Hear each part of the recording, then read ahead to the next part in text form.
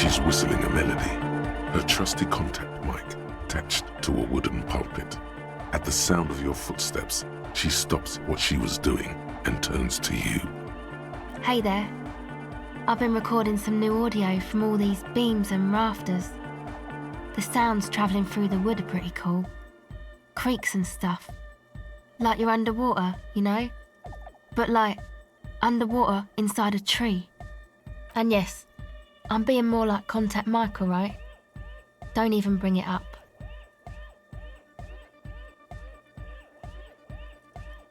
I really wanted to say, thanks for getting me and my friends in here, and we even found some new associates, such as they are.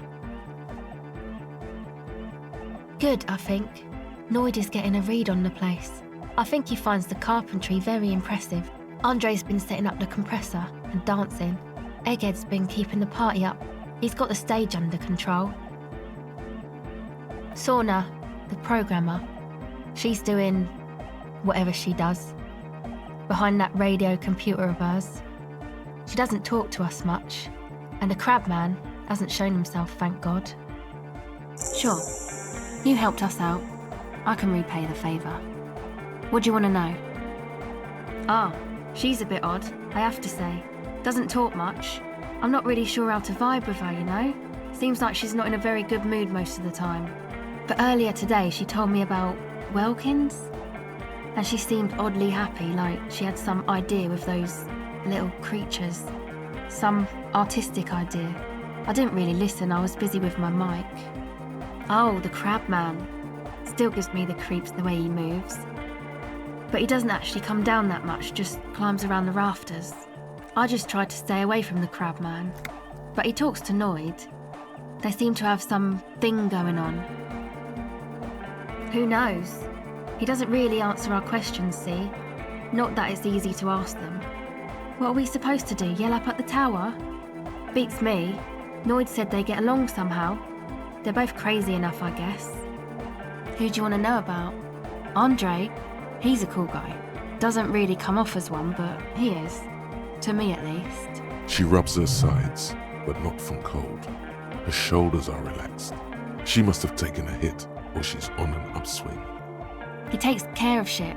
Sorry. I mean, he's got a vision. For what life should be, you know? He tries to push things until everything falls into place. He's an organiser. Nothing. But then again, there's nothing to organise around here either. He really wants this church thing to work. Must have taken it as a sign when he found it abandoned like that. Said it was an augury. I don't know where he got that from. Andre's not super intelligent. I've never seen him so psyched about anything though. And he's often psyched. Looks sort of desperate, like it's his last chance or something. Or maybe he was just high. I mean, not that he does drugs, just high, you know?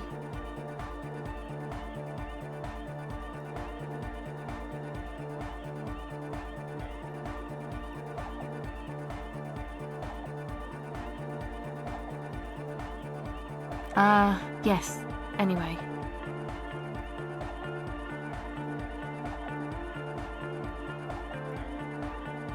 Yes.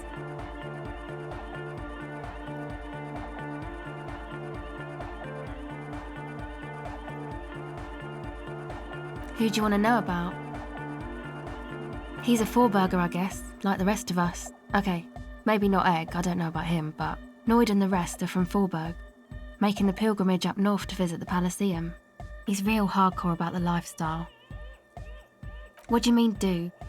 Like for a living? He's a carpenter, trained and all. He's very good, he just doesn't have the mindset to work like that, in a shop somewhere. Wow, you really have talked to him. Indeed, Noid serves no master but the beat. Sir, I abide by the law. A strange feeling. Every now and then, something feels off about the way she speaks. She doesn't change tone, but you feel as though there's more about her than she lets on. It's just something poor Forberg kids do every spring. To pass the time, we walk the entire length of Boogie Street, up to Jamrock, or as much as possible. I don't know, man. Have you been down Boogie Street? It's a little bewildering.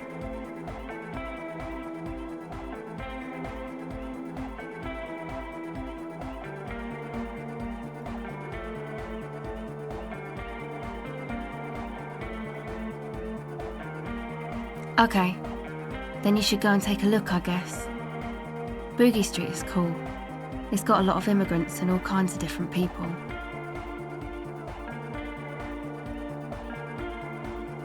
Yeah, I hope you do. Who do you want to know about?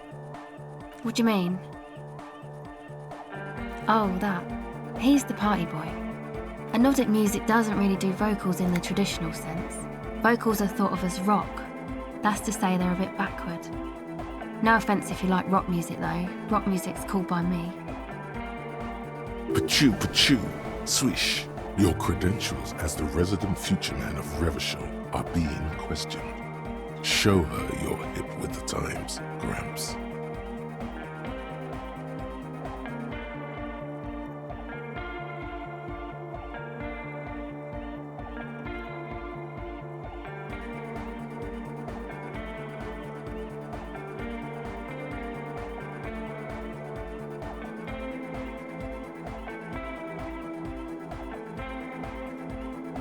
Anyway, even if you don't have vocals, you still need someone to say something every now and then, right? To urge things on. That's where the party boy comes in. He basically just stands on the stage and dances and yells how awesome everything is. It's very catchy. I understand. People are usually afraid to do things if others aren't already doing them. Dancing makes you dance, like sneezing makes you sneeze, or yawning makes you... Anyway.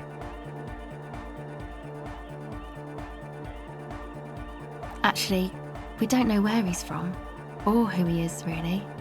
One time we were out partying somewhere in backwater Forburg. Or maybe even Coal City, I can't remember. Maybe it was Coal City. The worst of the banlieues.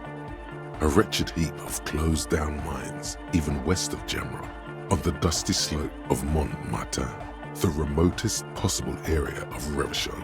No one even wants to exploit those people anymore. Egg was yelling along to some jam someone was spinning, all night long. Just kept yelling until he didn't have a shred of voice left. When the sun came up over the mines. There were mines? Yeah, it was in Coal City. Egg came with us. He made this wheezing puppy dog sound all the way back. Couldn't even speak. It was definitely Coal City, because it took us 2 days to walk back to the fort. He just wheezed the whole way. We never really asked why he came with us. Or who he was. I think his name is Jermaine. People are sweet. You can see it must have been a great night. The memory causes her to go silent for a moment or two. You wish you'd been there. Who do you want to know about? Me? Again?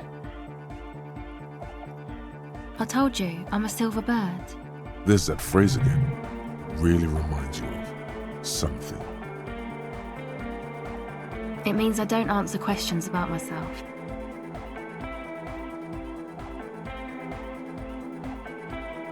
All right. There is.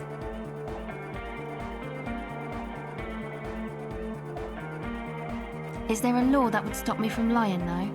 That would depend on the circumstances. Thank you. Sure.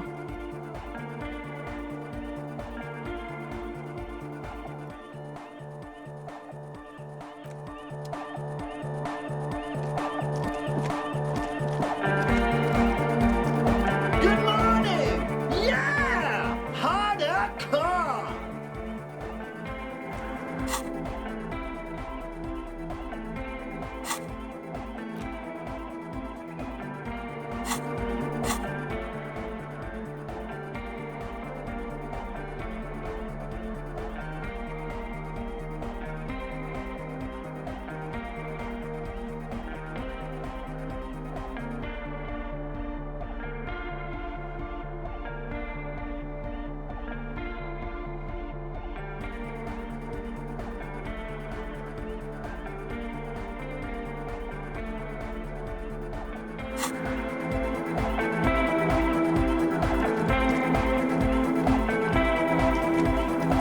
What is it?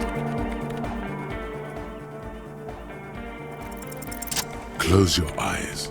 Unfold your mental map of Martinez. It's morning. You're standing on the plaza before the whirling in rags. The wind pushes a piece of tear across the cracked tiles. From the north comes the malicious laughter of two children. Your eye follows the tiles west. You see a bench and a few twisted, pitiful trees. Then, just water. From behind you, a low, spectral voice whispers, "Nay." Beyond the unkempt backyard rises a monstrous assemblage of concrete, plaster, and corrugated sheet metal. The voice again, more urgent now. "Nay." Just a moment. That voice isn't human, and it's not saying nay. It's saying nay. You turn around. The morning sun is blinding. You bring your hand to your brow, and a great shadow materializes before you. A towering beast, frozen in mid-air. The dead king and his horse. It could work. It may work, you think, but why do you feel like there may be a terrible cost? We'll need an adequate power supply and a great quantity of cable. If we connect the cables to some of the stranded lorries, we could theoretically increase the antenna's wavelength exponentially. Whatever ambivalence she had about your project before, she's now fully engaged in solving this technical puzzle. Quiet. I'm doing maths. Yes, assuming we can find just a few pieces of equipment. It's completely ridiculous, but I believe we could transform the entire roundabout into one solid fractal antenna. A note of awe in her voice. She's shocked and pleased by her own audacity. Yes, very likely the largest private antenna in Revachol. I have plenty of cables and amplifiers on hand. The power supply I will secure on my own. All we require now is the radio transceiver itself. I cannot answer that for you, but I don't expect it to be that difficult. There's no shortage of radios around here. If you have real to spare, you might even be able to buy one. But it doesn't really matter where it comes from, so long as it works. And before you ask, no, you can't have the radio from my kinema.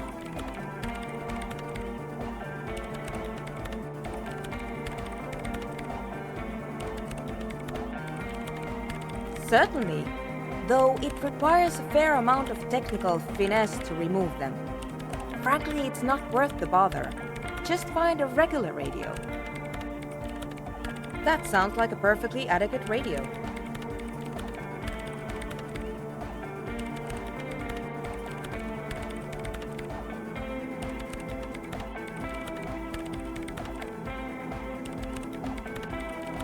Absolutely not. My reign prefect is my livelihood. If something were to go wrong, it would be a disaster. In the meantime, I will gather the rest of the materials. We will meet back here when you have it.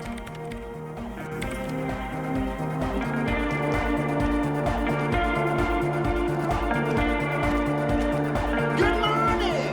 Yeah! Hardcore!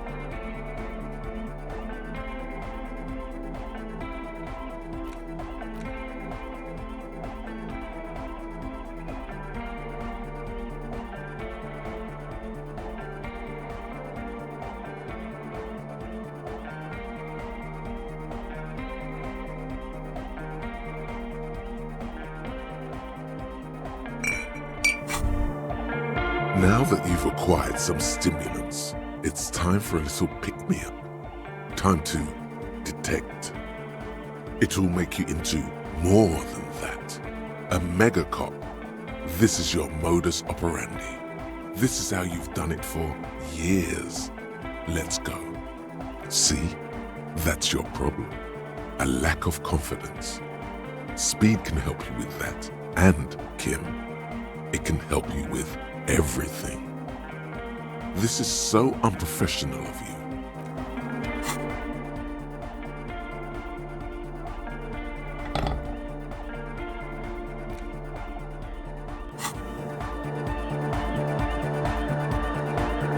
Good morning!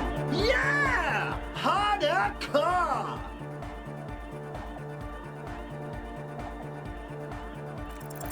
Sidechain the beat.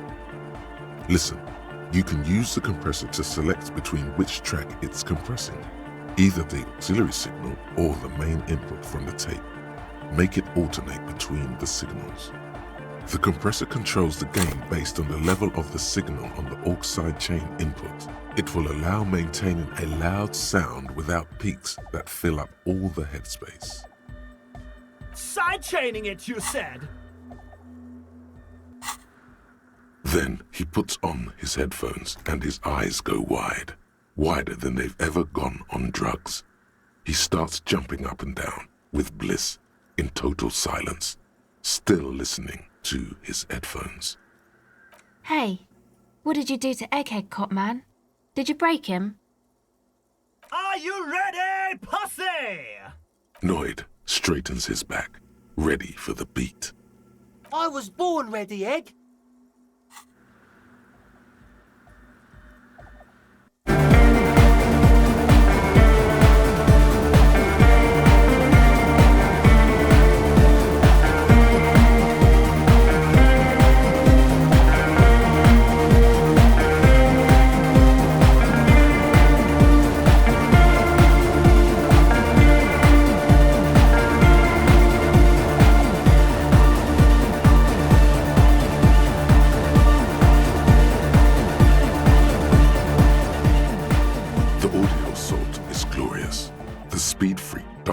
On the stage, intensely waving his hand in the air. This is beauty!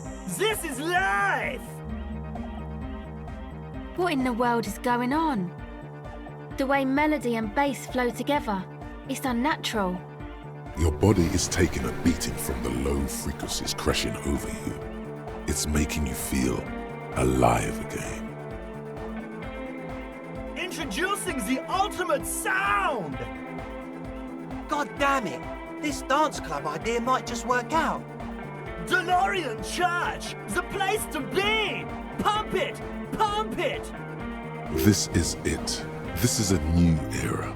The fabric of the world has been irrevocably altered. Who will be the innocence of hardcore melodic dance music?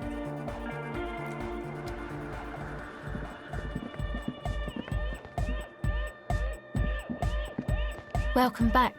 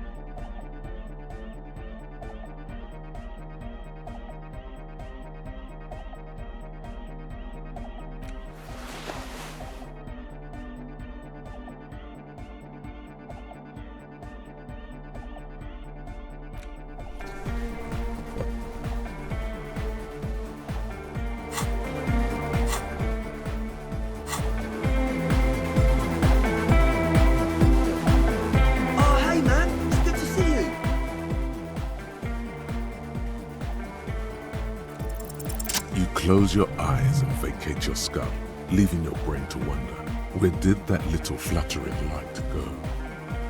Total darkness. You sink down the darkest fathoms of your own personal deep.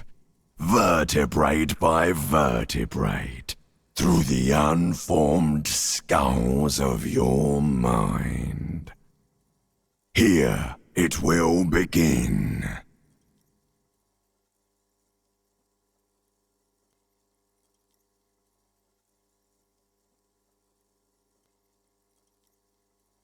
Who fucking cares?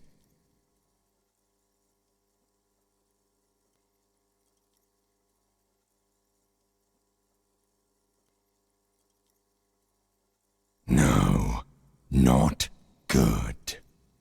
Orgasmic. Oh, don't worry.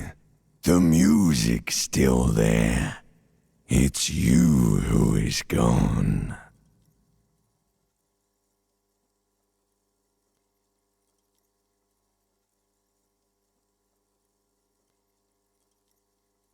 Nothing. Just the immaculate silence of your spinal fluid. Electrified. I'm gonna let you in on a little secret. Every vertebrae in your spine is an unformed skull ready to pop up and replace the old one. Like shark teeth. The one you're currently in has a little brain forming in it, waiting for its turn. To rule the world.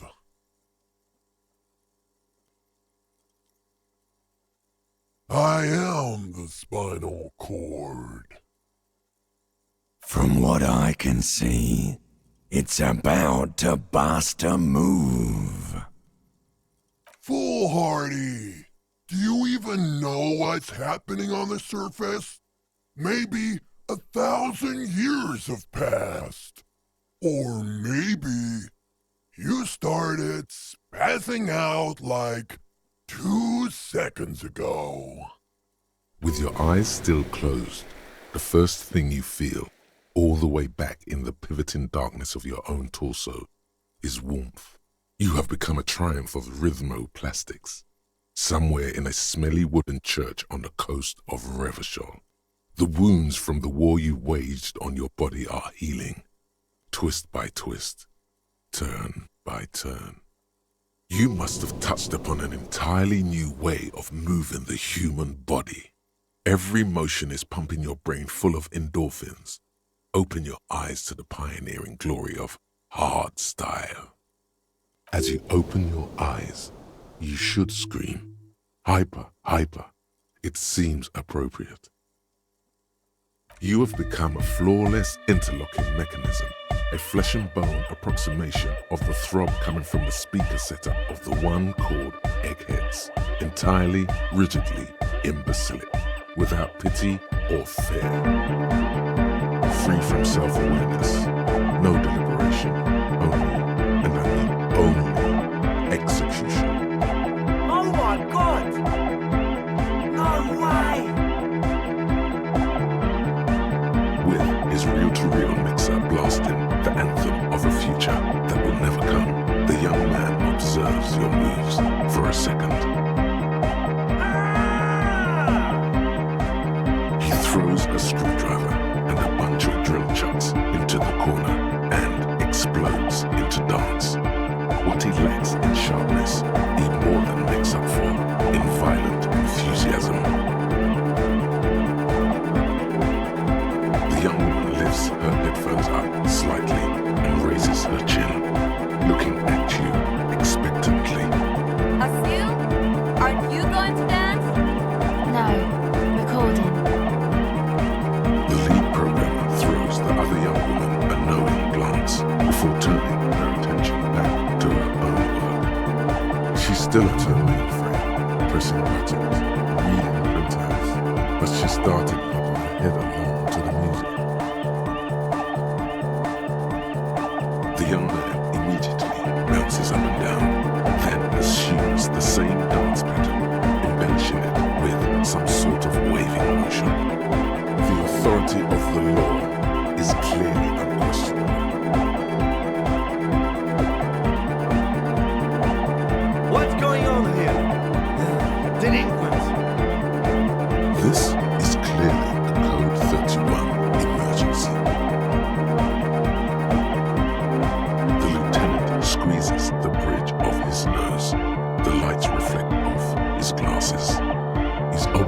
having trouble adjusting to this new reality.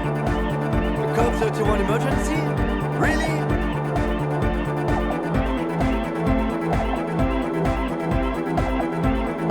The lieutenant crosses his arms with a bemused look. What's happening?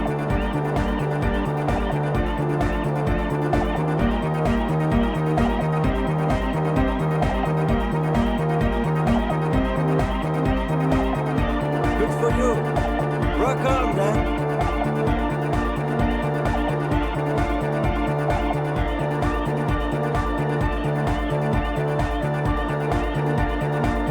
What?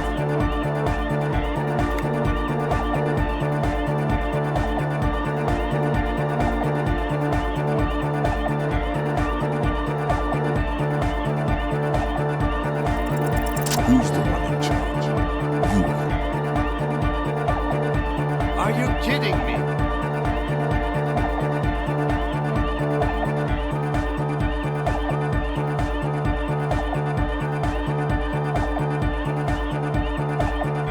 Get my what on? Sheesh, okay. Okay, you psychopath. I see what you're doing there. It's jacked up footwork, plus some... Is that Ubi folk dancing? Nah, it's not Ubi folk. It's hardcore. Yeah, whatever.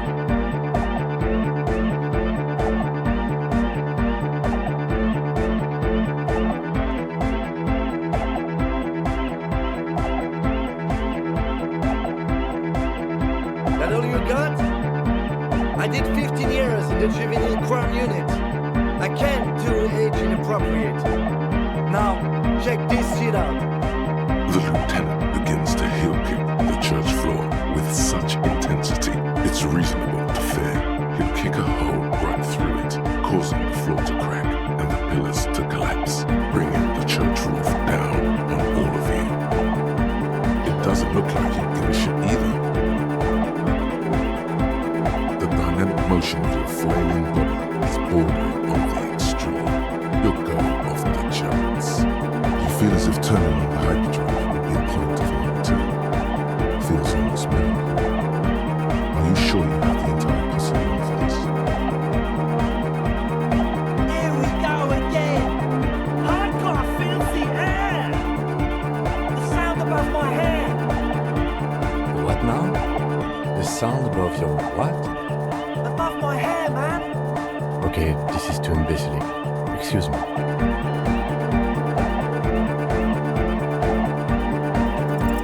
On the coast of the Martinez Inlet, in a small weather-beaten slave church built 380 years ago by settlers from the Occident, most likely to guard against an anomaly at its center, an officer of the RCM is contorting his body into idiotically rigid shapes as he invents the future of dance music. It's the hardest anyone has ever danced. I am la Revacholière. I am the city.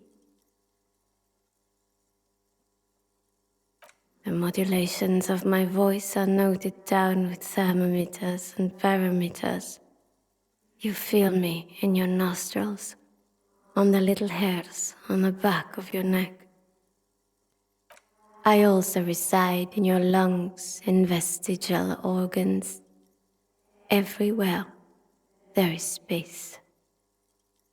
I am a fragment of the world spirit, the genius Loki of Revachol. My heart is the wind corridor. The bottom of my air is red. I have 100,000 luminous arms. Come morning, I carry industrial dust and let it settle on tree leaves. I shake the dust from those leaves and onto your coat. I've seen you. I've seen you. I've seen you with her. And I've seen you without her. I've seen you on the crescent of the hill. You are an officer of the citizens' militia, jaunt in rebut. When you wear your coat, you wear my soul. You move through my streets freely, in motor carriages and on foot. You have access to the hidden places. You also circulate among those who are hidden. I need you. You can keep me on this earth. Be vigilant. I love you. An officer of the RCM is lying on the floor of a small church with his eyes rolled back and his tongue lolling out. Several others are standing around him. He slowly comes to. Had a good rest there? Fuck yeah! I bet you did. Those were some advanced moves, man. That's all great, but we should really get going. We spent enough time doing aerobic exercise for today.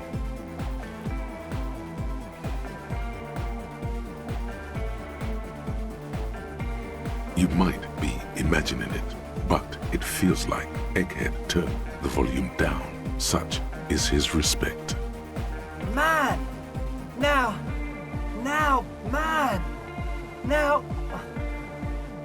imagine if we could do that, right? But with like 1,000 people. End of human development. Mission complete. All right. You're absolutely beat. Muscles relaxed and feet like noodles underneath. Goodbye, officer.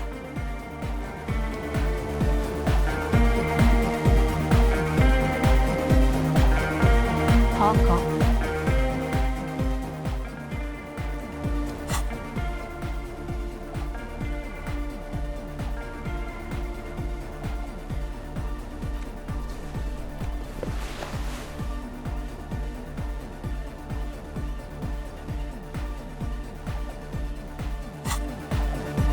Parker. The silver bird has already flown away. I will catch it later.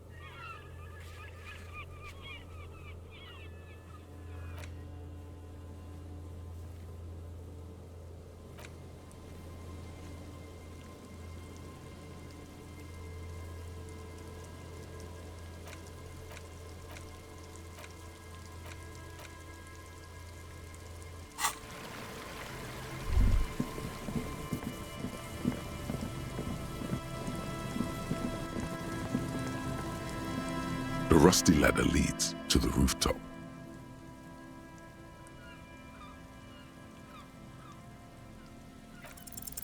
On second thought, maybe teleportation isn't a thing. Because you're just standing there squeezing your buttocks and nothing is happening.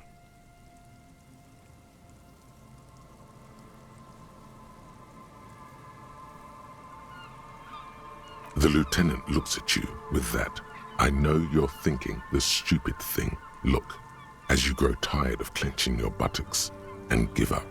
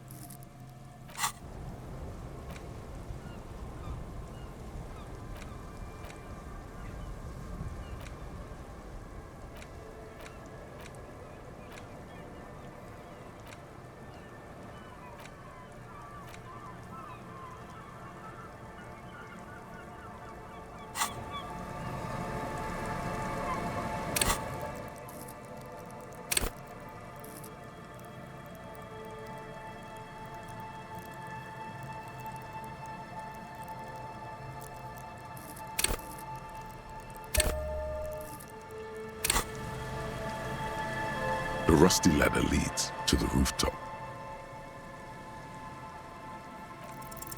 All you need to do is close your eyes and concentrate.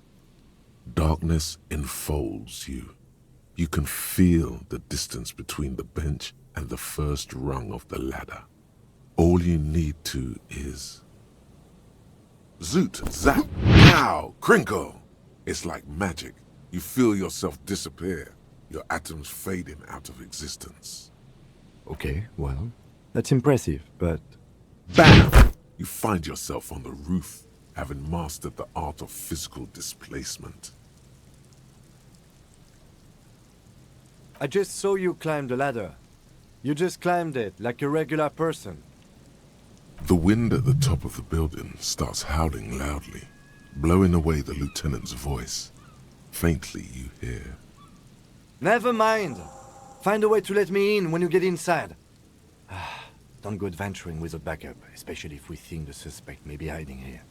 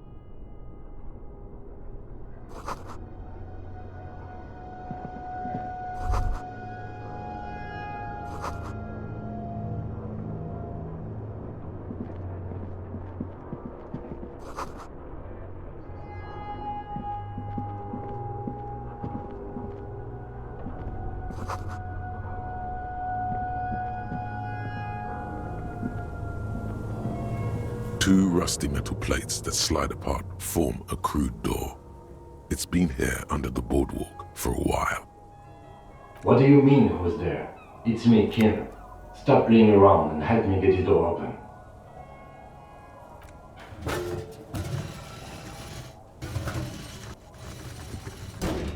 The doors seem to be on rails, but they've gotten jammed. You grab a side and put some strength into prying it open. With the help of your partner, the two metal panels slide open with a creak. Huh. I hope no one dangerous heard that. Yes, time to investigate these passages. Let's move quietly and not make more sound.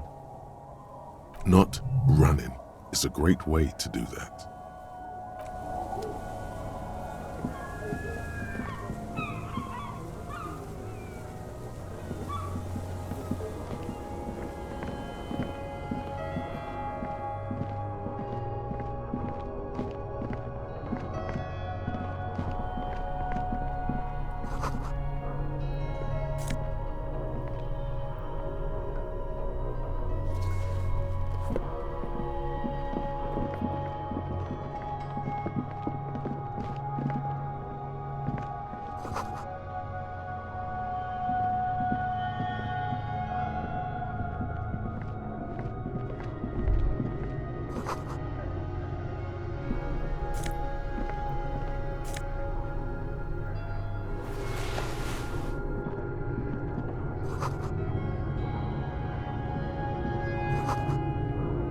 A mustachioed and mutton-chopped man, amateurishly depicted, gazes at you with sad eyes.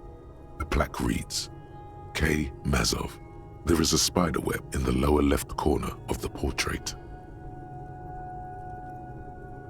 Years' worth of dust is shaken off. The full head of hair, matched by an ample moustache and sideburns, look a bit silly. Someone crouches, heels digging into wet sand. Hands sweep across the sand, grains sticking to the frayed skin of the fingertips.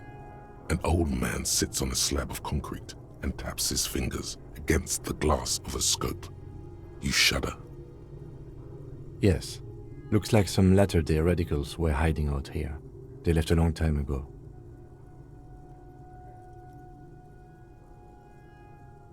We have found a lot of those lately. I guess what most people think of as history tends to linger in rundown neighborhoods. Martinez being what it is, no one has gone through the trouble of cleaning out the old bunkers. Good hiding place for someone who's up to no good. Half a century? This was probably part of the network of defense posts the communards built against the amphibious landing. I think the purpose of this bunker was to produce propaganda. It would have had radio equipment back then, but that's all been looted.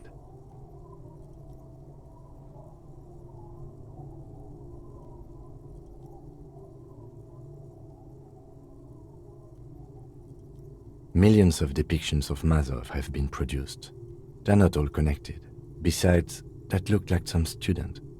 The youths always go for this kind of stuff. You mean like Ruby? No, I think we've stumbled on a piece of history.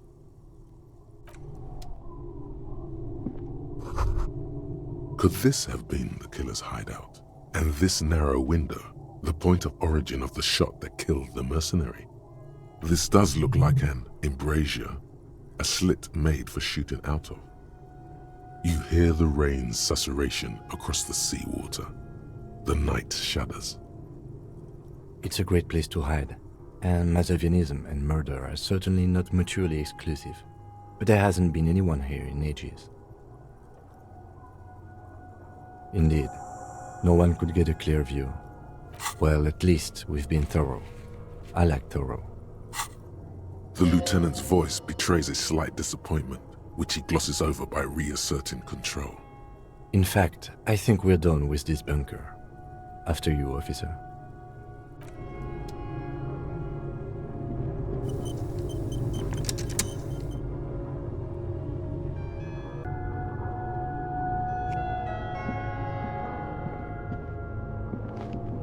A mustachioed and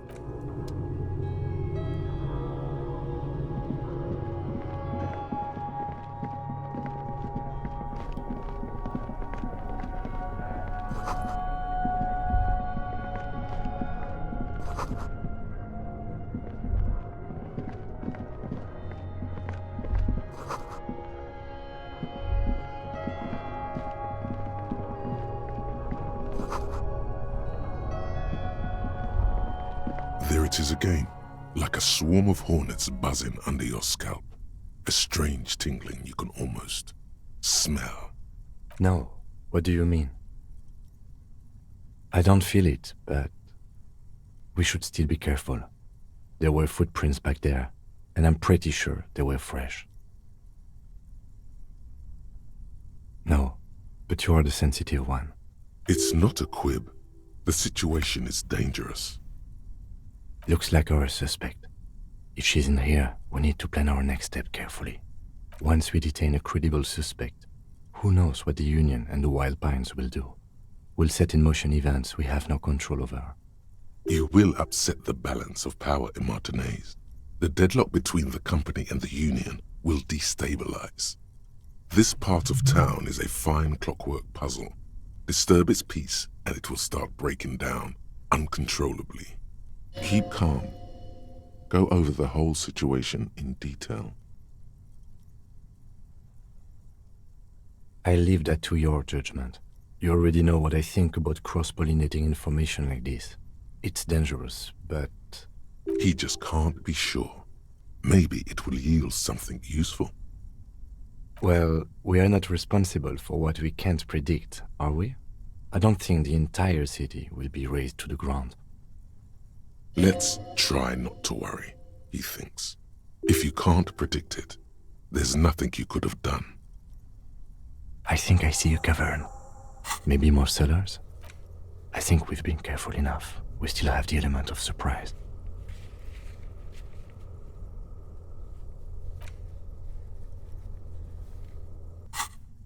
I wouldn't be so sure. You haven't exactly been sneaking. Or maybe not. Either way, once we go deeper, there will be no turning back.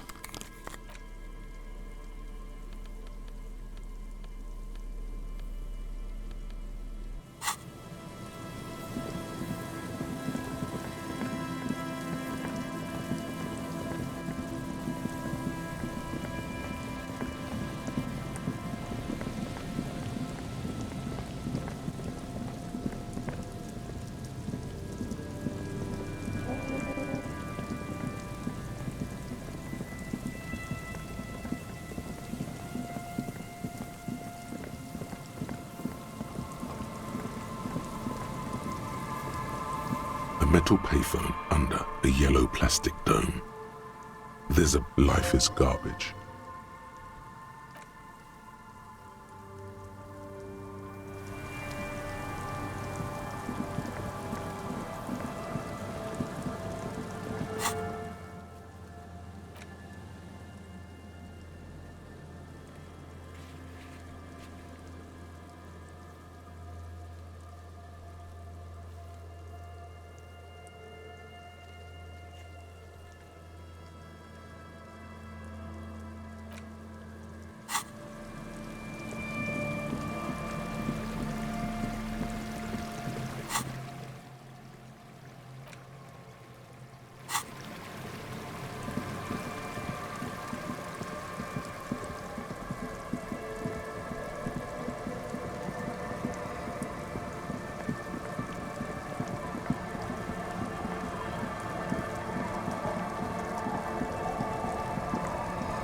I see you haven't left our little Martinez yet.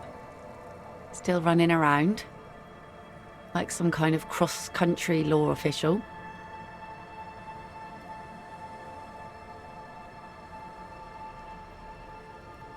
Hi. I guess you do. What's on your mind, Officer Harry?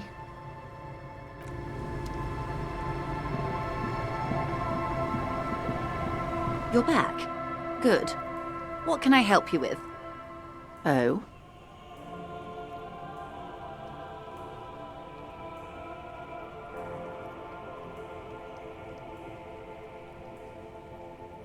Sounds like he has you running errands, Detective. A well-established dominance ritual. Where did he have you deliver it? Here? Oh no. What does that bloated hellbat want with my little cinderblock town? It's clear the village has already grown dear to her. Strangely so. Why did she come here? No, don't tell me. I don't want to know what he has in store for this place. Probably a statue. It's a statue, right? A giant statue of him. Or better yet, his twin brother. Practically the same thing, but makes him seem less like a psychopath. First, there won't be a youth center. Whatever he's told you or the residents, it'll be something horrific, perhaps even worse than a statue. So yes, I do. A fishery. I've been speaking with Lillian here. She gave me the idea. The infrastructure is all here, and with my connections, sadly, it's just one of the million things I'll never get round to. I just have to accept that I'll never be the rich candy girl who goes around solving people's problems with money. I should... He's probably dead. Yes, not out. We told... Oh no. She's sentimental, all right. Why would she come here otherwise?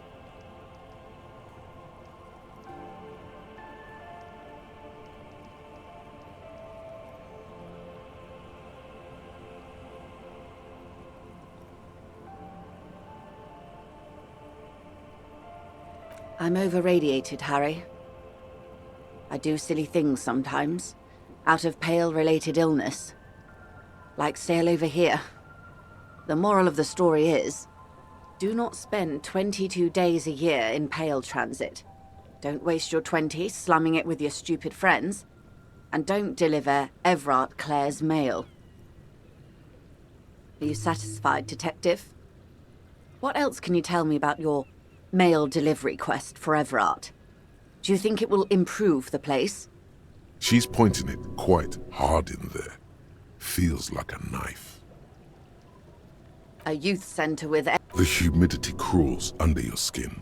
Your eyes track her gaze, past the net picker, toward the concrete square of the nameless village off the coast of Martinez. Go ahead. Help him. Make it so. I have no power to stop him. What? 35, I think. Why? I have mutant's feet. Very small. The prints are hers.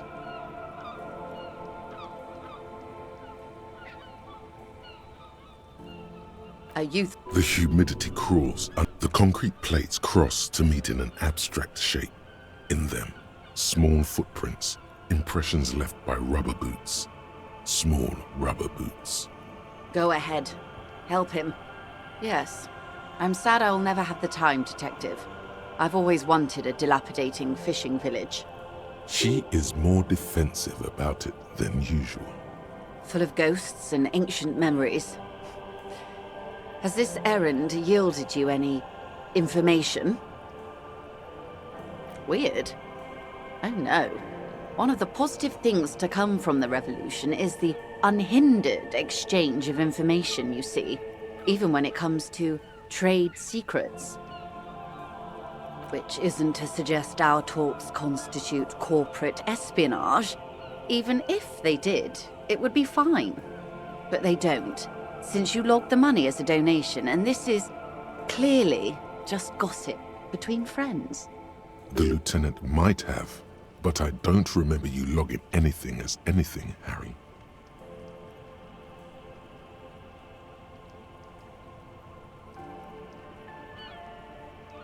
Of course, Detective.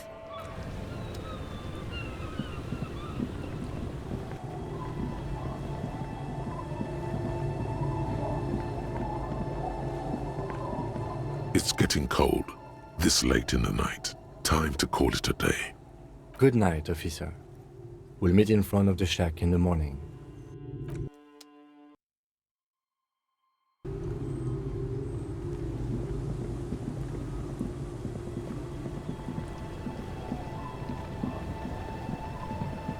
You're back.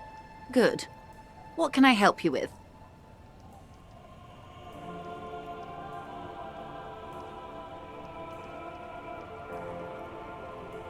What we do? I'm afraid I don't speak for Wild Pines as a whole. It's a giant undertaking. There was a touch of discomfort there. She wants to merely represent. She nods.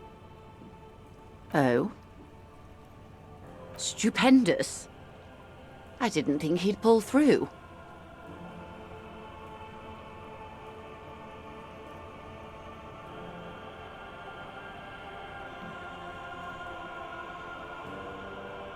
That's beautiful. Keeping her calm, perfect posture. Her eyes move across the muzzle keenly. A Villiers 9mm. Front-loaded? 2 or 3-barreled? Villiers and LaSalle was one of the original 14 Indo-tribes of Revachol. Did you know? Artillery and ballistics. Before the revolution, of course. They belong to some Gottwalders now. She phrases it as if it's a pity. She also phrases it as a transition out of you waving your gun around. What else? It helps to sometimes hold inventory of the things you've achieved, you know. Clears the soul.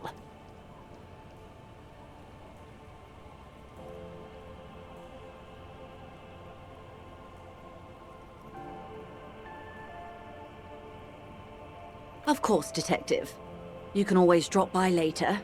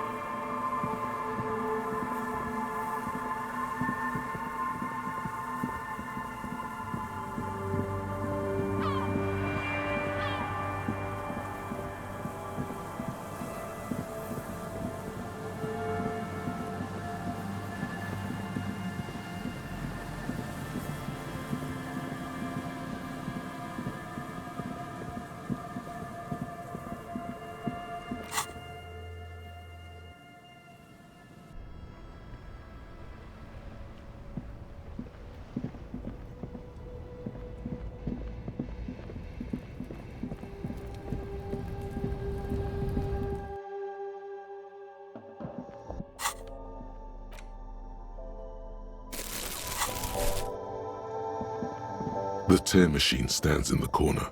A sign says, 1 bottle equals 10 cents.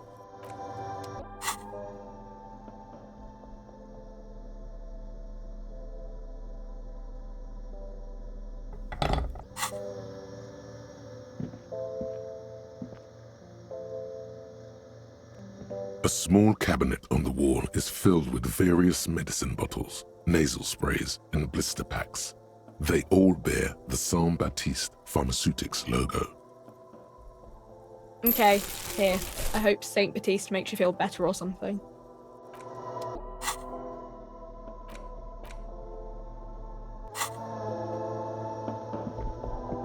A colourful display of cigarettes and alcohol bottles line the shop wall.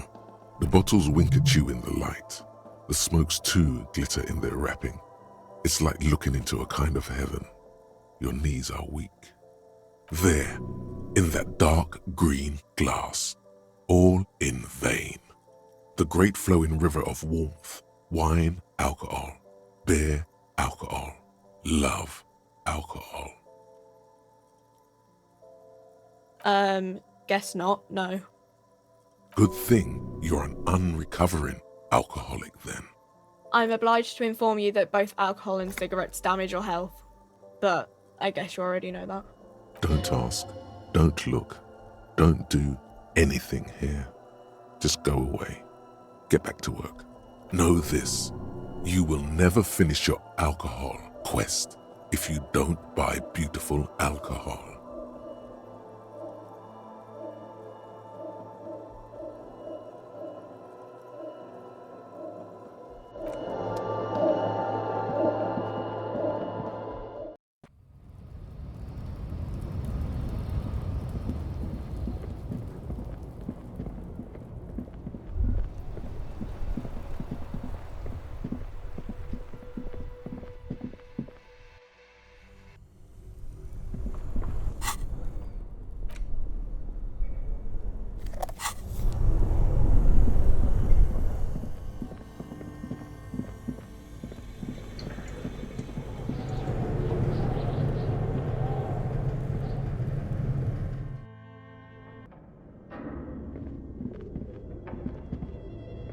Tiles on the cube are still smoldering.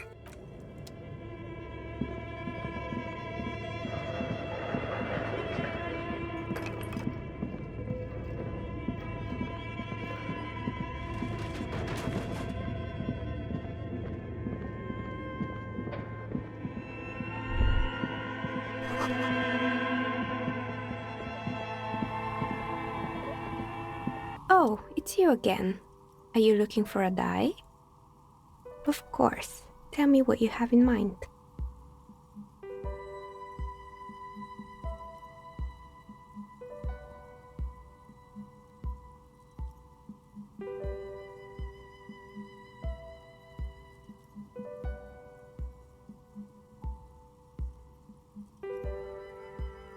A star that fell from the firmament? Those cost more than 7 real. Are you sure? Yes, you definitely have the proper attitude. Pieces of lodestone were used as the first magnetic compasses, from which they derived their other name, coarse stones. That's a stone for leaders. 10 real, and I can get these ready in 8 hours. Great, see you in 8 hours then. Was there anything else? You mean the curse that I'm spared of because I live outside its immediate reach? I'm listening.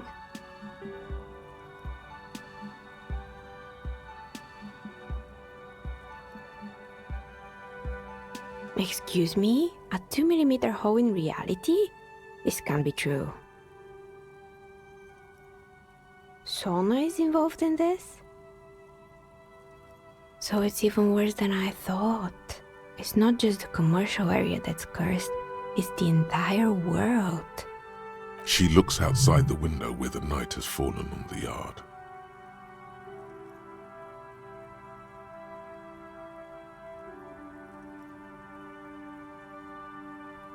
I guess the least I can do is check up on Sona, see how she's doing. In any case, thank you for stopping by. It's good to have an answer, even if I can't claim to understand it fully.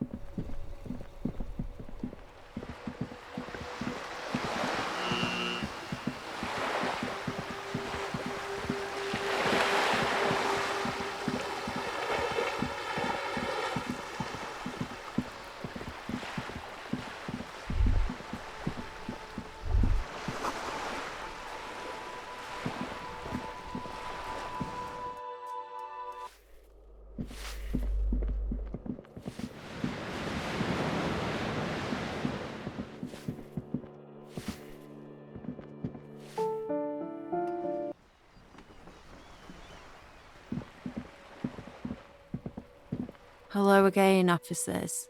Have you come to admire my mural?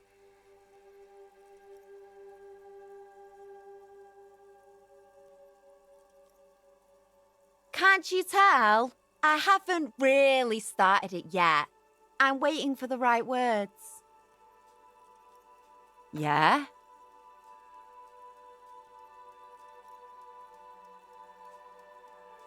Thanks.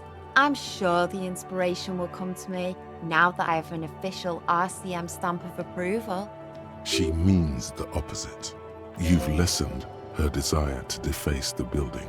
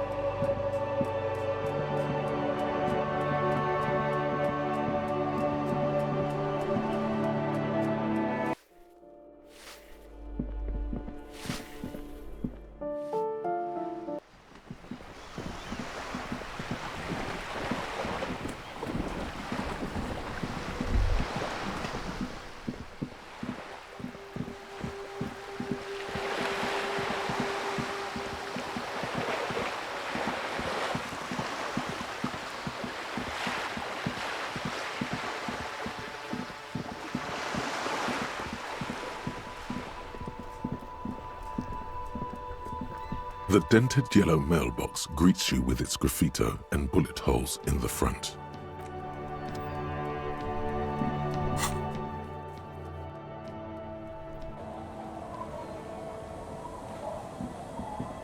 It's getting late and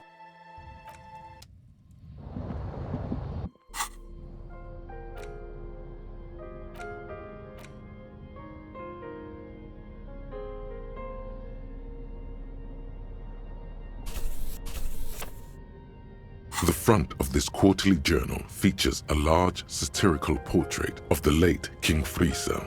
From the sides of his head, a pair of white antlers spread to the corners of the cover.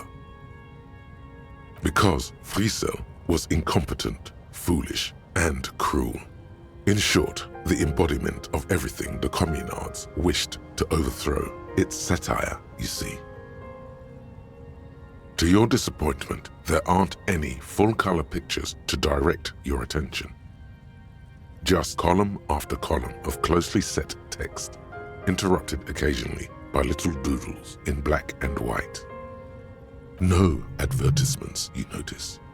So who's funding this radical commentary? After rifling the pages with your thumb several times, you return to the table of contents.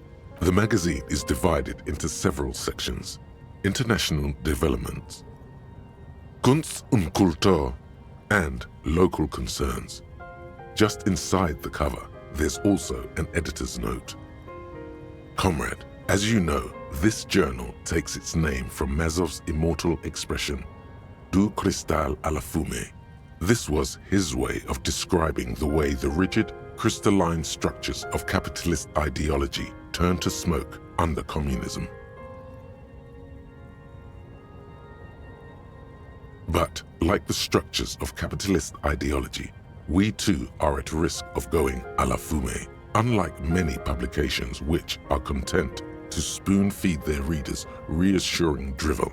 La Fumée is committed to telling the radical truth, even when that truth may drive away potential subscribers. Only 4 issues in, and it sounds like they've already alienated their readership. Perhaps they've overestimated the market demand for this kind of commentary. So please, if you value our radical Mazovian perspective on contemporary politics, culture, and international affairs, please consider subscribing today. Yours in struggle, the editors. You flip back to the front of the magazine. The table of contents unfolds before you. It takes a moment, but gradually it dawns on you that Kunst und Kultur must mean arts and culture. Why they decided to title this one section in Volda is beyond you.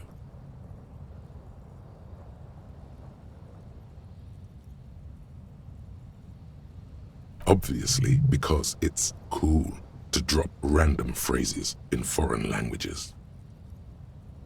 It evokes a sense of recognition and fellowship among those privileged enough to understand. As you leaf through this section, you come across several reviews of recent radio plays, as well as a brief artist spotlight featuring a local artist identified only as CS. The main feature, though, is a long essay titled Tip Top Tournée, a critical Mazovian perspective. This so-called artist spotlight is really just a brief Q&A, made all the briefer by the subject's evident hostility to her interviewer. That certainly sounds like a certain delinquent youth who likes to harass you from her balcony. The actual article is surprisingly light on details, but after skimming a page or two, you gather that it has something to do with motor carriage racing. If you don't follow it, you only ever hear about the ludicrous sponsorships and obscene death toll. You think you're settling in for a relaxing recap of the most recent season, maybe sprinkled with some nice anecdotes about a few of the more colorful drivers. Instead, you find yourself skimming a 10,000-word feature about all the politically problematic aspects of Tip Top Tournée. Where to even start? For one, there's the crass commercialism of its sponsorships, and then there's the practically criminal emphasis on deadly motor crashes. So, all of it, basically. Oddly enough, this article has 2 bylines: Nasteb Encolada Bernal and Exilus Buka. There's no way those are real names. Have you ever met anyone named Exilus? Come on, they're plainly pseudonyms. More than that, they're likely anagrams. Under capitalism, the article says, every pursuit has its price. Every pleasure, even one as elemental as the joy of racing others around a track, is reduced to an advertising opportunity. Thus, the so-called tournée becomes a competition between increasingly meaningless brand signifiers. Your discount laundry detergent racing against a pack of Astra cigarettes, or even a frita. And that precisely is what's problematic about it. Were it not for the promise of random, spectacular violence, audiences would quickly lose interest. At the end of the day, it's the destruction of these 750,000 real races that you're really watching for.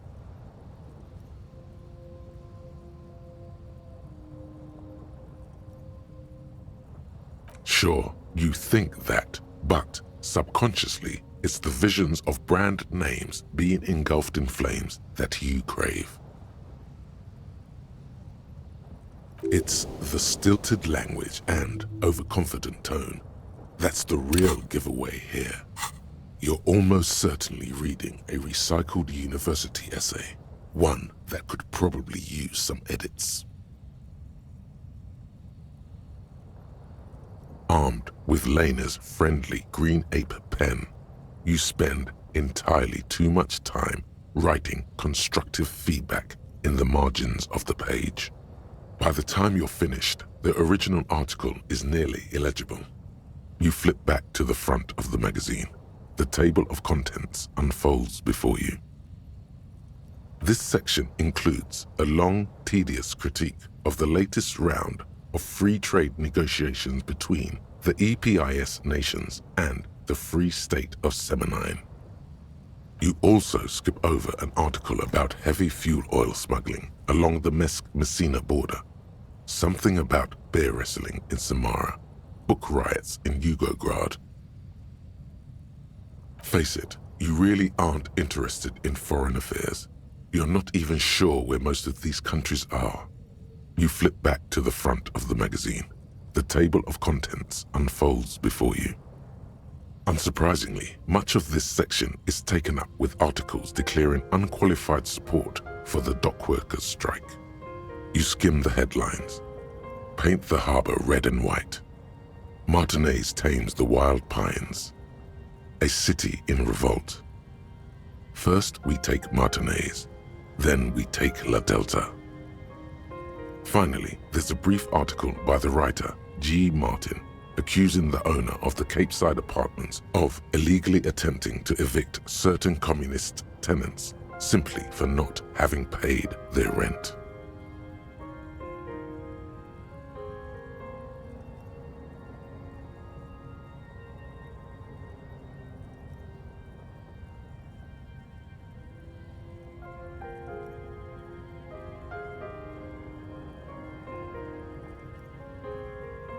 According to these editorials, private enterprise is simply a means of organizing labor that would already happen, regardless. Absolute nonsense. Whoever wrote this has clearly never built a successful business before. It goes on to call the Wild Pines a nightmarish transnational leech sucking the life from the laboring classes of Martinez. You flip back to the front of the magazine. The table of contents unfolds before you. In your hands, you hold 16 Days of Coldest April by Yekaterina Dahl. The cover image shows a row of concrete apartments above which span a black and white rainbow. Indeed, the book is unusually heavy in your hands, as though the cover were lined with lead. It would do that in Grad. You flip through the book. The pages are thinner than you realized, and the type quite small and tightly set. It's nearly 600 pages long. Real art is dense and difficult. If it didn't feel like you had to wrestle a suicidal bear to get through it, you weren't really reading. The back cover is dominated by a black and white photograph of the author. She can't be much older than her mid-30s in this photograph, and yet, from this cover, the eyes of a sad old woman stare back at you, In cold, detached prose, the author describes a scene from one of the Yugograd riots in the 20s. Youths overturned motor carriages and set trash cans ablaze, while heavily armored guardsmen dash in and disperse them in a flurry of baton blows. The Yugograd riots took place from 27 to 29. Fueled by ethnic unrest and the state's repressive tactics, these events are often seen as marking the end of a brief period of liberalization known as the Yugograd Spring. Like all such periods, it is frequently memorialized in art and literature. As ethnic tensions run wild, a pair of young lovers meet each other on the street. Somehow, in the middle of all the chaos, they manage to lock arms and look into each other's eyes. It would physically hurt you to keep reading. Are you sure? Fuck it. Do it. It can't be worse than what you've already felt. They go through a brief and somewhat awkward love affair, and in the end, they betray each other and succumb to the absurdity of Gradian life. The man becomes a lens grinder, completely abandoning his former existence. He toils through the daily drudgery at the Lenka polyfabricate. Happiness and fulfillment have eluded him his whole life. And in the end, he has nothing to do but dedicate himself to the craft. She spends the next several decades standing at a conveyor in a Sosnovo fish processing plant. The smell of fish guts slowly seeps into her hair and skin, as every single one of her dreams dies, one by one. The memory of their short time spent together tortures the former lovers ceaselessly until the end of their days.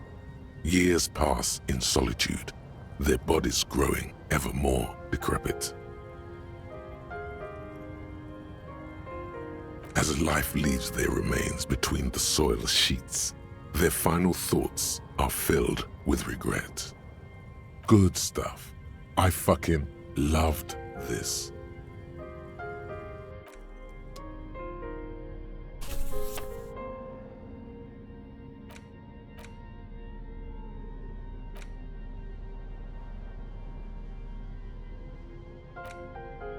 It's the ledger you found in the trash. The bed is comforting, if a bit run down. The place feels almost like home now, quiet and dignified around you. A new life by the seaside. You're incredibly tired. The darkness and warmth come fast. You're falling asleep. It's easier this time. Drifting off, your head has found a comfortable indent in the pillow. Your legs and your torso feel like lead weights sinking to the bottom of the sea, until they're suddenly light. This respite, you've earned it, brother. Bask in the darkness. Let it swallow you up and swivel you around while you forget everything you've managed to remember. No, you haven't. You've just been. No, this is the one before that. We'll just keep cycling it for you if you don't mind. As long as we can.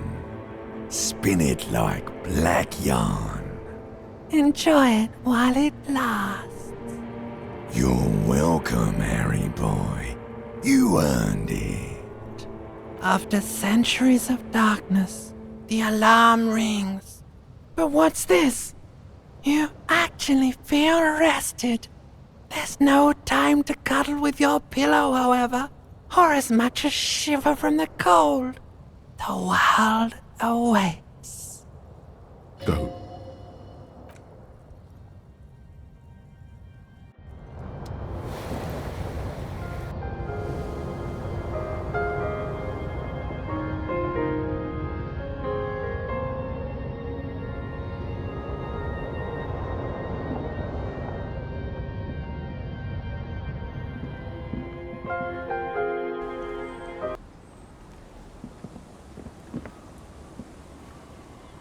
Yes?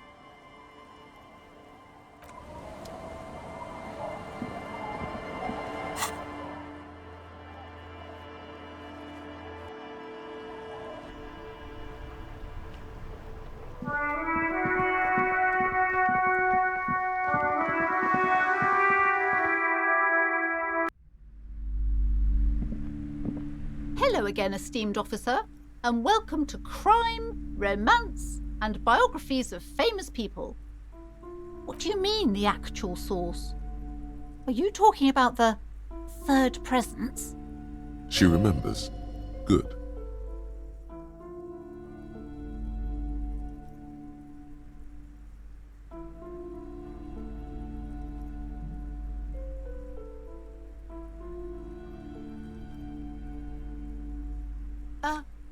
What?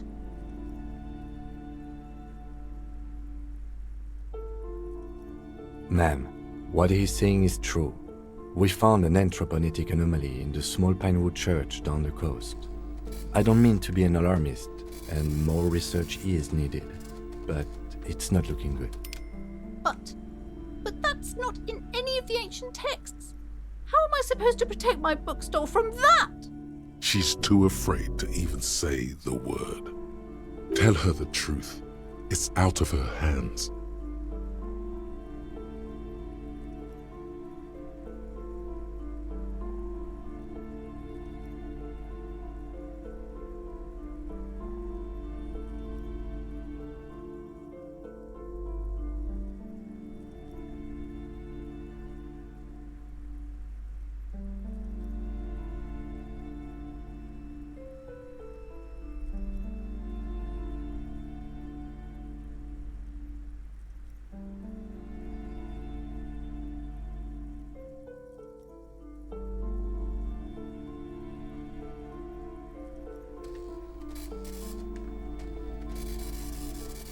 You're right, officer. I mustn't lose faith, especially now that Annette is finally settling in at school and making friends. No, we can't just leave. Besides, didn't I have some Sailite hope catchers round here somewhere? I must find them. Everything will be all right if I can just find them. Thank you for your help in any case. You're welcome back here anytime.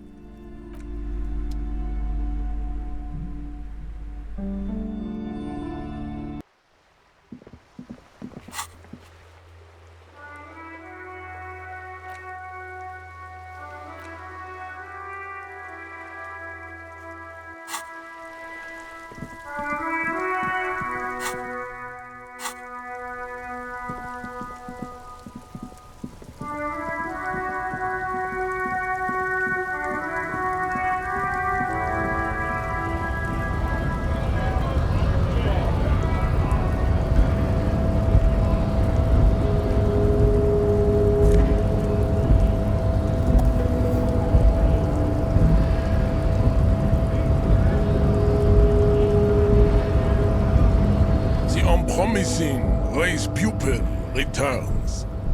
There is nothing funky about them. I cannot possibly imagine what they are.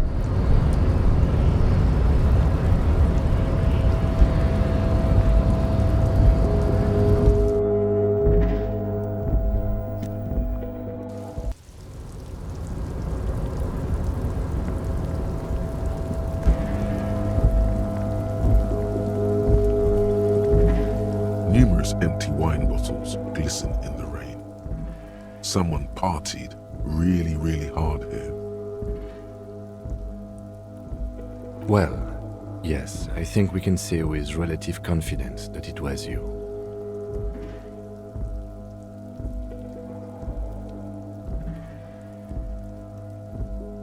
Yes, this looks pretty advanced, all right. For now, let's just move on. This is the night watchman's booth. The name on the door reads, René Arnaud. René left his uniform neatly folded on the table. Take it. It's just there. Who cares? It's not like anyone's gonna need it. Generally speaking, it would be dishonorable to take it. But then, it looks like a military uniform, and wearing that is very honorable. So, a conflict of honor. it's up to you. I suppose René is not going to be needing it anymore. It's a bit too colorful for my taste, though. Fantastic. Try not to wear it with other similarly colorful clothes, okay?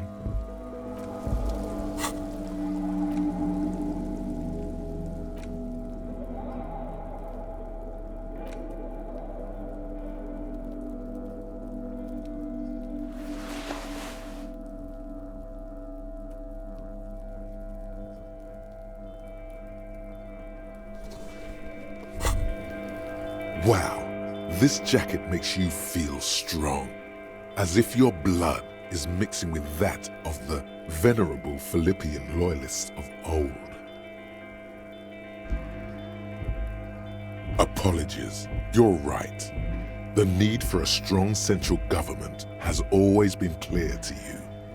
You're a true patriot of Revachol, born to do it. It's time to clean up the streets and restore the city to its former glory. Whether you like it or not, this jacket gives you serious nationalist cred.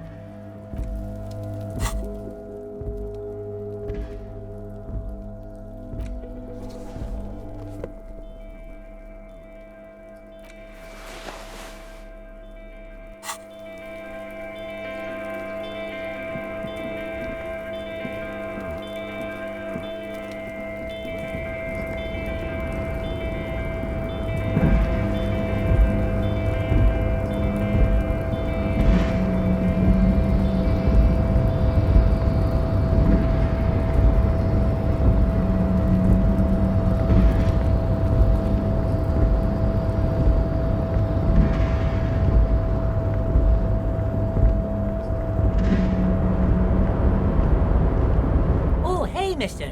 I knew you'd be back to talk with old Leo here. Yes, I'd no trouble at all, mister.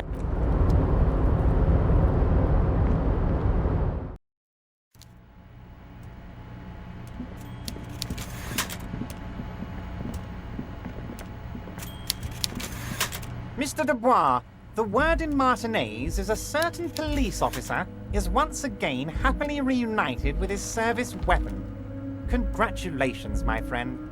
I prefer my police officers old-fashioned like that, with a gun. You can do so many things with a gun that you can't do without one. Now, what can I help you with? My. She's quite the looker, Harry. You can't imagine how pleased I am the two of you are reunited.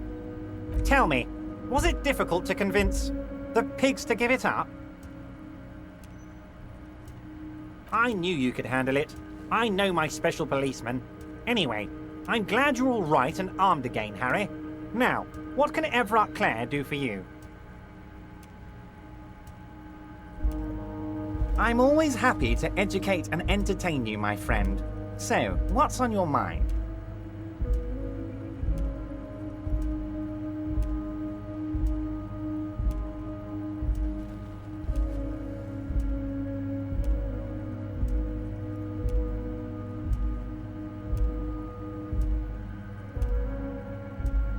Harry, by now you should know I would never do anything tricky like that.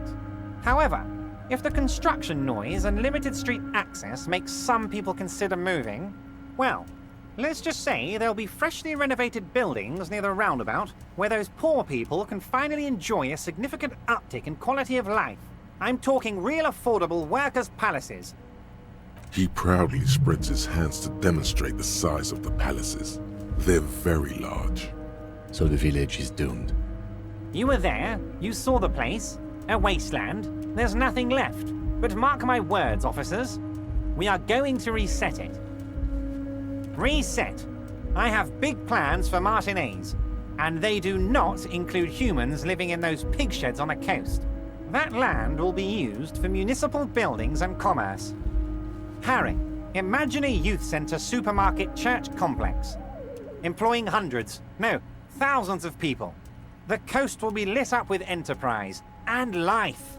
All those ruins out there turned into low-income housing. Harry, enough is enough. We're taking this district back. The war was 50 years ago, for God's sake. It's time to move on.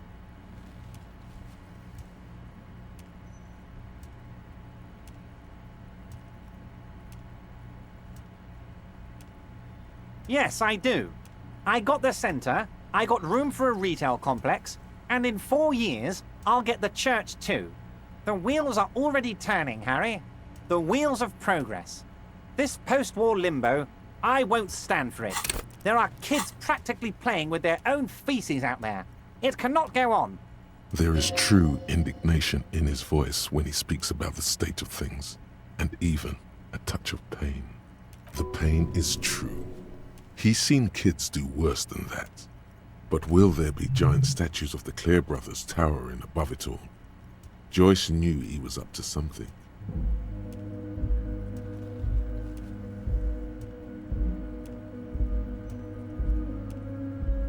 Damn right I am, Harry. I'm gonna make the working man as rich as she is one day. That's my job. Just like yours is to keep the peace. A true flash of anger in him as he thinks of her.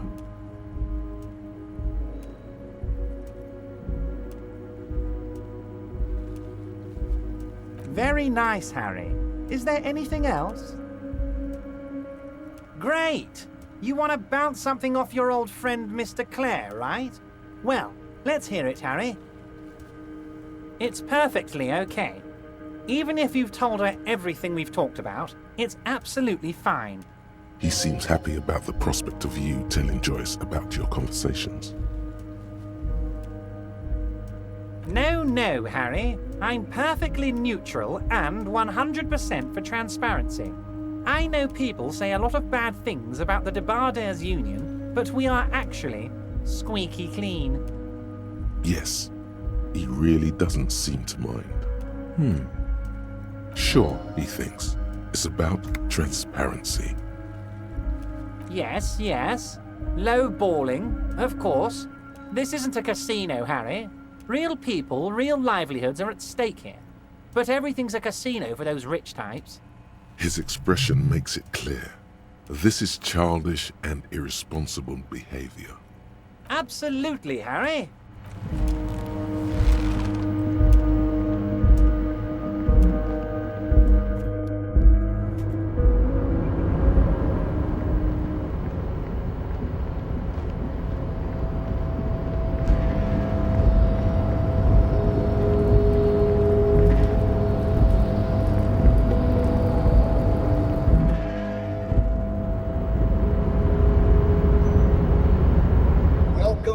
Gentlemen, what can I do for you?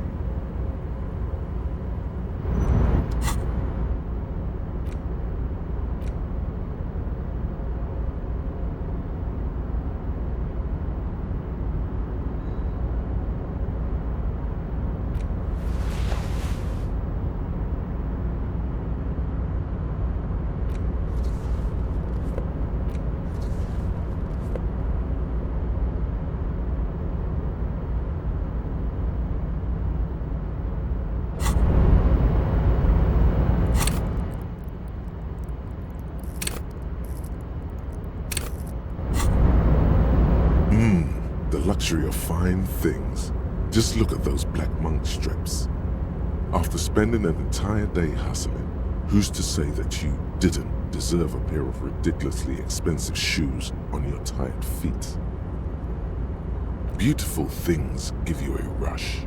It's power, crafting your style, draping your flesh in silken leather, deciding how to present yourself to the world.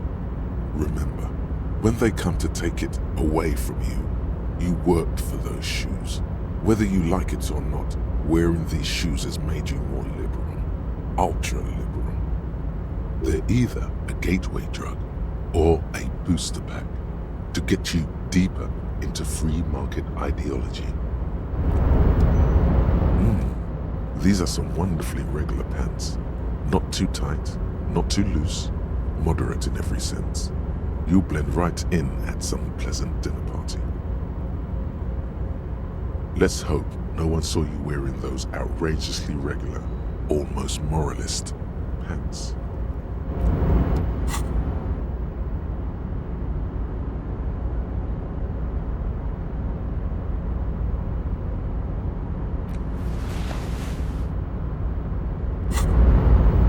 Welcome back, gentlemen. What can I do for you?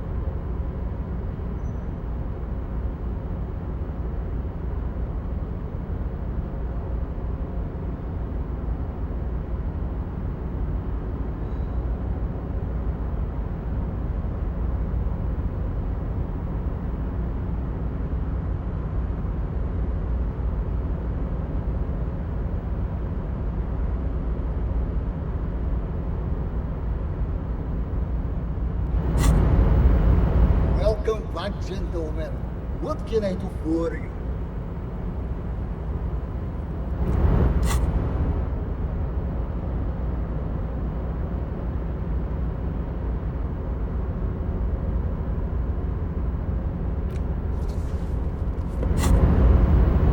Welcome back, gentlemen. What can I do for you?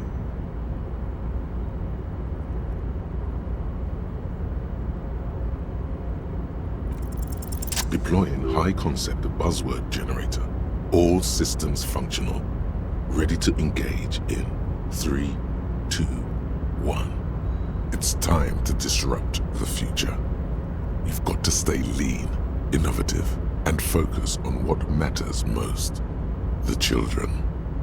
Steal the union boss's idea, add a twist, and present it as your own. Very capitalistic. A youth center, huh? What kind of youth center? A place to train buff kids. A place to teach them practical skills like teamwork and self-discipline. Come on, tell him what he wants to hear.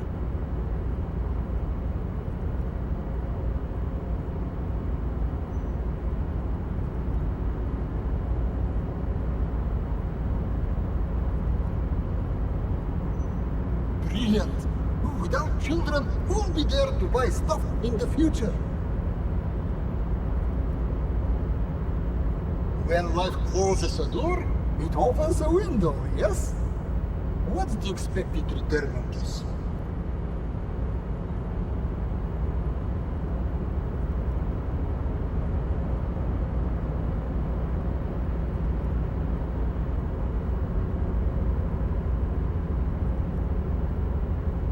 You're deep into ultra-liberal territory now. Good work. Very impressive. You've got a natural eye for unusual investment opportunities. I don't normally do this without a formal pitch deck, but to hell with it. What's the point of being rich if you have to follow all the rules? Here's the round of seed funding. This should be enough to prove out the concept and get things off the ground. Cha-ching! What'll it be? Speed? Vodka? Cigarettes? Ratan, now's your chance to take some time off. Spend it with your good buddy and get absolutely wrecked in the process.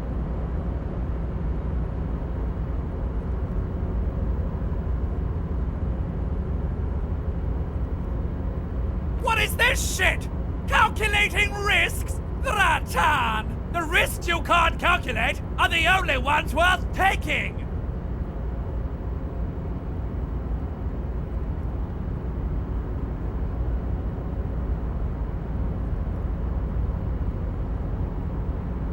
The lieutenant looks at you with horror. You've been mumbling to your necktie in a daze for several minutes. Ah, yes. Now you're displaying it. The eccentricity that becomes a wealthy individual.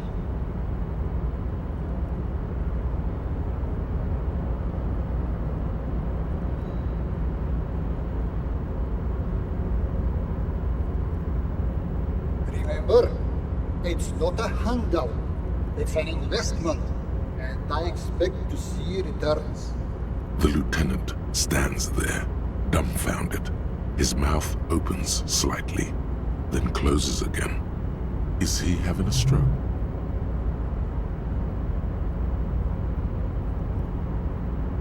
I'm not unimpressed. Let's leave it at that. Now, was there anything else I could help you gentlemen with?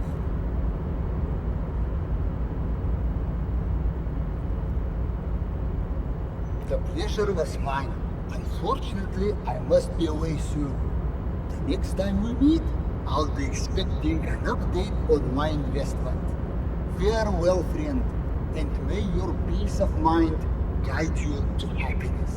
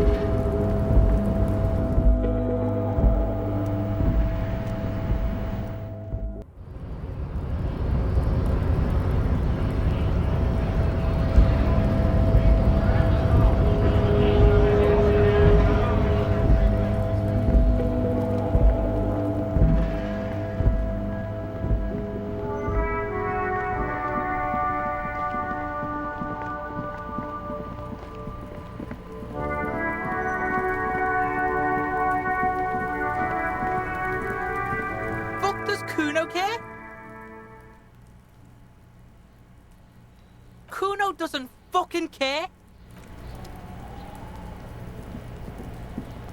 I'll die before I squeal, pig.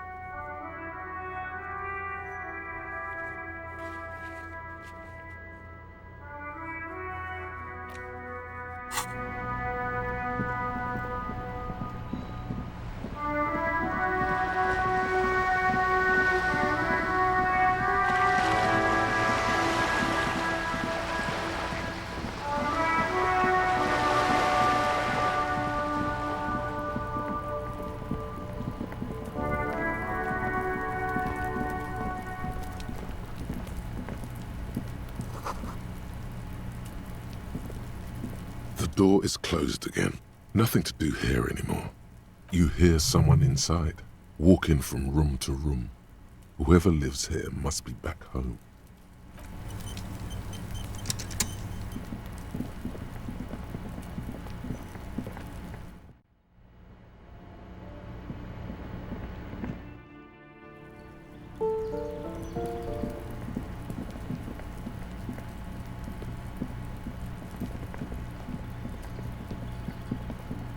This door is made of metal and appears to be reinforced.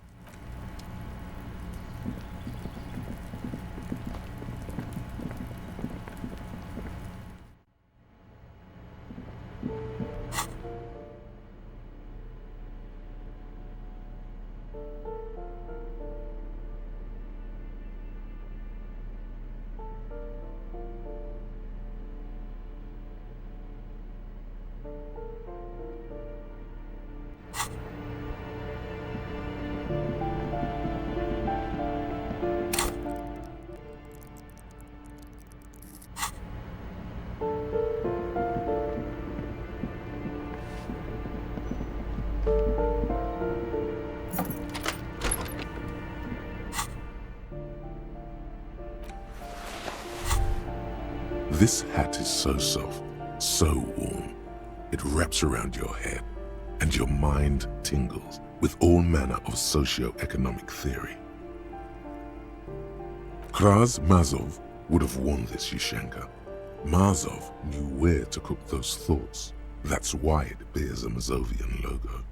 Glory to the revolution, comrade. Whether you like it or not, wearing this hat has made you more communist. A plaster cast bust depicts a middle-aged man.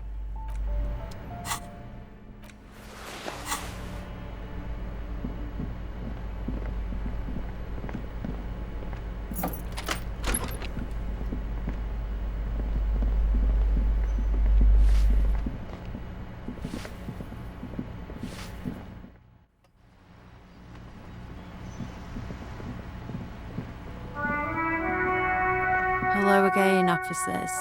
Have you... Can't you tell? I'm painting a beautiful mural. I haven't really started it yet. I'm waiting for the right words. This place is severely lacking in havoc. Not even the occasional trash can fire to break up the tedium. I thought I'd mix it up, you know, summon the forces of crime and social chaos with a wall-sized invitation. Yeah? Lying is cool, I guess.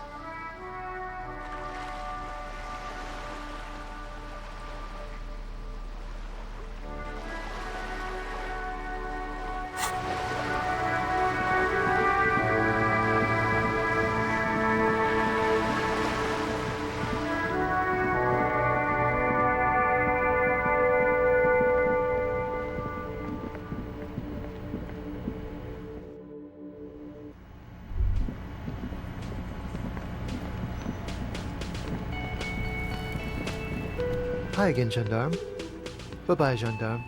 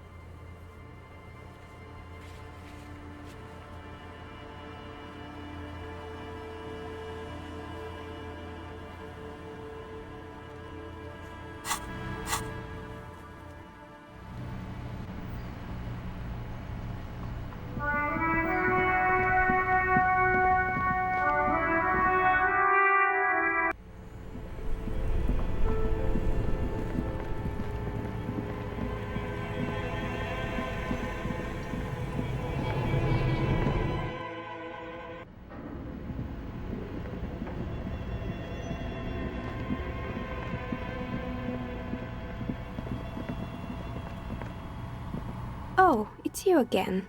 Are you looking for a die? Excellent. That will be 10 real for one set of magnetic dice. This was an especially fun set to make. Dazzling. It's like you have a pair of tiny disco balls in your hand. I'm sorry.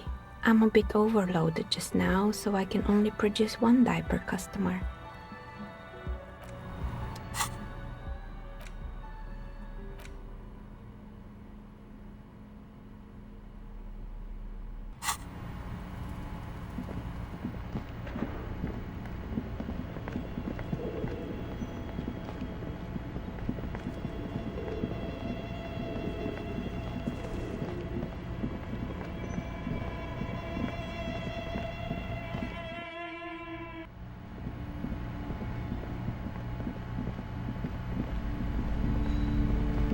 Shelves filled to the brim with crime novels featuring the supposedly stalwart crime fiction. These books greatly overstate the excitement. Furthermore, they have no idea how hard it is to simply remove a body from a tree.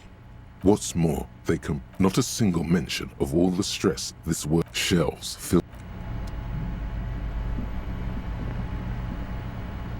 full of biographies of browsing. Suddenly, high-speed love. Next.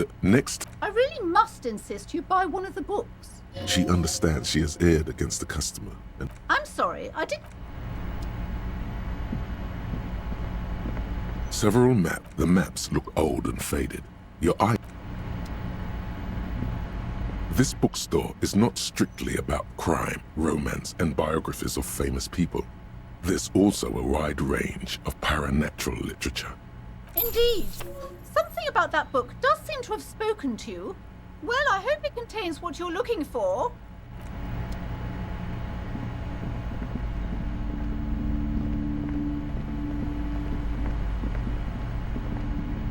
The display rack is brimming. Hi, Ace. A small mountain of colorful board game boxes. There are numerous types of games for all ages. A lot of shelf space seems to be taken up by Wirral-related merchandise. Wonderful choice, sir. A whole...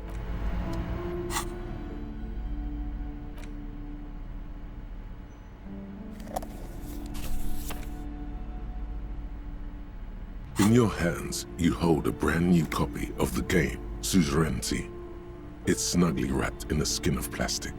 The cover features a charming illustration depicting a mass of grinning laborers loading goods onto a ship, while a richly dressed administrator oversees their work. The exact location and time period are left deliberately vague, but it's clearly meant to represent the economic relationship between the Revacholian suzerainty and its many vassals.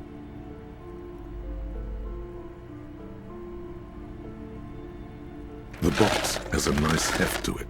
You hear the rattle of individual wooden tokens and feel their weight shifting back and forth. What treasures wait in store for you? Even before you open it, you can tell that this will be a meaty game of grand strategy and complex player interactions. The plastic wrap rips off as easily as a bodice in a tawdry historical romance. There's a hiss as the lid slides off. Inside, you find a thick, full-color rulebook and more than a dozen pouches of various wooden components. Savor that new board game smell. A mix of wood, paper, and ink, all wrapped in the sweet must of cardboard. Welcome to Suzerainty, a game of economic strategy for the whole family. The rulebook is sumptuously illustrated and thick as a Gradian novel.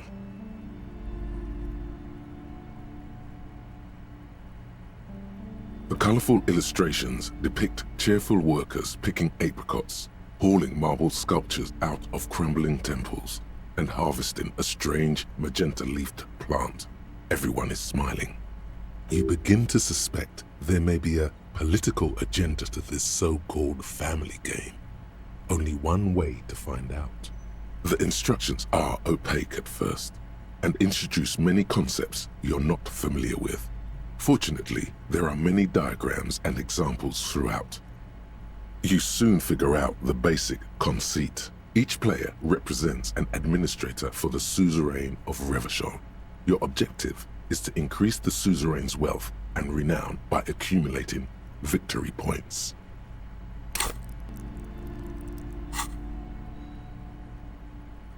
That's where the suzerain's vassals come in.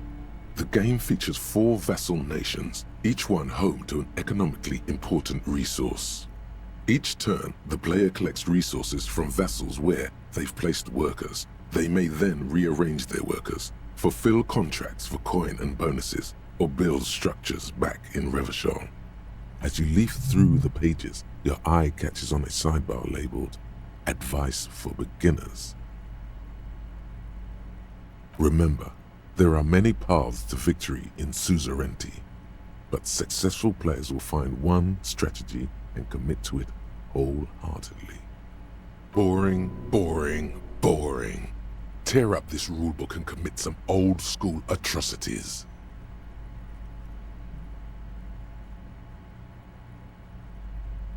The actual scoring system appears infinitely complex, with a series of tables and appendices required to compute each player's final victory point total. You skip that part for now. You open up a number of pouches containing wooden tokens. There are also several punch boards with other cardboard components that will need to be punched out before you can play.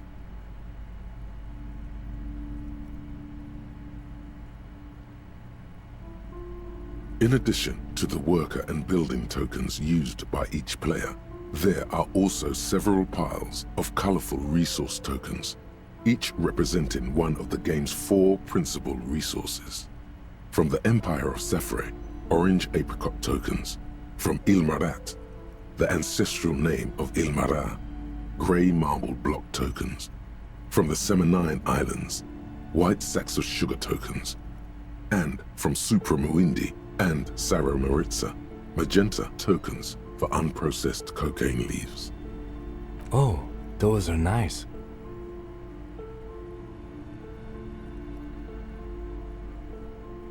You hold the open game box before you. The lieutenant looks over the rulebook before he sees something that makes his eyes go wide. Holy shit.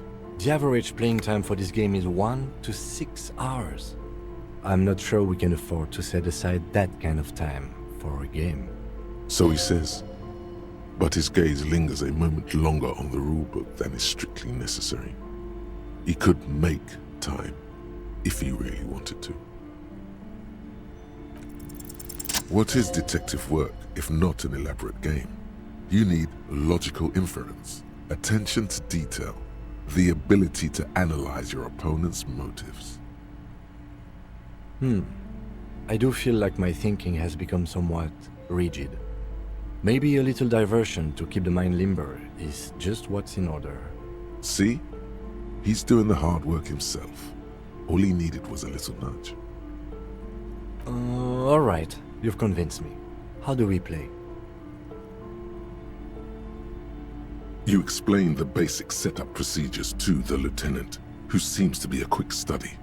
You each take your bag of tokens and counters and unfold the board between you. In the center is the crown of Revachon. Radiating outward are her colorful vessels, each one supplying some raw material desired by the suzerain. Apricots from Safre, archaeological treasures from Ilmarat, sugars from the Seminine Islands, and magenta cocaine from Supra Muindi and Sara Maritza. There's also a neat little log to keep track of your progress in case you need to put the game away and return to it later. The lieutenant goes first. He draws a contract card and moves several of his workers to the Safre territory of the board, and the others to the Seminine Islands. All right, Detective, your turn. You have a few options available to you. Will you try to fulfill contracts right away, or rearrange your workers to maximize production on future turns? Remember what the rulebook said. You'll want to choose a strategy early on and stay committed to it.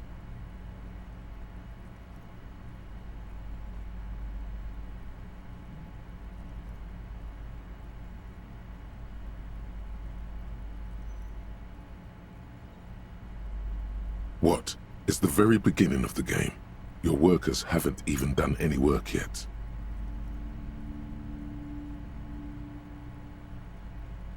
There's no concept of rest in suzerainty. Workers have to work. You produce a handful of archaeological treasures and a smattering of other resources.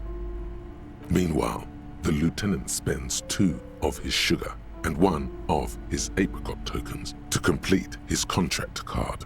He is rewarded with 4 coins and a round wooden token that he places in the center of the board. That's a market.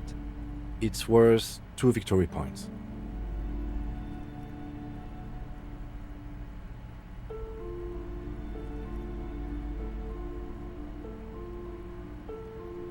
The lieutenant returns your baleful look with a satisfied grin. Come on, is that your game face? You're practically broadcasting your position to the lieutenant with that expression. Glancing over the board, you see several possible strategies.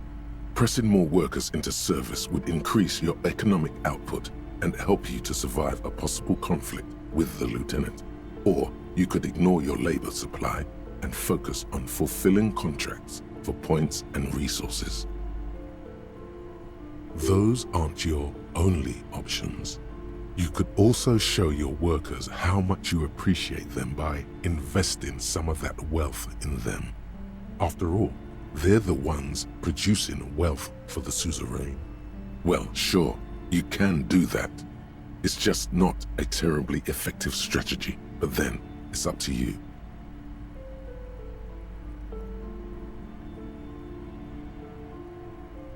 To the lieutenant's puzzlement, you spend several turns building various improvements to your territorial infrastructure. Soon, your workers have access to clean water, paved roads, and basic hobbies. In return, they produce 1 extra resource per turn.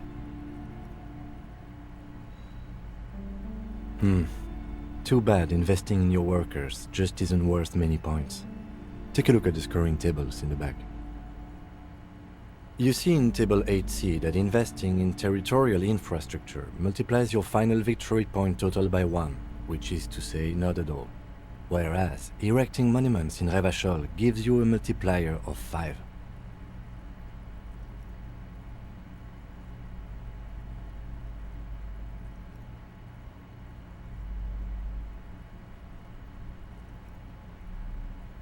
Yes, precisely. Now it's the lieutenant's turn to respond. He moves aggressively onto the Safre territory. Soon, his workers are producing a steady supply of extremely valuable apricots. How can you let the lieutenant dominate you like that? You need to hit back, and hard. For several turns, you struggle to respond to the lieutenant's burgeoning apricot empire. Eventually, you relocate the majority of your workers to Supremawindi and Sara Maritza, where they begin producing a bumper crop of cocaine tokens. You draw a new contract card. According to the text, There's an aristocrat willing to trade a large supply of cocaine for a number of coins and access to a rare bonus. Amplified music worth 7 victory points. Oh yeah, baby. Cocaine and rock music go together like cocaine and rock music.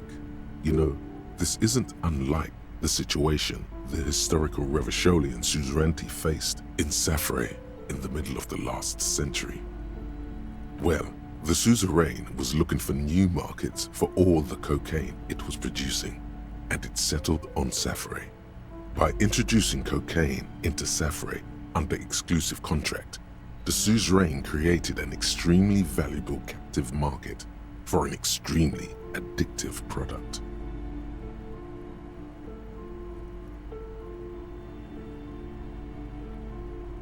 If you could somehow get the lieutenant's workers addicted to your cocaine, you could not only make them less productive, you would also force the lieutenant to pay you for your cocaine tokens each turn.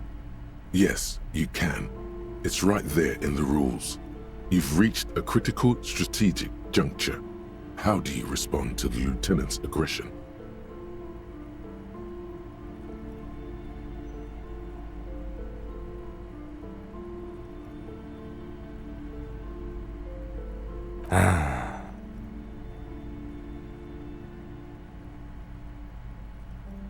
With each passing turn, you slowly bleed the lieutenant of coins as his own workers become less productive and more dependent on your magenta cocaine tokens.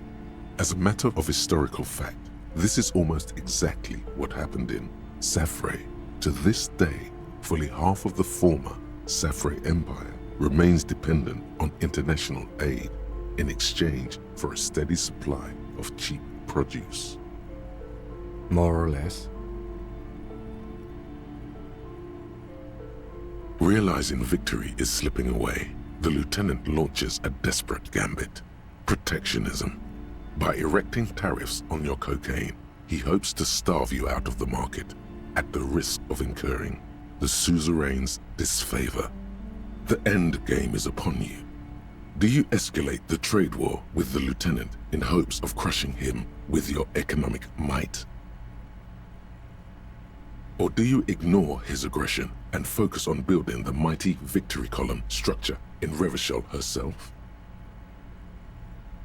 Alternatively, you could throw the whole game away by trying to build a public education system for the children of your workers. The choice is yours.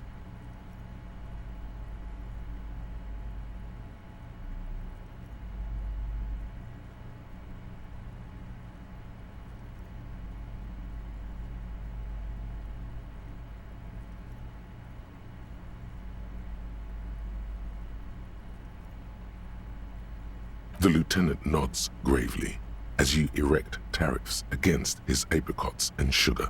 This is going to get ugly. With every turn, tariffs are raised until neither you nor the lieutenant are producing any income or generating resources for the suzerain. Even in the best of cases, it's impossible to really win a trade war. But this is far from the best case, and the lieutenant's apricot-powered economic engine crushes yours. Soon, your coffers are empty, and the map lies strewn with your worker tokens. I hope you learned your lesson.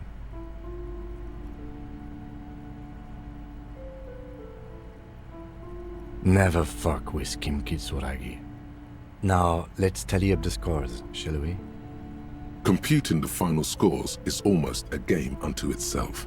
You each spend an inordinate amount of time making stacks of coins, consulting tables, and struggling with basic addition and multiplication. After double, then triple checking your maths, you have your final score.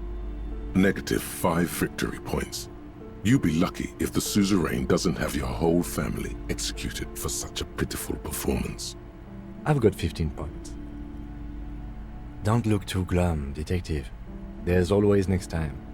Figuratively, I mean. There's no way we have time to play this game again. Now, let's clean up and get back to work. You hold the open game box before you.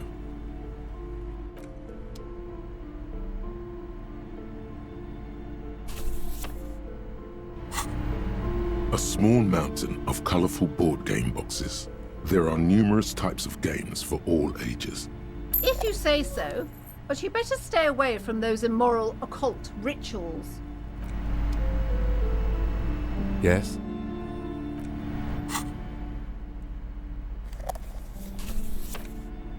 Large letters on the front form a title, Wirral.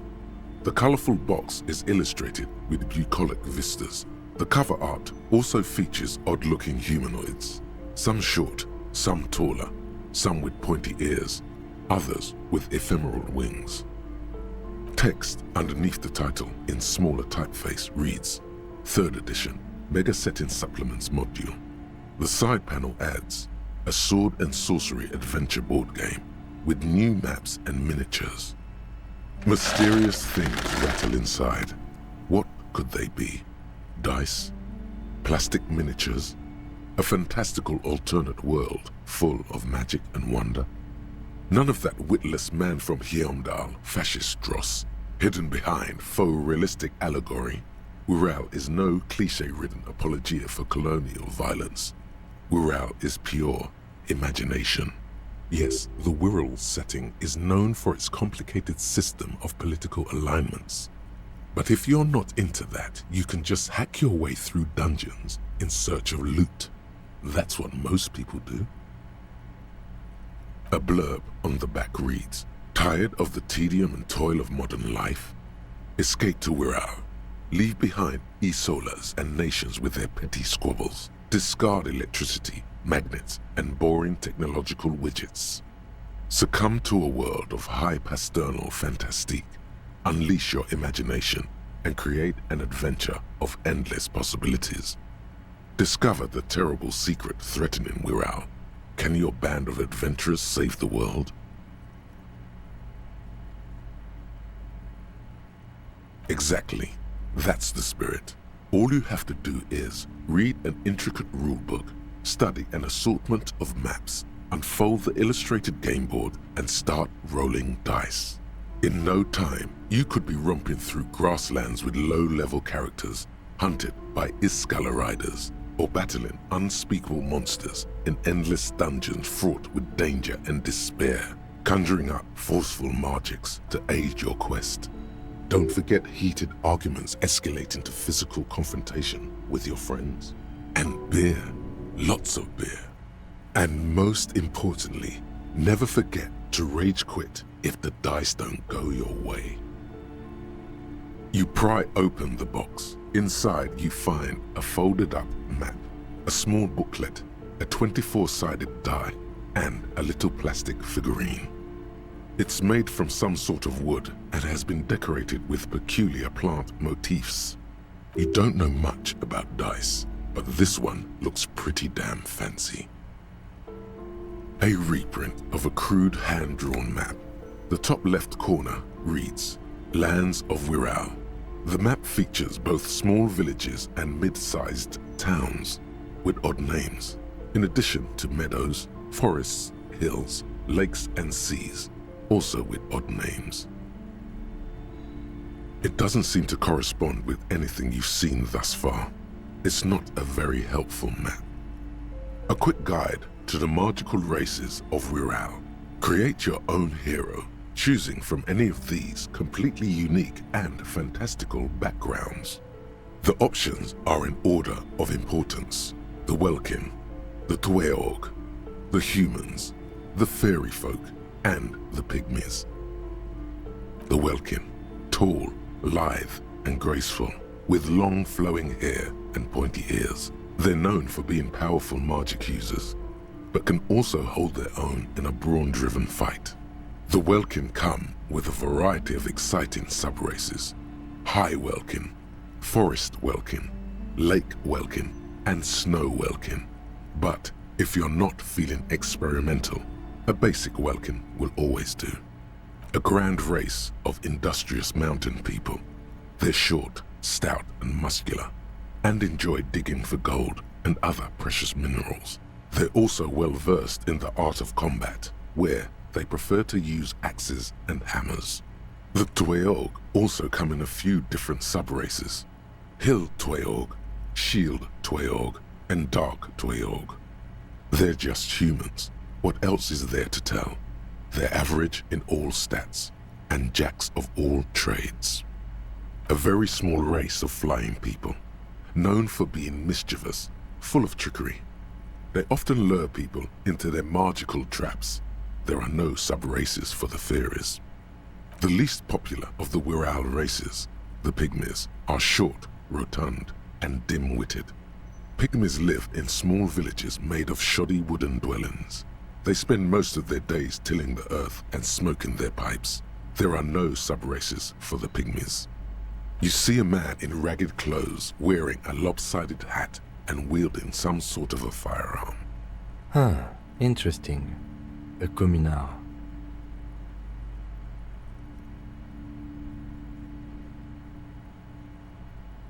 It is not. The communards are not a part of the game setting. I guess someone misplaced it during the packaging process.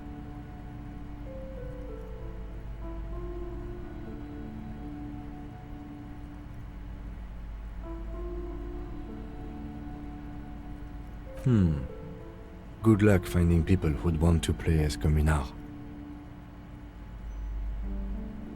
You place the die into your pocket. It's always good to have luck on your side. You pick the figurine up by the base to meet your gaze. The little plastic man stares back at you, his face contorted into a disturbing shout. Then you pocket it. A colorful box with the title Wirral in bold letters.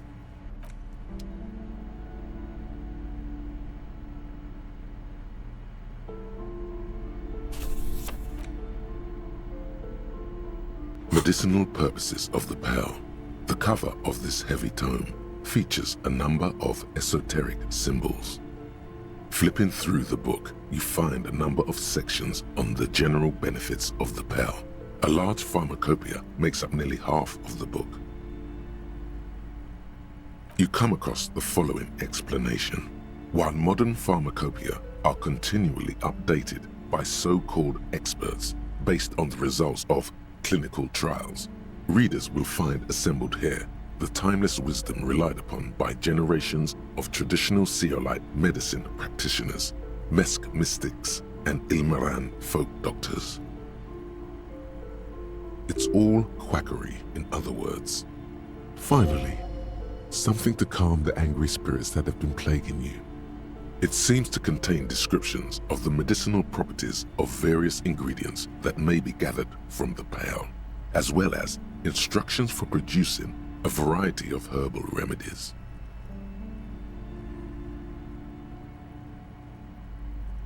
What you're describing is booze. You don't need any herbs for that. There are a number of Seolite tonics that promise to improve your short-term memory, but nothing that speaks to your condition. There's nothing in here that speaks to hangovers directly. However, while browsing through the various descriptions, you become convinced that you could assemble something from the ingredients listed here. Want to give it a shot?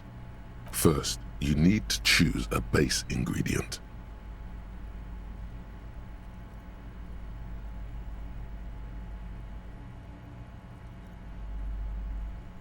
Next, you'll need to combine the base ingredient with an appropriate vehicle.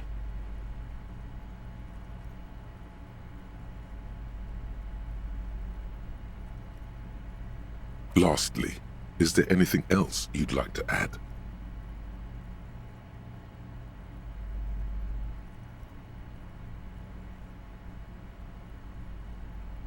The tincture you've invented sounds intriguing, but its medicinal value is suspect, to say the least. Safe to say it won't cure your hangover.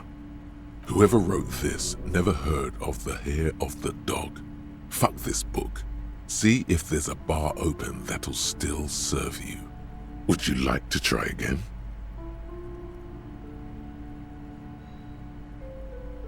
Very well.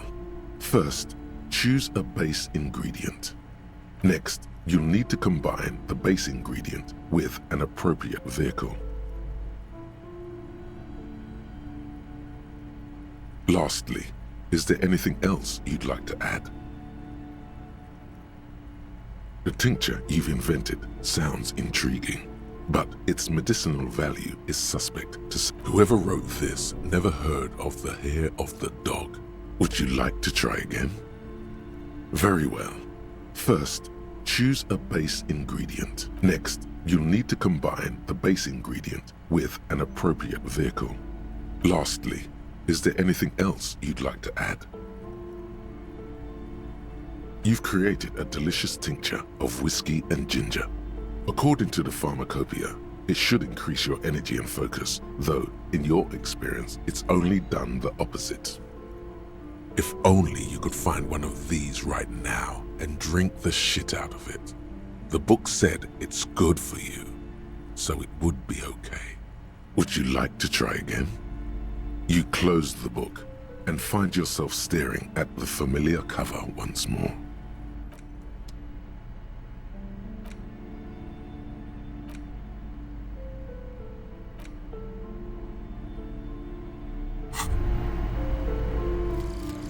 Cleaning out the rooms.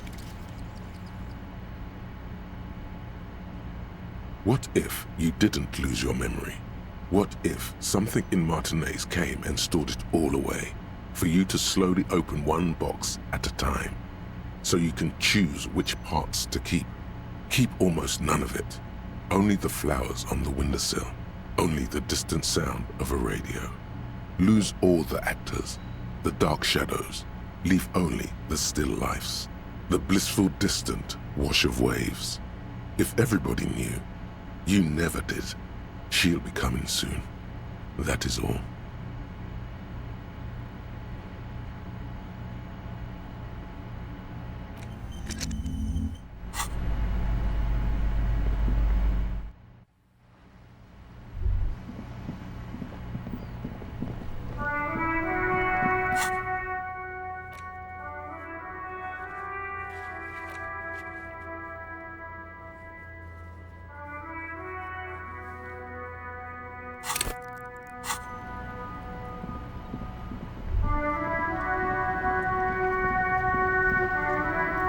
Inside, you see a set of steering levers, a radio microphone, a pull-out toolbox, and the soft glow of the fuel preheater gauge. This is Precinct 57. How may I assist you? Right. Please hold. 10-4, come in. Roger that. 10...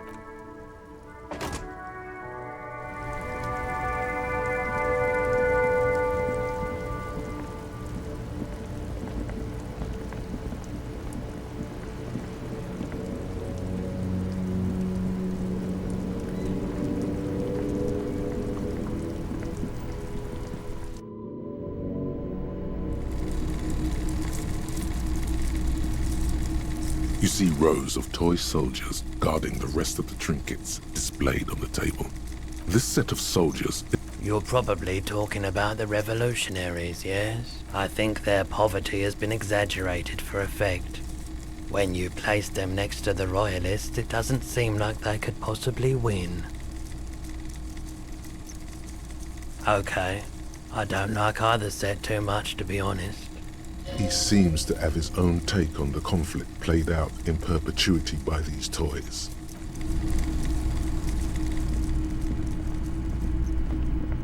Officer, the flashlight, please.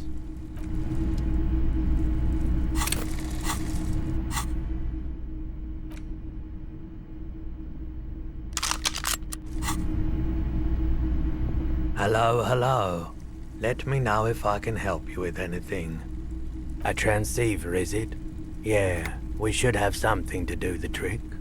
He produces a machine encased in a blue Bakelite shell. Its black face covered in an assortment of pearl-topped knobs and dials.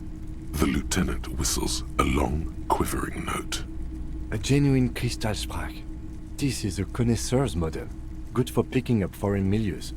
The Model 9 also comes equipped with a signal purifier to suppress crosstalk, especially good around here with our funky reception. Well, it's not that Il Moran surplus junk, that's for sure. We think 120 real is more than reasonable. You'll be back again. I've got a feeling. Sure, let me have a look. Anything else you're thinking of selling?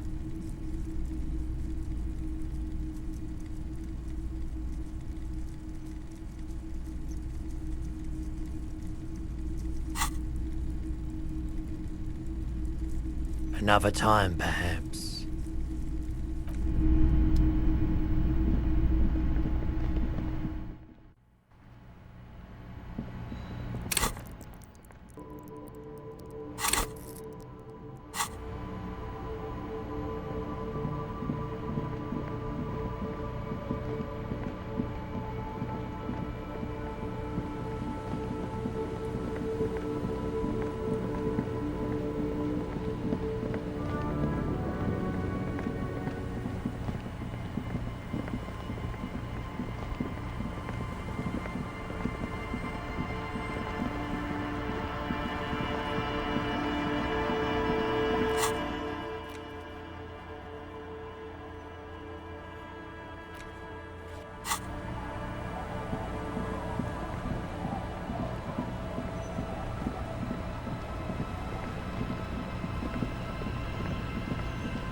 You're back. Good. What can I help you with? Oh? Of course, Detective.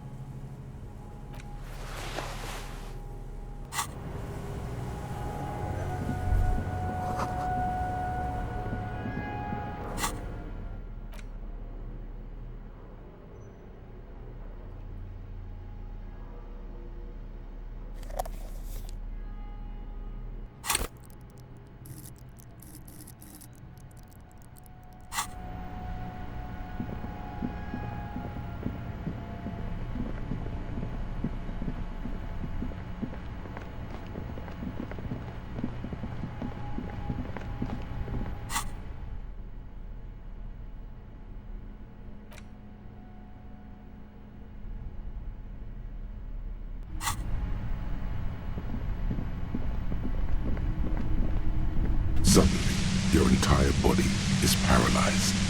Aggressive white noise fills your skull. A strange pain, like you've never felt before. Through the static, you hear a woman's voice. It's like 1,000 radio stations are being blasted into your head all at once. But her words are the only ones you can make out. I know you're feeling pretty uncomfortable right now. Don't move too much or fight it. That'll just make it worse. Can't say it's a pleasure, officer. I was really hoping not to make your acquaintance. But here we are. The voice coming through the whirlwind of pain is not malicious. She doesn't want to hurt you, but she has to. Doesn't wish to hurt you, not according to your ear canals. Wait, no, not even your ear canals. This is going directly into your neural pathways. No, buddy, that's not going to help. You can't shield yourself from this. It's an entirely new type of experience. Way worse than all the previous ones. Don't focus on the pain. Focus on doing your job. Tell her she's under arrest.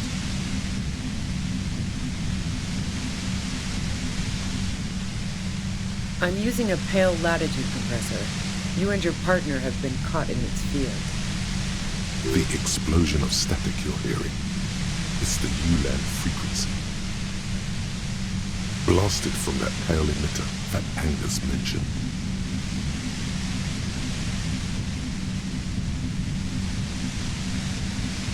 Saw my equations? You've been sniffing through my lorry, right? I expected as much. I am a bit surprised you knew what you were looking at.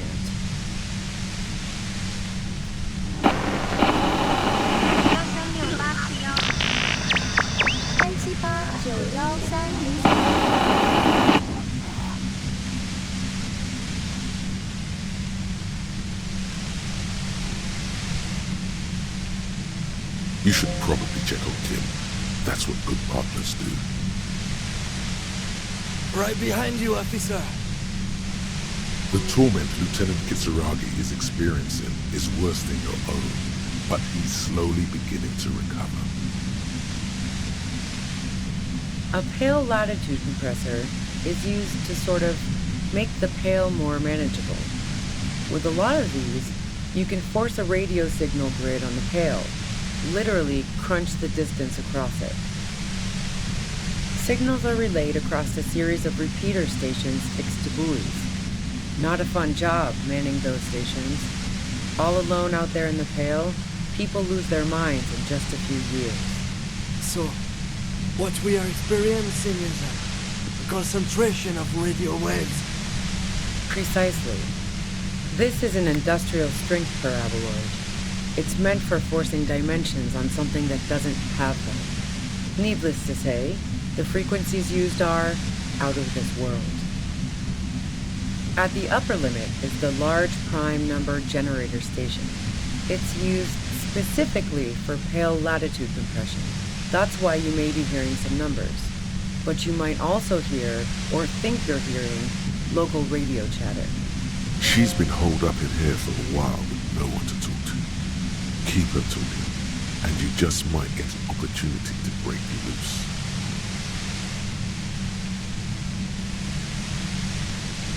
Yeah, I stuck my head in there before using it on you.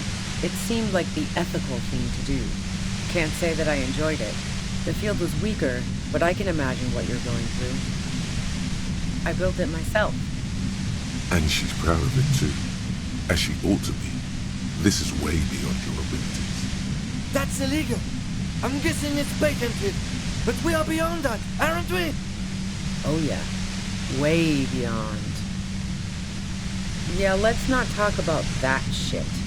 You were hunting me and fell into my trap instead. That's all there is to say about it.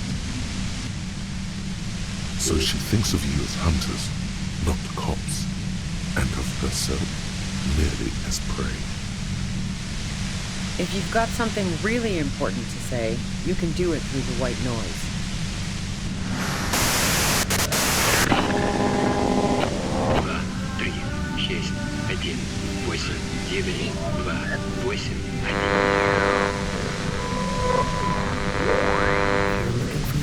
With my nitrous.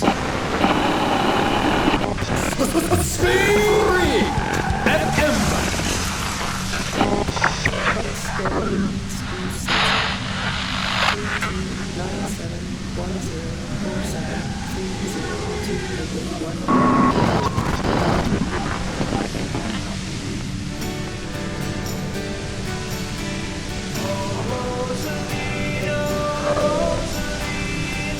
Turn this. God damn it. Fine. If you really want to talk, I can dial it down. I've also got a gun, by the way. The gun she's carrying is a 2-barreled front loader, not like the murder weapon.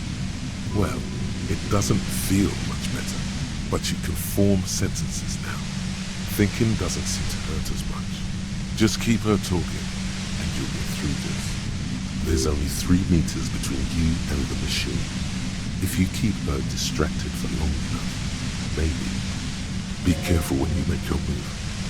That'll be it for questions. Bide your time. I heard you in the passages, and I've been preparing for quite a while. So you found my shack, huh? I'm not surprised. Her tone is bitter. She thinks she's been betrayed. So nice. That's one knife I didn't want to find to my back. As opposed to the other knives she's finding there now. Hardy for one. I was, before I caught you in the pale latitude compressor.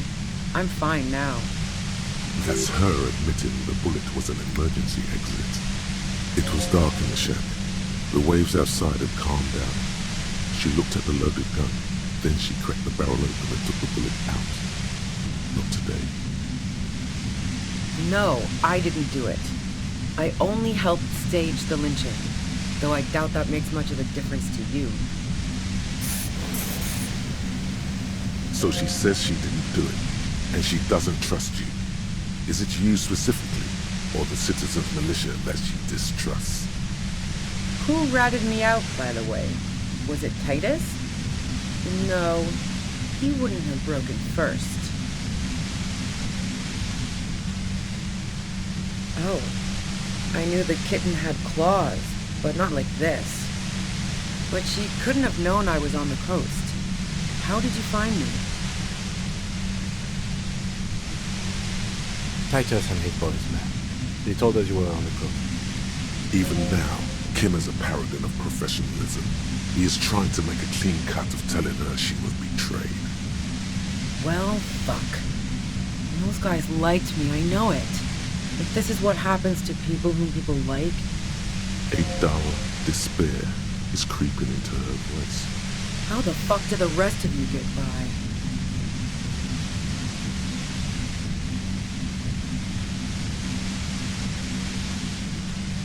I did, didn't I?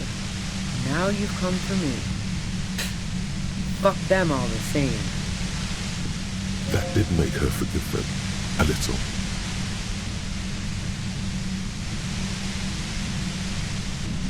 Like what? I already told you I didn't do it. A strong moral compass. She still wants the opportunity to make a case for herself.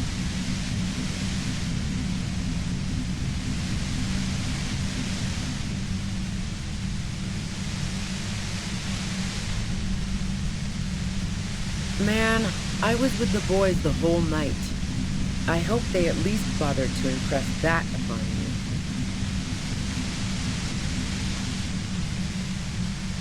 Yeah, and I'm sure they also made some funny remarks about it. They always do. I've driven a lot of long haul and chugged a lot of beer, man. Can't do either without some power of mind over bladder. And anyway, that wouldn't have been enough time.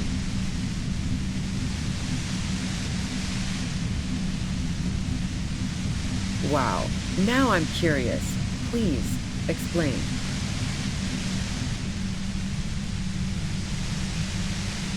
Don't know it, but also, the shot couldn't have come from the roof, or we would have all heard it downstairs. She has a point there. No one mentioned. That didn't go super well. You've got to lay something better on her. I didn't like him. Hardened mercenaries aren't particularly likable types.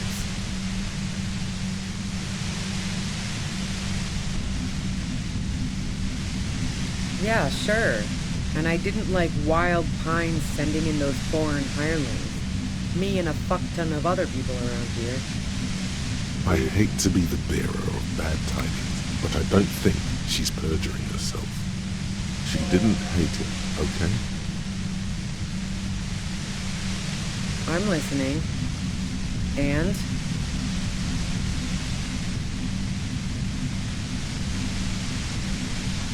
No, they're not practical. Break too often. The gun store. Trigger Happy Jacks.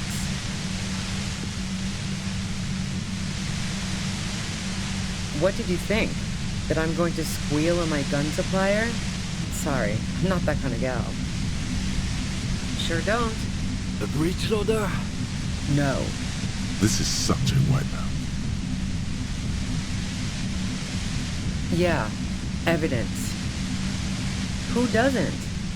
Oh, you probably mean Claudia's rooftop. Sure, I've hung out there.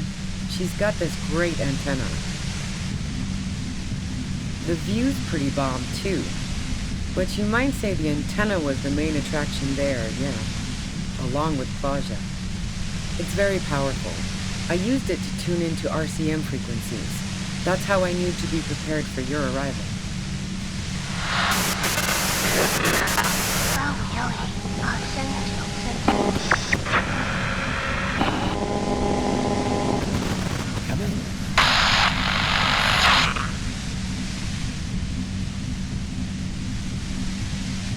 Yes, I'm sure. And anyway, as I said before, the shot had to have come from afar. No. Gifts of flowers and candy aren't really my style. I never did understand why, when someone dies, a hothouse's worth of flowers has to die too.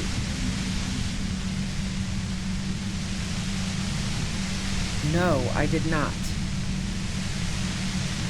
So, Heart of Gold Tommy fucked me over too. Never trust a musician.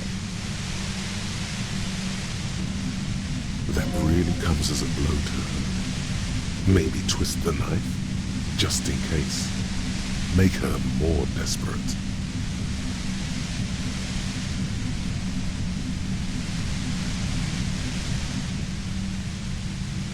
Okay, great. You got into my lorry on your own.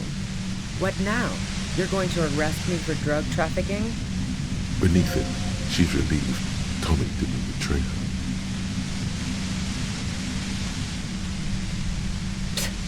That's your prerogative. Man, it's to get away from all that murderous shit that I left Jamrock, my previous employer, for the union. She deliberately avoided naming the mob she worked for. You might be able to find this out later.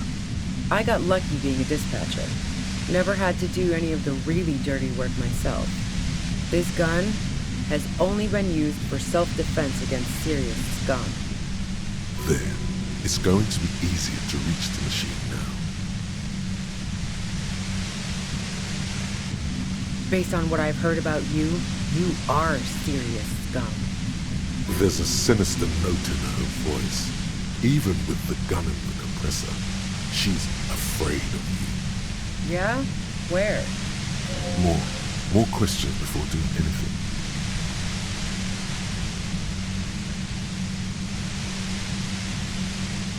How should I know? As I keep saying, he already had a bullet in his head when I got to him, and there hasn't been any useful gossip over the radio. Those rings around her eyes, her tired voice.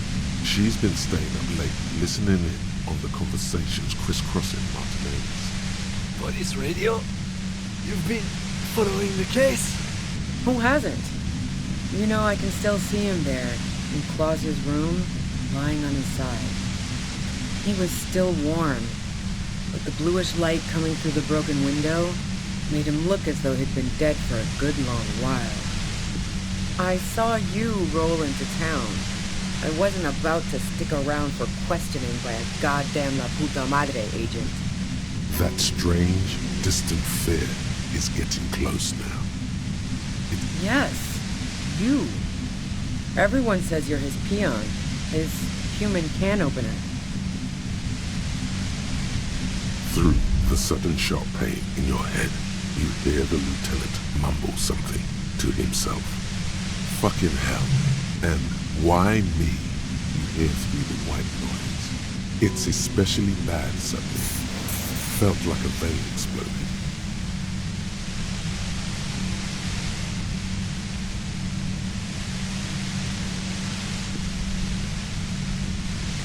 Everyone in Jamrock. The cops? The criminals? Why do you think I'm holed up in here with a goddamn death ray waiting for you? If she knows that about you, she must know your real name too. Harry Dubois. One corrupt motherfucker with the disco pants and a funny tie. Agent to la puta madre. Did someone mention a fucked up tie? I call bullshit! You're too crazy to be corrupt! So she knows your name. That doesn't mean you're on the tape. Criminals make up bogeyman stories about cops all the time. All of this just means that you're effective. Criminals know you and are scared of you. I don't know. Sounds pretty convincing to me. Is that a joke or a threat? I'm guessing both.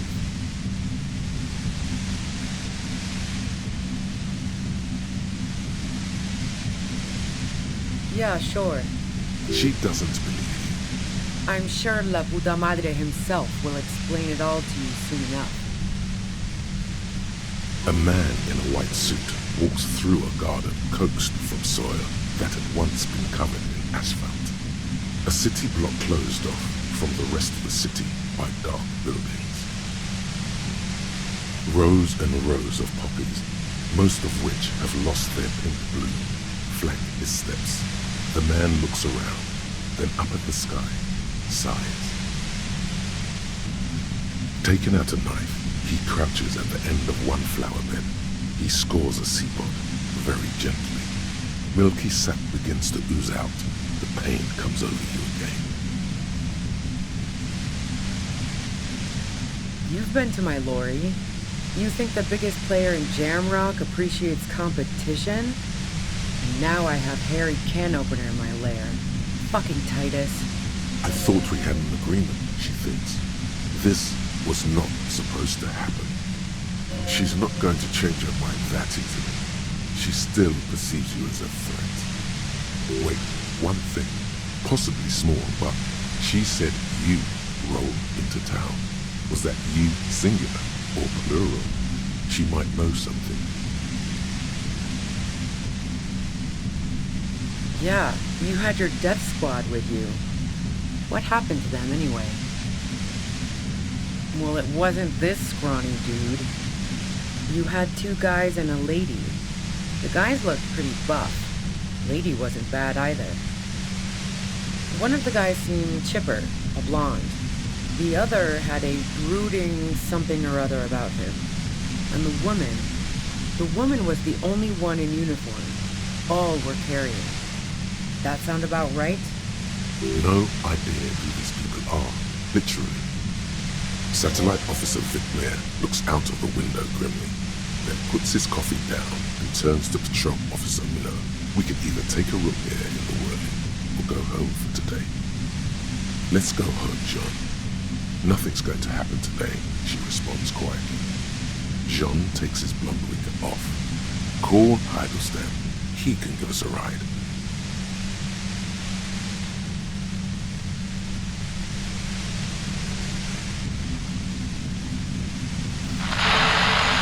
Friction, lock, set. Don't leave me here. Please delete. Fantastic. I've got to get on the road. Then you can go find your friends. Unless you have anything pressing to ask me. What bunker? Don't know anything about it. No one's been around since I set up camp. But I'm sure I'm not the first vagabond to...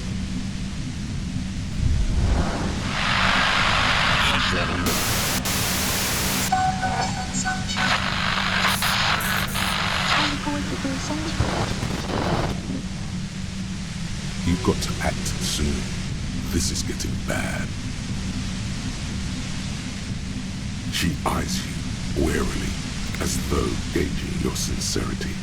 She's refusing to adopt the demeanor of a cornered animal, a leader with no one to lead. She still wants to retain some control of the situation. It's okay. We just want to... All right, don't kill yourself over it. I was shooting the shit with Hardy and the boys over a few beers, like always. Then Klasia comes in, all pale and shuddering. She sits down with a drink, trying to steady her nerves. So I grab a seat next to her. Oh yeah, super. But I didn't think too much of it at first. I'd seen her party hard before. This woman has seen people OD. Glacia wasn't quite there yet, so I won. No, I really didn't. She's not that easy to read. I just assumed she'd done too much blow. It wouldn't be a first for her. But no such luck. She was in some deep shit. She asked me to come upstairs. The merc she'd been going with was lying on the bedroom floor, dead. I knew she couldn't get the authorities involved, so yeah. You made it look like he'd been hanged.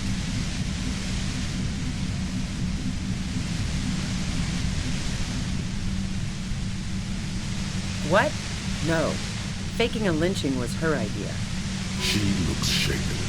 She wasn't surprised to be ratted out, but framed. Yeah, in cold blood. It really surprised me how quickly she was able to get a hold of herself once we got up there. It was like she was another person. The party girl was gone. She asked me to help her drag him into the shower so she could wind the shower head around his neck to fake lividity. Then she dressed him while I went to get the Hardy Boys. Glacia knew exactly what she was doing. You can't remain calm under pressure otherwise. She lied to you about that, too.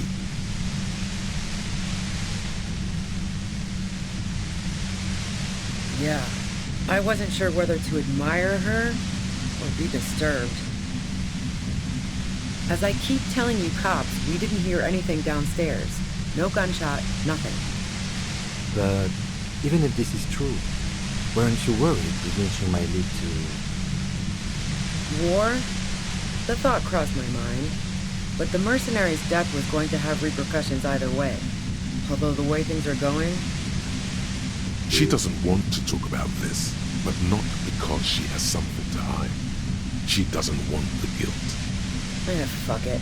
I'm not responsible for these people after what they did to me.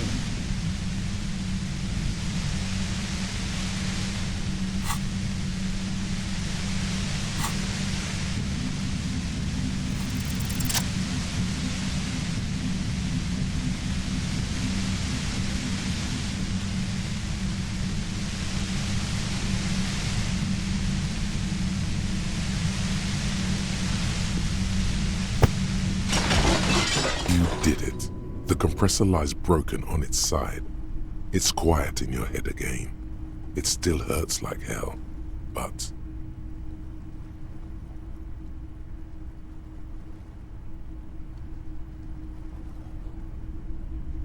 She looks at the machine, assessing the damage. Her hand trembles. Oh, fuck it.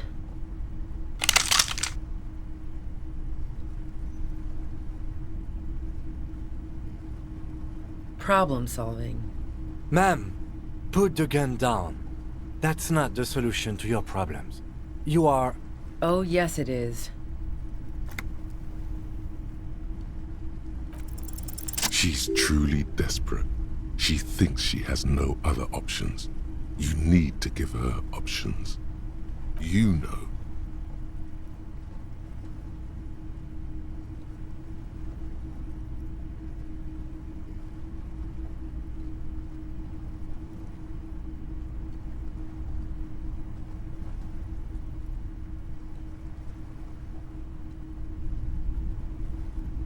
This is how you talk her out of it. It's the only scenario in which she lives. She stares at you, frozen, the gun still in her mouth, eyes filled with dark intensity. Then something shifts in her. Gratitude, doubt. She's still ready to go. Her neck and shoulders relax, and her grip on the gun loosens.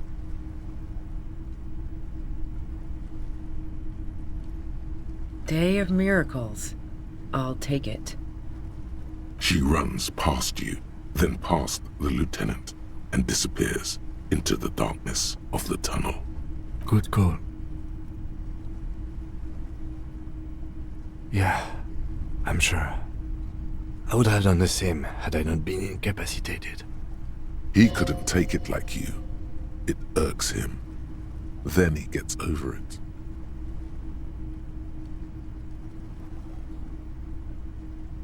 Her tent. We should check it out.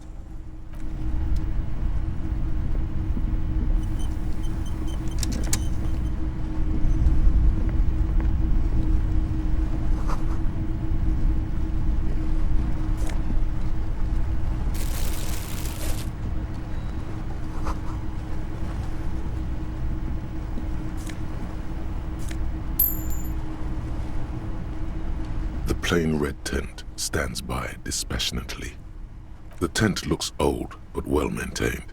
In the darkness of the tent, a rolled up sleeping bag, cooking utensils, some books, and a kerosene lamp. It reeks of cigarettes. Assorted soft covers, mostly pulp horror. A motor carriage lies buried in the snow on one cover. On another, a ghost airship. You also see a collection of radio enthusiast magazines. See anything? Rager Monthly, Journal of Material Science. More Technological Digest. One of the magazines doesn't have images on the cover. It's not a magazine, it's a leather notebook. You pocket the worn brown leather journal.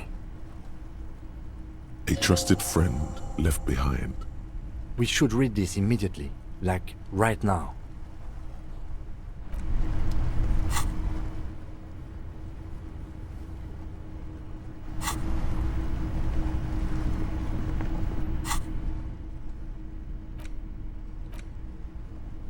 A thick journal.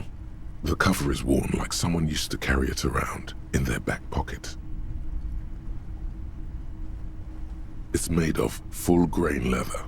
The lower left corner of the back cover sports an embossed brand name, Schneller. Schneller is a stationery brand from Gottwald, beloved among architects and engineers. She's got good taste and must have taken whatever she recorded here seriously.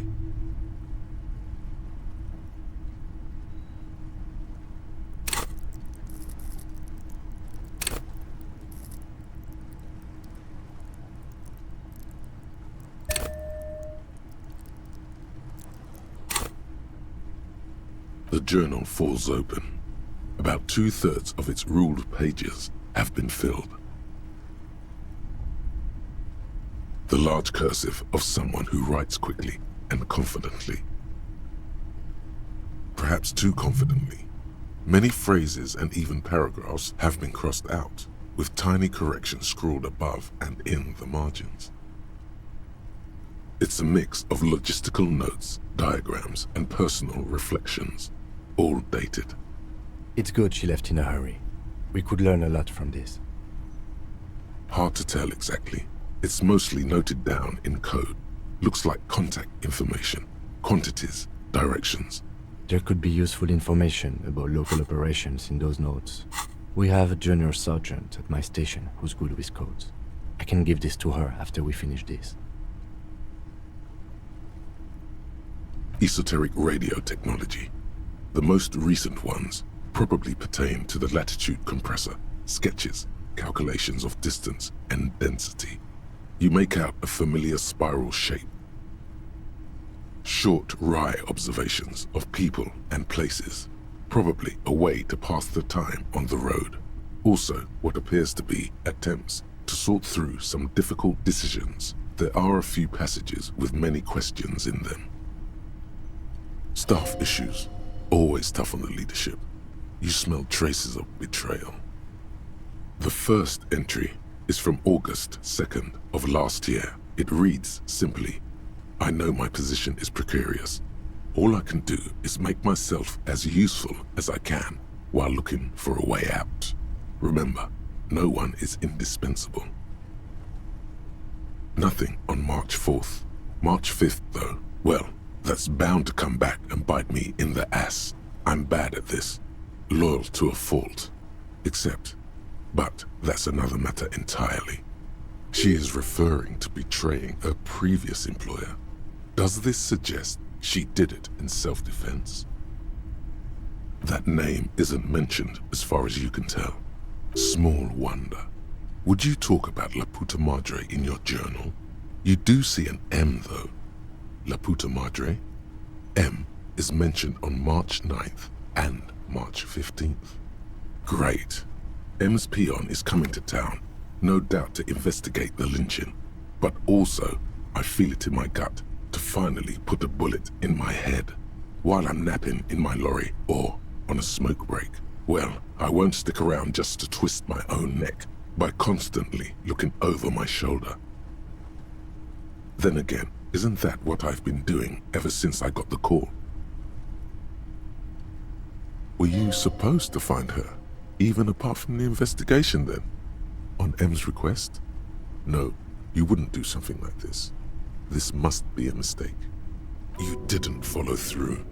You should have shot her in the head. The thought steadies your nerves. The journal stops shaking in your hand. Been holed up here for 3 days now. I'm used to being alone and all, but I don't know when I'll be able to leave, or if I'll be ratted out. They will rat me out, of course. I've made it a point to believe in the best in people, the boys, for example. But experience tells me. Did M feel truly betrayed by me? I was feeling threatened. He'd have to know if he threatened people, they'd take measures to protect themselves. Even I know that. Economic measures first of all. Gotta make a living, right? I can still hear his voice in the receiver. Taste the plastic. The entry ends abruptly. The call was a courtesy. He must have held her in high regard to personally tell her he knew about her plan to run drugs for the competition. The most recent entry is from today. It reads, "Even when I leave here, if I leave here alive, what's my next move? Staging a lynching is a crime, even if I'm not accused of murder on top of that. Forever on the run. Not really my idea of the open road. Man, I was really looking forward to winning." It looks like she might have been framed. That would be a first, or a fourth. But who's counting, he thinks. Very rarely does anyone actually get framed.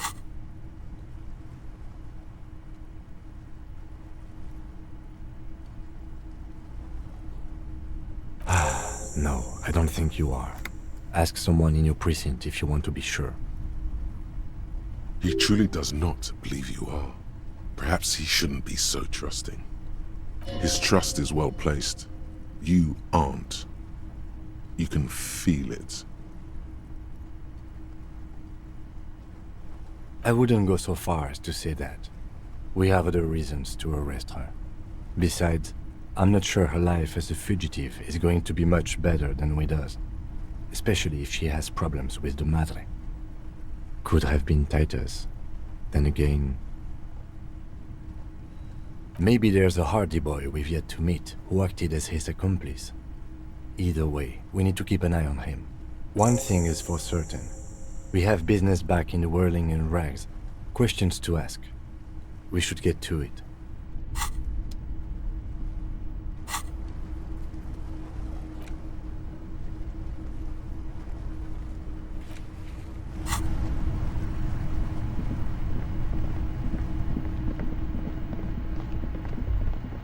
Ratan! Now is the time! Oh, you will see. Pass the spirit! The blue medicinal spirit! Grab the bottle and uncork it! It is time to unleash the other world! The bottle opens with a silent, mysterious hiss. The fumes rising from its mouth are as crisp as the northern winds. Howling somewhere, lashing the boardwalk with brine and rain. An ancient warmth crawls under your skin. Now, Bratan, take me off! Bratan! Have I ever lied to you? Just take me off! Your fingers manage to undo the oily knot, and the necktie slides off. It looks so frail sitting there in your hand, weighing almost nothing. Now, put me in the bottle! Trust me! Just trust me! You and I are gonna have so much fun it should be illegal!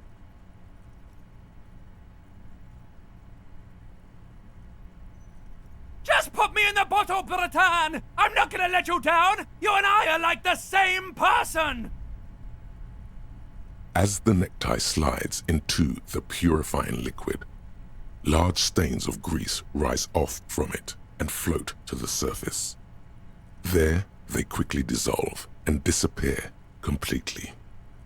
Cleansed by the blue spirit fire of 98.7% pure alcohol, the fabric looks almost new again. No longer like a disgusting worm of the lower intestine, but like a colorful and deadly poisonous reef snake of the Insulindian Ocean. The necktie floats in the bluish liquid with almost unearthly grace. It's like an organic sample brought back from a distant star system inhabited by sentient neckwear. There is silence. The lieutenant has been observing you quietly all this time. He's struggling to keep silent, but finally seems to give up. I've got to ask, what are you doing? As always, lie.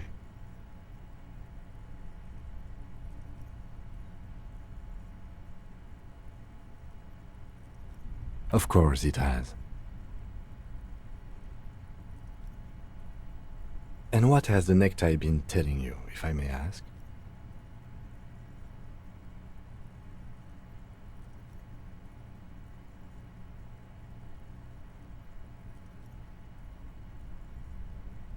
Wonderful. Very useful. He doesn't actually believe it's wonderful. Okay, so why did you put it in the bottle?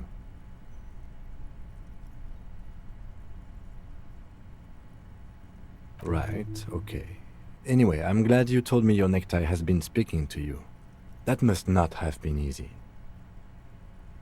We're all under stress. This is turning into a great big mess. I'm not judging. Just keep it together. Let's go.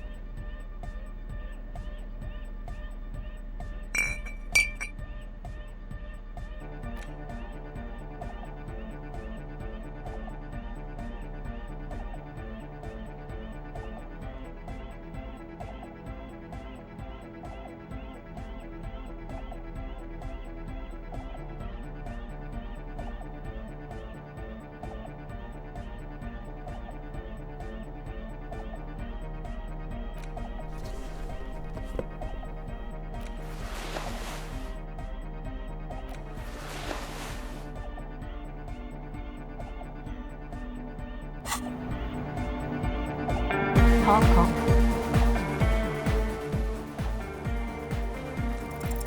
The silver bird has already flown away.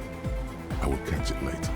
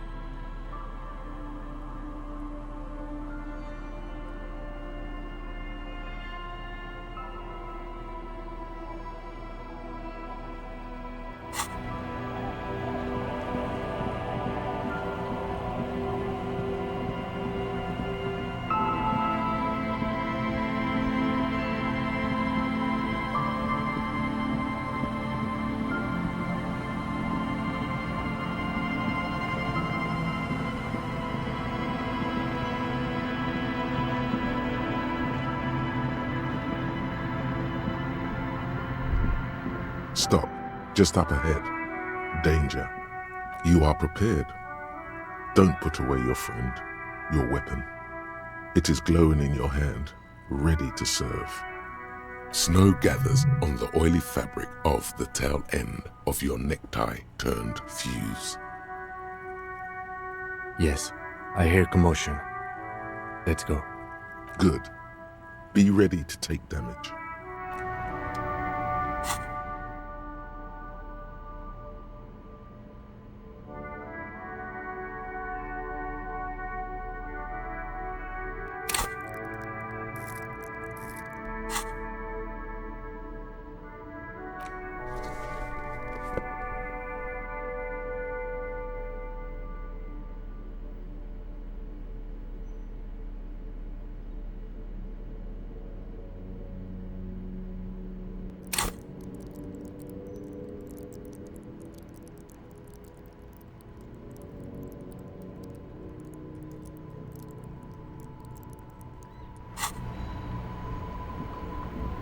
I'm all out of shits to give, loincloth. Welcome to the fucking reckoning. Put your damn gun down. People are gonna get hurt. We need to talk this through. All right? Shut up! You're not gonna talk yourself out of this, loincloth shit fuck. This is the mercenary at the gates. His chest rises and falls under the ceramic breastplate. His fingers reach for the butt of his sidearm. There's something very wrong with him. This is a misunderstanding. Nothing irreversible has happened yet. You can just return to your unit and forget all about this. The Kipt is merciful, willing to spare us if we just forget about our murdered and humiliated commander. I think we should just kill everyone, Courty. You are all drunk. Come to your senses. You won't gun down 7 people in the middle of the street. This isn't a frontier town or a jungle outpost. Easy, Lizzie. Let me handle it. I know guys like this. I'm sure we can come to a peaceful agreement. Ain't that right, fellas?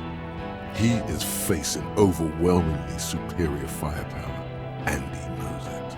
Peaceful. Nest in your abdominal cavity like a little wild mouse. The masked man's words are barely intelligible, but you can hear them. Fuck, there's a third one. How did we miss something like this? This third one, he is the most dangerous of them all, heavily armed. The lieutenant is genuinely worried for his life. You should consult him before getting in there.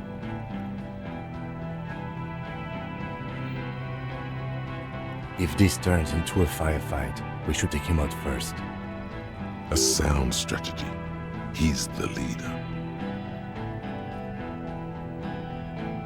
My plan is not to get killed, but we have to intervene. The Mercenary Tribunal.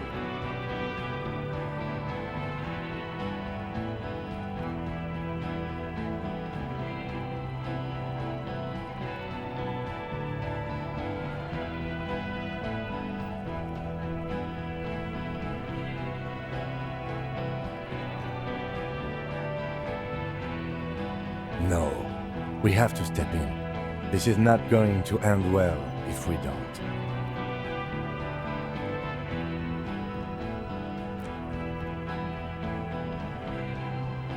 Get lost, comedian. You cops had your chance. Now it's fucking time for some justice. I think he's calmed down a bit. No, he didn't. He's about to open fire.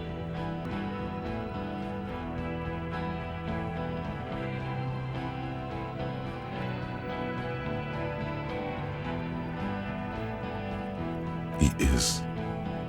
I was wrong. Pig fuck!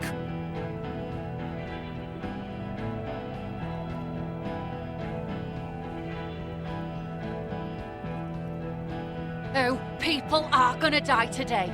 We're not leaving it like this. These tribals hung him up for everyone to see? No one is going to kill anyone. Let's just put the guns down and talk like civilized human beings. With a wordless gurgle, the killer loads his long rifle. The leader gives a small nod to the helmeted man. Suddenly, the blue medicinal spirit in your hand seems to have a pulsating glow. It feels enticing somehow. All right! End game! Light me on fire and throw me in his face!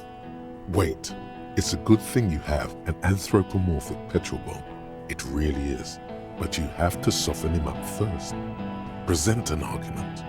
Even if it comes to a fight, it's a good idea to get under his skin first. I don't know about this getting under his skin. What if he gets under yours? I'm barely keeping your hand from trembling here. No, please. Peace. It has worked this far. Start with the first idea you have. Move down from that.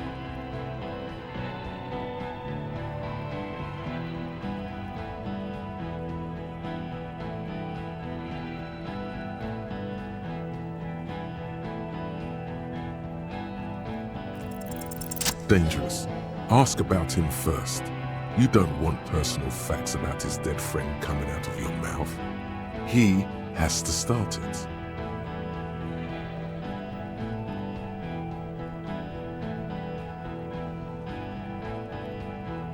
Sergeant Major Raoul Cortiner, reporting in to burn this fucking mud hut to the ground. As he moves, the interlocking pieces of his armor click softly. Click, click, click. The realization comes to you like a picture puzzle coming together. His name is Raoul Cortiner. The dead man's name is Elise Cortiner. He's brothers with the deceased. No, probably foster brothers. Elise was put into a foster home, remember? For killing, maiming, and humiliating our commanding officer. You're all sentenced to death by lead. He sways from left to right, inspecting you. He wasn't my fucking brother. We just grew up on the same farm and got beat into place by the same sick fuck. Beaten by a foster parent or someone on the farm? Same fucking mud hut town, too. Okay, good. Who? Lady. We researched him. We contacted the ICP and looked at his birth records. That was in there. And other things.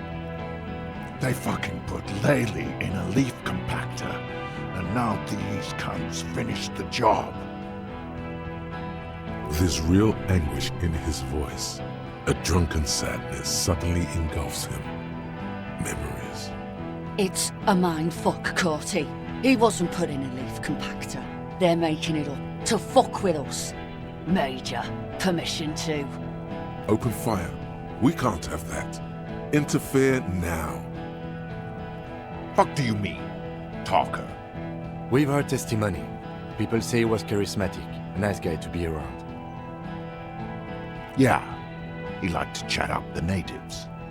Share leaflets, squeeze a bit of kit-tass here and there.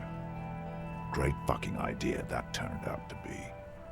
If Laylee was here, he would spare the lot of you. Maybe shoot one for show. But me, I'm not a big fan of public affairs, clay monkey. I'll gun every one of you down for what you did. Ready to open fire, Major. At your command. This one isn't used to being suited this long. She's uncomfortable. We'll open fire just to hurry things along. Baby blue, yeah. Like someone fucked up and put a baby's eyes on a grown man. It was creepy, but bitches like that shit, I guess. Or, I don't know what bitches like. I just know how to mow down cloths. Our colonel did what he had to do. It was either one cunt, or 100 of them. Rude here. In your ship pipes, right in the fucker! He likes to fire mortars at random coordinates. Wipe out mud huts like that. When he gets bored, Lady knew how to command. He was a good commander. I can see you miss him. Oh yeah, he would have commanded this fuckhell way better than I did. But that didn't happen, because Hayseed Bill and Kipty the Kipt here fucking murdered him. Had him stink the village up for 2 weeks after. And you fucks did nothing. Listen, man. We told you we... Told us what? What did you say? Who said that? Tattoo fuck! You'll die first! Find his killer. Cop. His killer stands right there. Shitting his pants, and you're standing in the way, protecting them. I know what this tactic is, Silo Sam. You're gonna die for them. Right here. Big talk, but that leaf compactor won't leave his mind anytime soon. It's a small thing, but it got him off center. Rude. Rude is the killer. Rude, the killer. Owen Cloven. He doesn't talk much. All of you cunts inside out.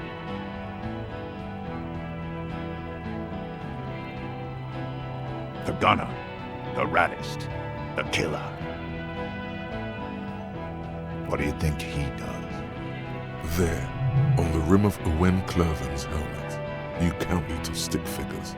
19, 20, 21. About 50 little stick figures, all of them black, plus 2 little white ones in the end. These men served in Seminai, the native islanders. The 2 little white figures in the end are from when they moved to Revachol. They are recent.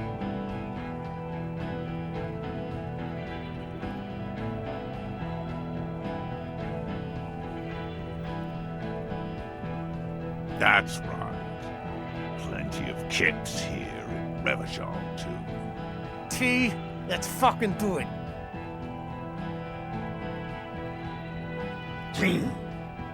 Easy. Easy now.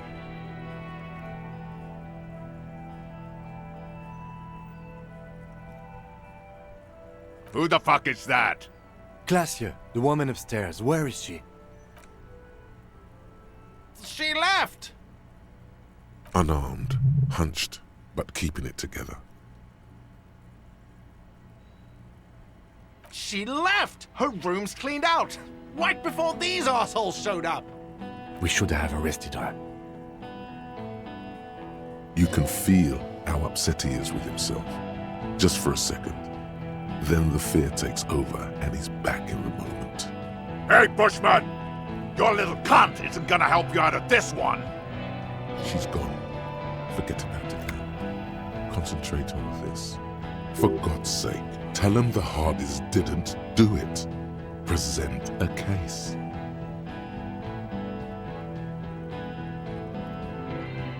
You think I care what that company cunt thinks?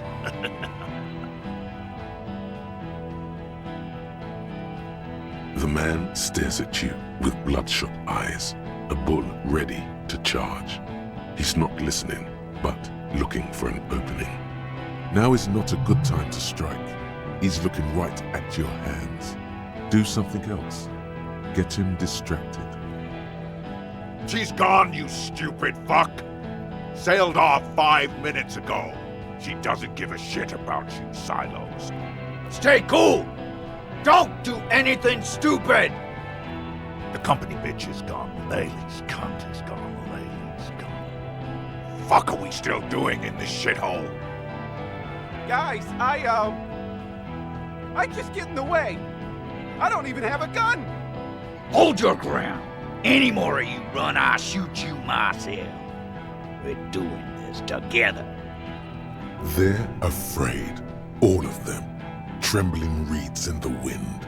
They'll run, scatter soon. One by one. No, the rest will stay. They would hold their ground, even if it means dying here with you.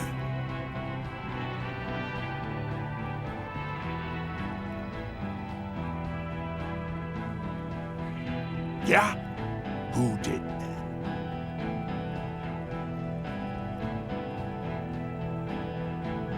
How fucking convenient. His fingers are twitching. That's a draw reflex. He's about to draw.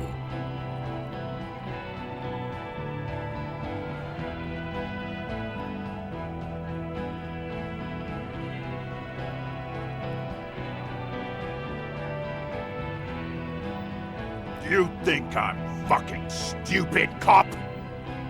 What if I just shot one of your pals here, right now, huh? How about the kid? Tell me, the magic fucking sniper, one more time. Listen, please. This cop and this drumhead court marshal won't decide who... He's gonna do it. He's gonna shoot her.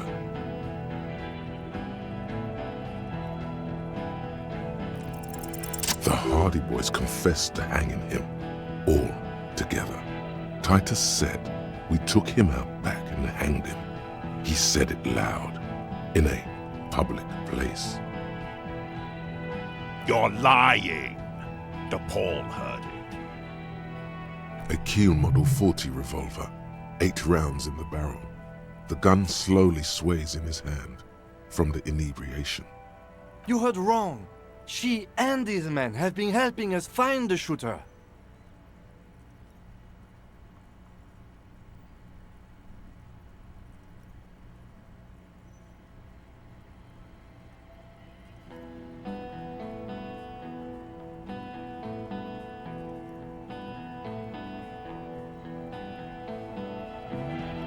Fucking liars. The shot rings in your ears, a low, tinny ring. Then the Hardy Boys yell something. The young woman stands and looks behind her. The shot has flown over her head, crashing a small pane of the glass window behind her. I missed. Not true. He purposefully over-aimed and shot the window. You had him second-guessing himself, only for a second. Do not assume he will miss the next time. I know what I heard, Corty. They said they killed him. They said it was a good way to end a Sunday night. That doesn't sound good. You need to change the topic now, or there will be another shot. What topic? Shots have been fired. Act before it's too late. This was a close call. All right, here we go. This is an illegal tribunal. Krenner would never sanction this.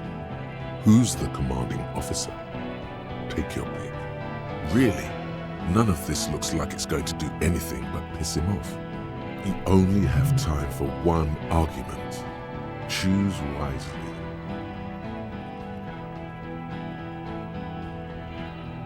Pops, you have no idea about the rights Crenell extends to us.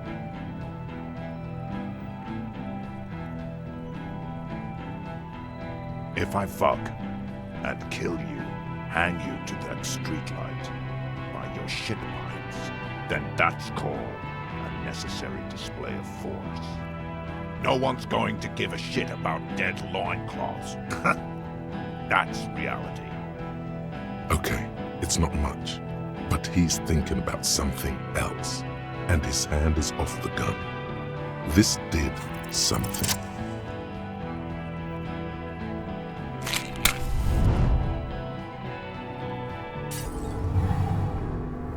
With a crash of shattering glass and a terrible roar, the fire draws in oxygen.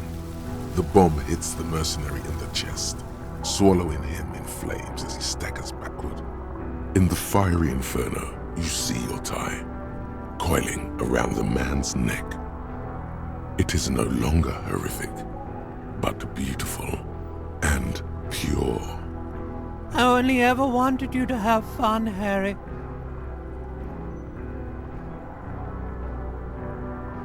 My name, should you know it, is Jubson AS Men's Fashion Model, Colourful Tie, catalogue number J327. One day a sad man walked into a clothing store. He looked really darn like he hadn't had fun in years. He needed someone to show him how to rock and roll again. Jubson AS catalogue number J327 shone on the tie rack, trying to get his attention. The sad man picked it up and put it on. He looked at himself in the mirror, didn't smile. And from that moment on, we rode together. The rest of your clothes were still normal back then, but we took care of that soon enough. Truthfully, not a lot. I did everything a multi-pattern necktie can do to help a man. I mean, I tried to get you to do all the fun things. Drink beer, drink wine, drink cider. Go to parties with young people around and drink beer and cider. Do drugs too, so you don't fall asleep. You had some fun, but not enough to heal you. Your heart is broken, Bratushka, and it cannot be mended. Believe me, I've tried. No, you're going to be mowed down by gunfire from the 2 remaining mugs. So no, not forever. You both did, Bratan. Deep down, you know it was both of you. No, it was her mostly. Don't lie to him, Necktie. This guy, well, his face has cracked open into a scream of terror. It looks like he's performing some sort of a shamanistic dance that requires you to be on fire. Yeah, his body contorts in a very disturbing manner. There's no mincing words with this one. He's dying a horrible, painful death as you're talking to your tie in your head.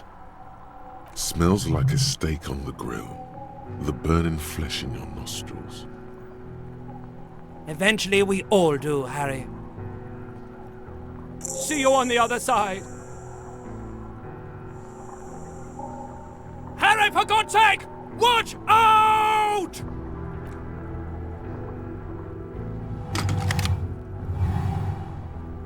To your right, the killer raises his rifle and takes aim at you.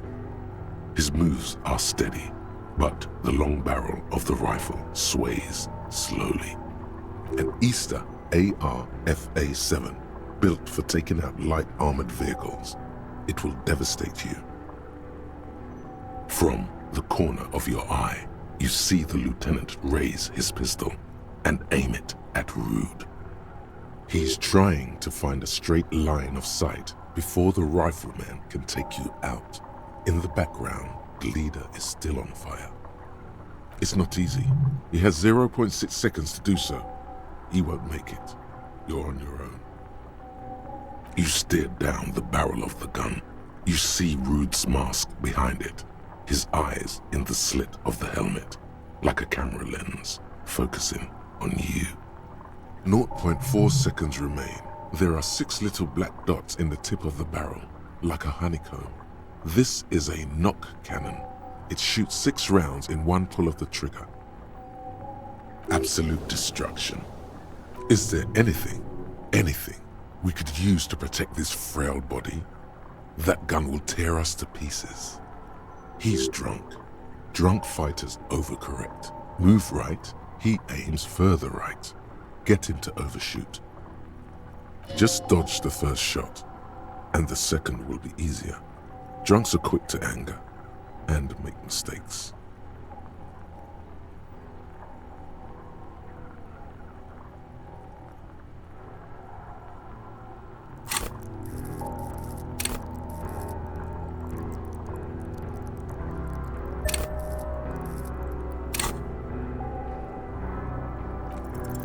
You leap left.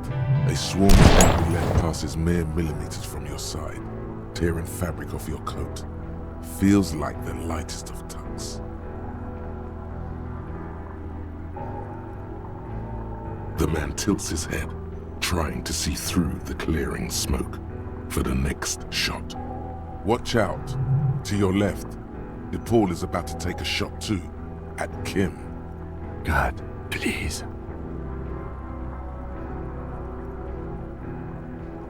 He's aiming for the eye slot in Rude's helmet. An extremely difficult shot. He has to. The rifleman will fire at you again. 2 shots ring at once.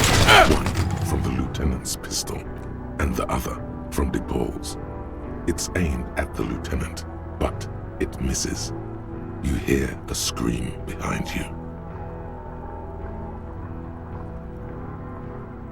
Blood gushes from the helmet's eye sockets as Rude staggers back, disoriented. The sounds coming from his helmet are not human. An unbelievable shot from the lieutenant. The helmet looks like the face of an ancient god of war, crying blood. Glenn, dying in a puddle of blood behind you. His mangled torso has 2 gunshot wounds. Blood gushes out of them like red geysers. Oh God, watch out. You see 2 crazed eyes stare at you through the burning meat and the flames. With his face boiling off, the man raises his pistol at you. Then he squeezes the trigger. The look of vengeance framed by melting skin. This is the last thing he will do on Earth, but he will do it. He will end you. Here it comes. Death.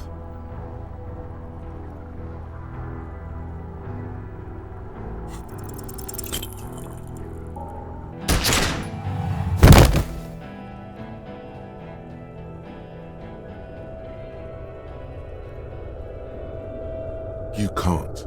There is no time. Something inside your pelvis explodes. Your entire lower body is on fire and your legs can't support you. You fall down like a rag doll. The pain is too immense to scream. It pushes the air out of your lungs. Everything goes dark. A distant blur as you recede into it.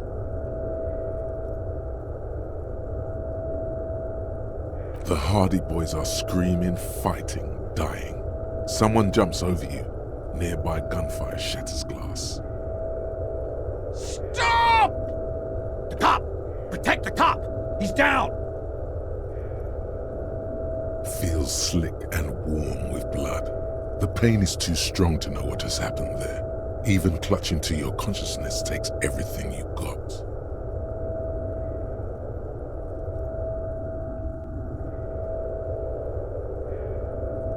Nothing. A persisting darkness. Dancing lights of pain. Distant shadows cast by them. Like a hellish play. You're bleeding out.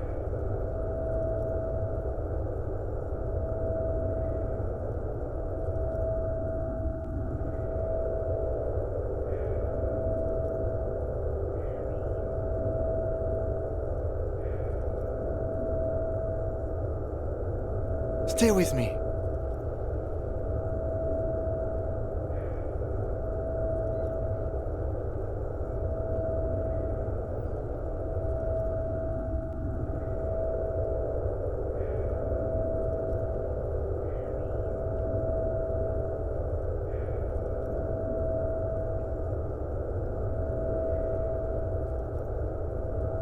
Yes, keep talking. You hear me? Stay awake. But you can't. It's so hard. Your eyelids grow heavy, and the sounds ever more distant. And a cold comes over you. The lieutenant, too, is somewhere far away, almost gone. When suddenly, you sense something behind him. A slender white shadow towering. Someone stands there, raising her pistol at him. The lieutenant does not see it. He's pushing down on your wound with both hands. Scream immediately. He's gonna die. No, you say, and hand out your firearm to him. Your hand trembles and your eyes are full of fear. That's all it takes. There is no room for hesitation. The lieutenant moves like a spring unloaded. He grabs the gun from your bloody hand and fires behind him. You hear a faint scream, a woman's. Then the sound disappears, like someone pressed stop on the tape. The woman is gone. So is Kim. Then the whole world. This is death. One more door, baby. One more door.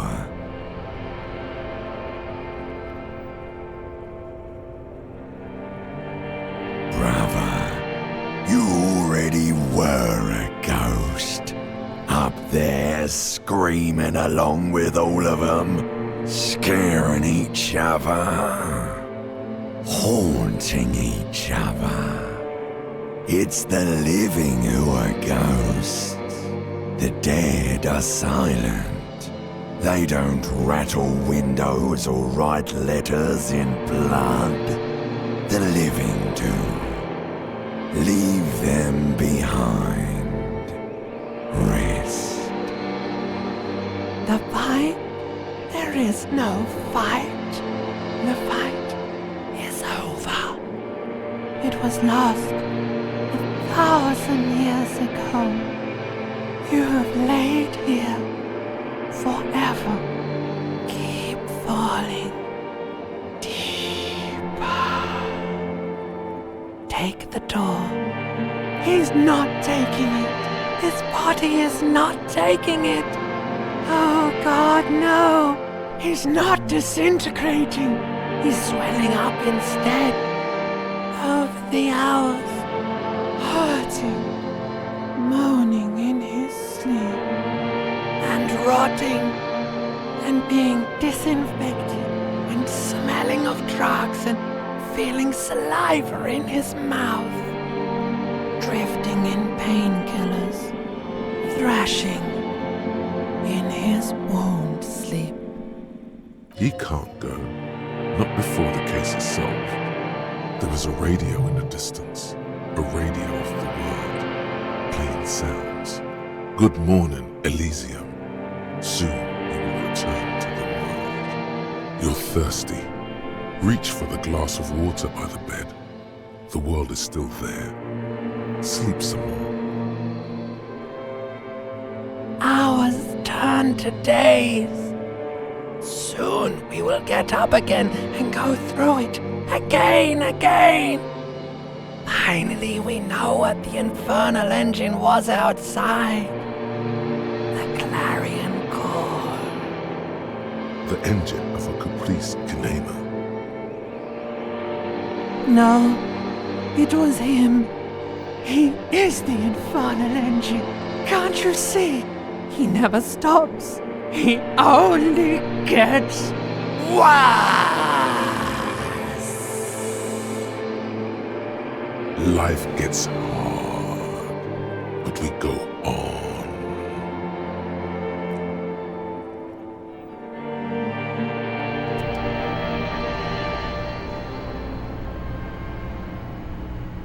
You see the lieutenant's familiar shape in the orange jacket.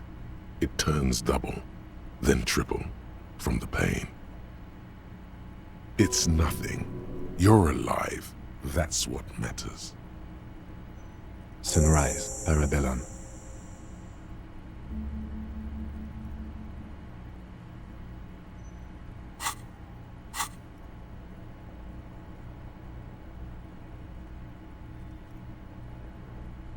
It's not ouch time yet. You just got the Dramamine pill an hour ago. Wait until it wears off. Dramamine? Then it's not that bad. Neither surgical nor organ damage bad, but still under the counter bad. Mr. Gart cleaned it. It took him an entire day. 2 days, in and out. You've been up enough to take Dramamine and curse. And drink water. Yes, the joke wasn't funny anymore. I took it off. The close proximity of death must have made the lieutenant contemplate his life choices. He's done with the jacket. Sunrise, Parabellum. Sunrise, prepare for war. It's an old revolutionary saying. Isn't that written on your... Cops like it. The gates of the harbor are boarded up. The streets are a little more empty. Apocalyptic violence is yet to erupt, I am relieved to say.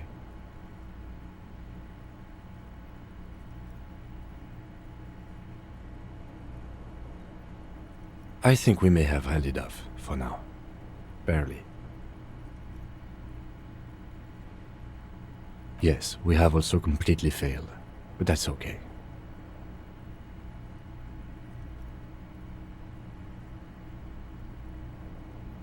Reasonably bad. You were shot in the left quadriceps. That's your thigh. The outer side, thankfully, no major arteries were nicked. The bullet was removed and a bacterial infection treated with mercurochrome. We will see. If it's possible, then by pure willpower alone, you are going to have to become a psycho-locomotor. Good. You'll need to be, whatever that is. No. A man and a woman sit in the front seat of an armored motor carriage. The woman is driving. The man lights a cigarette. Jean Vicmer is his name. The asphalt vanishes under the wheels of the machine. Ahead, harbor cranes rise to the sky. Back to that shithole, he says.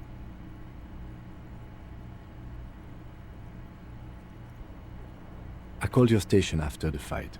The injury was logged in. They told me they've sent officers to join you on the site. I'm sure they're worried about you. That means he hasn't seen them around while you were out. They're not really worried about you. If they were, wouldn't they be here?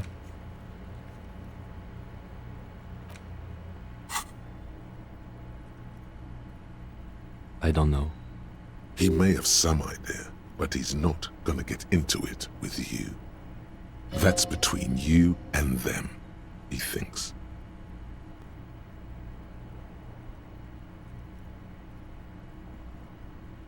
I did. No need. Not very. I have a concussion from that woman beating me with the butt of her gun. I tried to not move too much.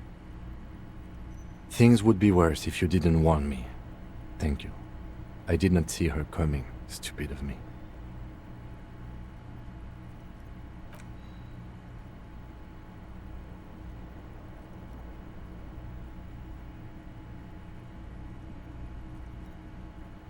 Easy now. You can take it. Just don't lean on that leg of yours too heavily. How are you?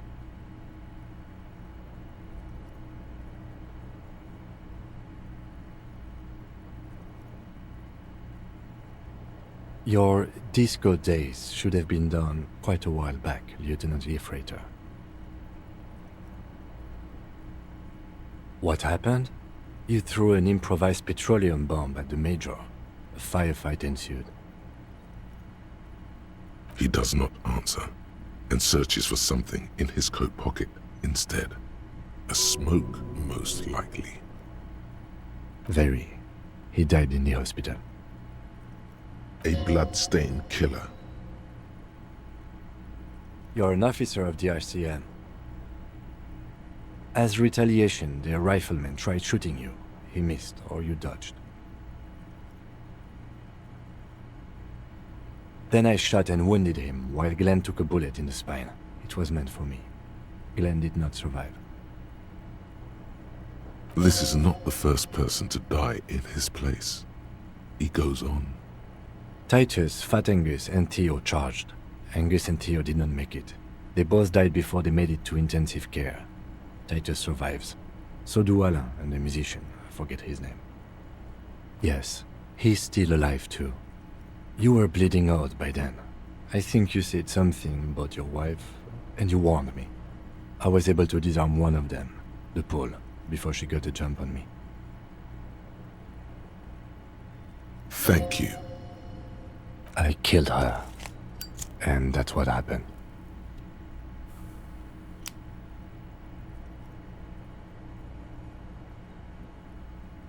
This is the one.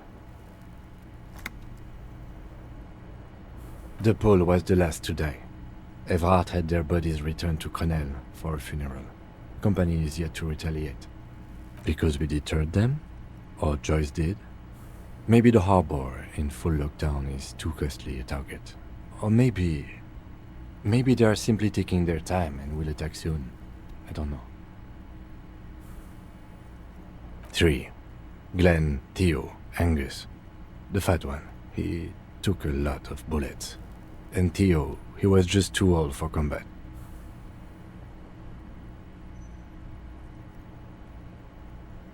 All.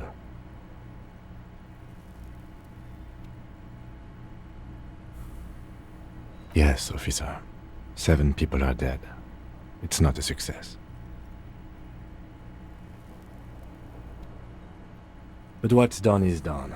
The violence is cordoned off. The Hornets did not get into the beehive. The worst scenario has not materialized yet. And we are still alive. Both of us. He did not expect you both to survive once you stepped between those two armies. His smoking, his hunched back. You have it worse, but he took a real beating. That cigarette has medicinal purposes. I honestly don't know. Do you? Because we can't talk to Everard. The harbor is in lockdown. Everyone in there is outside our grasp now. And Joyce has left too. Yes, she left yesterday morning. To meet the board of Wild Pines, or that is what I've heard. There's a pin somewhere in the machine that keeps Connell from sending in a death squad. Maybe it's her. Maybe she kept her hand. Either way, Ruby's gone, and Classio too. We really should have arrested her, you know?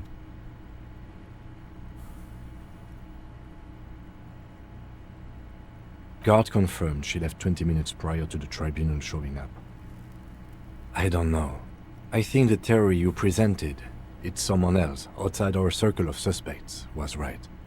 It better be. Everyone within the circle is either dead or gone. Honestly, I think our investigation has not produced a single credible suspect.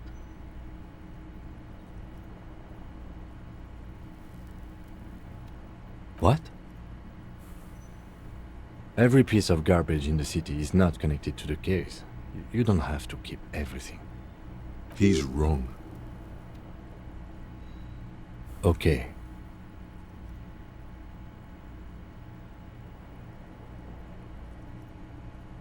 I don't know. That's been there for years. Yes, God cursed the footprints, not solving the case for us. Au diable.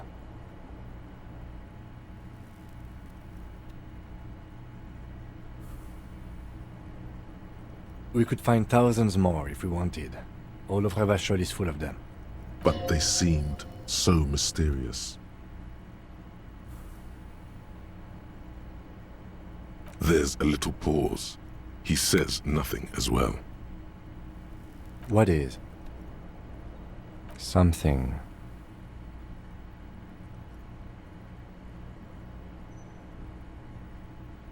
We should go upstairs, rethink the ballistics in situ. I agree with this. What else?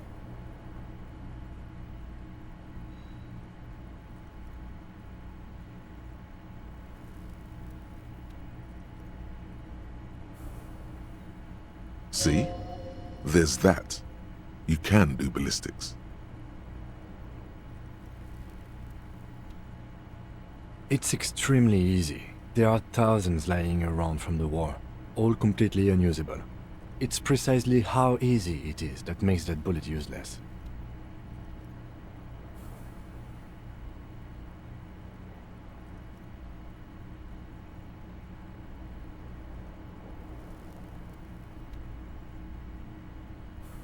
Don't be narcissistic. Half the cops in Revachol West are his peonies. Even if you are, it is not a decisive factor in this case. That does make some sense. He arches his brow. The ceiling fan patiently spins overhead.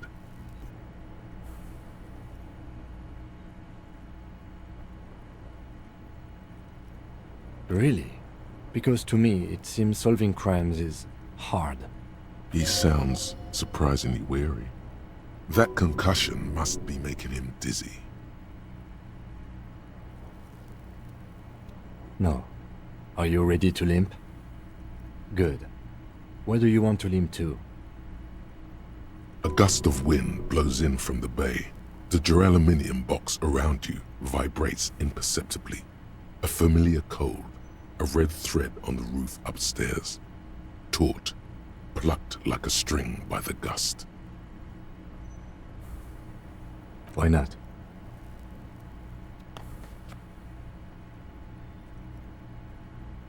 Another look at the window, perhaps? The one he was shot through. I don't know. I can't think of anything better.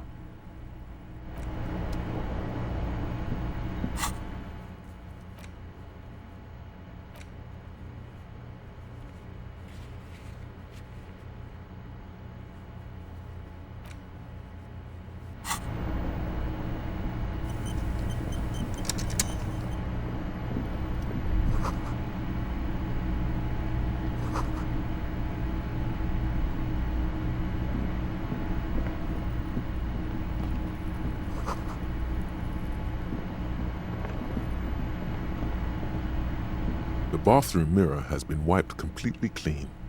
You see the reflection of your face in the mirror, such as it is, without the expression.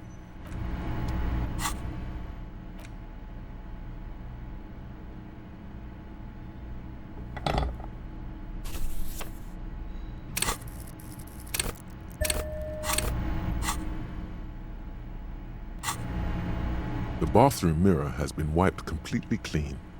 You see the faucet is quite terribly mangled, but you just might be able to twist its parts into place.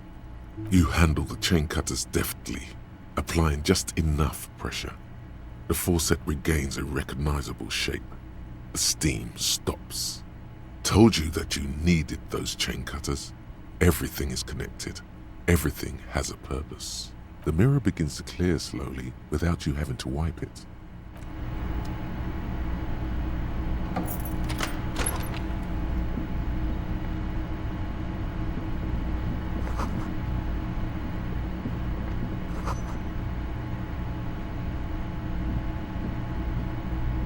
These papers bear the stamp of the RCM. They appear to be fragments of the lieutenant's paperwork, half finished. You make out notes on this and other recent cases. I had Garth open the door to your room. You were running a low bacterial fever the first night.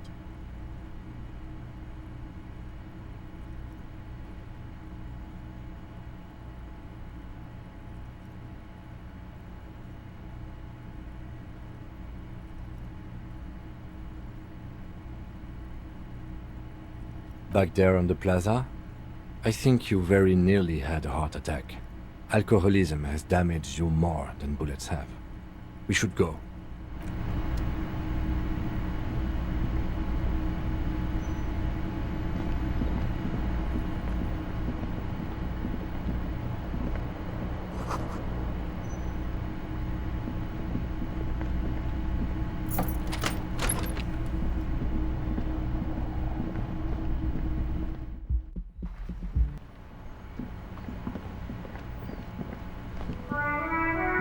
Yes? What about me? Good.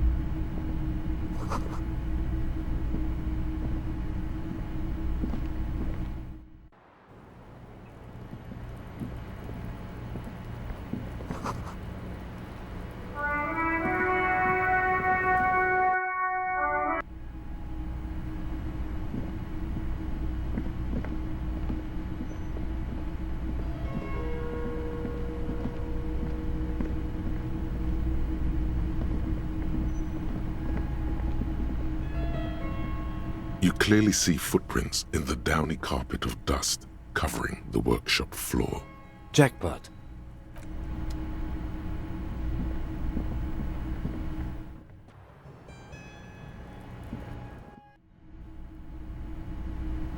You see the same two neon-lit shapes, a man and a woman, only now a red thread bisects the room, pointing from the antenna outside to the cupboard on the wall. This is ballistics. She's left a trajectory for us.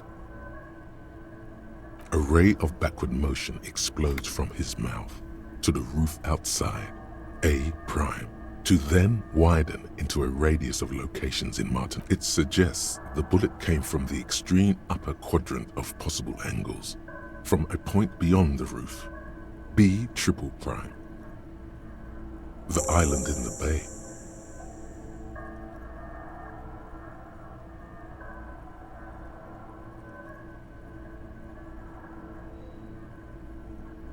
Unless she thinks the perpetrator was standing on the ring antenna. That is where the thread seems to point.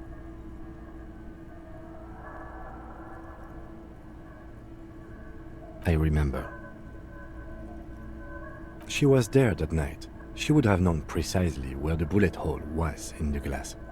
She had a long time to think about it after, standing on that roof, staring at the glass. It also looks like there may be more to her skill set than we know. The question is, should we trust her?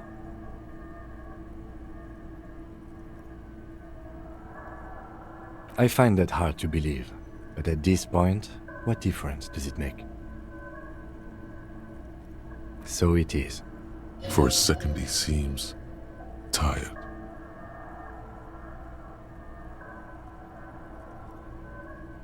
I just haven't gotten a lot of sleep these past few days.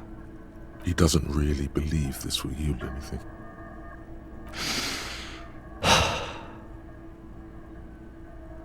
He is trying to justify it to himself.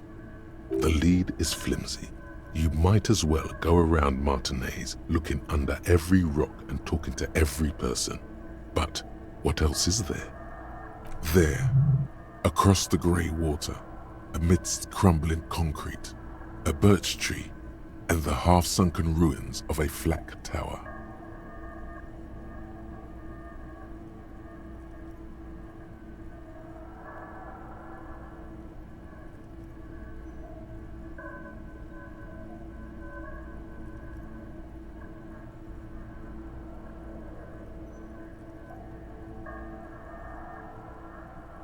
Could be the makings of a sniper's nest.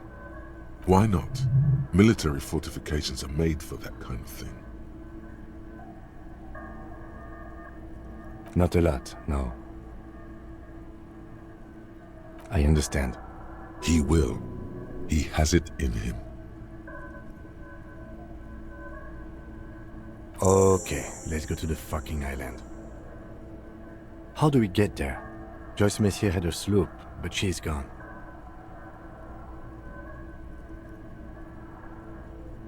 Ah, yes, of course. The village. Let's go.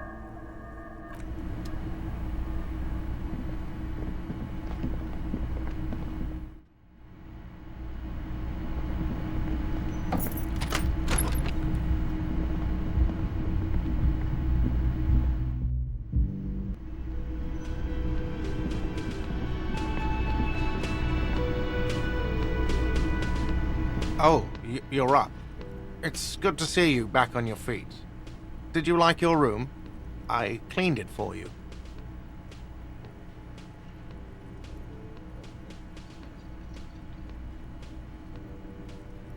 You're welcome. I thought it would be nice for you to wake up in a clean place after you, let's be fair, defended this establishment and its clientele from gunfire.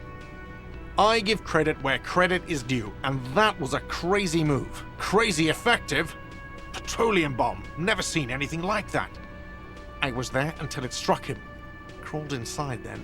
Bullets started flying. Anyway. He really wants you to realize that he was also on the balcony looking by, in the danger zone, so to say. I wish you a quick recovery. Also, you and your partner are staying here free now. This establishment supports cops. The stay is free, the drinks are not. It just felt I needed to specify that. Oh, you know, people don't tend to stick around after shootouts. Turns out they're not good for business. I don't remember everyone who comes here, and many people wear sunglasses inside lately. Must be a fad.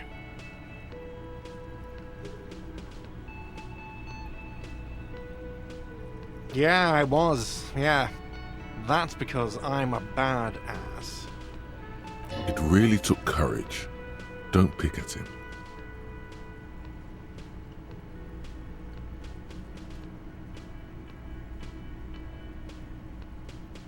He nods back at you, even more stoically.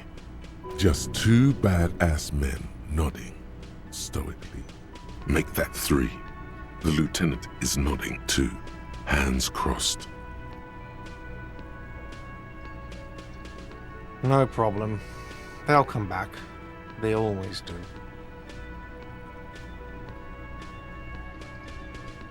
Another thing.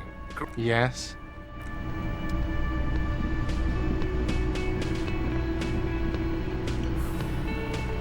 Hi again, gendarme. Bye-bye, gendarme.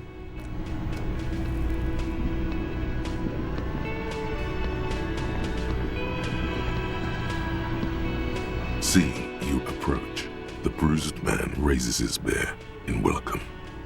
Crazy motherfucker. Didn't think you had that fury in you, but I guess I've misjudged a lot of people lately.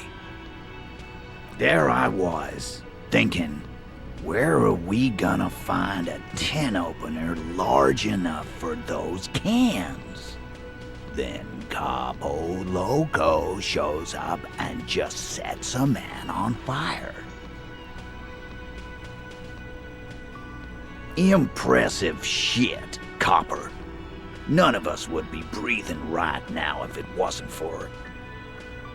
I guess what I'm trying to say here is, thank you. This is big. It's as big of a thank you as Titus Hardy can muster under any circumstances.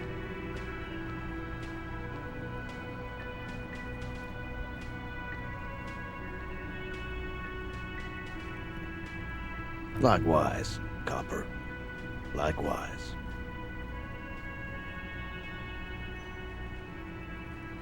Theo was old. I think he'd be pretty happy with the way he went. Never could imagine him withering away on a sickbed. But Angus, he was just a stupid kid. Didn't realize the mess he'd gotten into. Trusted me. Still, the balls on that kid. Went down fighting for someone else's shit like a fat, angry bear. Here it comes. The last one is the worst one.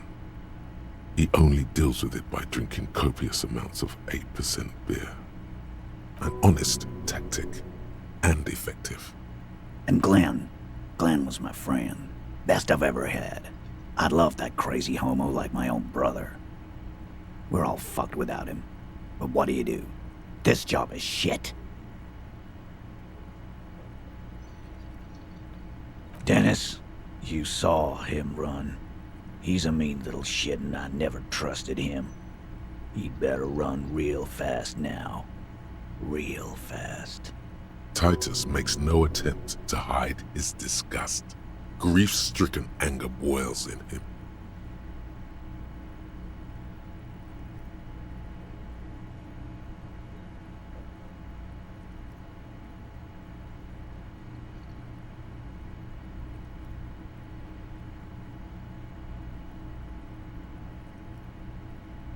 Huh?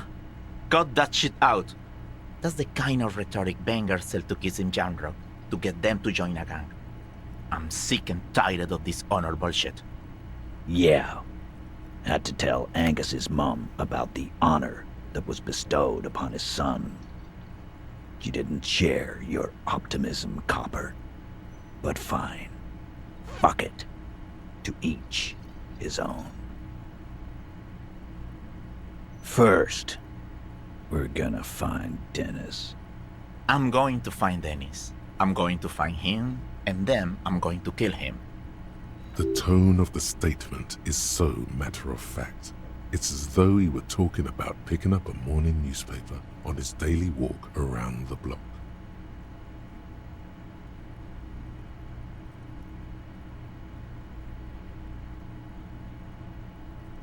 The lieutenant shakes his head, but doesn't say anything. Go ahead then. Maybe they'll only break his legs. We're hunting that rat down. Let it be known what happens to cowards. And then, I guess I'll take a closer look at our union members. There's bound to be some ambitious fellows there who'd love nothing more than advancing social democracy by busting some heads. Might even ask Tibbs if he's tired of replacing windows, and maybe wants to have some fun with his brother. Anyway, don't you worry. As long as Titus Hardy's standing, there will be Hardy boys. He's right. The numbers are replaceable. In an organization of thousands of men, there are plenty who join. Don't know? Don't care. I'll be glad if I never see that fucking woman again. Even after all that hell, he's still bitter about her?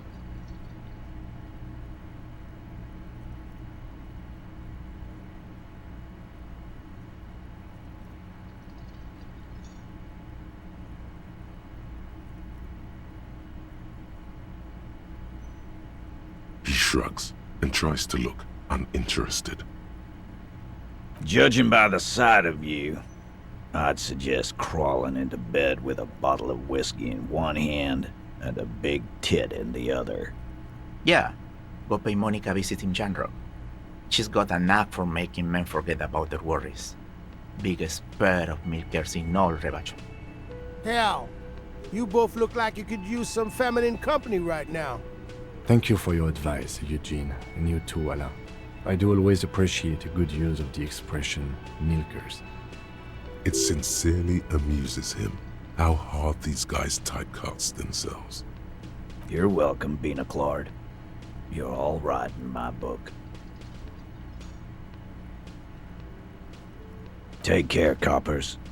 You two look after yourselves now. Death passed on you today, but men don't get that lucky twice. Copo Loco. And normal cop, I guess. Good luck in Shamrock. Scars made the best tattoos, they say.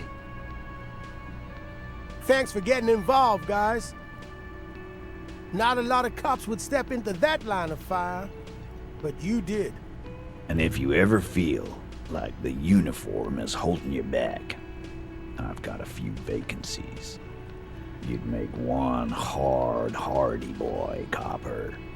And Titus Hardy himself would make a good officer. That man was born to lead.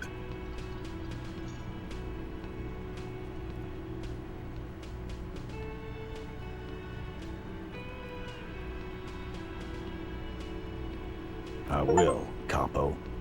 That's a promise. Now scoot, because the Hardy boys got some mourning and drinking to do. Take it easy on the drink. The danger has not passed. This town needs you on your feet. Good point, Bino Claude. We'll keep the vol under 12% tonight.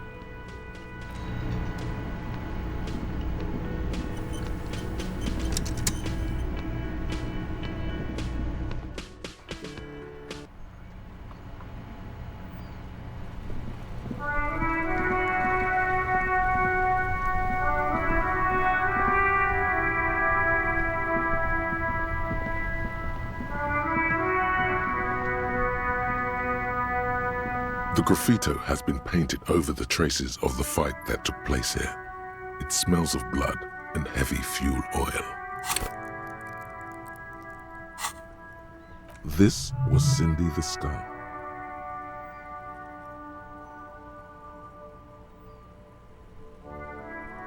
The lieutenant crouches, touching the fuel oil with his finger. Looks like it, yes. This is still fresh. It wasn't here yesterday. And blood. Some of it is even yours. Heavy fuel oil. Isn't that flammable?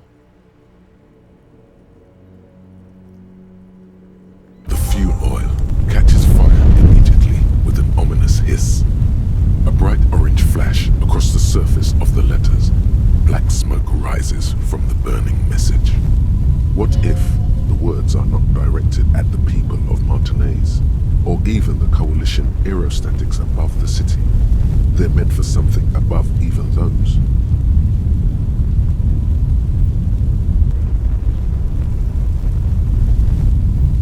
The lieutenant has taken a small step back. He looks at your face illuminated by the flames and nods silently. Then the fire falters. The flames warmed him too. Not at all in a bad way. Let's go to that island. Slowly, the flames subside, the fuel burning out. The air still smells of mazout and springtime.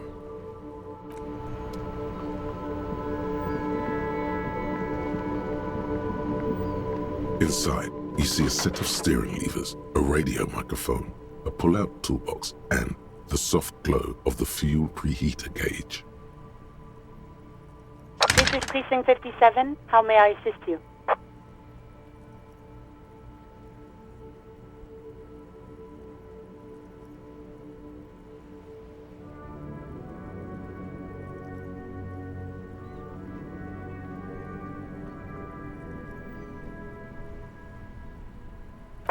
Right.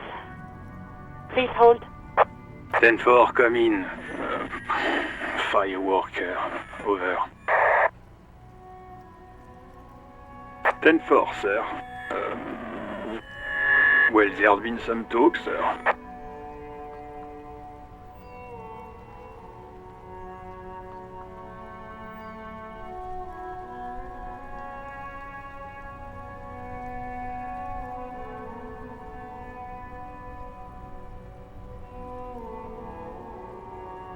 I only meant that there's been some talk in the station, that's all.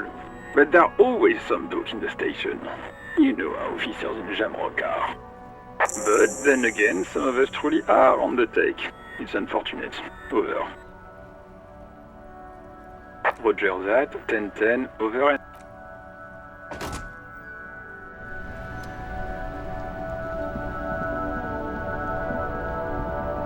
My man, you're alive. Almost. Kind of. Sort of alive? Man, what a day.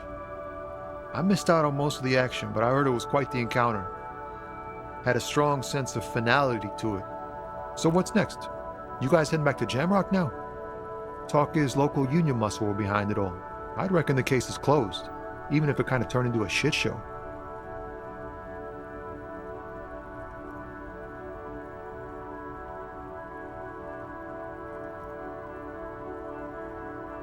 Hey, that's just what I heard. Old wives' tale. So, what next? Good luck with that, my man. Ain't easy being you, but hey, you're still breathing, right?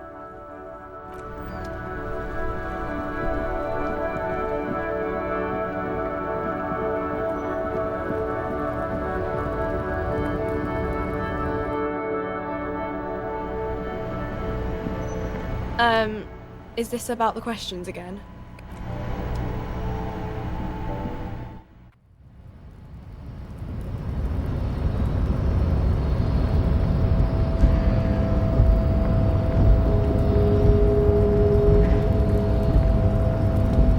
The boyadero stares at you with respect, then gestures towards the trickles of blood adorning your clothes.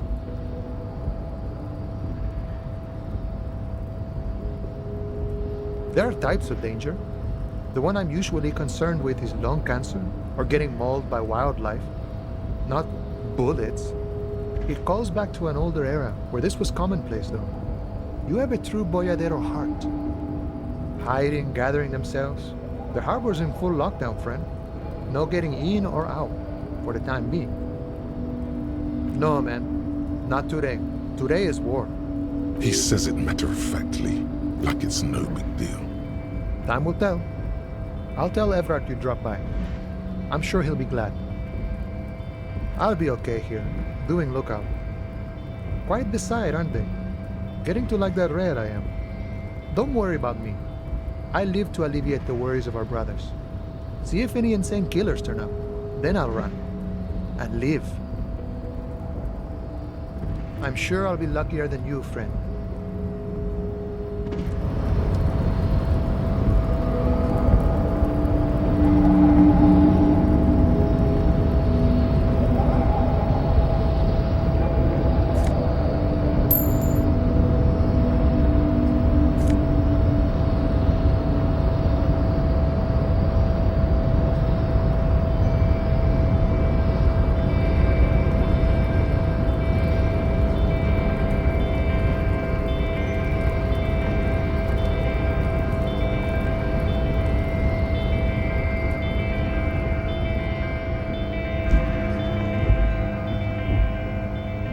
Lorry stuck in the traffic jam. The windows are clear. Fumes of heavy fuel oil waft over you.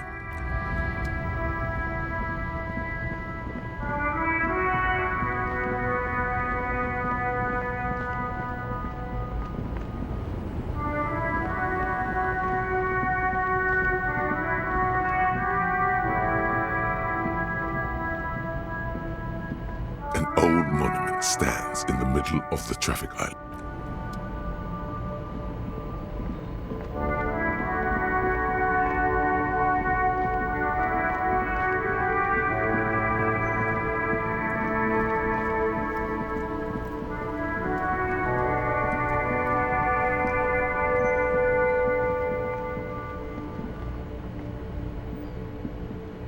Wow! A cop limping down the street, bleeding from the shoulder, face bruised, looking like hell? You know what that is? Cool! That's cool!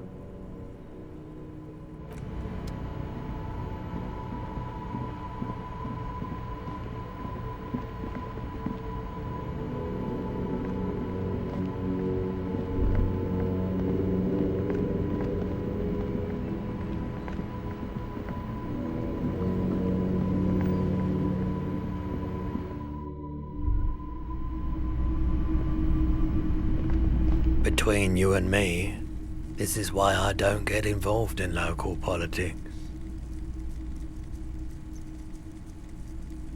So it goes. Now, what can I do for you? For the moment, yes. You'll be back again. I've got a feeling. Sure, let me have a look. Anything else you're thinking of selling?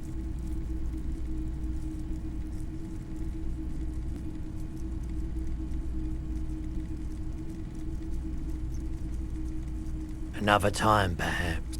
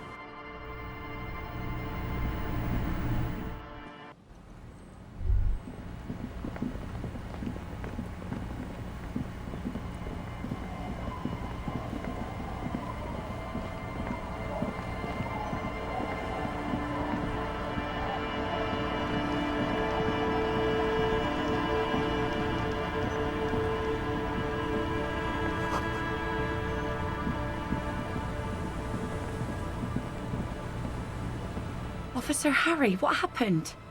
You're limping. Why are you limping? You look terrible. You're not limping. You're you. She sounds almost disappointed with you, reprimanding you for falling and hurting your knee.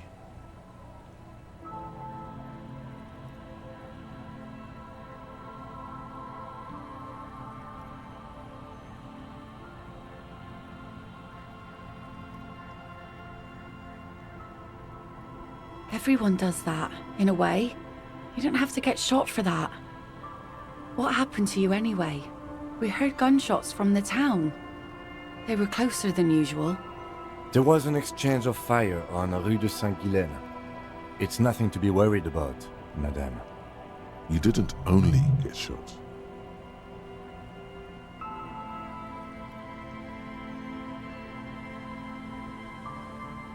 Well, good for you. Of course. Can I help you with something? That won't be a problem. It's wind still and the tar just dried. We've got 2 days of relative sunshine ahead.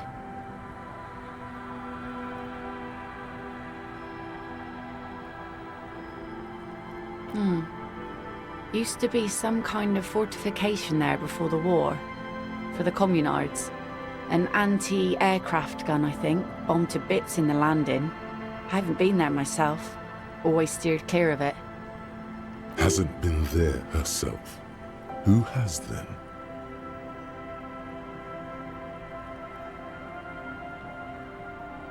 My husband used to drink there. Him and his drinking buddies. Always seemed like a bad place to drink to me. People died there during the landing, you know. My mother told me.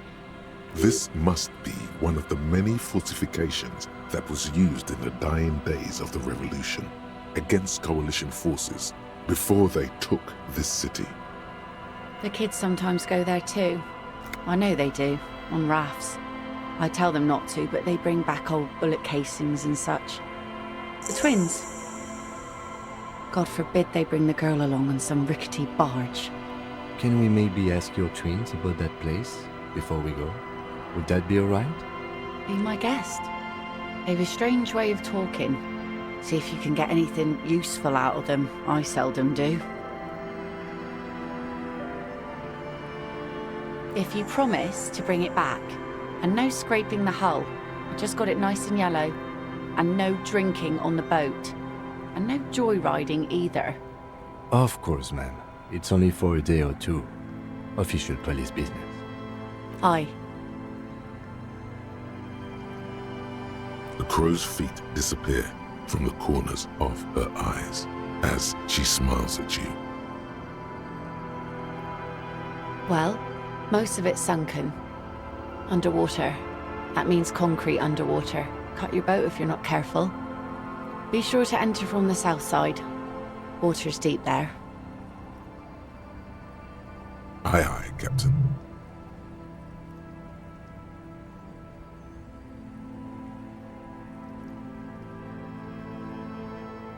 Please be conservative with the fuel, will you?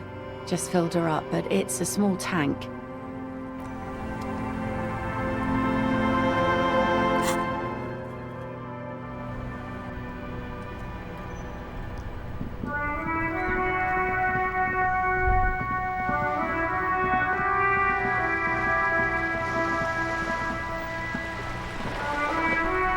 The sight of bullet holes stirs something in you, making you forget the lieutenant's surname.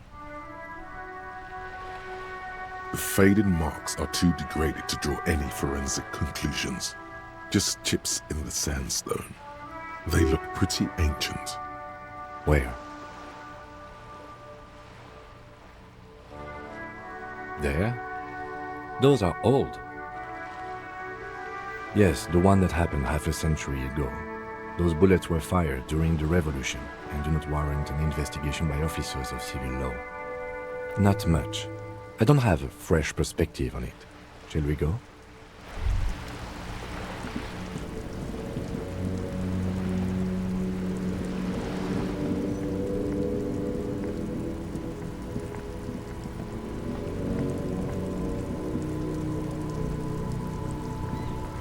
Mon Dieu!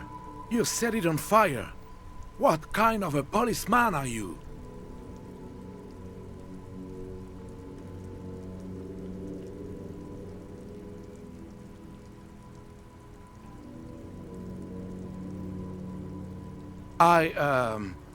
That's nice. Better somehow. Can I help in any way? Yes? What about René? Yes, we are both very sorry for your loss. It is what it is. I just don't know anymore.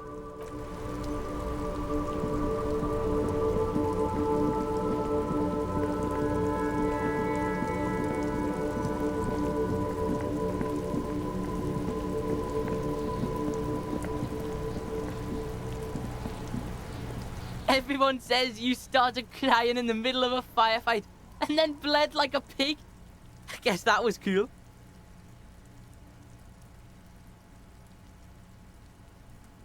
Cool. That's very cool to Kuno. Just don't think because you got half your dick shot off and you're an invalid now, Kuno's gonna treat you different. Kuno doesn't reward weakness. It's business as usual with Kuno. Kuno's cold like that. Feels good for some reason. Watch out, pig. It's a dangerous world out there. But Kuno's got his eyes on you. Who knows?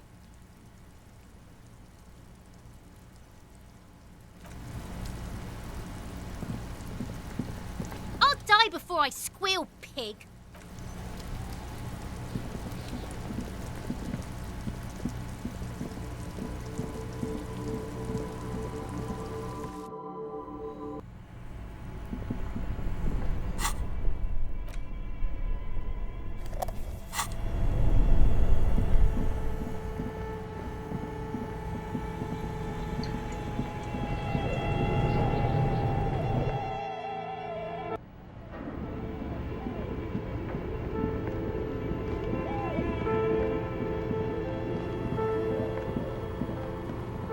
Oh, it's you again. Are you looking for a die?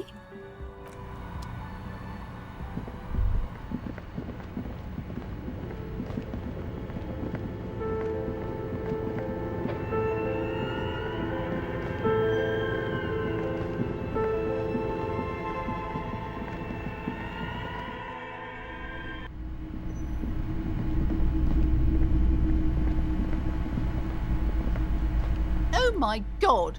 Things have gotten out of hand. I thought the psychic stuff was bad, but the crime, it's even worse. I haven't been able to come to work for 3 days. The shop has been locked. No sales, gangbangers running around, shooting everyone. I know I shouldn't have bought a shop in this ghetto.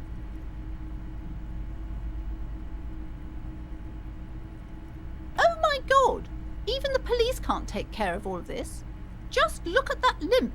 Someone should do something about this. Maybe I should close the bookstore and open a psychic studio. Yes! It makes sense. Crime is the 6th element, you see. The darkest element. I could teach people to protect themselves against bad energies and to fight crime.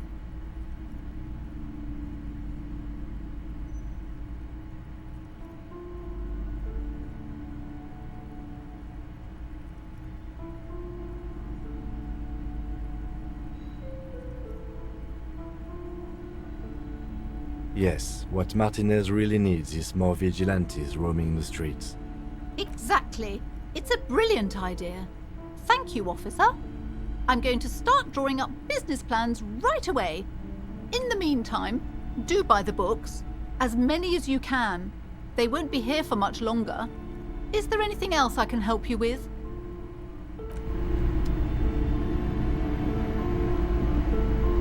Hi, Ace Detective.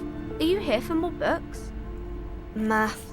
It's really difficult. Oh, I found something while you were away. I thought this would fit you. Like, thanks for helping out. Not me. The city, I mean. Like a detective does.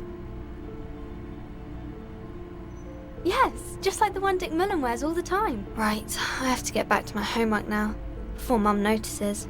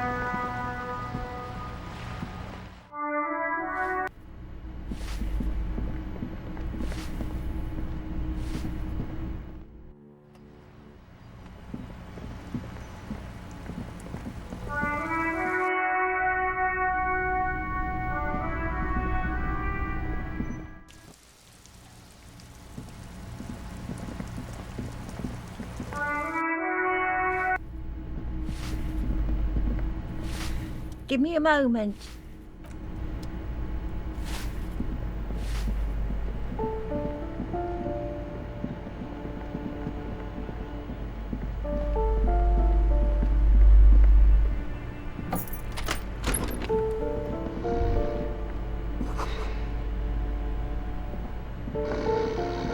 The aging alcoholic is still there, breathing. The air in the room is stale. Silence. Only heat emanates from the sleeping body. He wouldn't be too thrilled to learn you stole his stash. It was the last thing keeping him functional.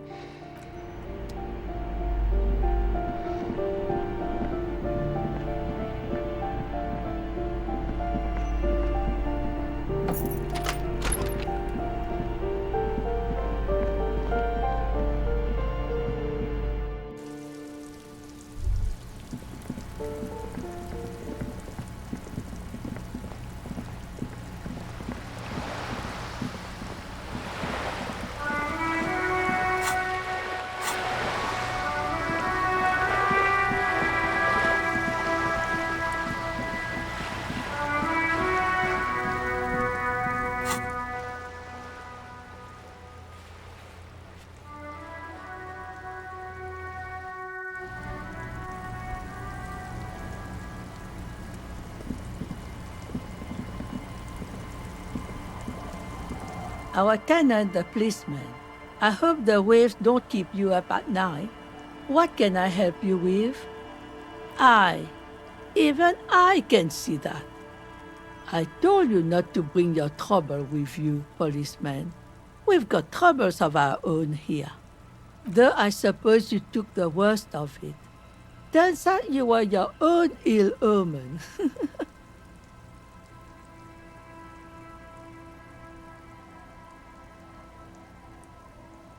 I'm not sure those were the last of the men with guns either. There are always more coming for your kind, officer. Then we'll be ready for them.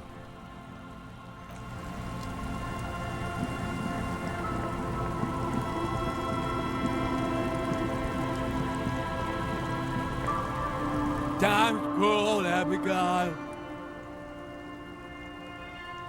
Time's cold, Abigail. The legend! He's back! Man, you're like bleeding now. Reality's really messed you up.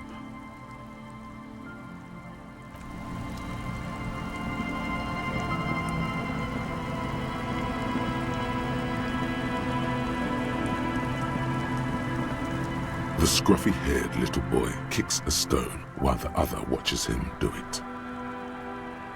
Yes. Yes. And that iron.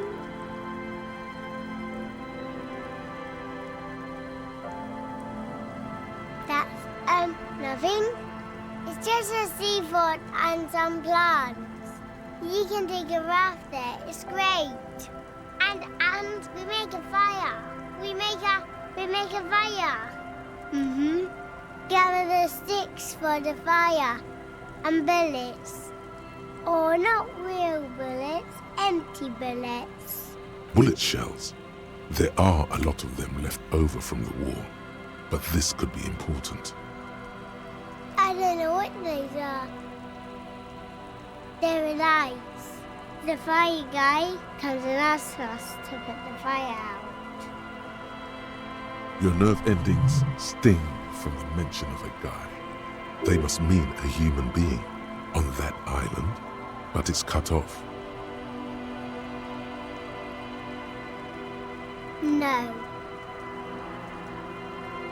Yes. Let's go with yes. Because he asks to put the fire out. I don't know. He doesn't like it. He don't like people to be there. You shouldn't go. Yes. I don't know. Did you mean there are electrical lights? Yes.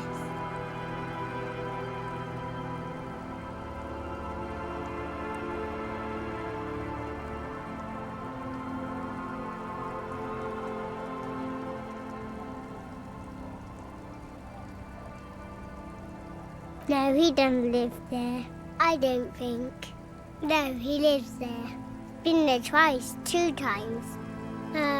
He doesn't live there. He isn't there sometimes. Anything else? What does this guy look like?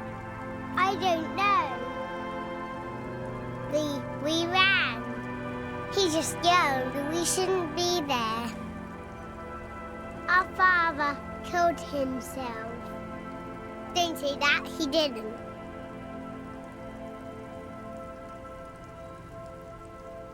I don't know.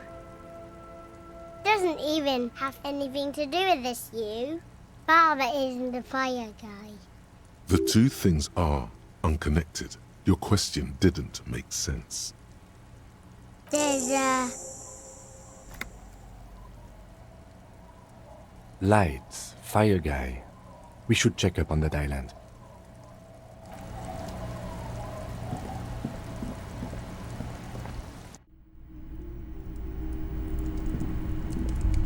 Is that the phasmid? It looks like the phasmid, leaning against the wall.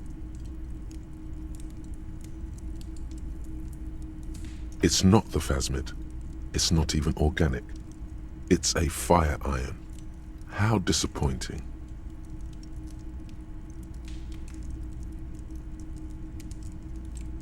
Right? You'll have better luck next time, though. The phasmid, finding it is your destiny. Mister, what were you doing in my fireplace? Oh. Okay. Bye!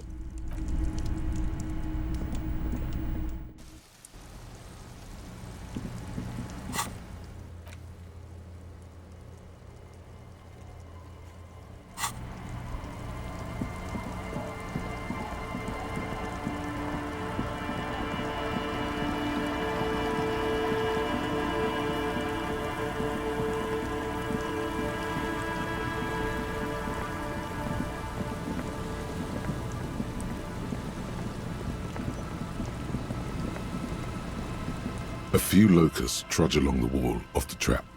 The rest are piled in a heap in the corner, dead. No phasmid anywhere. Poor things.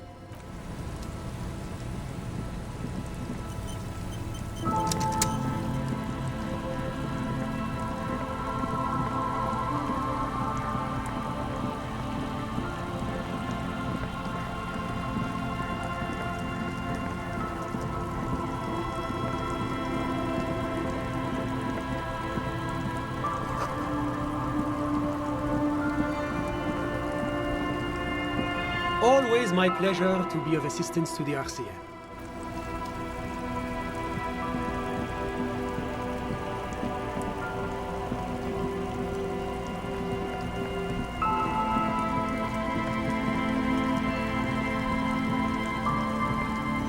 The trap is filled with poor things.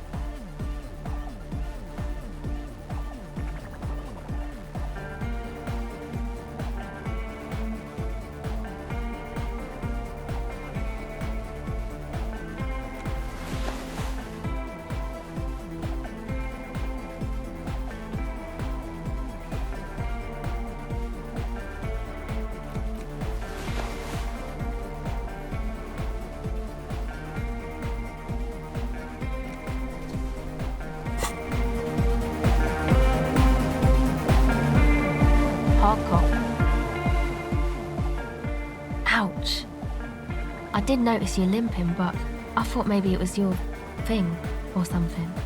When I was 16, I used to date this guy who had a limp, but it only showed when he was sober. So I guess it wasn't real or something. I don't know.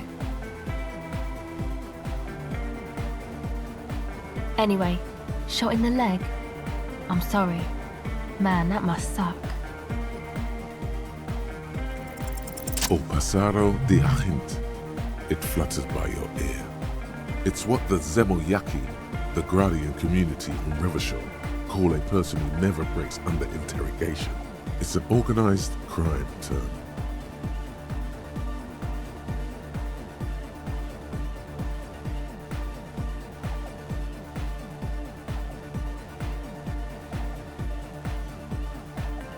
What do you mean? All right. My father was a Zemyaki. He died years ago. He was a bad man. Not a lot of good things to say about him and what he did. He bought the family a huge house, so we got to live, at least temporarily, in a giant castle in Jamrock. And then he died.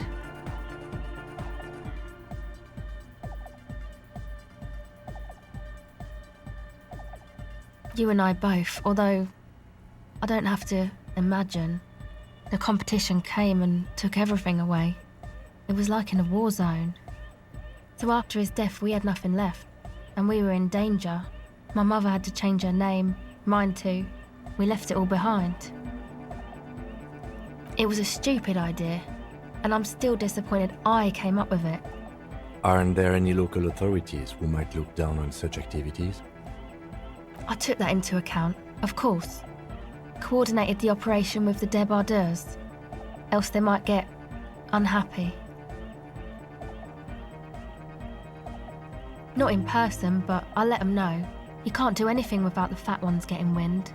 It wasn't too difficult to convince them, really. It's a good thing you ended that mess, though. I felt I was turning Dadwise into a corrupt business person. Unpleasant. Hear that? Set justice on its feet. Confront Everard. Come on, this is all fine. But you don't have anything on Everard now. That's not how these things work.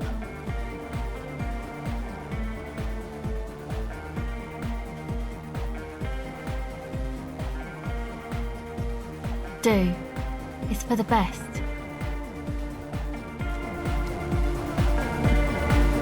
Yo, mate. What's on your mind?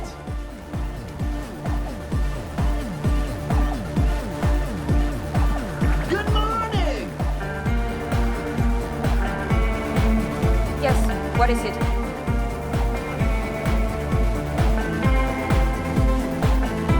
Oh, the god of dance is back! Goodbye, officer.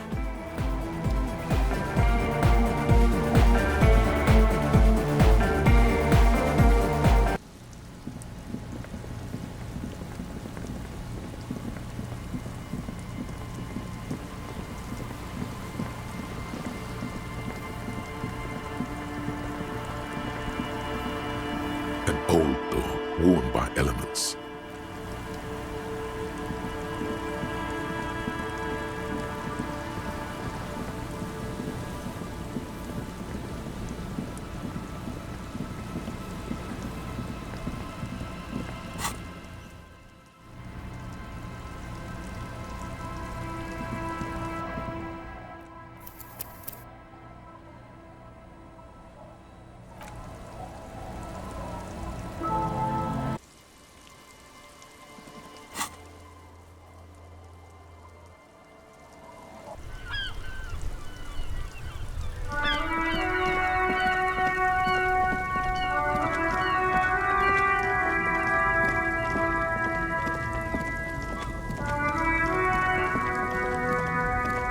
A lorry abandoned by its owner.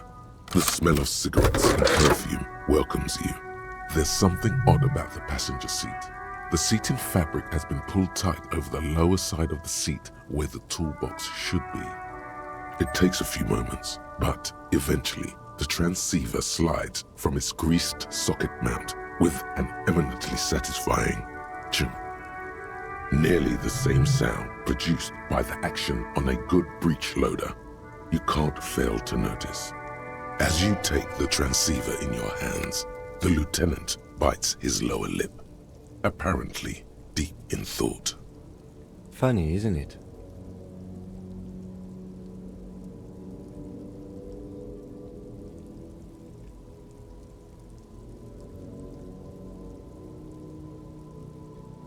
The lady driver used this same radio to evade coalition authorities, and now you are using it to contact them directly.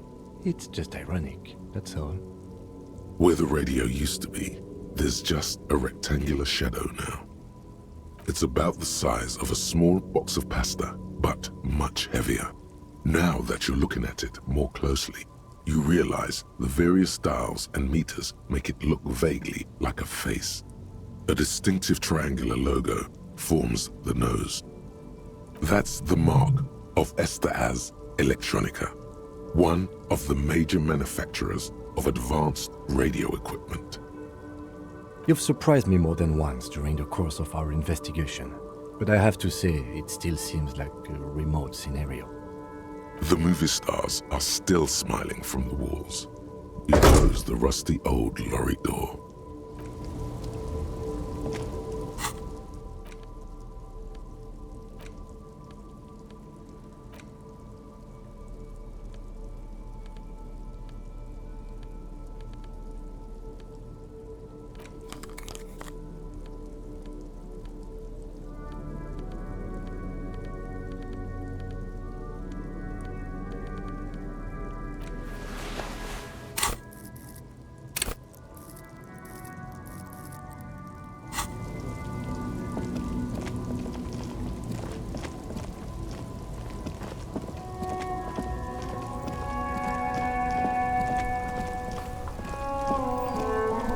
Inside, you see a set of steering levers, a radio microphone, a pull-out toolbox, and the soft glow of the fuel preheater gauge.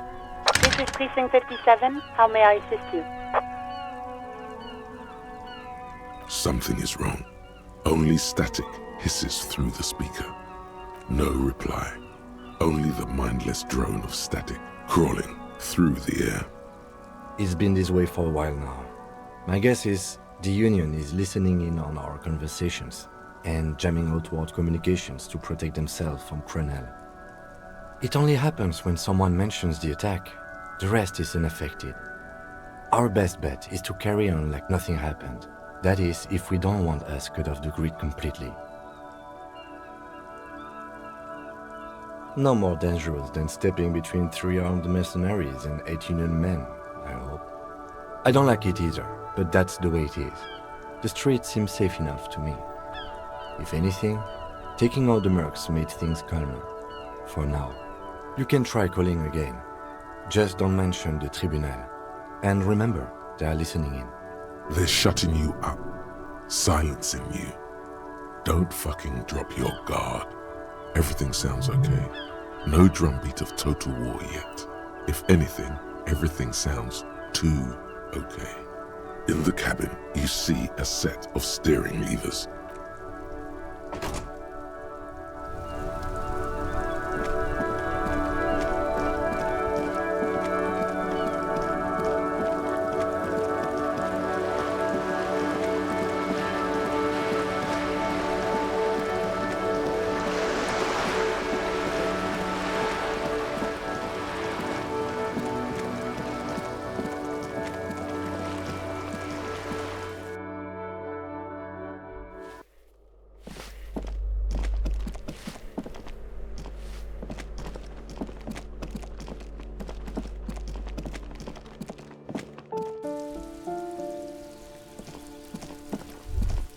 You should return to the boardwalk now that the body has been taken away.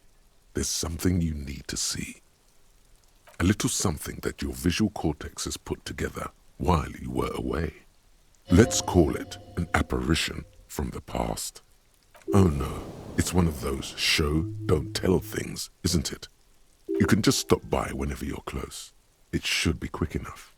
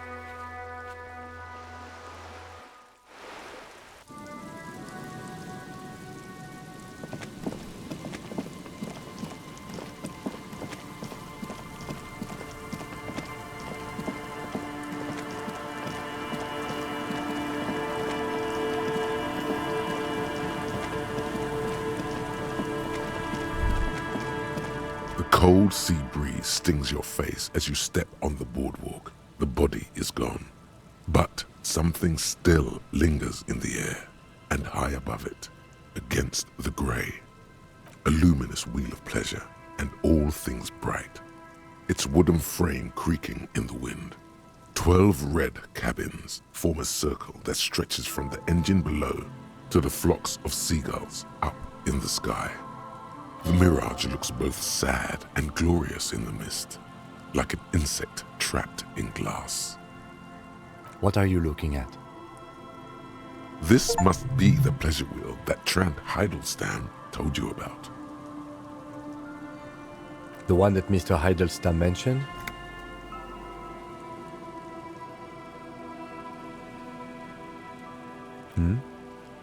What is going on with you, detective? Decay and death, staring into the cold, hard kernel of things, smooth like the acid in your stomach. Nothing's going on with you. Everything is perfectly fine. We're just here to look at the pleasure wheel. Some sadness comes crashing over you, like a bad dream.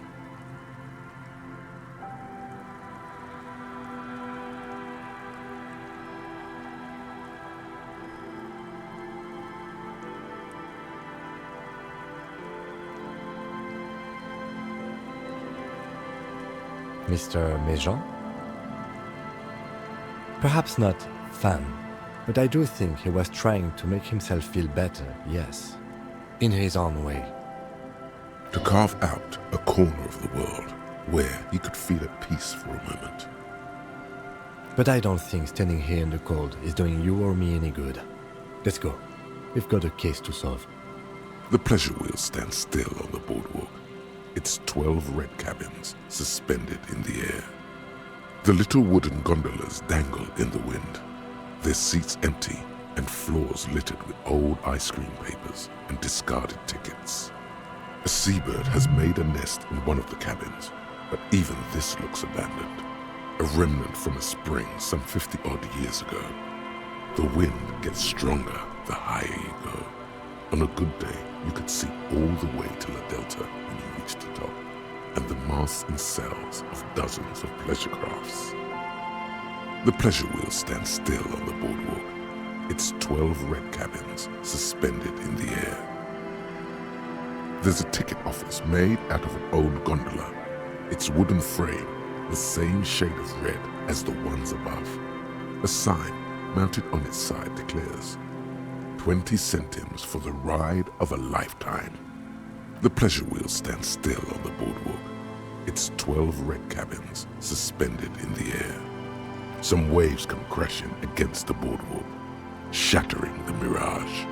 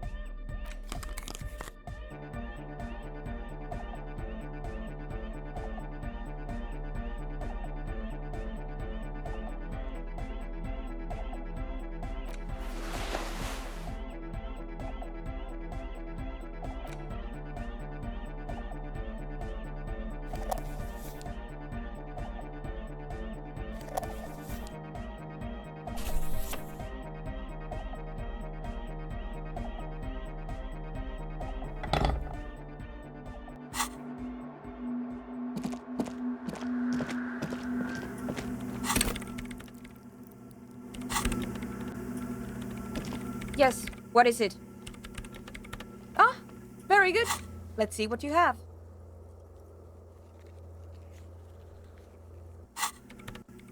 Interesting.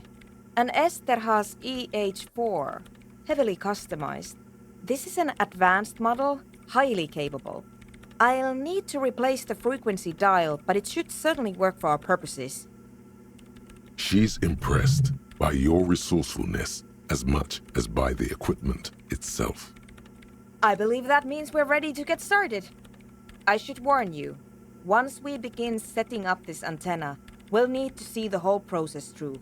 There won't be any second chances, any do-overs. You understand? So if there's anything you'd like to get in order before we depart, I suggest you do it now. That's up to you. At a minimum, I would make sure you are physically and mentally prepared for an intense and difficult process. Once we begin, there can be no interruptions. At the very least, you should make sure you're wearing a good pair of gloves. Radio engineers typically carry overpriced solvent sprays to clean the antenna connections. But in a pinch, some common ammonia works just fine. Psst. It's the alcohol in the ammonia that's doing the real work. Kinda like with you. Finally, there's the question of stimulants. Some people prefer to keep illegal amphetamines on hand to help with their work. I'm not one of them, but they do exist. It is possible that technical fields attract a certain kind of personality. I haven't given it much thought. Ah, yes. I wasn't sure what to do about that, but then I discovered an abandoned power source down by the edge of the bay. It's obvious. She's referring to your half-sunken Caprice 40. Oh, yes. I did notice that it was covered in police livery. Then you already know that the carriage itself is irreparable, but the rear-mounted engine seems to be in fine working order. My intention is to run a power cable from the engine up to the antenna. It won't last forever, but it should give us enough time to establish a connection with Coalition warship Archer. Very good. If you'll help me with some of this equipment then. Back across the waterlock. At least we are getting our exercise in today. If you'll please carry that amplifier, officer. And if you'll take that spool of cable, we should be able to move it all in one trip.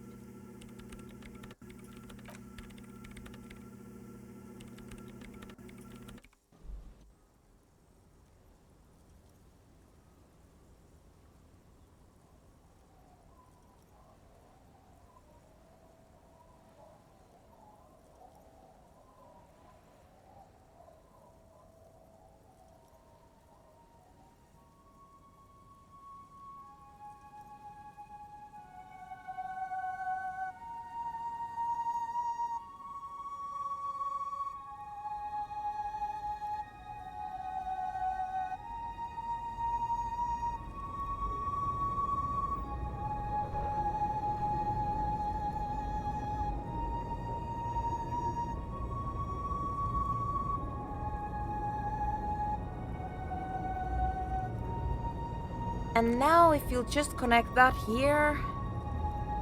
It's done. I believe we are ready. We're ready to try at least. Please put on these headphones. There should be 2 extra sets. I've configured the channels so that only your microphone is set to broadcast, officer. We'll all be able to listen, but anyone we reach will only hear your voice. You will need to transmit your connection request while I attempt to locate the warship's public frequency. You will likely encounter some interference, but it's important to keep transmitting your request until you're acknowledged. Ready? Then it will be exactly like every other moment of every other day. I ask again, are you ready? Good. Beginning transmission. A soft rustling between your ears, a winterscape with fast falling snow. Every light switch, every motor carriage, every doorbell, tea kettle, and radio in Martinez, all mingled with electrical interference caused by scattered thunderstorms over Ozone. Officer, are you in order? We're waiting for you to start. We don't have time for indecision. Just say whatever first comes to mind.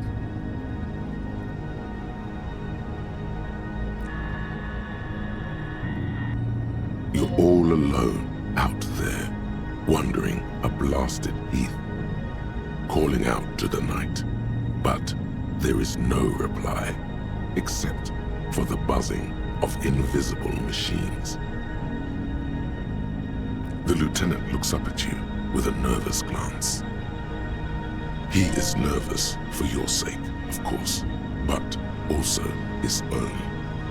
Looking at him now, with both hands on his headphones, you see very briefly what the lieutenant must have been like when he first joined the RCM. Then he turns to you. He gives you a half smile, along with an almost imperceptible nod of encouragement. Try again, officer. Perhaps you're simply imagining it, but it seems as though you're learning to pull apart the fibers of this auditory felt. You focus on one strand in particular, one that sounds very nearly human. Nein, Liebling, das lasse ich nicht zu. Wie kannst du unseren Jungen bloß auf einen dieser Dinger nach Bredefort schicken? Marianne hat mir erzählt, dass Oscar nicht mehr lebt, seit er auf einem Luftschiff aus Graz zurückgekommen ist. Halten ihn die Psychologen für vollkommen normal. Aber sie hat das Gefühl, seit seiner Rückkehr mit einem Fremden zusammenzuleben. Something about her son going to Bredefort on an aerostatic to see some psychologists. Or maybe it's the psychologists saying it's normal to have feelings for strangers. Foreign languages were never your strong suit. Liebling, bitte. Er ist unser einziges Kind. Er kann doch auch nächstes Jahr zur Akademie gehen. It's very likely, based on what we've recently learned. Give me a moment while I attempt to narrow the receiving mode. In the meantime, you must keep trying. Again? It's calm now. A slight frisson at the point where your neck meets your spine. Something about the lieutenant's words directed at you, but not you. I didn't say anything, Detective. Someone has been maintaining it. The wiring has been repaired. An uncomfortable silence falls over the connection. It's been a long winter. Long and cold. I promise you I didn't, even though it certainly sounds like me. Yes, a particularly eerie specimen, but still just a harmless piece of the past returning to surface. Right. I just wish I could remember what I was talking about. Natürlich halten ihn die Psychologen für vollkommen normal. What else is there to do? Keep trying. But someone has been maintaining it. The wiring has been repaired. Dubois, please acknowledge. Liebling, bitte. Er ist unser einziges Kind. Where's she parted? Please identify. The signals are getting increasingly mixed. Plucking Archer's signal from this will be like isolating a single strand from a tangle of hair. It's not working. The crosstalk is simply too strong. I did not expect simply locating the signal to be so difficult. We must consider several variables. Local anthroponetic conditions, the sophistication of our transceiver, the quality of our connections, and the physics of our antenna itself.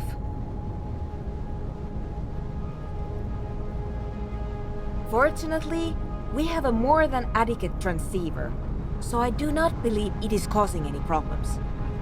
And we are also unlikely to change our local anthroponetic conditions. So, the next step is to thoroughly inspect our connections. You need to climb up there and look at them for yourself. But you don't have the technical expertise. Someone has been maintaining it. No problem at all. You've already teleported up. way greater heights. Something about this setup seems dimly familiar, but you'll be damned if you know what you're supposed to do about it. Images of your body smashed against the pavement flood your mind. This is dangerous.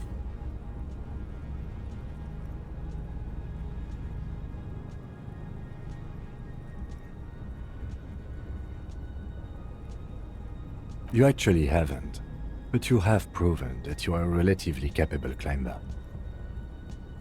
That's true, but I can't leave my station, so it will have to be you.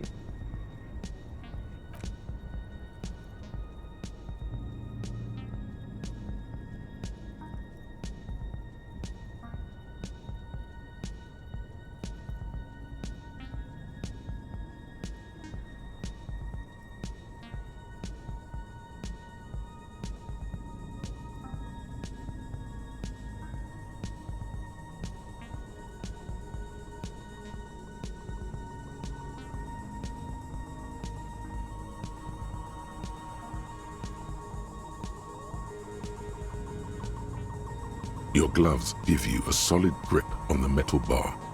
This feels pleasingly familiar. You don't exactly cut a lithesome figure, but after several moments of scrambling, you manage to hoist yourself atop the monument.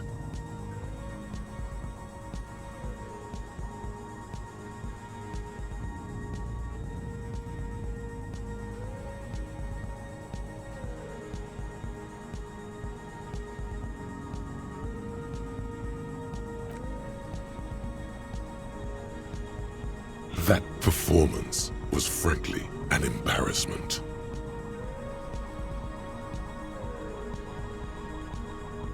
The connection itself is nothing more than a little braid of exposed wire wrapped about the hoof of the horse.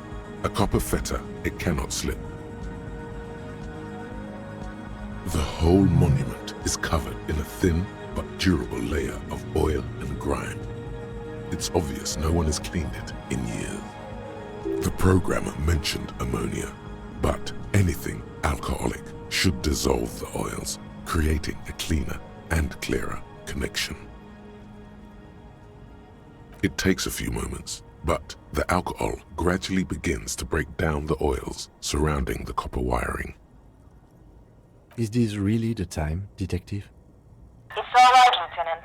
He's simply cleaning the connections. Once the oils have been dissolved, you wipe off the connections with your sleeve and reattach the cable.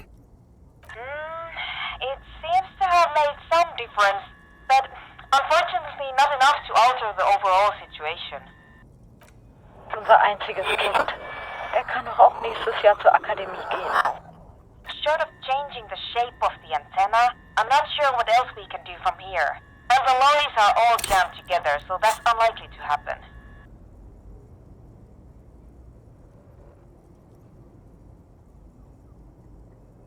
What do you mean?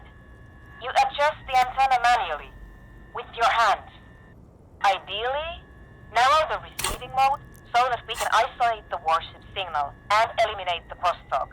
And if you don't know what you're doing, of course you could just make it worse. I'm afraid we're out of alternatives. You're just going to have to go for it. She's right. The responsibility is yours, and yours alone. There's no turning back now. A clear sky. The kind of day where anything might happen. Across the river, you can see Coalition warship Archer tracing its gradual circuit above Revachol East.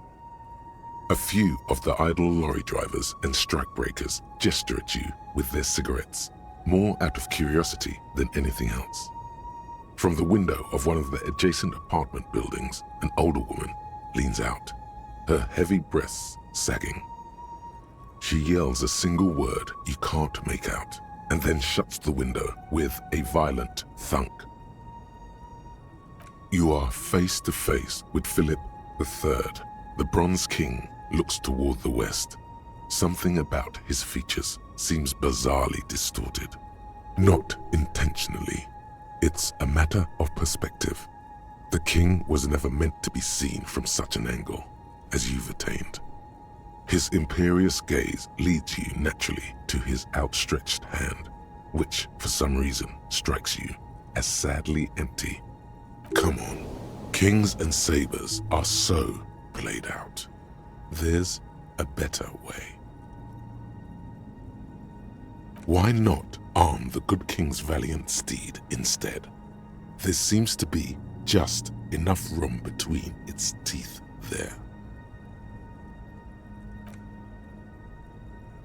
To your surprise, the saber slides snugly between the horse's bared teeth. There is no way that is going to make any difference. It's making a very slight difference. The signal is a bit clearer than it was. This faithful steed cuts a dashing figure with the replica saber between its teeth.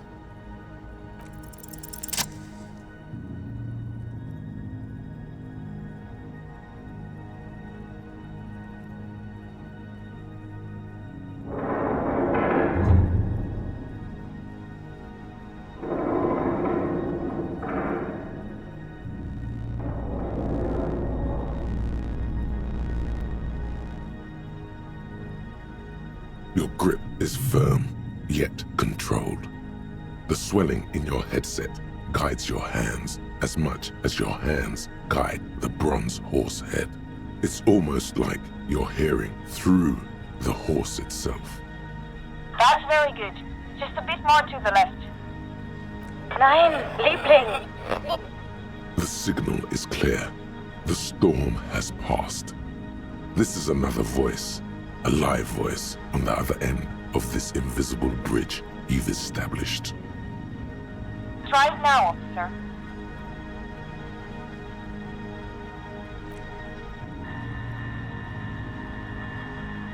Lieutenant Dubois, this is Collision Warship Archer. We are acknowledging and accepting. Ah! Excellent! You are connected. Now be quick. I don't know how long I'll be able to preserve the signal. This is it. You're finally getting to speak with those who hold real power. And by that they mean the ones with the guns and the warships. There is so much you wish you could ask. Your efforts have bought you some time, but you can't forget what you're really here for. Please be advised that you are speaking on a public frequency. What is your request?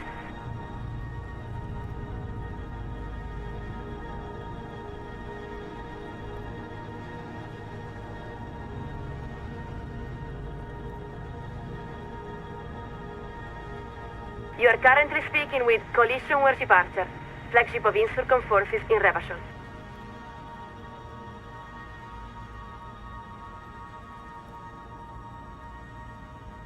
No, the captain of the Archer is deeply classified intelligence. We are the second signaler. Our name is not important. All you need to know is that we hold the position of second signaler aboard the Archer. You really don't have the faintest guess what her name could be. You were never very good at this sort of thing.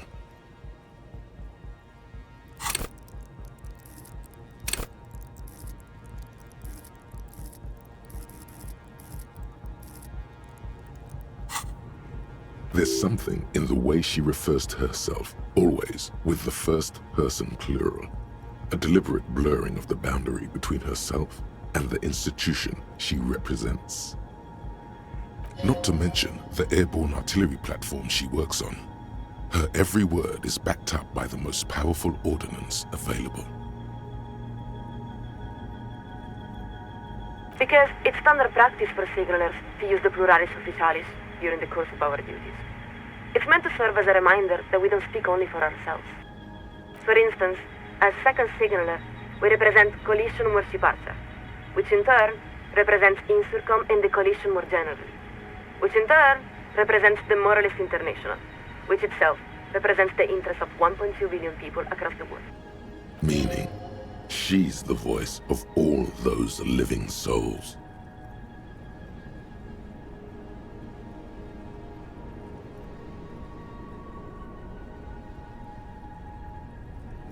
No, of course not. There are many nations outside the Moral Inter's umbrella, in Seoul, Samara, and elsewhere. At most, you might say the Moral Inter represents between a quarter and a third of humanity. Perhaps you could say that We represent the interests and hopes of a great many people. But you could say, just as easily, that we are the assistant to the secretary of a factotum. No more remarkable than the lowest cashier of a common fleet. It all depends on your perspective.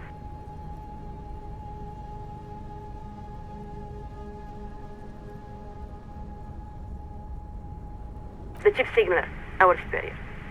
They are ultimately responsible for all communications aboard the Archer. But now, we've wandered quite far afield. What was your request?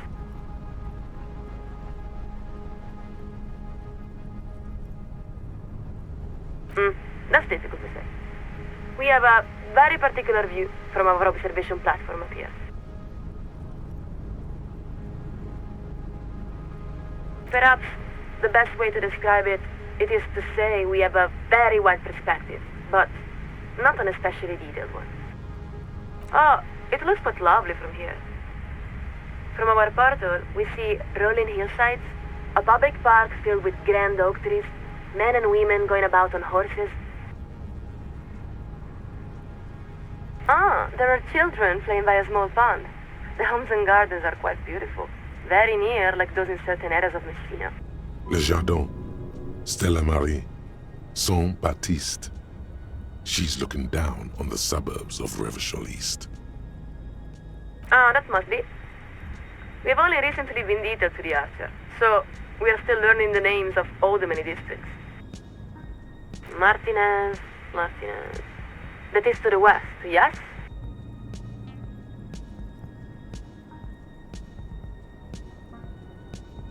Stand by a moment.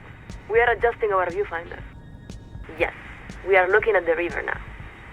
There are small islands in the middle of it. It's very nice, actually. Interesting. The west of the city looks very different from the east. There's a large motorway dividing it nearly in half. This must be the 881, no?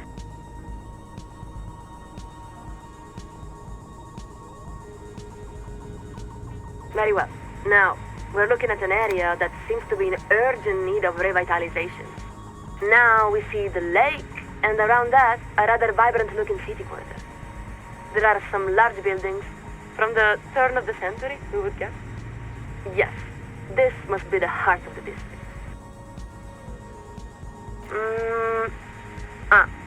So that is Martinez. A distended pause. A slight chill of embarrassment. She isn't sure what to say.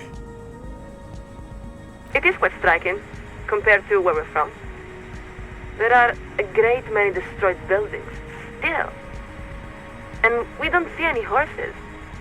It's really nothing like the eastern side of the city. But what's most striking are the people. We don't even know how to say it.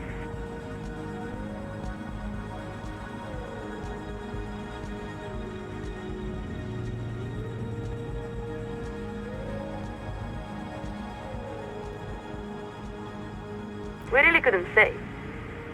That's one of the limits of disadvantage.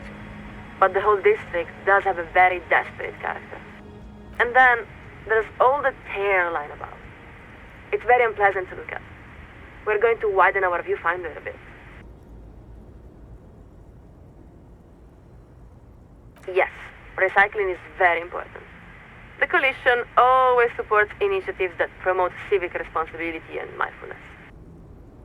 A roundabout. Aha! Yes, we see the monument. But there seems to be a man on top of it.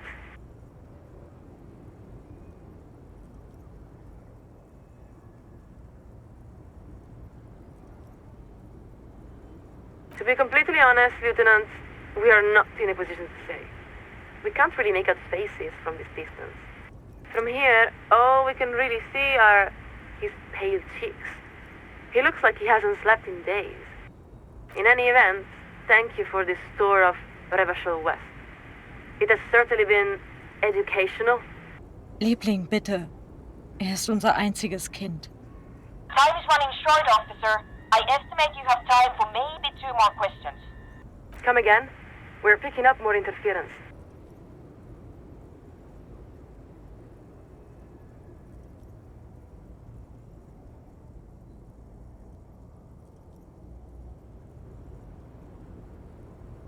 A very important question with a very simple answer. We want humanity to endure.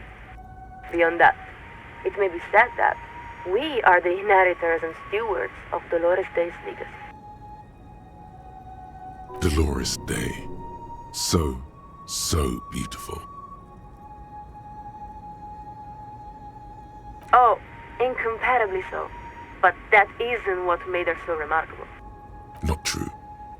Her beauty was like a glowing coil on a hot stove, and yet you felt blessed to touch it.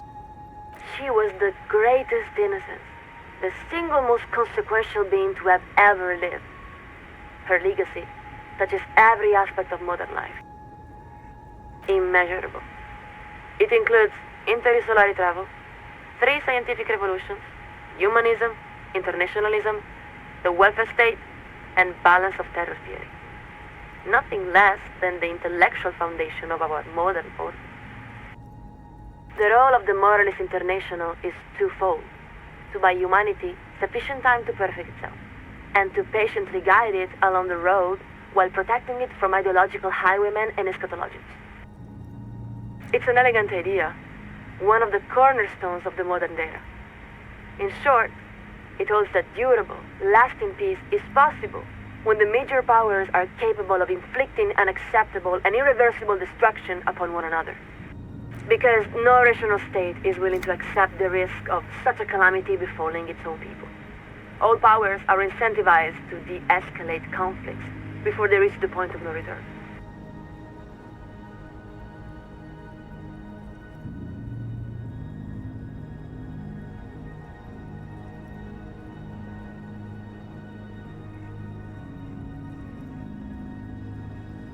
A state is like any other living thing.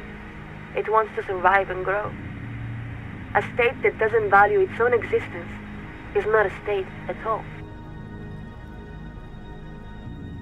It was established by many of the same founding party members who elected Dolores Day, and who, after her assassination, dedicated their lives to the continuation of their political and intellectual project.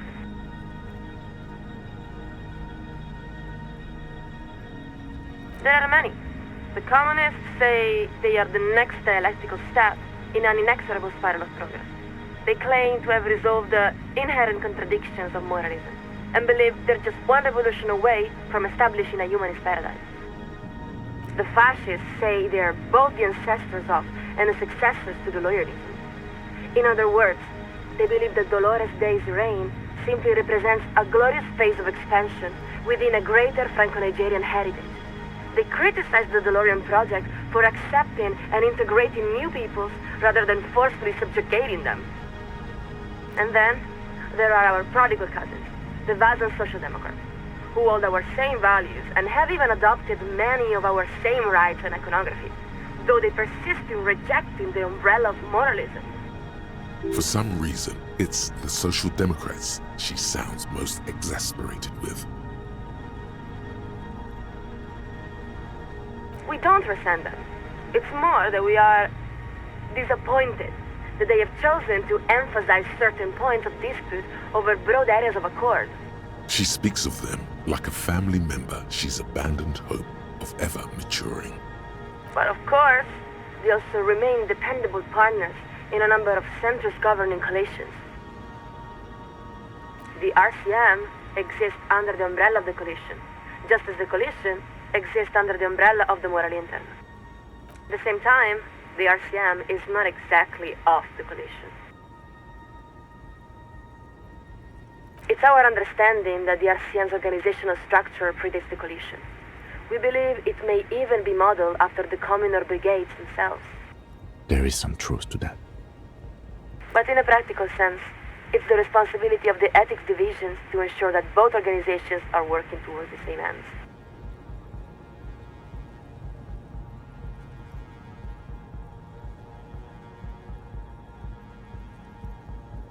One now committed to upholding moralist values. Strange, isn't it? History is a river coursing ever downward. Occasionally, its course is redirected in mysterious and unexpected ways. Let us answer your question with a question. Have you ever seen evening fall over the old town of Al-Bestarashid? If you had, then you would remember. It is one of the great wonders of the world, impossible to mistake or forget. The heart of the city, the old town, is a district composed of weather marble, comprising thousands of columns and arcades arranged around a series of grand plazas. During the day, it's a beautiful sight, equal to any of the great cities of Pericarnassus. But as the sun sets, the shadows cast by those columns and arcades weave together to form an intricate ombre lattice. When you see it, you suddenly understand. It was all built for you, for this very moment. The name Ad Vesperascit means evening comes.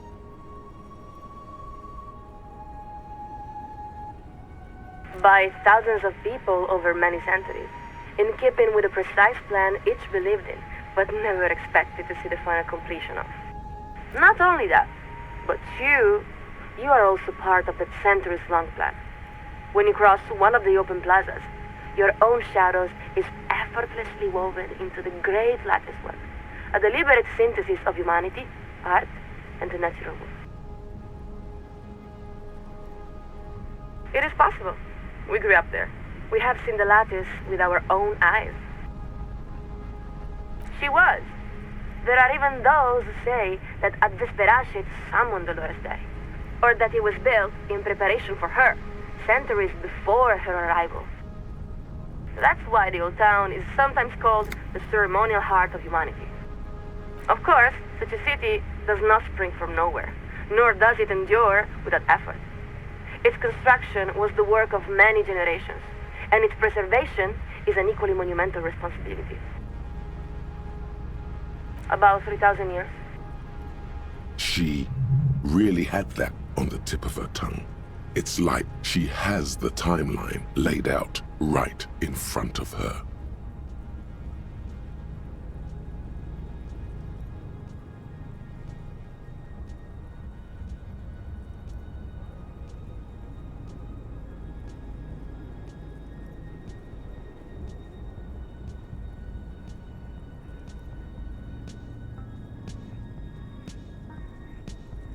It does, doesn't it? And yet, there remains a great deal to be done in that span. Officer, I've held the signal open as long as I can. Whatever you came here to ask it now. Is everything all right?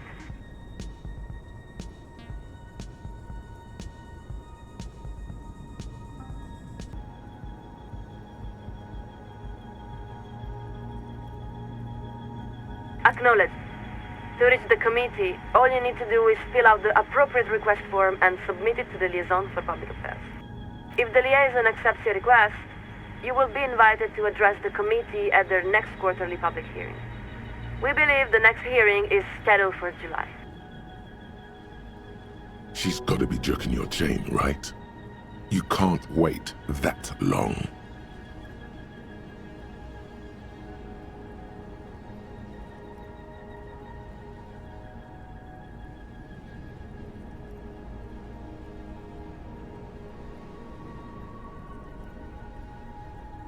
Not a problem.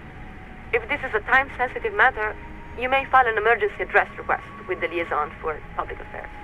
They typically respond within a few weeks. We're afraid that is quite impossible, Lieutenant Dubois. We cannot transfer you to the committee because we are not entrusted with that responsibility. We are simply the second signaler. Then, why are you wasting time with her? You should demand to speak with who's really in charge.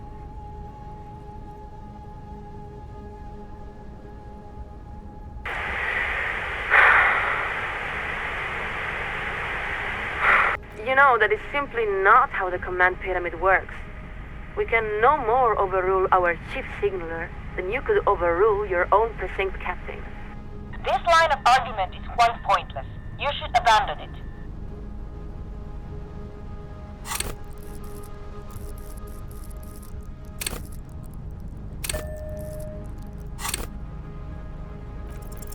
This isn't about you.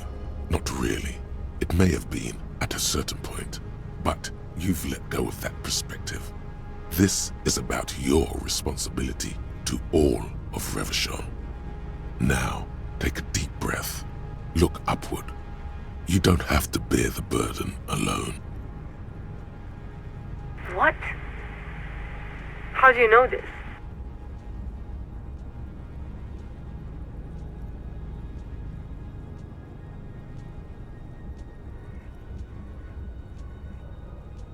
Lieutenant Dubois, this is a very serious claim.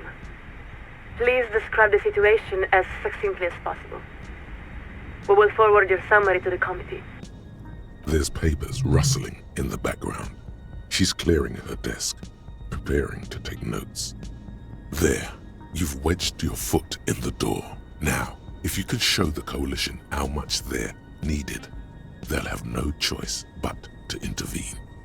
You have the facts. Just lay them out beneath the cold light of reason.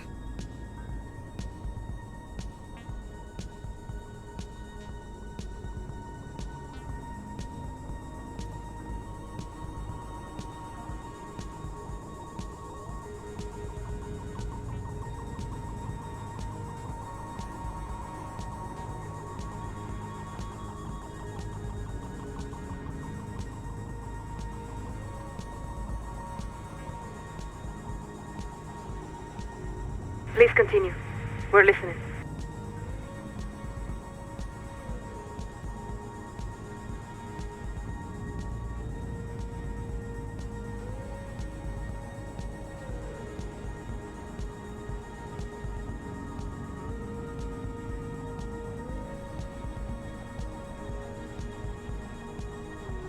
We have it. Is there anything else the committee should know? Detective, before you answer that, I urge you to weigh your words extremely carefully. You're not only speaking for yourself. He means to tell you, you're speaking for all of the RCM. What you say now will reflect on all of your half-brothers and sisters. The lieutenant is afraid you're going to say something too outre.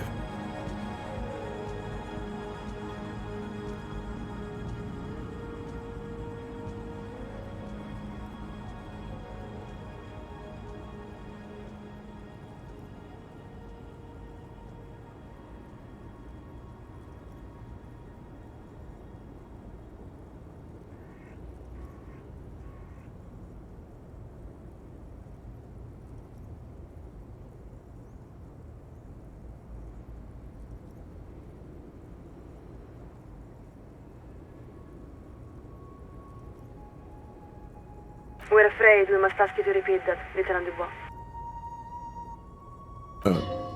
Afraid?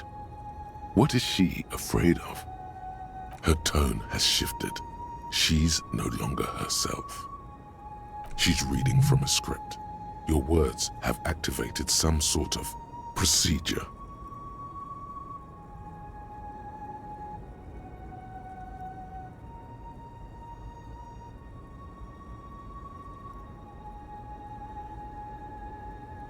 Never mind that.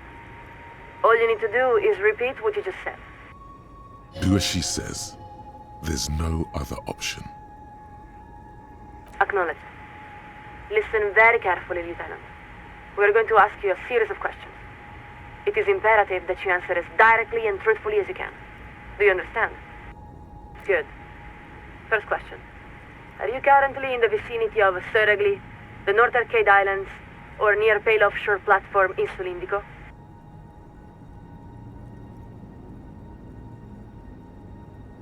Please answer the question. Very good. Next question. Would you describe the phenomenon as internal to the Isola or external to the Isola? What she means is, actually, you have no idea what those words could mean in this context. Answer the question, please.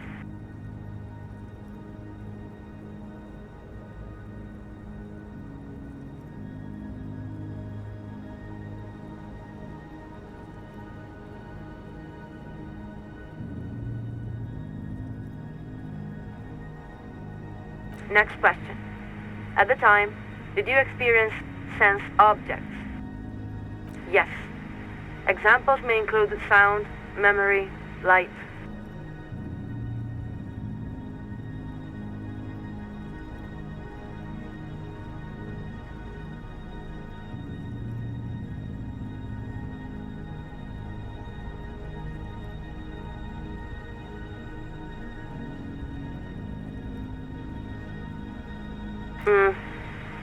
Let's go on. Final question. Were you alone? Yes, unquestionably, irrevocably alone. Of course not. The radio programmer was there. You are part of a large family. You are never alone. There's no need to overthink this. We repeat. Were you alone?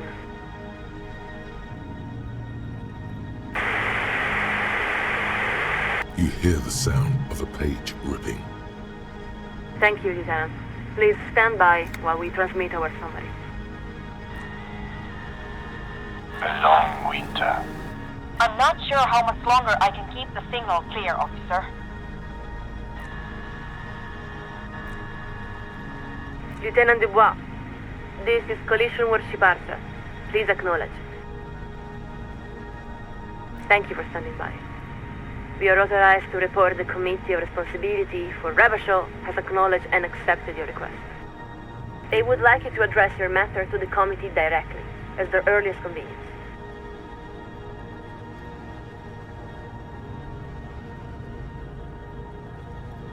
Local matters can wait. Collision Shuttle Laurel is setting a course for your position. They will arrive momentarily. Stand by. To the southwest, one of the smaller aerostatics that hover above the city breaks from its holding pattern. Coalition Shuttle Laurel begins executing a slow turn, drawn by an invisible wire. So? They're really coming! The lieutenant adjusts his microphone and slowly looks up toward you. Well, what now? You've accomplished your side task. You've contacted Coalition Warship Archer. I suppose what I'm asking is whether we are about to lose you to the moral intern. Beneath that surface query, a touch of self-doubt. The lieutenant isn't sure he can solve the murder without you.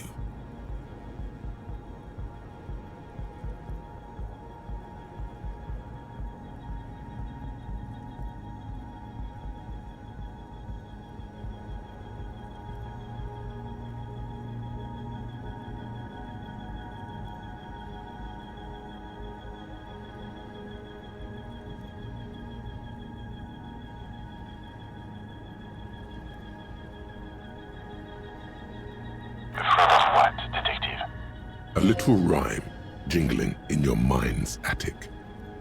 Of the future, of the past, of all that is not made to last.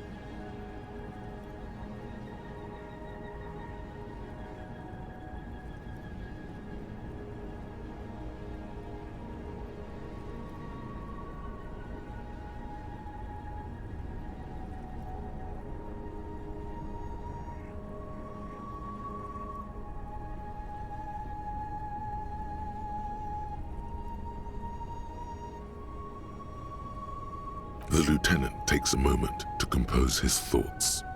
I don't know where this case will lead us, detective. But in a sense, that doesn't matter. Our job is to follow the evidence where it leads. Consequences be damned. Because that's what it means to be an officer of the RCM. The lieutenant's final words are nearly swallowed by the roar of the aerostatic's main rotors. Lieutenant Dubois, this is Collision Warship Archer. We have been instructed to inform you that the Laurel arrived at your position. Please acknowledge. No shit. How are they supposed to hear your acknowledgement over the thundering of their own rotors? Thank you. The Committee of Responsibility for Rebel has authorized us to offer you an immediate extraction. Do you accept?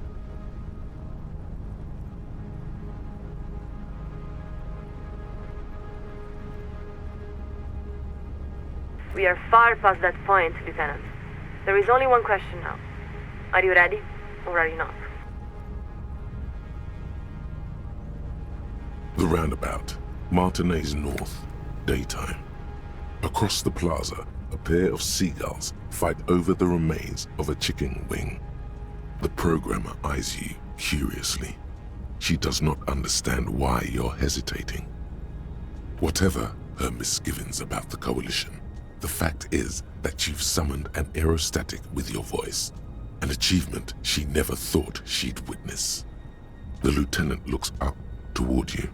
He starts to open his mouth, then appears to think better of it. He's spoken his piece, he thinks. It's up to you now. You cannot leave. So much hangs in the balance.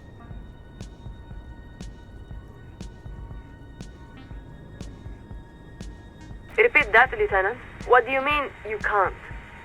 Are you being impeded in some way?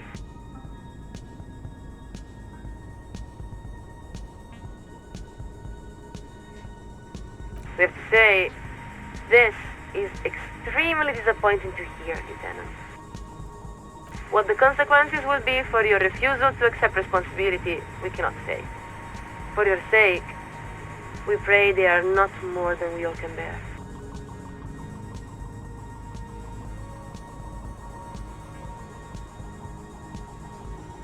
And now, we are updating our frequencies. We will not speak again. This connection will be cleared in 4, 3...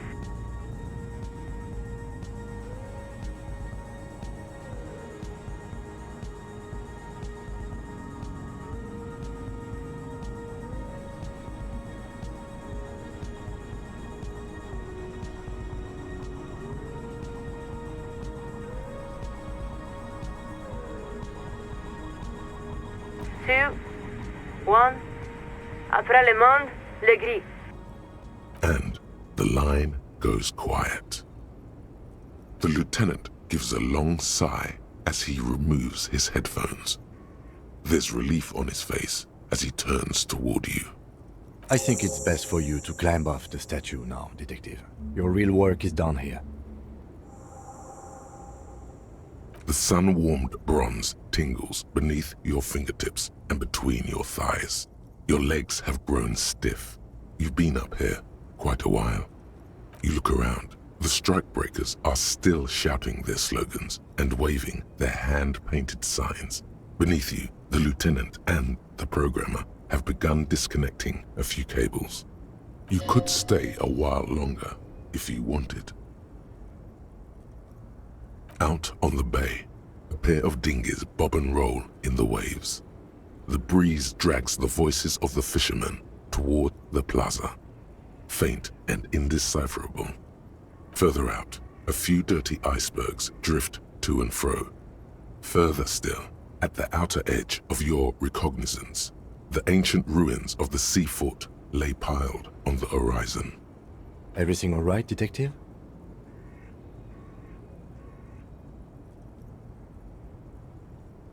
Listen, I understand that you're disappointed that things did not turn out how you might have hoped. But you made the right decision, the more difficult decision, in my mind at least.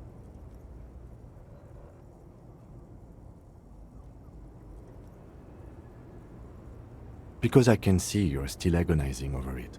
In my experience, when you make the wrong decision, you can tell right away. It's the right decisions that won't leave you alone.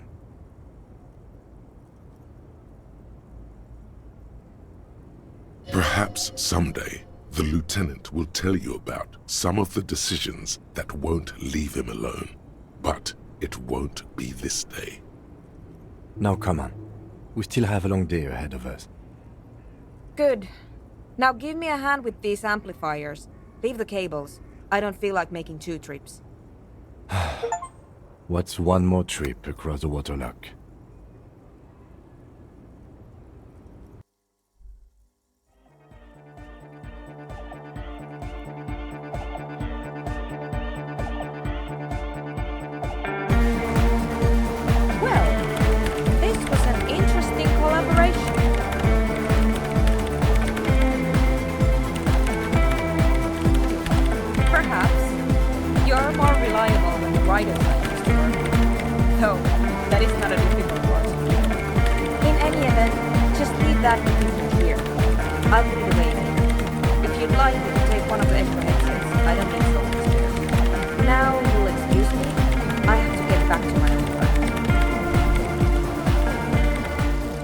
Wasteland of reality.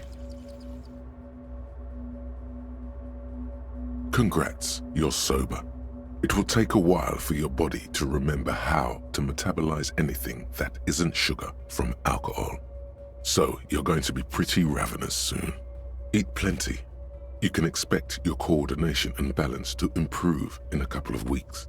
In 2 months, you might start sleeping like a normal person. Full recovery will take years though. It'll be depressing, and it'll be boring. Don't expect any further rewards or hand claps. This is how normal people are all the time.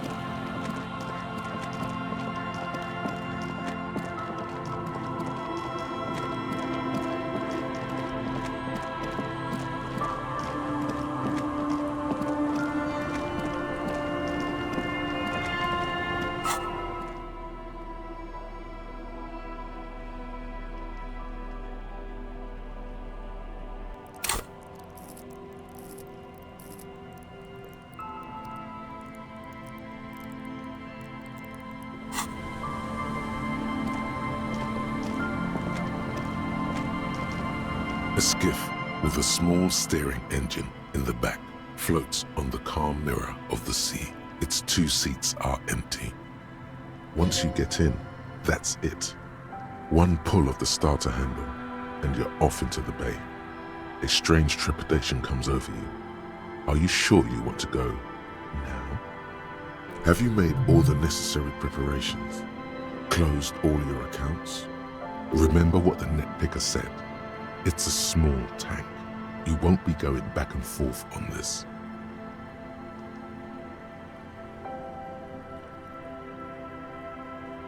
What? Fine. Let's blast SAD FM then. SAD FM is a radio station specializing in sad, slow rock songs. You seem to know its frequency by heart.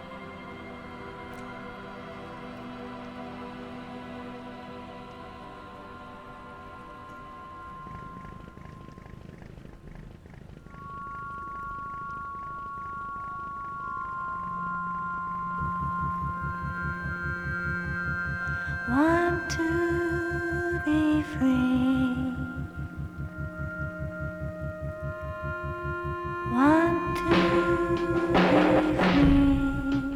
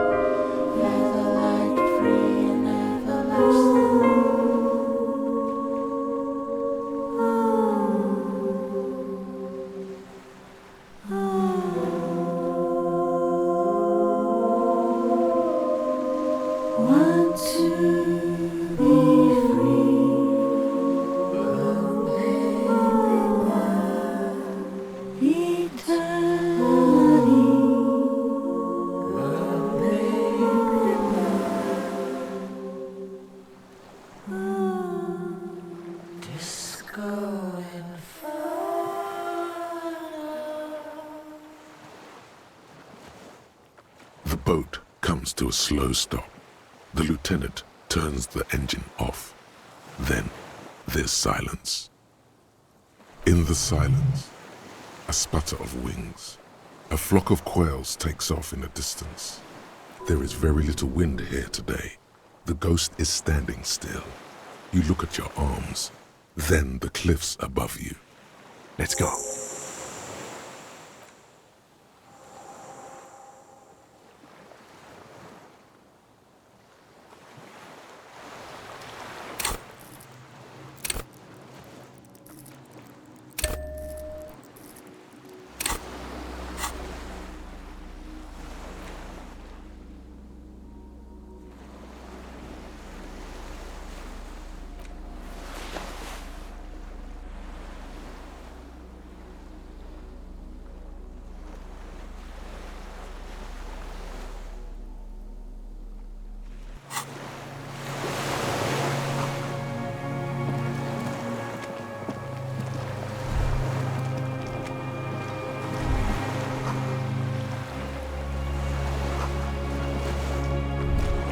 The chain trails off into the ocean, connecting the island to the supply depot on the coast.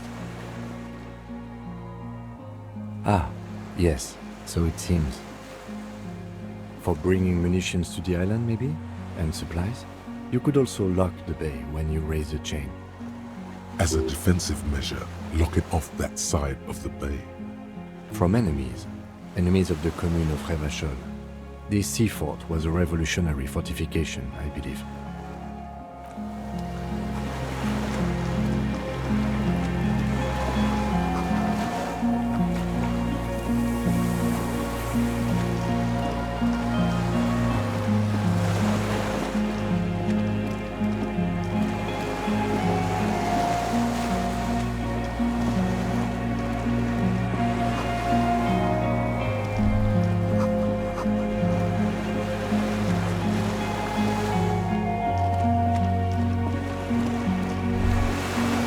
Dry grass crackles under your feet as you stop.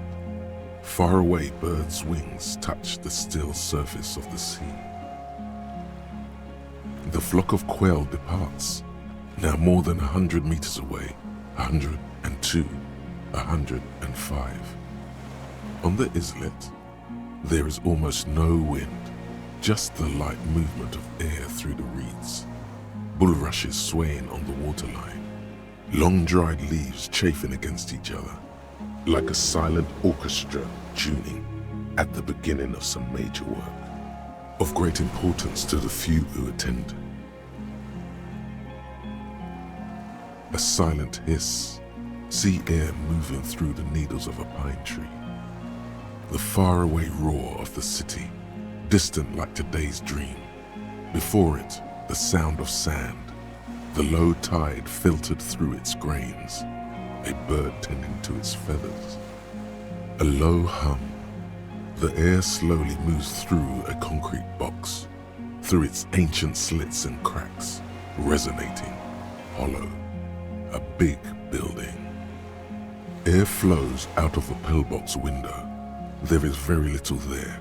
The air cossets flowers on a meadow. Absolute silence. Reeds motionless. Bulrushes motionless. Col de Mamadakwa.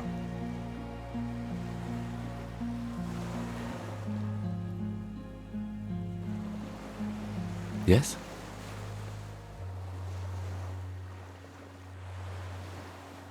I have. Is that why we're stopping? The lieutenant nods in silence.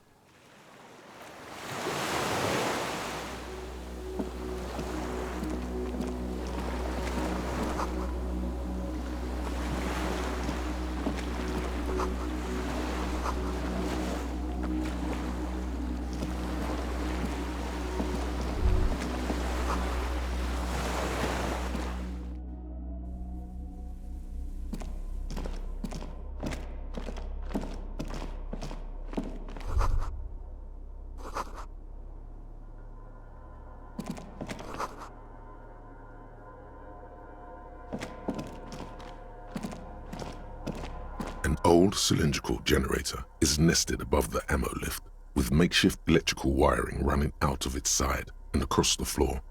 The cables disappear into the wall to your right. The lieutenant puts his hand on the metal barrel, checking for warmth. It's cold now, but someone has been maintaining it. The wiring has been repaired. Wait, haven't you heard this before?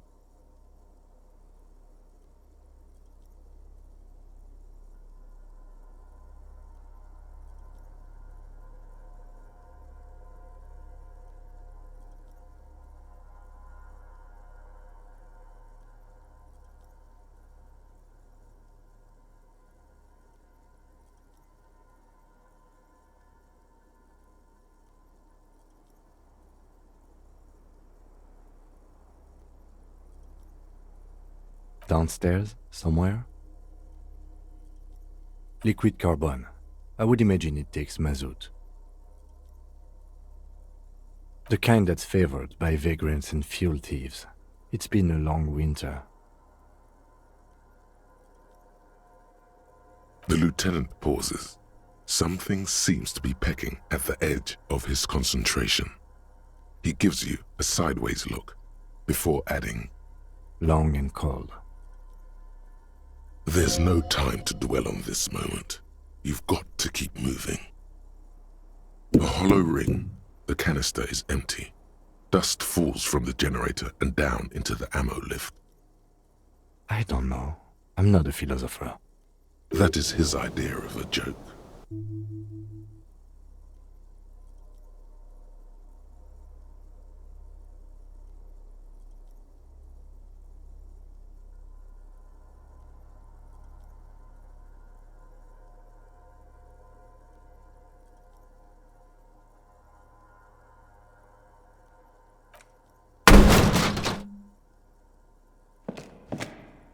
A small agony. Minuscule bones may have fractured, but it proves the point. He nods approvingly. He even smiles. Someone with basic electrical skills has restored it in order to keep the room warm. Maybe it's the fire guy. The wind outside picks up suddenly, with a faint howl. Inside, it's warm.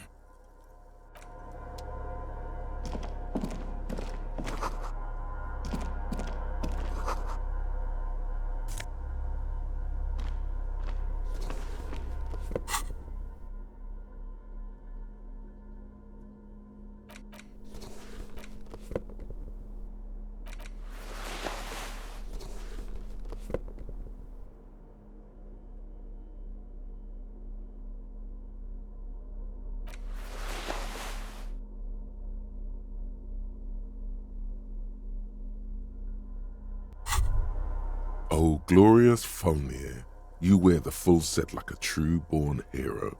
The ultimate performance of fun flows in you.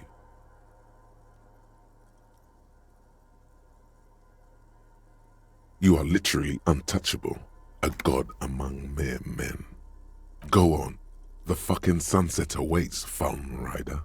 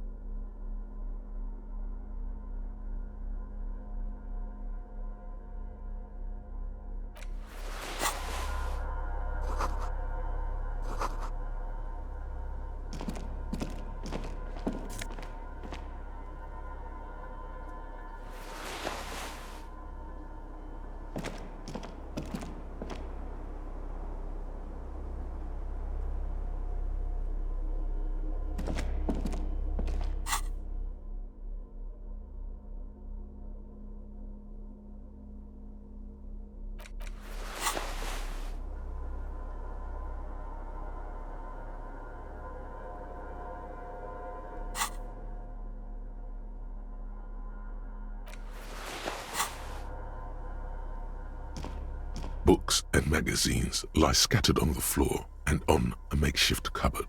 They are not particularly well organized. Most are soft covers, serialized fantastique and detective stories from the 20s and 30s. This disparate digest includes the classic Animal Adventures, popular depictions of man versus nature by amateur naturalists T&T Harpin, husband and wife, widely read by people from all walks of life. Who doesn't like nature? Who doesn't want to survive? Among what is mostly commercial fiction and serialized stories, you find a magazine cathodique for electrical engineering.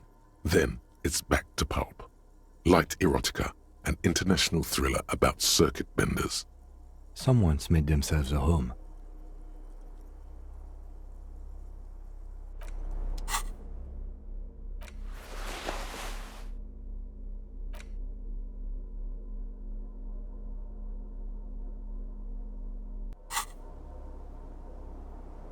Soft covers, serialized fantastique and detective stories, animal adventures. Oh yes, under the bed, there is a rather extensive collection of critical theory, that is, dour, life non-affirming left-wing literature, published by small imprints such as Abattoir Firm and Ouzia. It's not exactly like reading.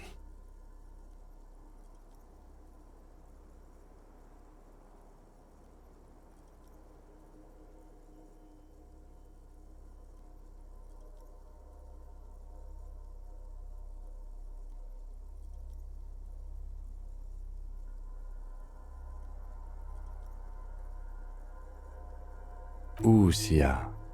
I agree. Humanitarian sciences. It stands out. Not a lot of critical theory around in Ravachol West. Your incendiary remark has failed to provoke him. Wasn't there some in the communist students' room? Well, yes. That one student did. The little books seem inconsequential next to the big pile of frivolous entertainment covering them. Again, I am not a philosopher, but whoever has lived here, they have some education and a certain set of interests. Interesting.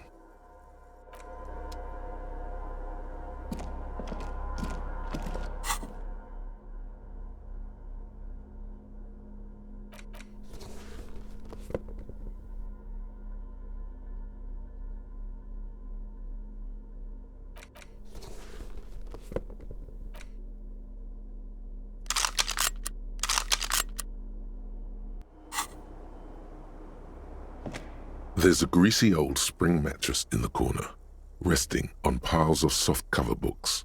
White linen and a pillow are visible under a worn-out caracol blanket. Someone has been squatting here. The linen is fresh, recently washed.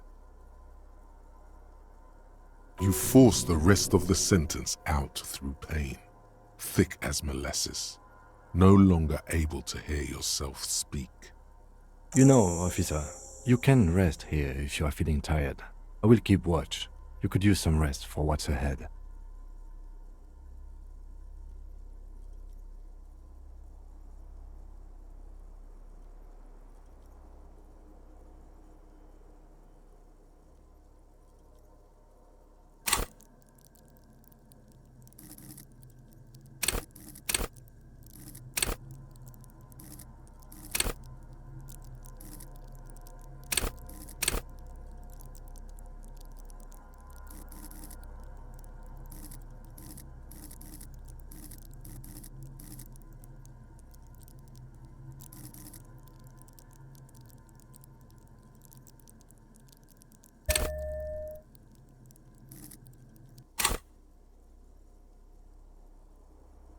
You face the concrete wall. There's less light there, in the dark corner. Like a dog, you lie there. You didn't realize how tired you were. Your body is still nowhere near healed. The blanket feels cold. The entire room does. Concrete and cold. Minutes pass. Half an hour maybe. The sounds of the sea beyond grow distant. Your eyelids close. Until you feel yourself standing up in the darkness, right next to the mattress. Slowly, the world begins to hatch from the blackness. It's evening. Sleep.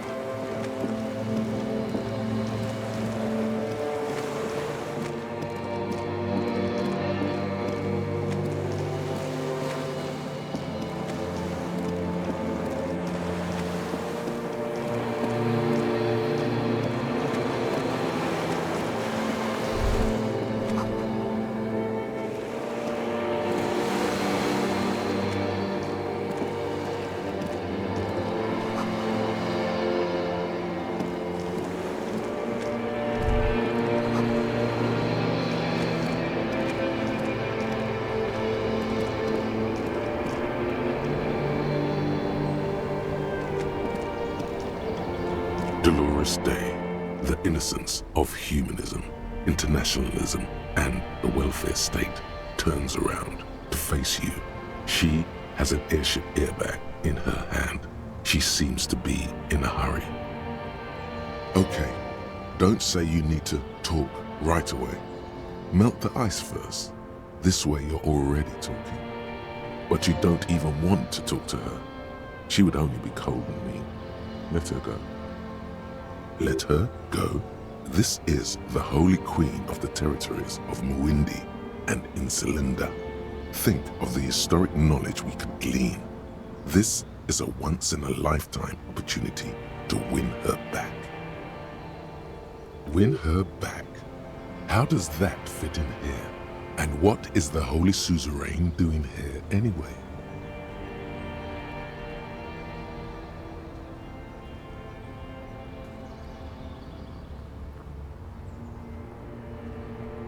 No, Harry. No.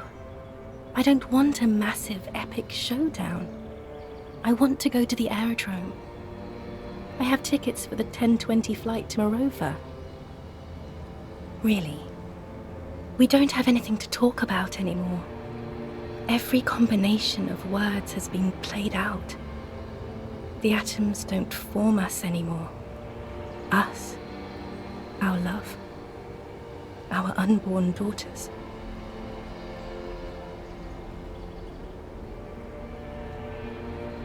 It's all gone. I have to go to the aerodrome. I have to leave Revachol and you. And you have to be alone. In hell. Forever. That's just the way it is. Oh God, whatever you do, don't try to kiss her yet. Not after that. You're still reeling. You'll fall over if you try now.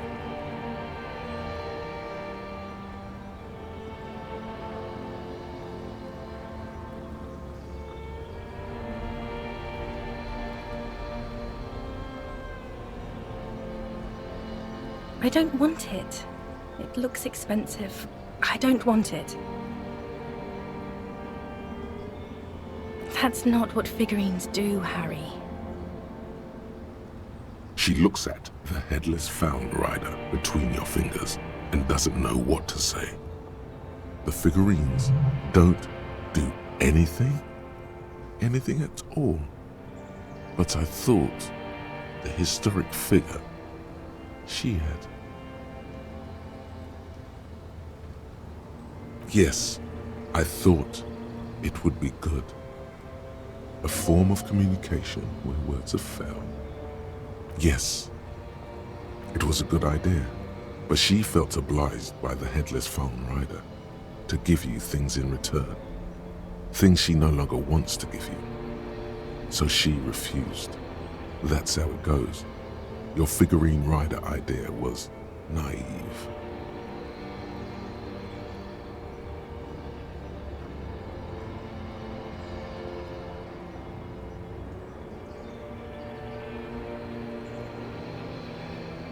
No, please. Please don't give me anything. I didn't ask for things. It's too late to give me anything. I would have liked the headless fallen rider back then.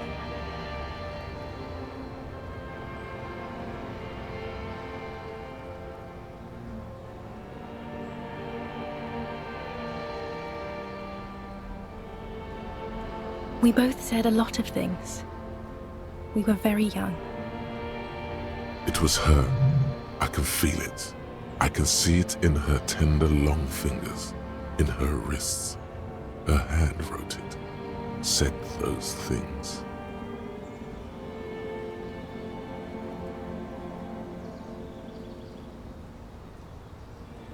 As Queen Regnant, I write a lot of letters.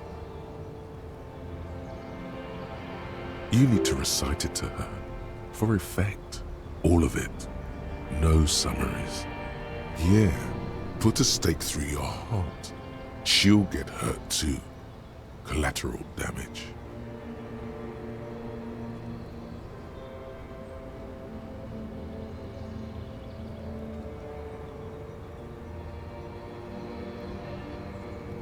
Okay, Harry. Okay. It was morning and you slept. The room smelled of cigarettes and Rowans. There was hoarfrost on the ground when I left. It was autumn, the first one we had together. But you have to understand, it was 1,000,000 years ago. No, it was 100 million years ago. I was someone else then, filled to the brim with love for you. Hanging on your every word. Oh, Harry, you were the coolest. But I am no longer that person. This has taken her place. It will devour you. Harry, I will eat your mind. The light of the video rental shines through her dress now. A DeLorean figure, cut in black, moves below. It's still her. Her legs, her breasts, her hips.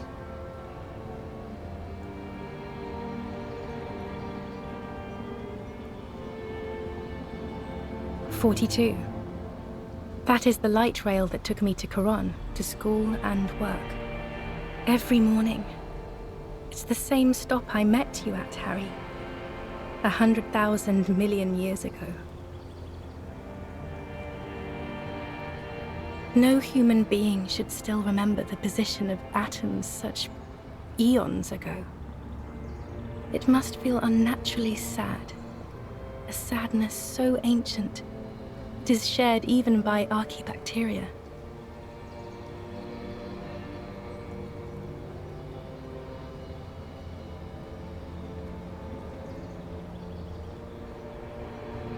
Is there really anything left? If not, we can always repeat one of the things we have already talked about. Talk about it again. If you do not feel like doing that, then you should let me go to the aerodrome. Don't let her. Don't let her go there. You should redo the topics. Go over everything. The things you didn't say before, too. Make it go on and on.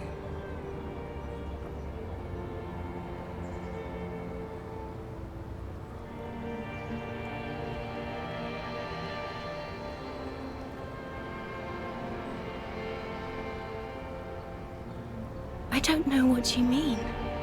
Dolores Day.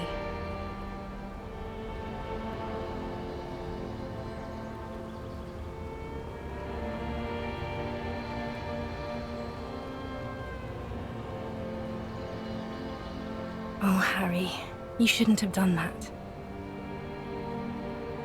Call me like that. You ruined it. There was still a chance. You should have waited longer. She would have called you instead.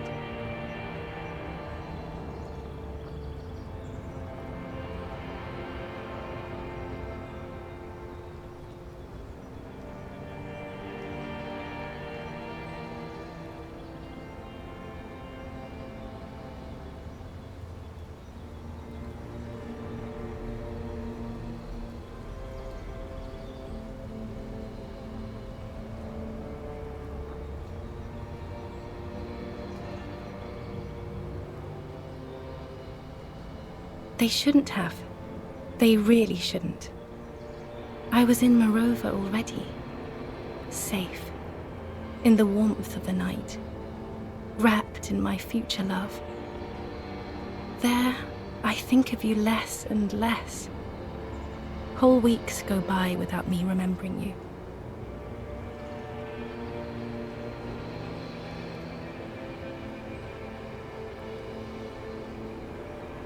Months already.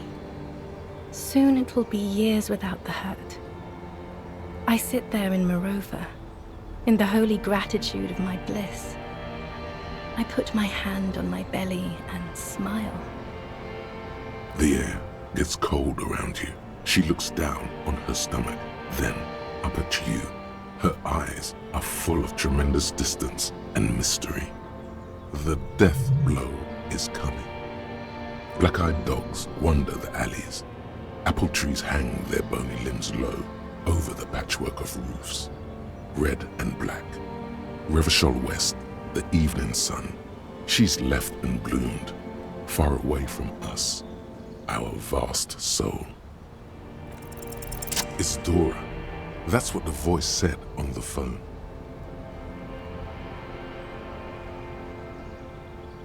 Dubois, yes. Dora Dubois.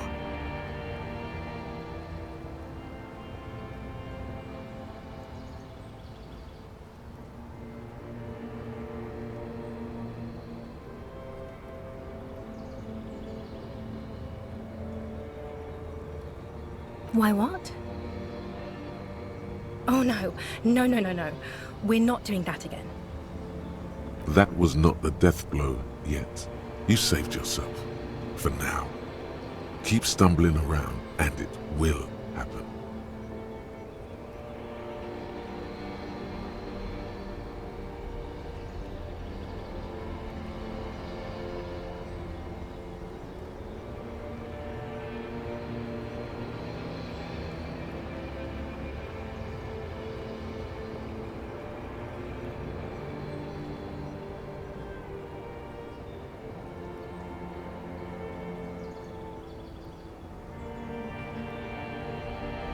The morning? I don't understand. Yes, it really is better that I don't. Wasn't I Dolores Day just a second ago? Now I'm the X thing? You're confusing me. Look, I have to be at the Lausanne Aerodrome at 10:20 p.m. I still have a light rail to catch. I haven't even bought the tickets yet. We all told you. Everyone warned you.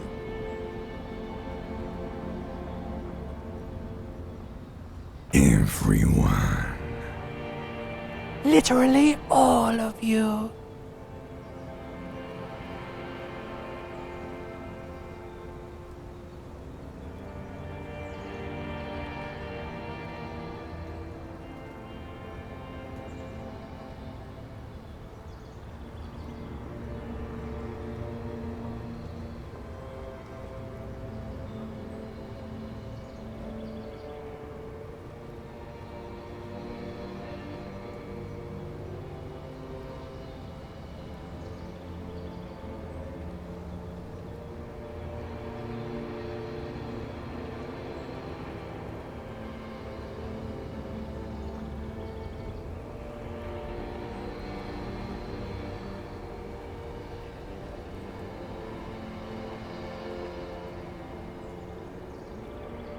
My friends are waiting for me on the platform. I can't let them wait. It's impolite. What?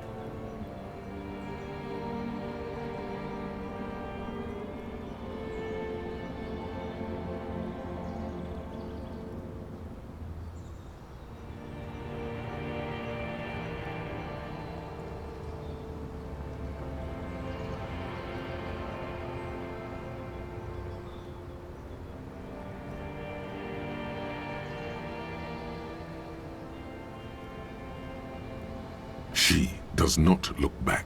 Instead, eyes her fingernails. They're bitten, frayed. The evening wind blows in. The gown wraps around her like a white flag. 1,000 times you beat an animal. 1,000 times you've raised that fabric. What is underneath has always calmed you, centered you, made you sane.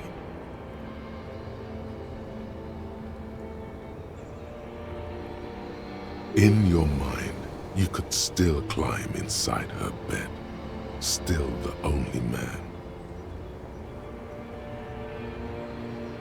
Yes, Harry, I am. Things have gotten much better for me, now that I am the ruler of the known world. Oh God, it's already so late. I have to go, Harry. A tiny golden watch with red straps around her bony little wrists.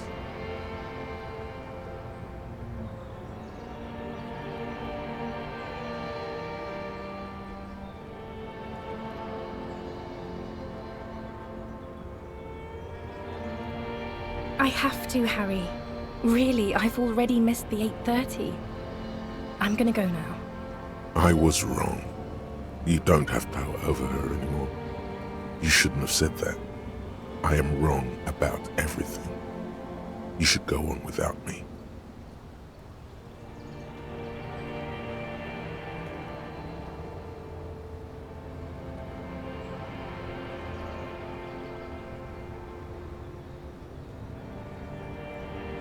That was someone else. I betrayed her, overwrote her, and I'm happier for it. And I'm really going now. The time is up. I must be on the 10:20 flight.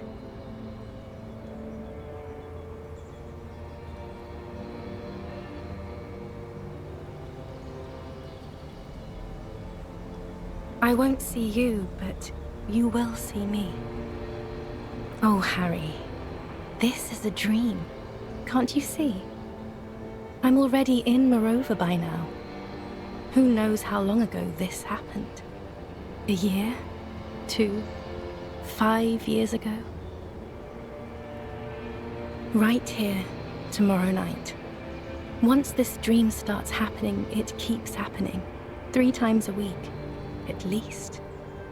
And Harry, it really, really looks like it started happening again. There's the video rental. I'm suffocatingly beautiful and young.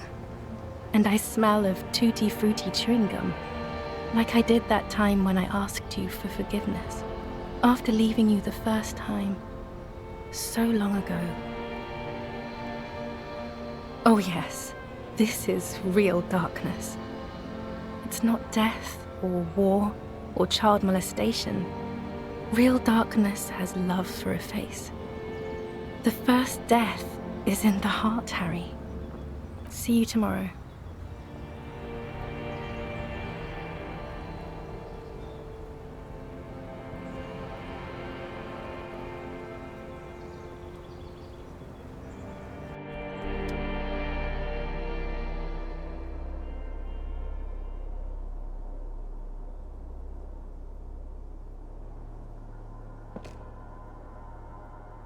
You're up quick.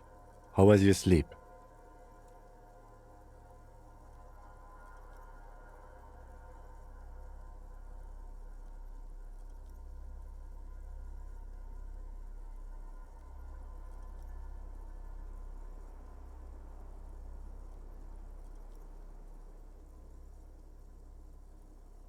I did not want to wake you. Perhaps I should have? Was it a job dream?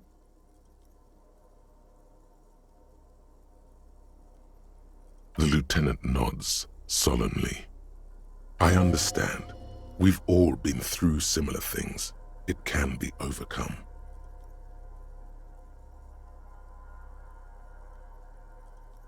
Are you sure you're okay?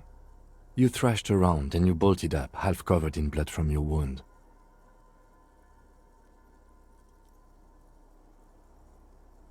Okay. He's still worried. You must have really thrashed and squealed in your sleep.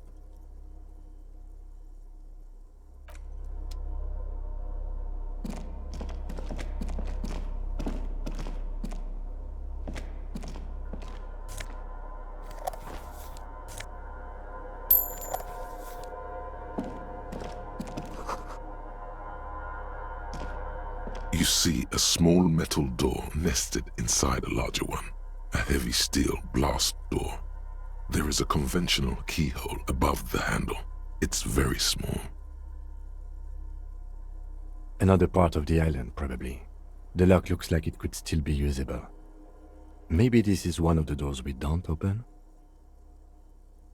He's right. It would be better to open its big brother.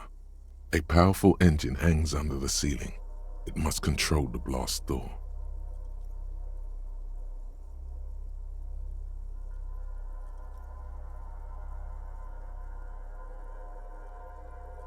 I think there's a console just southeast. Let's look around. Getting the blast door open seems like the best plan.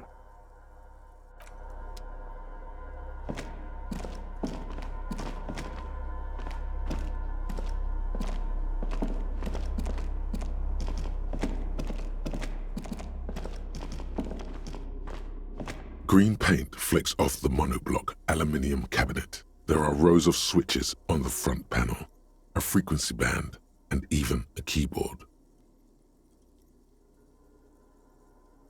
The console of an antique computation device. The generator upstairs, with wires coming out, they terminate here. Possibly. Urgence, ouvert, allumé, radiodiffusé. It sounds like this device was used to control the electronics here. Maybe it still does. This device was used to control the electronics in the room. It could open doors, control lights, function as a radio computer. We need to restore power before using this, officer. The generator, it didn't look like there was fuel in it. We should look around outside. There are barrels all over. Maybe one of them still has something in it. The boat engine.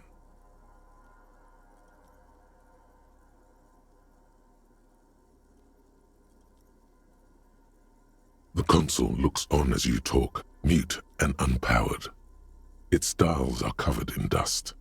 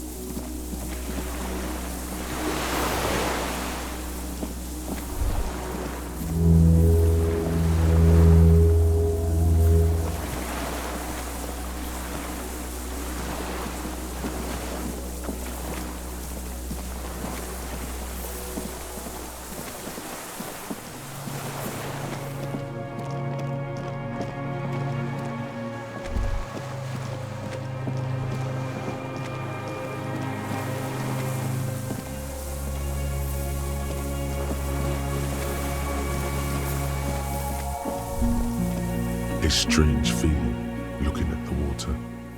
Maybe you should just wander off into the sea, leave it all, and walk in with a bottle in your hand.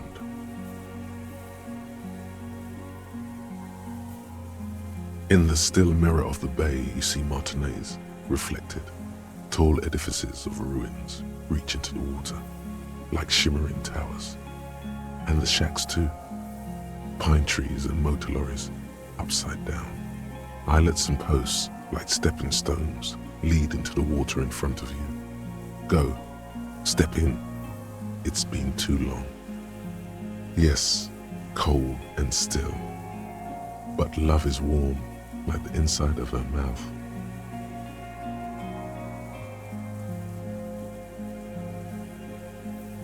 Yes, yes, yes, yes. No, we're not starting with that. Not now. Not this time. This thought is over.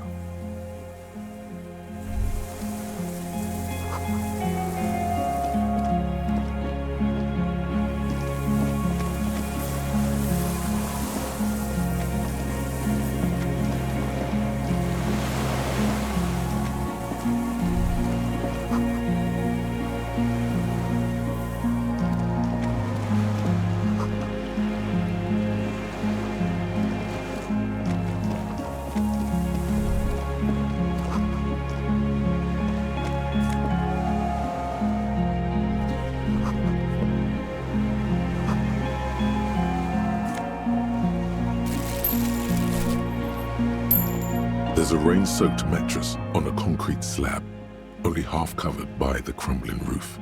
At the head of it, double embrasures, firing slits like two eyes in the wall. B triple prime. This looks like a good place to shoot from. A single-person mattress, modern, civilian use. Brand name, Marjorie. There's a fuel stain on the cover, along with cigarette burns. And an empty can of beans on the ground next to it, filled to the brim with cigarette butts.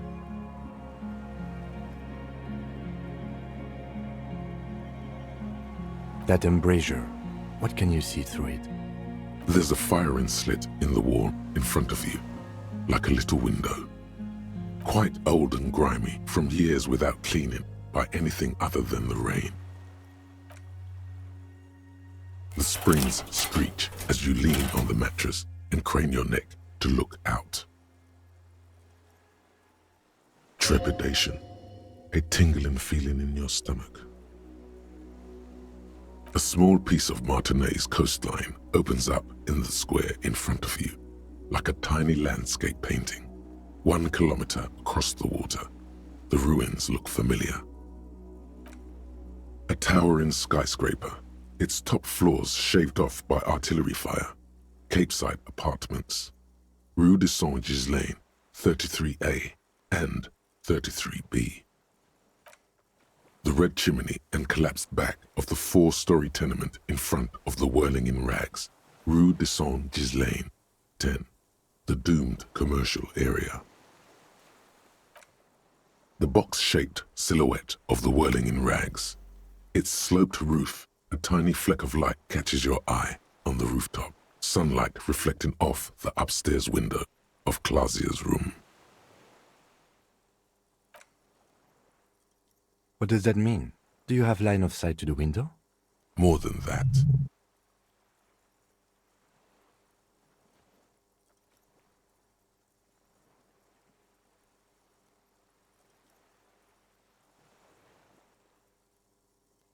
A pair of binoculars? Or a scope of a rifle? You'd be prone, lying on a mattress, barrel resting on the embrasure. Cheek against a cheek rest, hand on the hair trigger, on a calm day like this.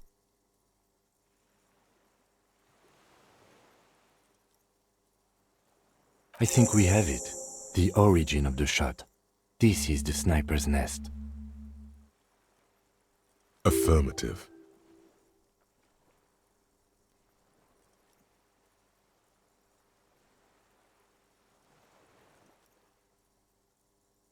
Why?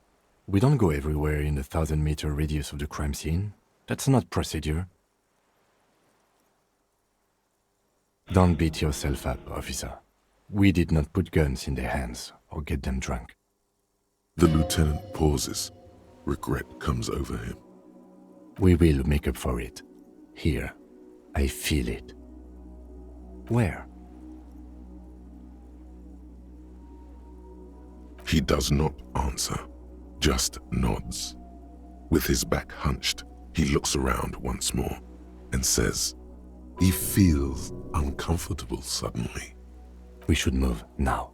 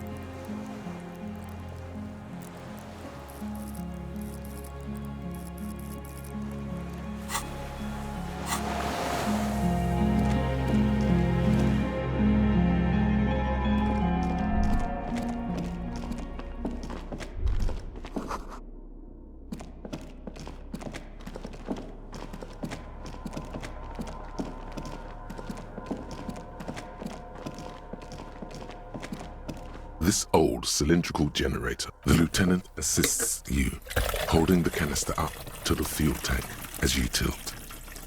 Dark brown, viscous fluid pours out, and the room fills with a chemical smell. There's a red starter switch on the side of the cylinder and a start rope on the other side. The lieutenant flicks the switch. The recoil start wakes the old generator up. The machine sputters like an old warhorse before settling down to a rattle. That should do it.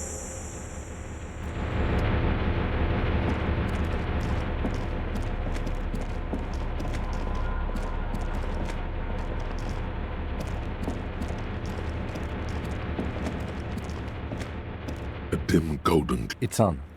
Turn emergency open. Automatic boot.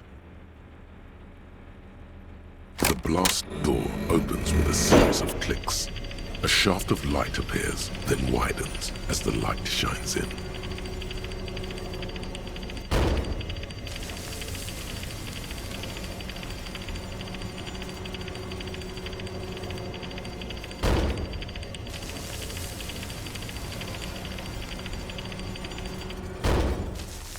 A sudden wave of anxiety makes your skin crawl. No, it's more than that. There's something there, waiting. After you.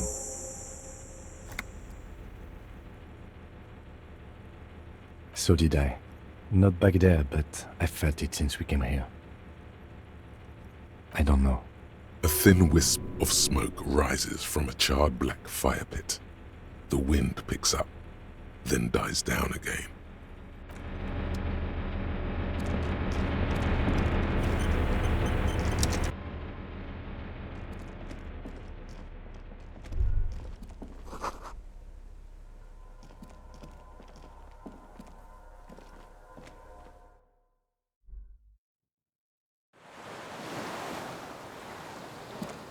Yes?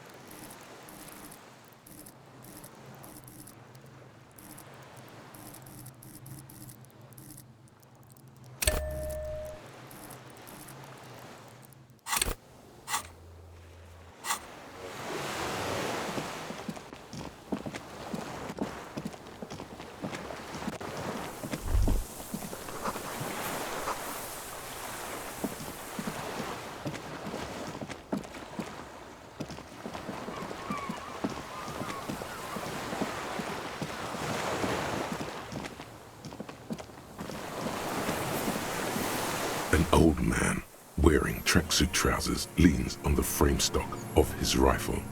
He gathers a big ball of spit in his mouth, then spits it out into the extinguished fire before him. He raises his black eyes, hooded by creased eyelids, to meet yours. Unclouded by cataracts, his eyesight is sharp. He's practically tearing up from spite.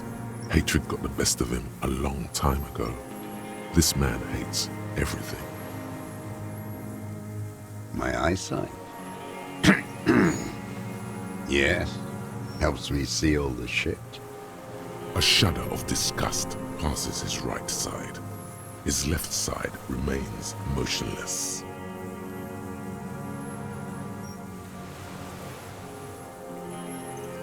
I did. And you opened it. How? Reactionary rock and roll music. Playing on the water. Told you we shouldn't play sad FM.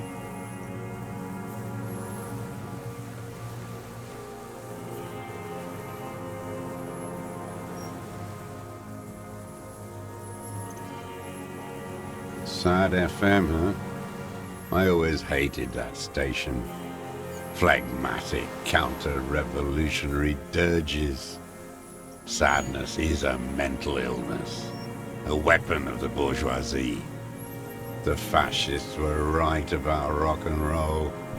It is degenerate, hip-gyrating, mental illness music.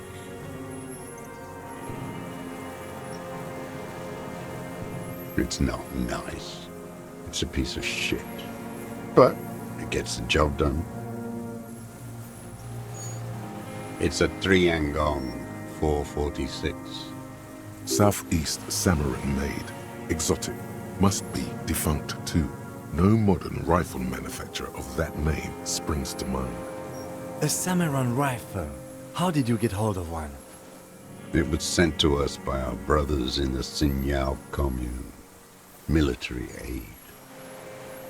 It has stayed true to him. He can still make it sing. You heard me. It's good now. Like chalk wiped from the board. He's right. Almost no one remembers there was a third metastasis of the world revolution in the Safre Empire, extinguished in 06.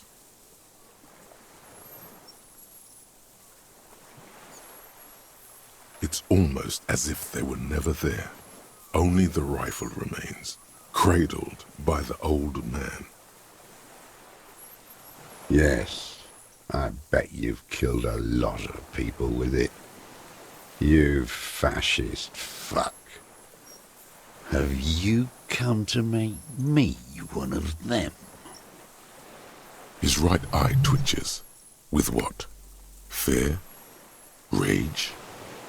We have come to ask you questions, nothing more. If you do not comply, we will take you in. Do you understand?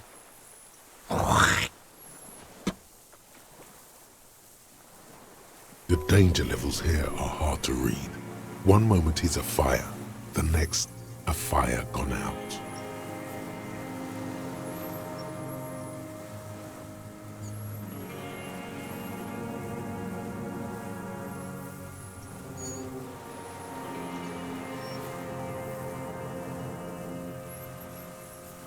The lieutenant pulls his pistol from the holster.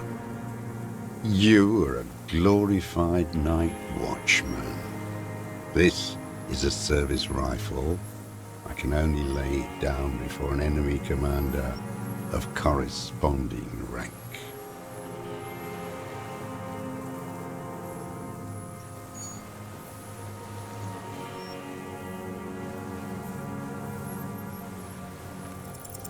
The words, "I am an enemy commander," sound cold as iron from your lungs. The old man still hugs his gun. And what rank would that be, dog?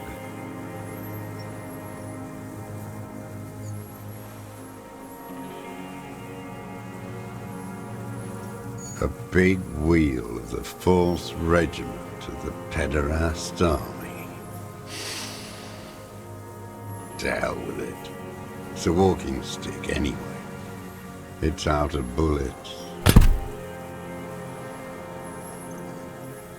Like an amputated limb in the sand. He stares on, his wrinkled mouth moving without a sound. A strange sadness, like a song. The future teaches you to be alone. The present. The present to be afraid and cold.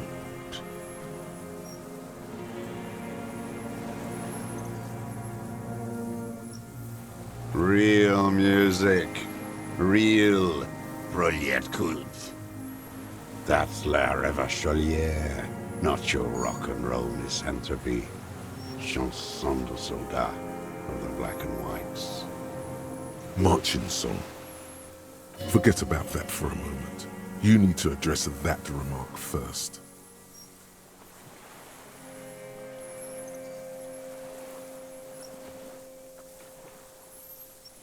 There you go. 1 of 3. In Grad, they sang Brave Children, Favorites of History. And in Sinyao, it was some Samaran shit, I guess. In Sinyao, they sang Boy with a Scythe, Golden Sun.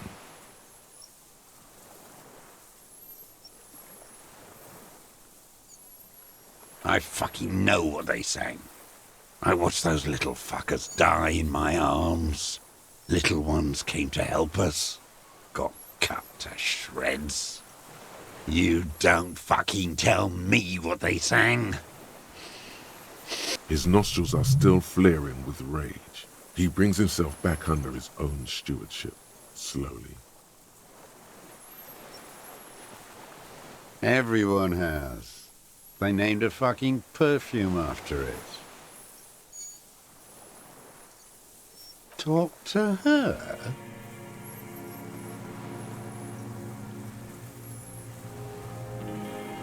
God's shithouse. Should have taken it down like they did in Grad. Dismantled it for firewood. There was something there when he said, talked to her. He was curious. All around you, the air slowly circulates the islet, carrying little swallows and black-beaked seagulls in its slow drift. They all, every one of them, every bird, mammal, and crustacean, keep their distance. I've seen kids lose their minds and start talking to the city, asking it to protect them when the shelling gets bad, calling it La Revacholière. Cities can't talk. It's bourgeois idealism. I don't want to talk about this shit anymore. How did it go? Something about shooting rabbits. I don't know. I can't remember. It doesn't matter. It's gone now. He waves erratically with his hand, annoyed that he can't remember. A little tremor passed through him. It was dear to him. He resents forgetting it. So, if I can shoot rabbits, then I can shoot fascists too. Those are the next lines. What are you talking about? He doesn't recognize it. Embers going out. His gaze follows your motions. The rifle feels surprisingly light in your hand. Frame stopped and patched in places with tape and wire. The rifle's in a shabby state, like a crutch that's seen too much travel. Hieroglyphs are embossed into the forearm, made of walnut. They say Triangong 4.46, Sin Yao Commune, for Safre and for all mankind.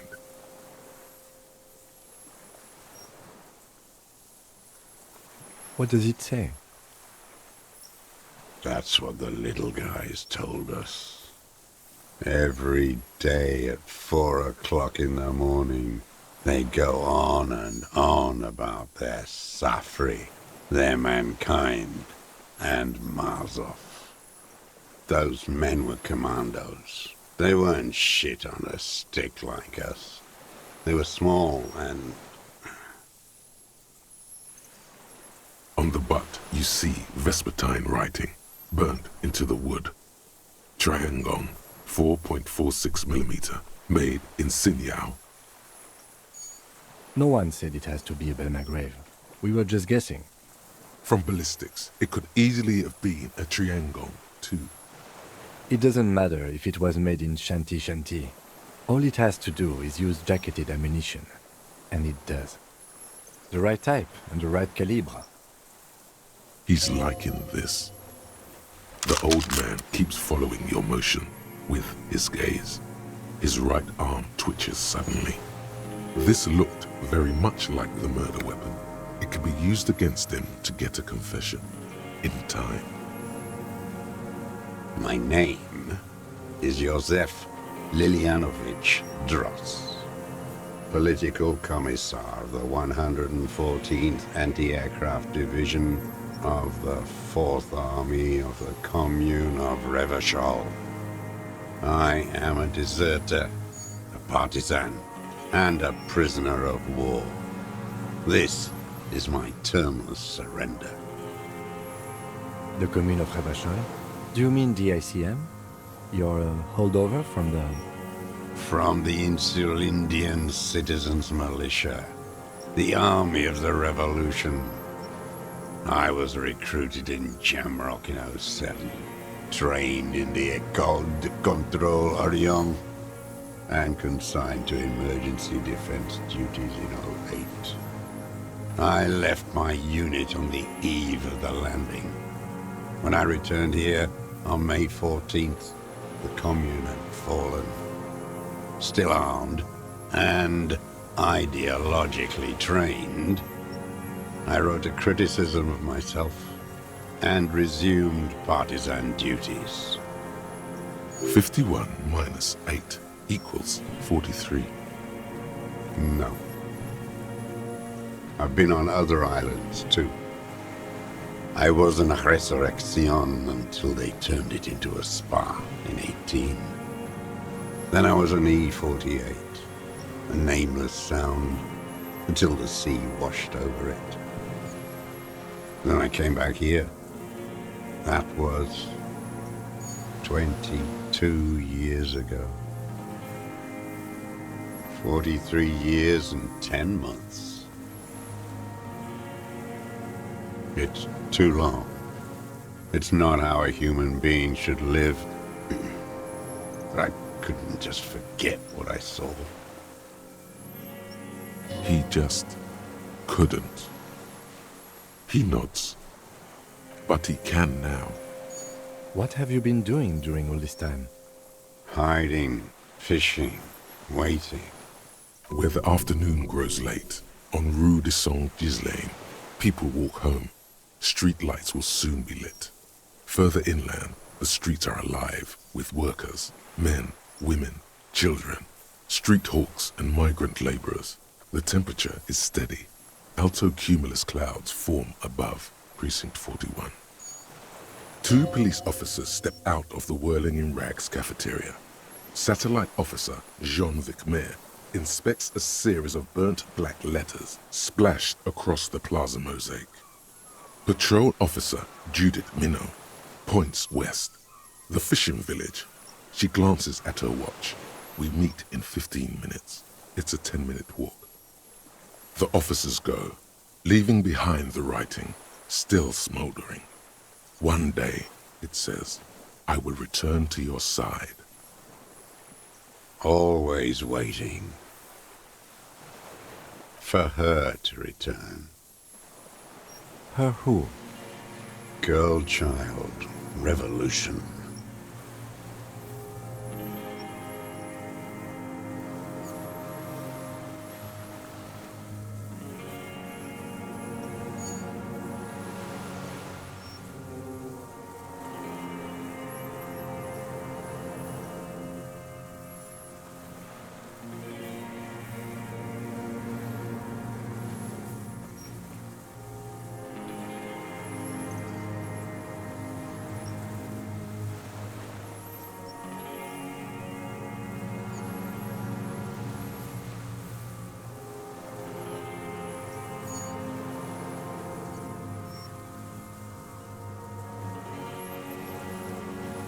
Women are more susceptible to bourgeois morals. The material base for an uprising has eroded. The working class has betrayed mankind and themselves. The historic opportunity for a revolution has passed. It will not come back anymore, however hard I try, whatever I do. What has he done? Perhaps a confession will lighten the load.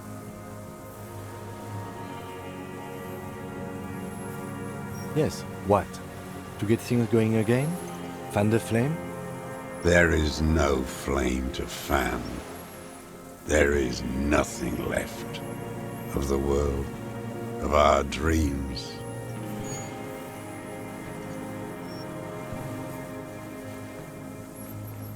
You're with the RCM, the coalition-appointed mob that oversees the occupation of Revachol, a so-called lieutenant.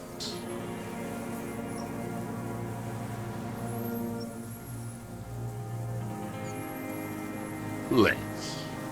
You represent the Moralist International, the enemies of humanity who took this city. I represent their adversary, le Parti Communiste dans le Monde. Take me to them as a prisoner of war. I have relinquished my weapon. I can no longer serve. No superiors can relieve me of my duty. You bulldoze them all to a mass grave for trying to free humanity.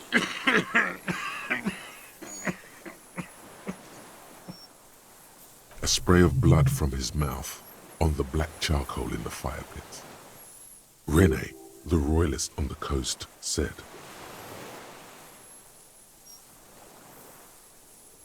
Liberal reactionaries signed that instrument. Traitors who should have been burned alive. I answer to the Communist Party.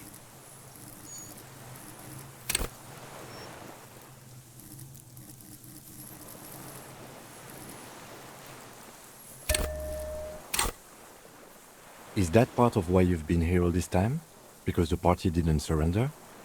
He just wipes the blood from his chin.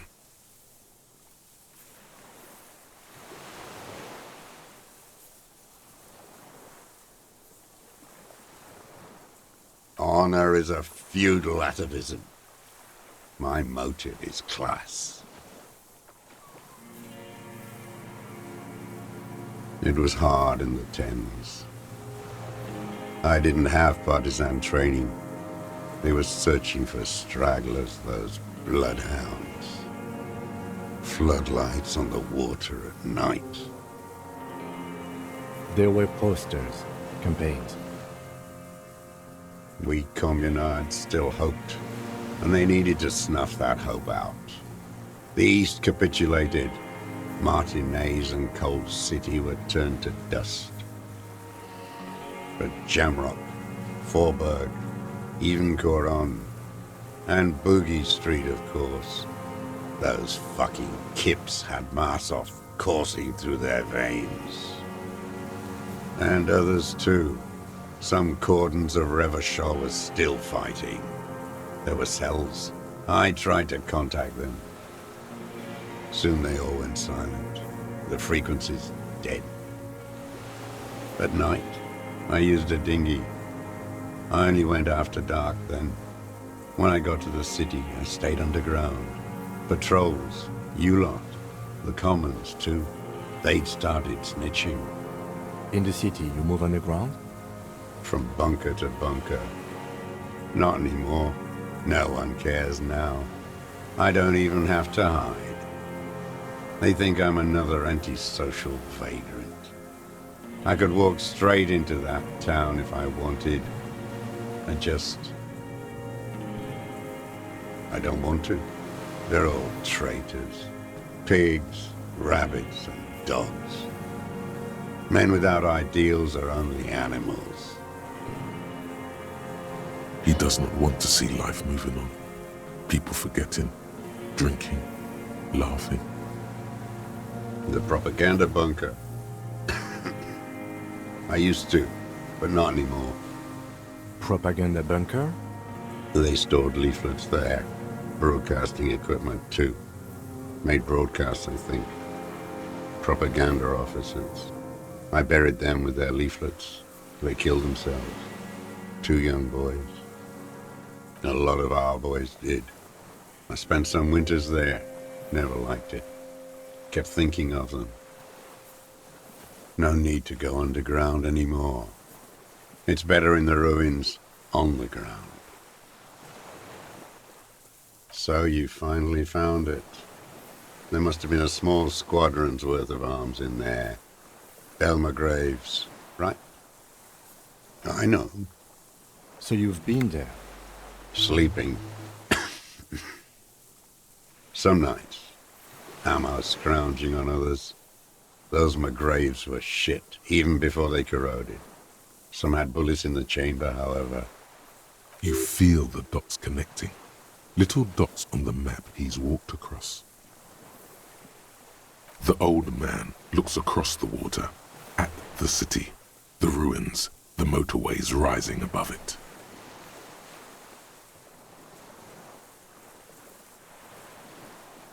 It's not an island, Dwat. It's a defensive fortification of the commune of Revachol.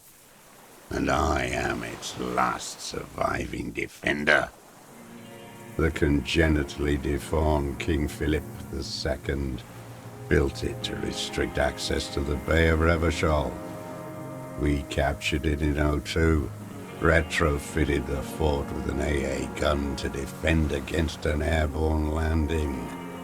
Against the whole world. Coalition military called it Operation Deathblow. I later found out on the radio they called it Deathblow. You're one of them. Tell me, who speaks like that? We had 50 million people on Caillou alone.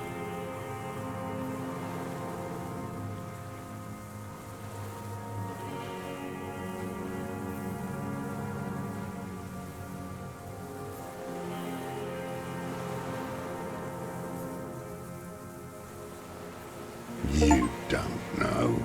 You haven't seen it. Iblis. The black-eyed angel. Shaitan Ahura, the darkened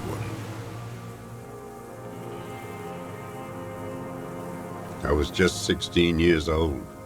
15 when I volunteered. I had a lapse of faith. And of courage, too. You could say I misunderstood the historic role of the proletariat and thought Mazovian socioeconomics were fallible. For a second, I doubted the irreducible laws of historic materialism. A second is all it took for reaction to take hold.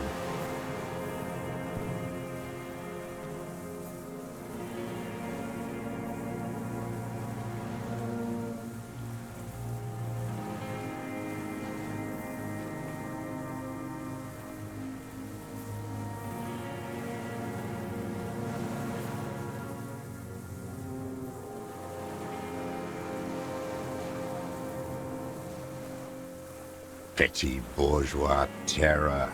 It's in all men. It's the same thing. You haven't seen it. Not really. Not naked. It's impossible not to be afraid. It remains unclear what it is. He makes leaps he doesn't expect you to follow. And this was when? May the 13th, 08, 44 years ago. The horizon was black with coalition airships. Their petroleum rose to the sky and it looked like it formed the clouds, storm clouds. When they started shelling, it was dark magic. The combined might of international capital. All at once, all the greed and terror in the world tore into Revachol. It lifted streets from the ground and turned houses into ghosts. We were in the flak tower, huddled on the floor. The artillery was 80 kilometers away in Ozon, but I knew the commune would fall. We would all be turned into ash. So I said I was going to the map room. A terrible shame, still within him. The lobes of his ears are red with it. The shame and smallness of what he became.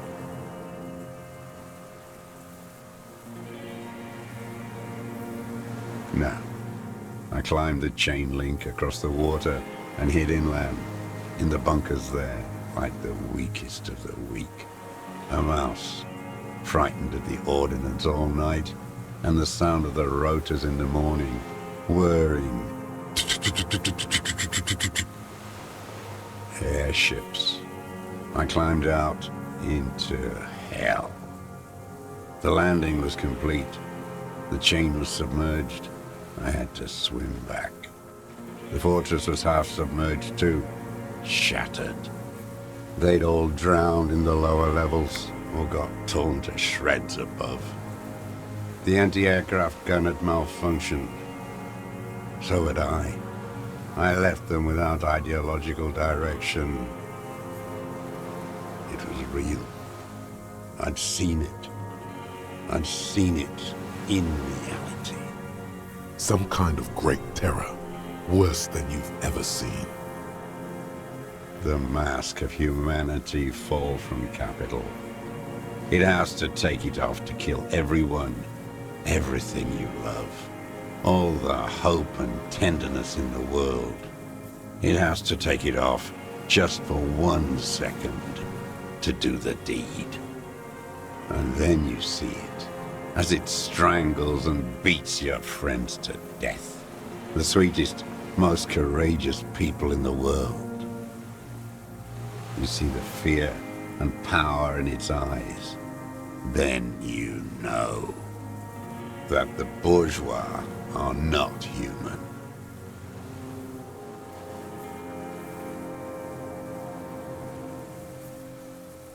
I had to fight it.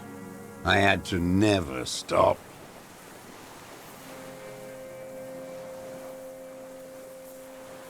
How does anyone survive?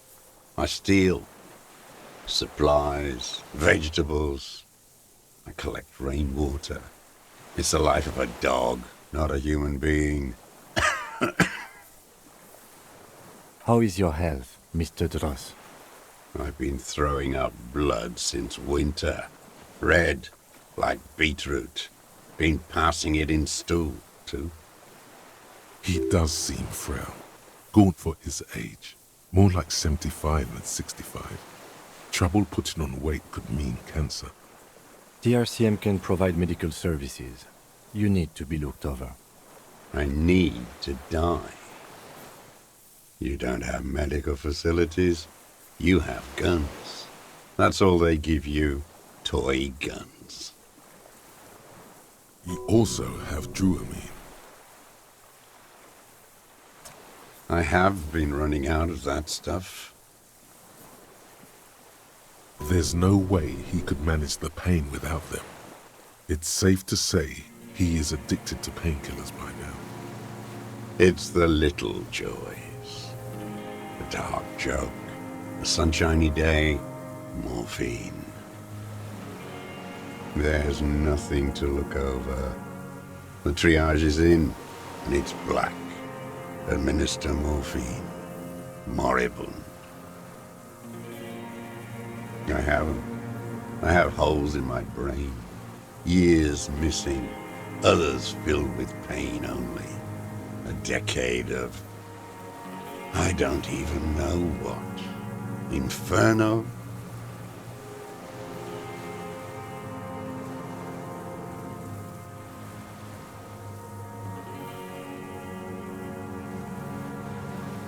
I would imagine it gets tremendously difficult, mentally, to live in isolation. Traitors. It's better alone. I watch the people of this city turn the lights back on, more and more each year.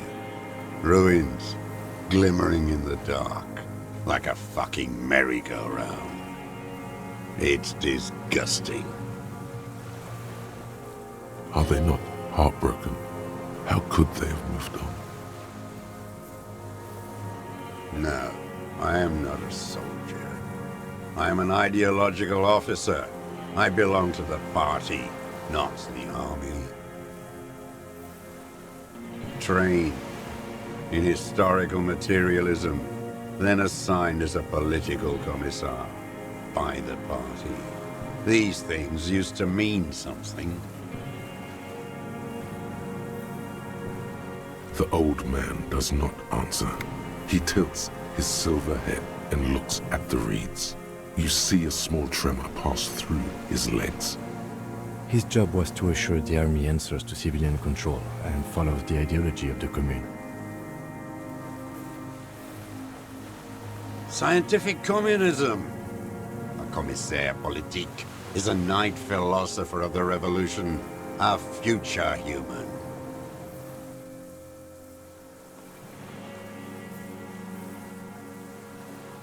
Awakened from shutdown by the promise of ideology, he was like a cleric, a shepherd. No, the opposite of that. A future human, not a human of the past. He nods slowly, then another tremor.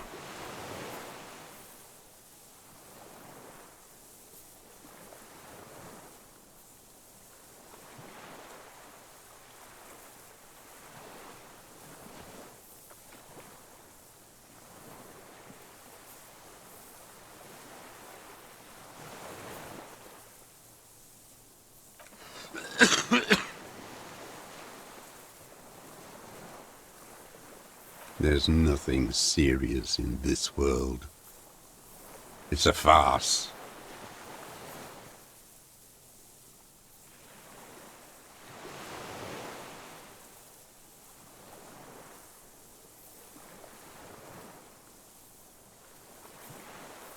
I ain't going anywhere.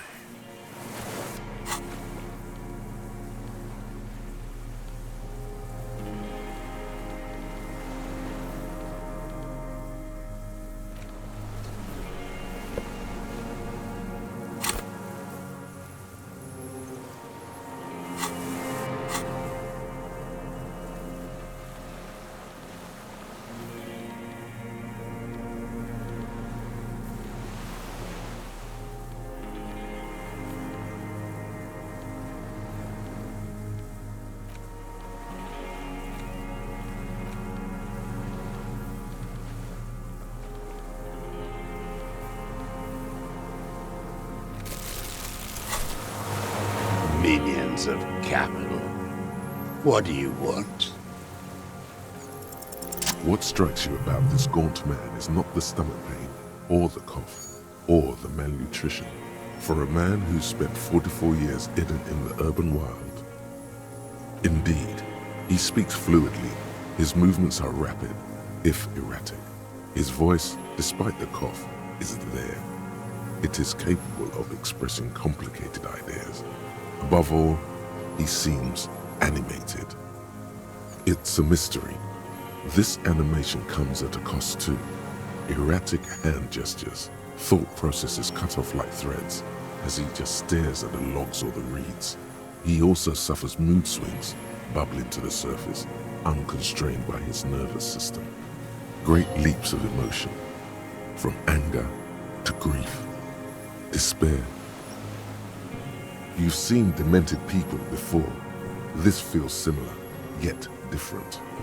When his thoughts move, they are lucid, keen even, not senile. Is it some kind of substance damage? Like he's addicted to something? Not only the painkillers he's clearly on. Perhaps, but his seems more than that. The inner turmoil takes unexpected turns, as if forced on him in a way. In summary, you sense some underlying neurological disorder. No. I won't be stuffed full of shit like the rest of this city. You said you take painkillers. I take them to cope with pain. The people of this city use painkillers because they have pain. Untreated illnesses. Not enough money for a greedy doctor. He is indeed very lucid at times. It's not a downer, rather an upper, judging by his snaps. Like some kind of decadent rock star. No, I'm not okay. I shit blood, and I'm surrounded by insane people.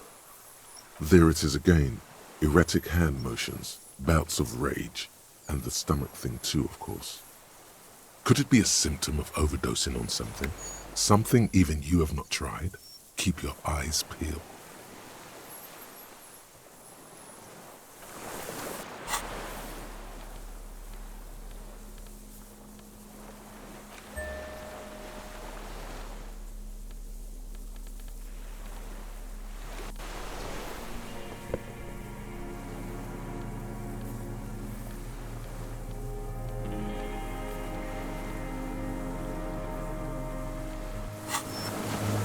Millions of capital. I've used it for killing people. Here we go. A trail of blood. The lieutenant smells it too. Killing people? It's a gun. That's what they're for. You want a moralist euphemism? Defending your family and your property. I haven't done that. I've used it to kill people. Interesting. During or after the war? There is no after the war. Class war is never over. So he's continued killing after hostilities ended. Okay. This is it. You can feel it, like battery acid on the tip of your tongue. Something you haven't felt in a while. But this is what you live for. This is the shit. The great serotonin jackpot. The solution. Go in straight. No euphemisms. He doesn't like those. No. Be careful now. Slow and steady does it. Make him repeat it first. Don't mess this up. Remember, he wants to tell you. Get personal.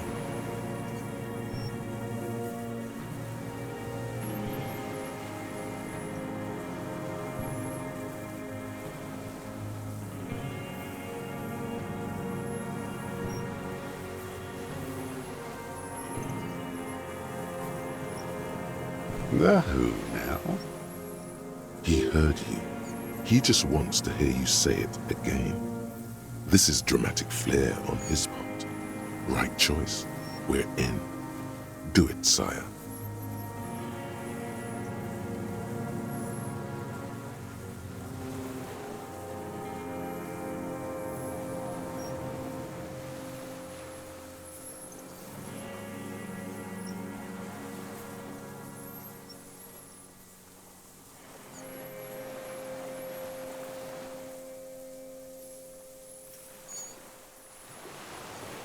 Oh yes, that one.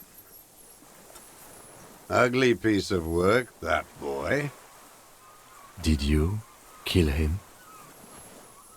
I am a son of a welder and an officer of the commune of Revachol. I do not collaborate with murderers and pederasts of the liberal regime. A drop of blood in the saliva. Exhaust him with proof. Pile it all on him. Get a confession. The gun. The murder weapon is the perfect opener. The scent of blood in the air. But what else? There was something you can't remember. Something about the tracks. Suddenly, all those tracks are so confusing. Go with something else first.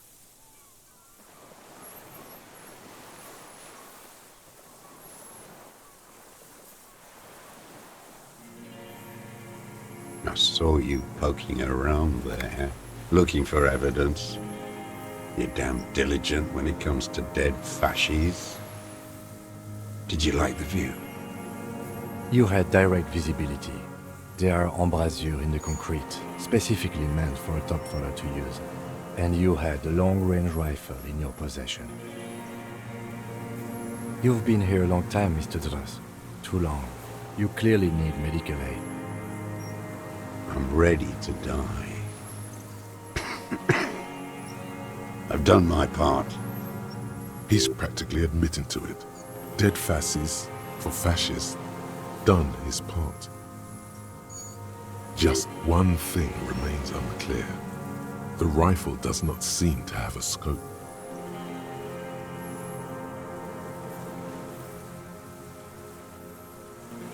Forget about your stupid fucking scope. I don't know where it is. Find it yourself. It's your problem now. He lost it. He just doesn't know where it is. Forget it. Push on.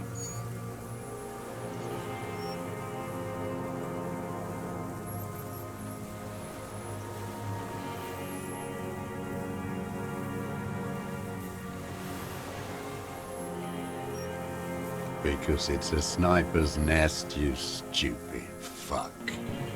Radio Gosh is right. You have worms in your brain. Almost. He almost burst out there. Keep piling arguments. Anything.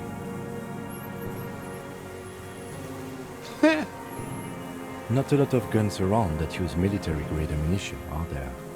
It's a real gun. Not like your little musketeer pistol. I've seen you prance around with that, jumping hoops for the liberals. You look like imbeciles. Why don't you ask them to give you real weapons, eh? Going against automatic rifles with a flame bomb. Of course you got all those boys killed. Damn, he saw you. He's watched it happen. He would have a good view of the tribunal from here. It's not just empty boasting. So he saw you. Okay. So what? Don't let it divert you.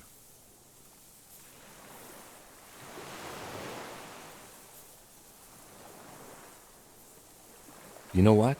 You're right. I'm convinced this made the shot. Should we call it? Good.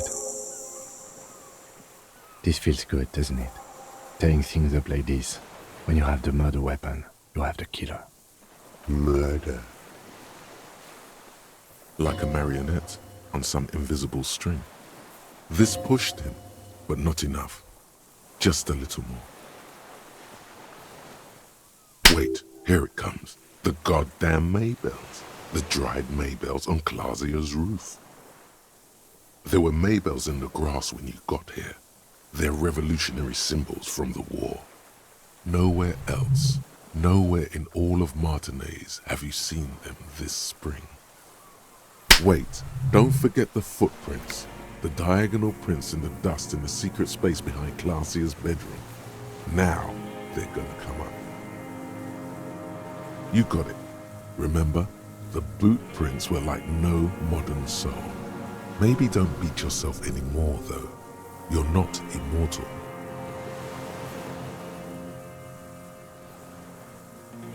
Damn Maybells. The whole island is turning white with them.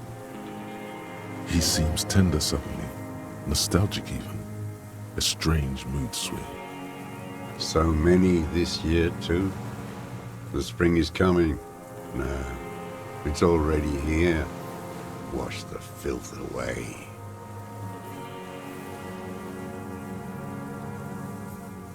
They blossom on the islets before we fertilize them with our blood. Resurrection was snow white in May before they ruined it. South, the Bay of Martinaise is dotted with little freckles of islets, turning green, with white flowers in white snow. The coast, too, before they piled their containers on top of it. filled with broken, useless trash for fat-fingered bourgeois children to play with. You must get around a lot to stay undetected all these years. Do you know any secret paths? Pinball workshops? I may. Classier. He repeats the name with care, as if it were at risk of breaking. He knows her, but hadn't heard the name. My ears don't reach the city. With the victim.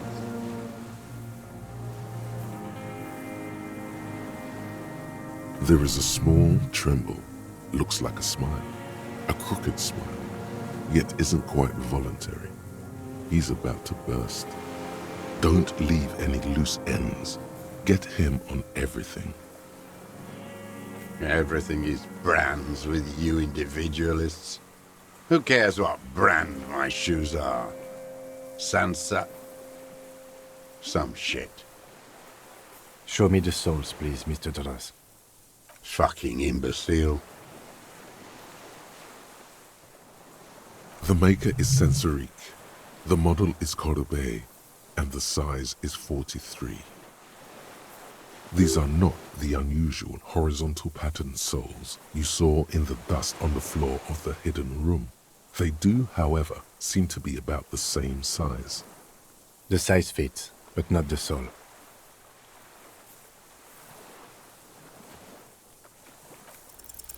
Simpler?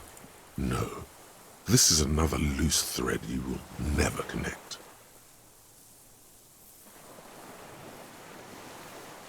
The lieutenant raises his brow. What are you doing? He's thinking. We almost got him here. Not now. Stop yourself.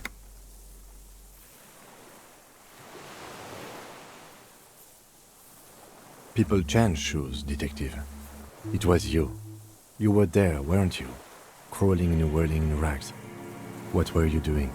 Some kind of reconnaissance? Preparing the scene? Listening in on her?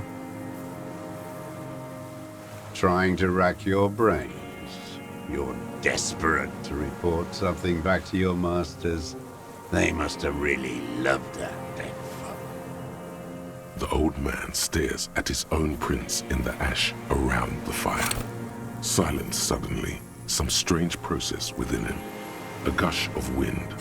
Seagulls in the distance. You know who he was. A coalition-trained murderer. Armored and armed. He wasn't human. The blunt end of a hammer. Dripping with blood.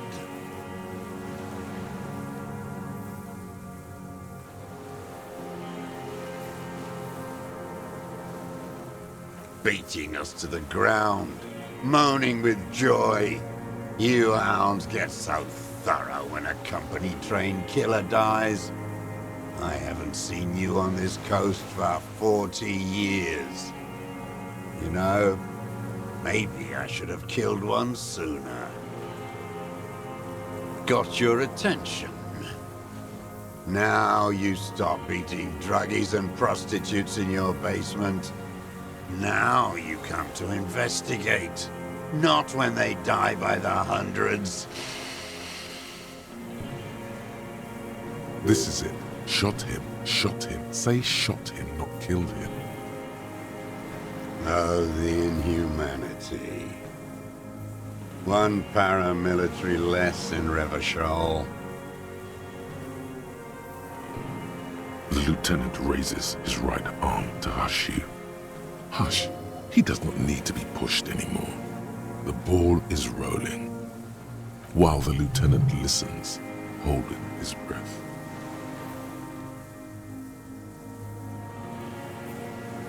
I had them in my sights. Both of them. Him and the whore. I was breathing with them, in phase. And I pulled the trigger and flew on the air until I landed in his mouth.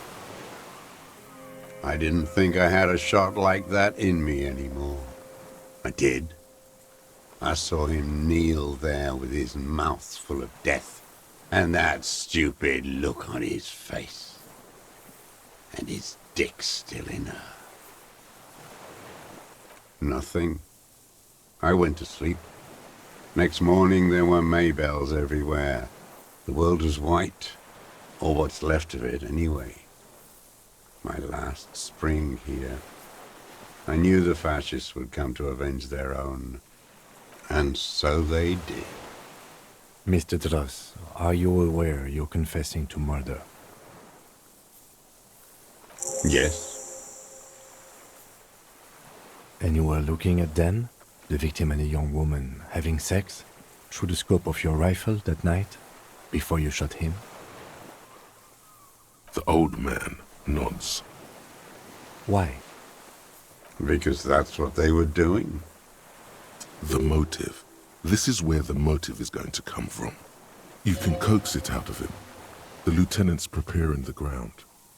I don't understand. Do you, detective? I don't understand this part. I'm always looking.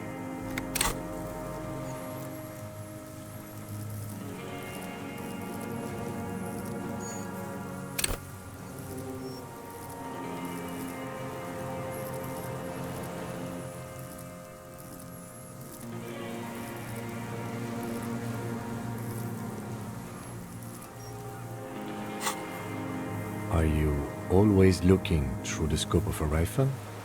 I'm just trying to understand. A rifle's scope has the best magnification. Helps him see all the shit. And if you don't like it? Click. Then you pull the trigger? Yes. Think of it as a form of critique.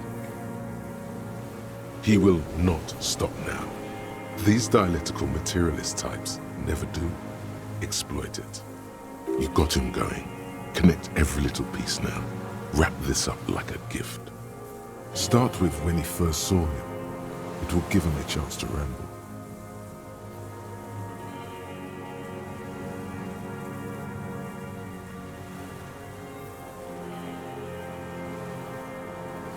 "3 weeks ago, when the rich hag came in on her galley.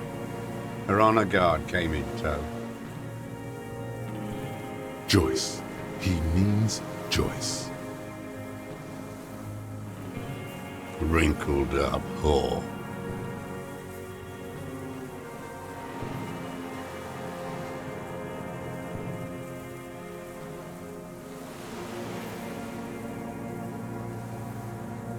Black sexual morals are a bourgeois ploy.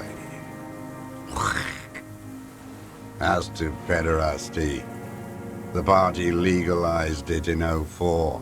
My party, not your liberal masters. So don't you sermonize me, you racist shithole. It's still bourgeois when the bourgeois does it, fiddling with their sexual organs. Some strange glandular process takes place in him at the thought, like yeast rising. And anger too, in addition to loneliness. They moved into a deserted apartment above the roundabout. Radio equipment out for all to see. Reactionary radio playing, sloppy and drunk. I've seen their kind during the landing. Those Occidental and Mesk phalangs weren't conscripts. Boys like us. They were whites. All they know is to destroy and hurt. Barely alive. They like to kill while they're on their drugs. After the landing, in the burning years, I would take shots at them. End them. The worst ones, if I had a bullet to spare. I could see they've returned now, to show their real face. The face they don't dare show their bourgeois voters back on Mundi, with their families and polyester clothes. Them fucking. I didn't like that. Jealousy is a reactionary concept. I didn't like the Reaver enjoying himself. Drugged out, soothed in the arms of a young woman.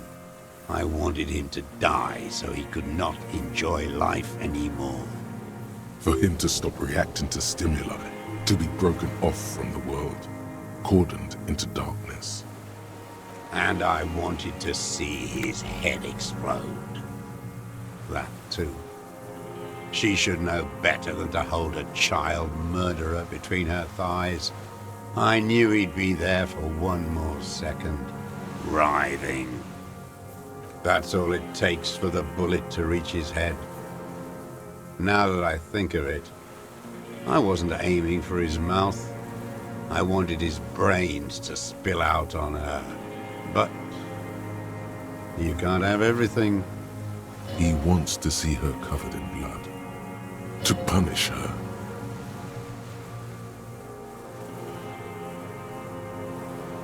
Since she came to Martinez, I saw her sneaking in the reeds early in the morning, behind the Fell building.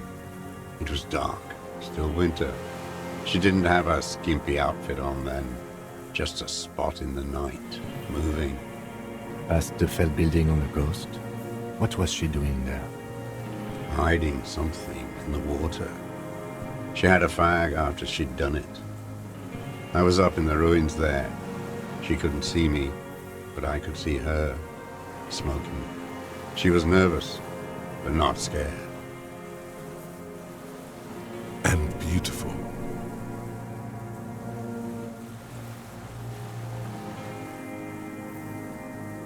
That, too. How could you see what she looked like? You said it was dark. The sun came up. Her hair was like cobwebs. She smoked more fags and snorted a line of whatever shit she was on, right there. She needed it just to move. Her passport and tickets to Villiers, and from there to Cachet-Brut. In the free state of Seminine, hidden away at the edge of the earth, near the Pale. After she was gone. Did you keep what was in it? When we found the submersible, it was empty. No. Why would I do that? I didn't need tickets to Villiers. I put them back. If I wanted to extort someone, I'd do better. This implies that he's thought about extorting her. Also, a little inconsistency here. He was surprised to hear her name Clausia before. Would he not have seen it on the documents? You didn't say Clausia in there. It was something. I don't remember. It was dark that morning. I only remember her face on the photo. Why would I need that trash? I'm not going to Villiers. A strange confusion comes over him from time to time. Some kind of aberration of the nervous system. I did. She had a face like an archipelago with those birthmarks, and a body hard and lean and bruised all over, black and yellow. I could see she's taken a beating. I could see who she was, too. A spook, on the run. Revershal's the cloaca of capital now. All the bagmen and arms dealers end up here to do drugs and have sex like animals. You could tell she was a spook from the documents? She had different color hair on the photo, and glasses, forged. Some sordid bourgeois affair. I've heard about this kind of thing on the radio. He's setting it up for you. The bruises, you can't make that out in a scope. You can't see bruises through a scope. It's just a blur.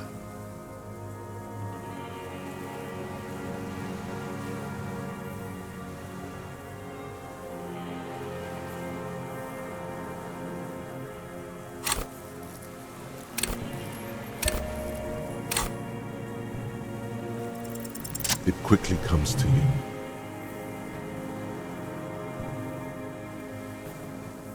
Oh, yes. Cutting those drugs of hers into little lines with a knife. Masturbating. Everything in him fills with impossible longing, all at once. Did you make that hole? With a clip-point knife. Good for listening in, too. For hearing the moaning and the snorts. Like that, too? Yes. Bending like a bow against the glass.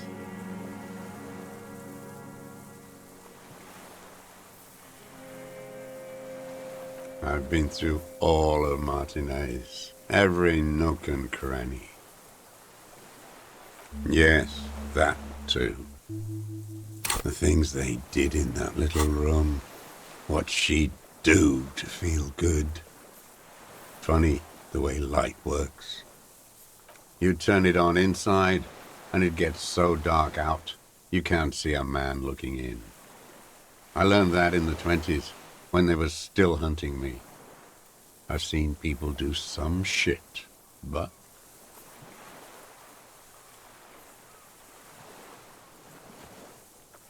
Those two took the cake. You hear the familiar scribble of the lieutenant's pen. A quick glance at you. One more loose end down. We're doing this, detective. How did you get in there? The hidden pinball workshop. I can just walk in there now after a good wash. I told you, they think I'm an antisocial. Closing hour is a good time. The kitchen's empty. You had to open the steel door in the kitchen? How? I got that open a long time ago. Some bourgeois game merchant lived there. I don't know, 15 years ago. He left spare keys all over, and I took one. Then I saw her turn the light on one night in my scope. Andy found use for it. A spare key, like the one hanging behind the Union Box window.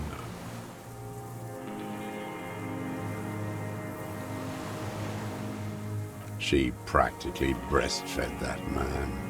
You wouldn't believe the things she let him do to her. You stare at them too. In your mind, her innocence day still turns to leaf. Airport bag in hand, silks flowing in her wake.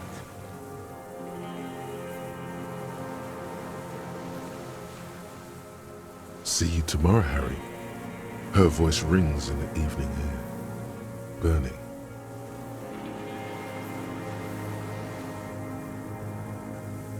No one gives a shit what you think.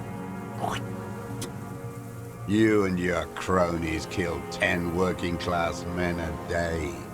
I've heard the statistics on Channel 8. There's nothing to hold on to. Only this. It's not enough. The coals of his eyes glisten suddenly, like stones dripping with water. Is he crying? Man needs to feel something else. It helps if you have your eye on something there. Something pretty. It's weakness, I know. Yes, over the years. It's not unproletarian to feel something. No. I don't really know. I was there one night and she was crying, like a child, in the corner of her room on the floor, like she does sometimes. The day after I killed him. Yes, I don't know why I do the things I do anymore. It's as if something put the thought there to leave the flowers.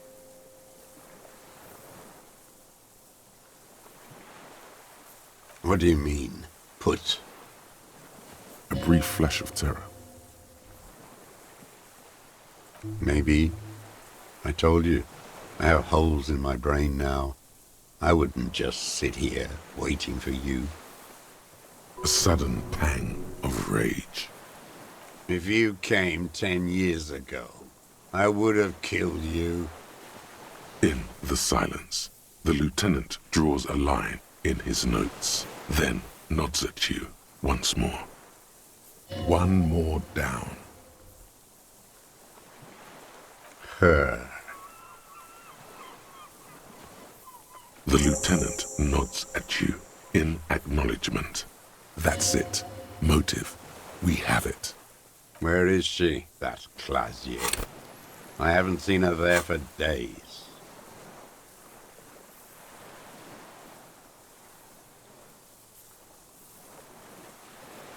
I know she's gone. Locked up, or on the run. She kept staring into the scope, you know. In the end, this last week, at the fort, like she knew. Like she knew I was here. It doesn't matter.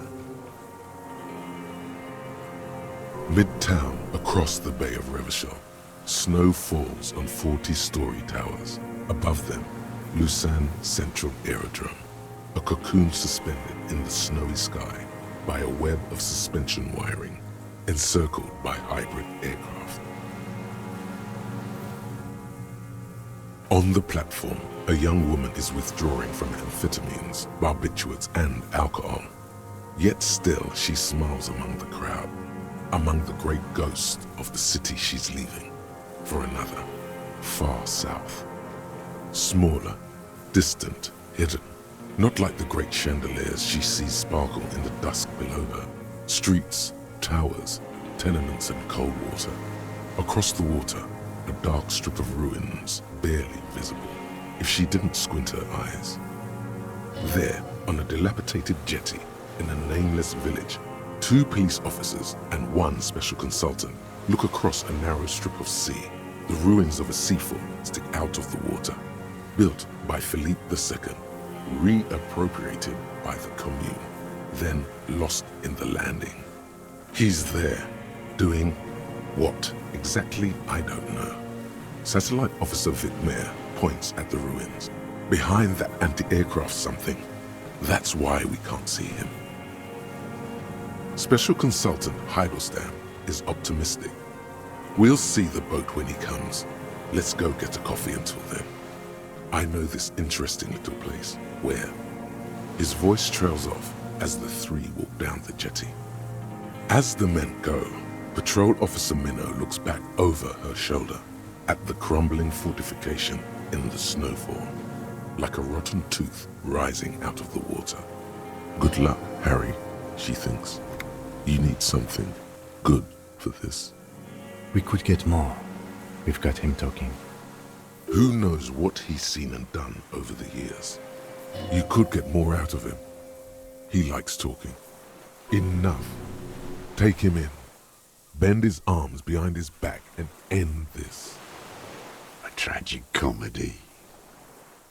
Druggies, prostitutes, and rentiers. A strange little engine seems to fire up in him again. It straightens his back.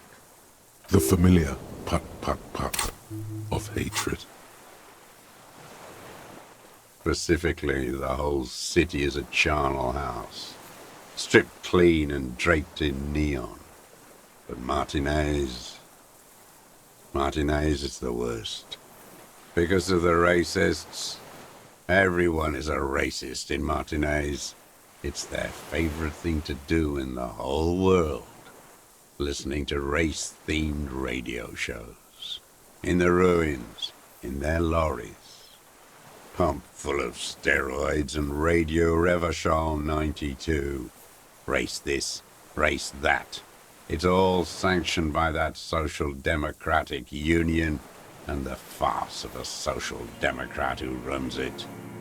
Yes, the fly larva in his container. He let some nihilistic advertising yuppies erect a statue of Philippe III, a syphilitic murderer, on the town square, to spit on the working class. Not since the serfs of ancient Pericarnassus has history produced a more inert social class than the Martinez proletariat. The rest of Revachol, at least pretends to rebuild, these people still live in ruins. Intense, like animals, like those boom-boom morons on the ice. A pity they didn't drown in that tent of theirs.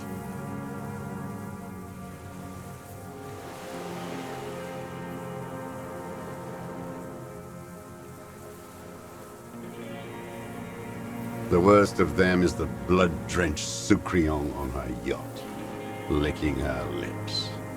The old whore's gone now. Her gun-toting porcelain men are dead. So, actually, no. The worst is that old cop parading around in his uniform, throwing balls all day. It's not enough that the racists and liberals are dancing on our graves. The old loyalist ghouls still parade the ruins too. Every morning he's there, while the parasites he fought to protect are off in Ozon, or Quayamoran, or some other island they built their palaces on, feeding on drugs and having sex with their own children. That's all the rich really want. Sex with their own children. Throughout history, even the royal bloodline of the suzerain, it's all just an excuse for them to have sordid sex. At least that old cunt, Frisell, is now dead. We did good when we pushed him under the horse car, until, in the 30s, those disco whores.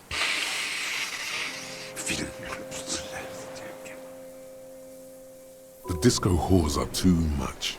Hatred shuts down his brain's language center, leaving only a nonsensical sputter. There was something about a statue and nihilistic advertising agency people might be worth investigating. Ask about that cock on parade too. Make sure you get everything here.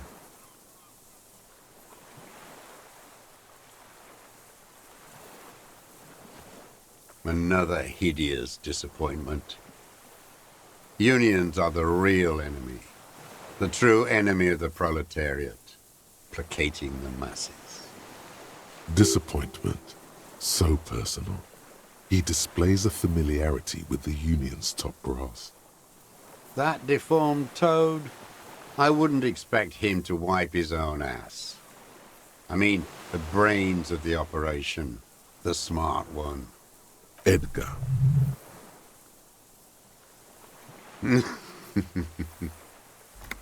He talks a big game about uprising and social base. They must have sent the smart one to some university in Le Jardin, where it's alienation this and hegemony that.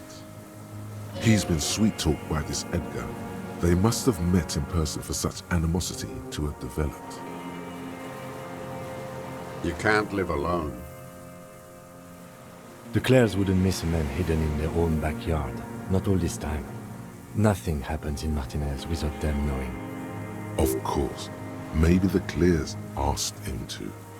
Don't go straight for the kill. Exhaust everything else first. Soften him up. I haven't approached anyone. I hid. It was Edgar who came to me. How did he know you were here? He didn't just stumble in like an oaf. He figured it out. Some kids told him about a monster on the island. I told you, he has brains. Stepped right off the boat and walked down where you came. I even kept the door open for him. Thought he was a man of the left, wouldn't rat me out. I was right about one of those things.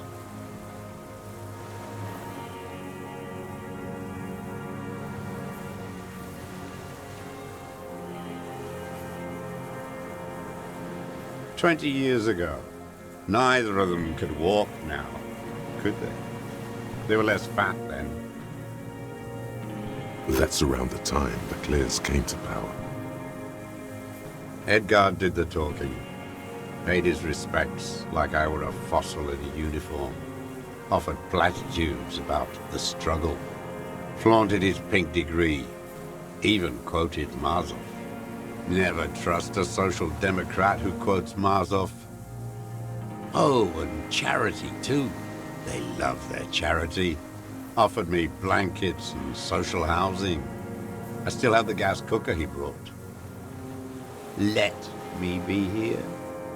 The ZOC is an unlawful successor of the Commune of Revachol. We took this fortification from the Loyalists.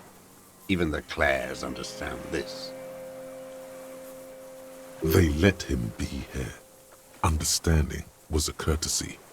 But why such a courtesy? You know why I killed that fucker, Dwat. As to Edgar, I'm not doing anything for that swine again. Again? What have you done for Edgar before? Tried teaching him some Mazovian socioeconomics. They didn't stick. We parted ways.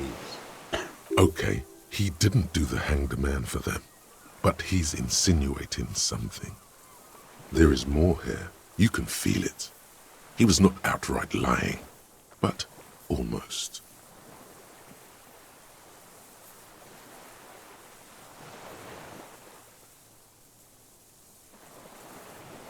Whores.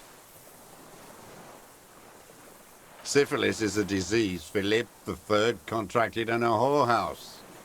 The statue is an abomination.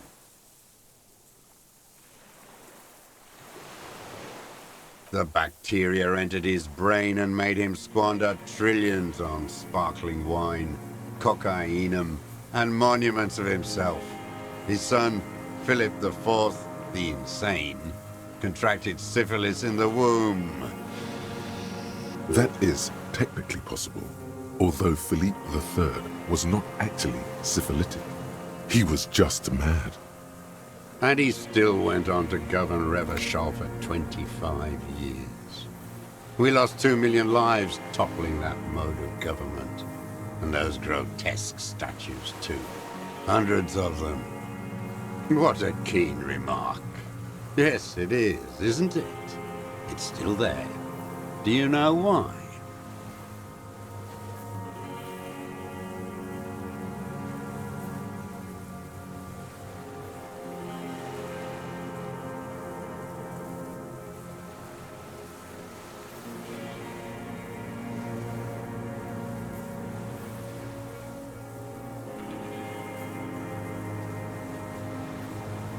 No. Cynical design cockroaches like you erected a new, ironic version of it. We tore it down with honest, working-class plastic explosives. But there it is again, grinning. Art is a bourgeois establishment. It's an affront to humanity. Every gallery should be bulldozed, and the artists should all be given 30 years of hard labor in Yekokata. Wait, it suddenly strikes you. Perhaps it was not as it seemed.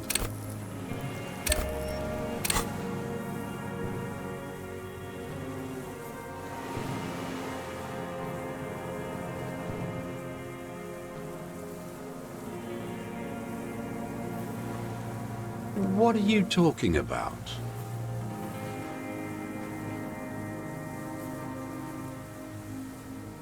What is this madness?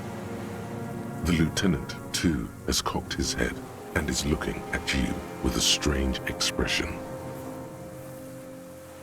So you're saying it's a communist monument now? Not only.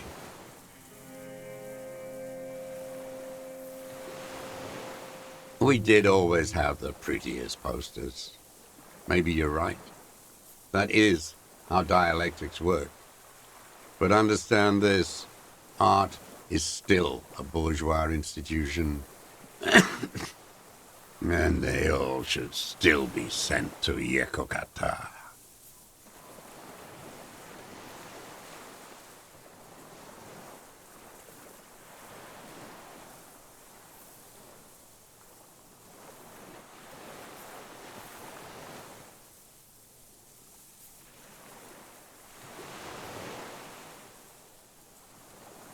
It is commonplace to relocate the workforce according to the needs of the land.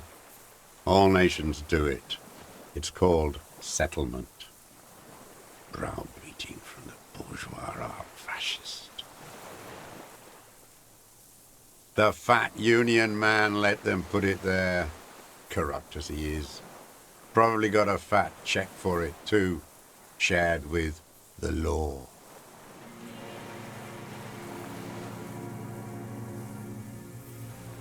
Accusations of corruption. Push them aside with a sharp change of topic, officer. Put the heat on him.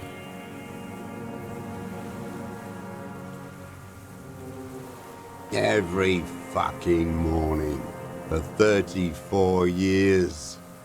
Throwing that ball. One ball against the other. I've always loathed that game. That is not a working class game. I don't care what they say on Radio June. Royalist ghouls played like it was life itself. Click, clack across the water each day. And that uniform, like a parrot plumage. I won't even mention that he's a traitor to his race. A petank maniac race traitor.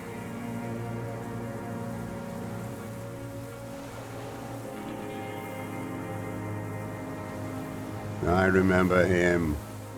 I remember him from La Noce. Not him personally, his make and model.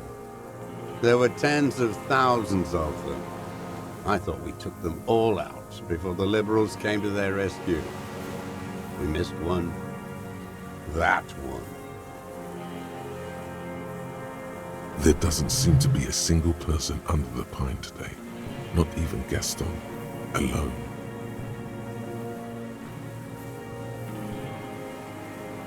Fat and plump, like a pheasant. Just begging to be popped off. Please, Mr. Dross, shoot me. He whispers with such predatory hunger. It borders on longing. Not yet. I like to look at him strut around, place the crosshair on his medals, right on his face, and just fiddle the trigger. Think about it. Let the bonbon melt in my mouth. Save the treat for later? He is a juicy bonbon, that one. A real treat for the black day. The blackest. When I put that gun in my own mouth, I think, no, don't waste it. Put this lead in that cock, René. For the boys he killed. And then I look at him throw those balls, and I suddenly feel better. I even hid one bullet, so I'd always have one for him. Haven't seen him around lately, strutting around. Must be down with arthritis. I hope it hurts like hell. I hope he sweats blood. Hearing it may destabilize him. You sure you've gotten everything from him?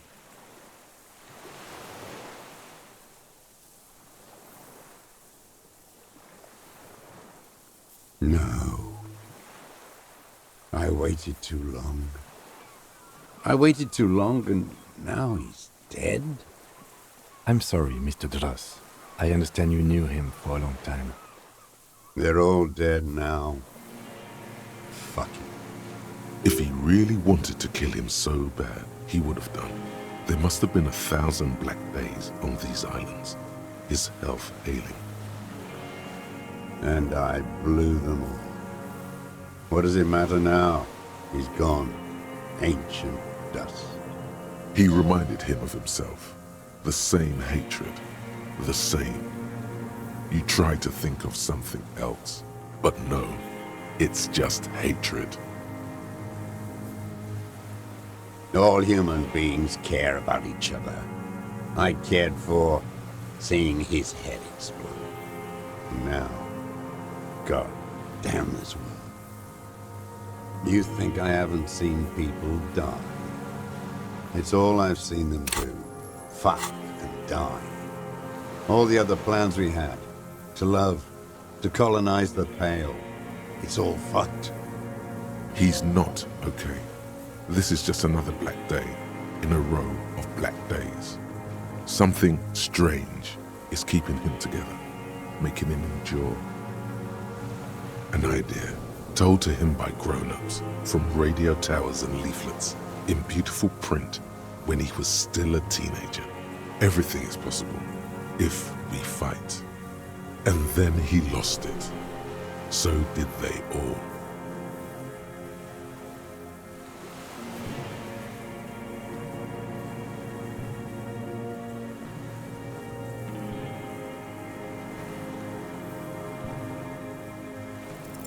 Oh no, the connection doesn't come to you on such a pivotal moment.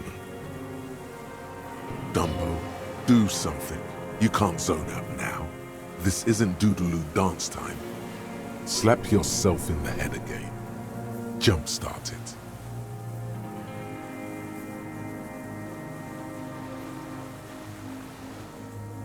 About this deal you made with Edgar. The death of the colonel mercenary was only coincidentally beneficial to the Clares. But what about the other people you've killed for them? Other people? Like the previous 4 women of the Union. That's it. That's what you weren't connecting yourself.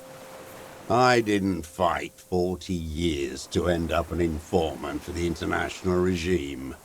What happened, happened. Still dumb. Your eyes are transfixed on his digit. It's yellow with nicotine. Before, when you asked him about the Union, he said it was a disappointment. They promised him something political. Look who's up. You're worse off than me. We will have plenty of time to talk about this, Mr. Dross, when you are in pre-detention. It takes years in pre-detention. Go ahead. I've been in solitary confinement my whole life. Ease off it. This was not an unmitigated disaster. The lieutenant mitigated it. Just proceed, calmly. Glad we talked about what?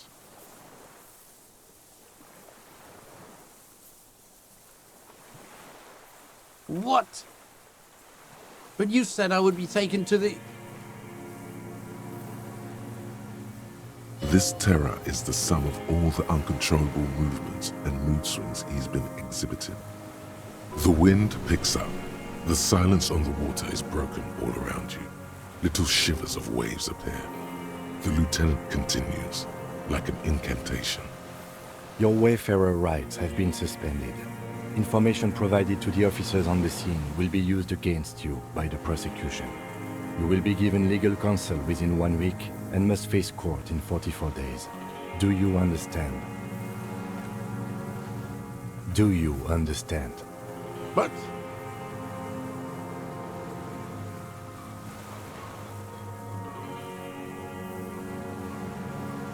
No, I don't want to. I have to stay here. He's sweating.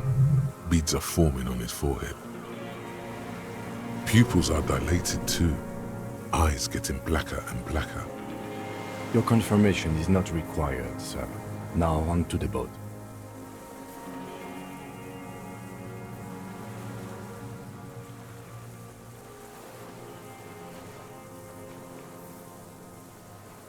Not really.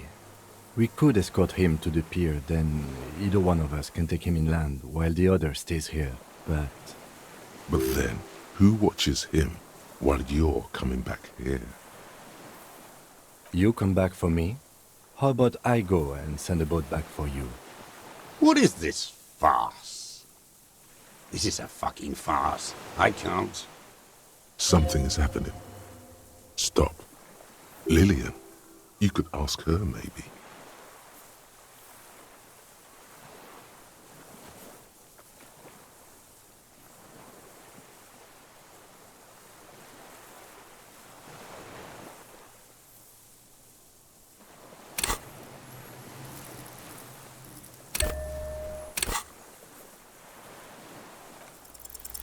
There it is again, to your north, as it has been since you came to the coast. The reeds whisper, stalks rubbing against each other, but then, in the middle of it, something completely different.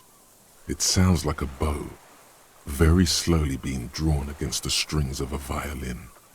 A very small violin, made of reeds and rushes. Maybe there is room for 3 on the boat.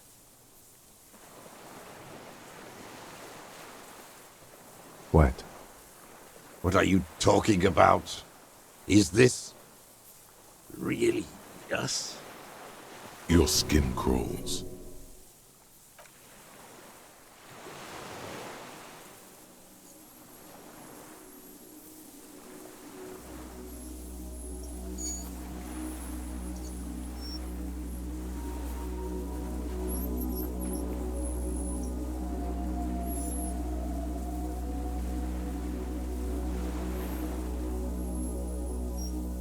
A delicate tangle of arms and legs unfolds from the reeds, limb by limb, to then just stand there, moving its scythe-like arms in ghostly silence.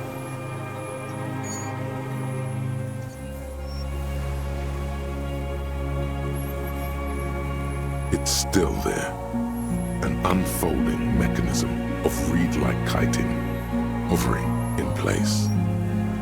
What are you talking about?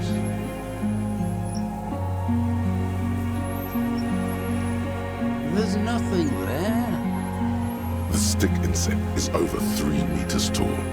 It looks straight at you with its tiny pinprick eyes and its grotesquely small head. You feel your legs shaking under you and your gun hand rise instinctively.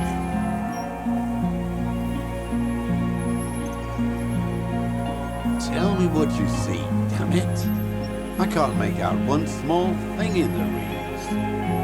I can see it. 4 simple words, thank God. If you can see, then you're not insane. But that means it's really there, spinning slowly, in absolute silence. Its limbs long and slender. Be very, very careful.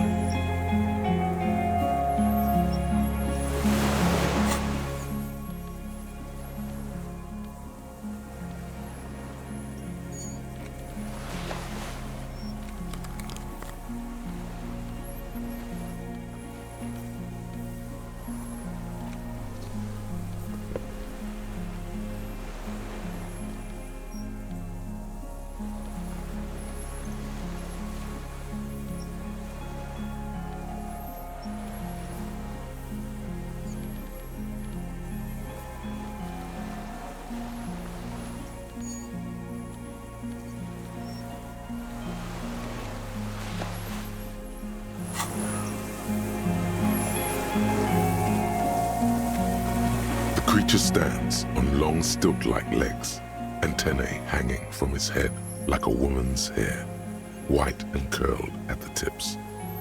It is no more than 5 steps away from you.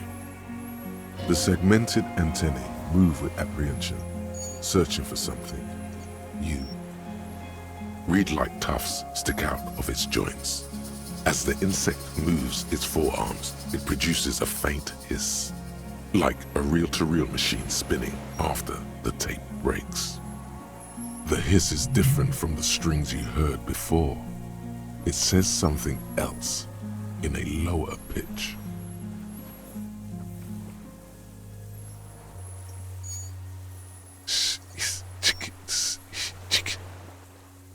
You smell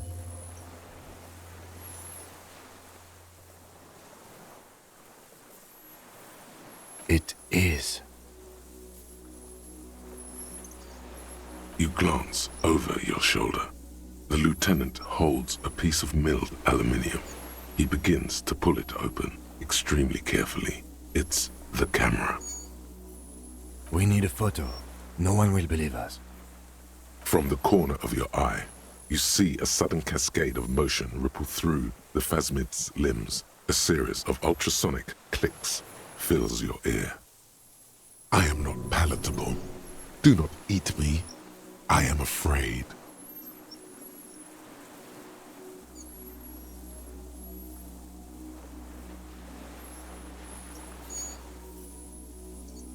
I won't be one of those fools who didn't take a picture. He's letting his pride get in the way. You see the phasmid turn to him, its mandible antennae reaching out. Its motions are quick, sudden.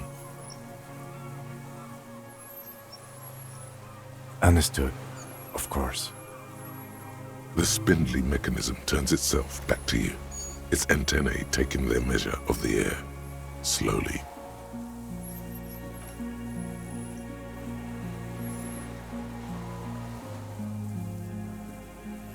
Nothing changes in the cyclical braying motion of the creature's limbs.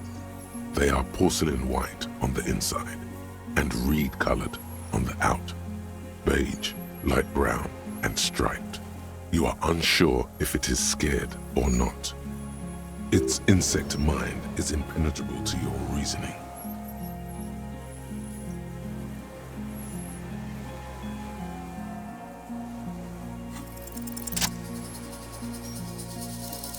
Slowly, with your breath held, you take 2 small steps toward the phasmid. The creature lets out a series of ultrasonic clicks that swarm around your head like swallows. Like laughter, a sort of happiness. Sweat drips from your brow, soaking your chest. You reek of it, your chemicals. The tracheal system on the creature's abdomen expands in front of you to take in and expel air. It's smelling you.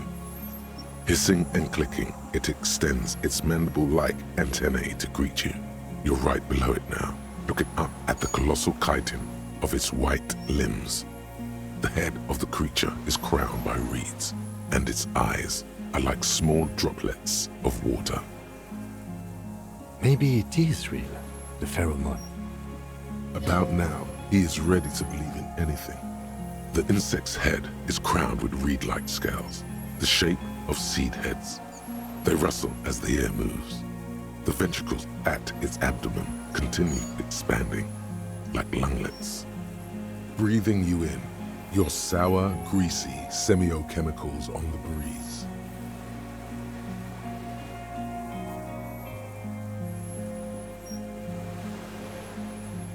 The insect stops its stridulation, seeming to observe you. Below its crown of reeds, little pinprick eyes detect motion, glittering. The world stands still around you. Suddenly, there is silence. No, stop. Be afraid.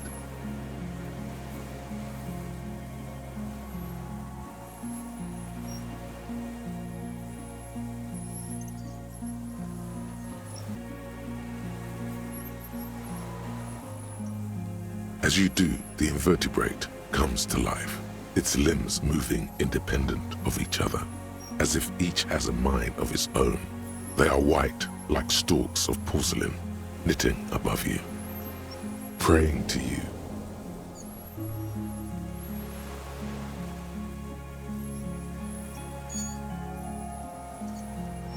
The reed creature does not stop its stridulations. It towers above you, parting the reeds it emerged from. Tuft-like structures still rustle on its joints. Perhaps it is preparing to eat its god. No reply. A total ancient silence comes from its mouth, along with what appears to be some kind of foam. The stridulations of its limbs continue all around you. You were right. Little bubbles form on the mouth parts of the creature, on its segmented lower lip. It looks to be foaming, slowly. The foam is white, then yellowish. The faintest smell, like you've never felt before, like burnt roses. Careful, it may be poisonous.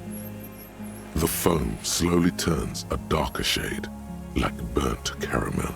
as the insect moves its mouth parts, masticating. The little bubbles begin to burst, one by one, letting out that same smell like summer burning. Apricot blossoms, white blossoms erupting, a sensation like cold hands on your face. I exist.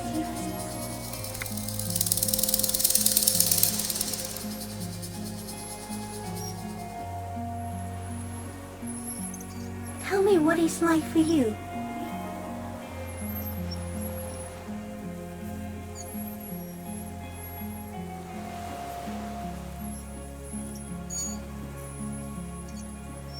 Then I will tell you what it's like for me.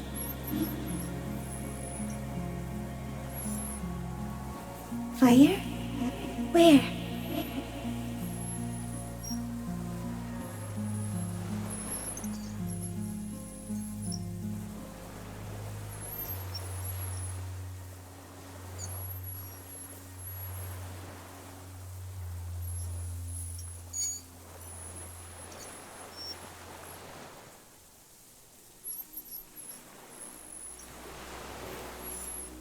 I do not have fire inside me. In me, there is not even blood, but lymph, like sap from a one palm. Now, I will tell you what it's like for me. For me, it is a series of half-lit images, a kind of darkness, being intruded upon, transient, dim, moist, shapes of plants and animals, and internal sensations, a swarm of sounds, tiny vibrations on the inside of my forearms, all speak of complexities totally beyond my understanding. I am at the end of a narrow funnel, weightless, so light, it only feels like something to be me. In truth, perhaps I'm nothing. I certainly do not have a soul, and if I did, it would never burn.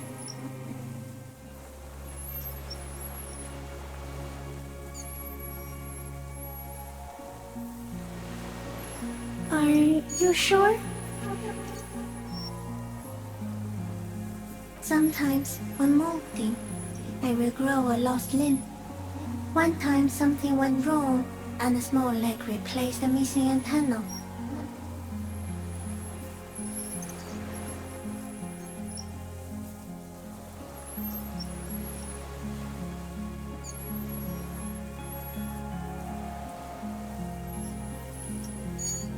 The leg tried to move around independently, making it hard to walk.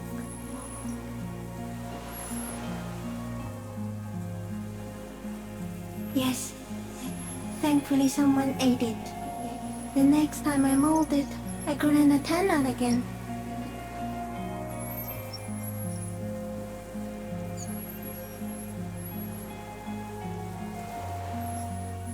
No, you're awake.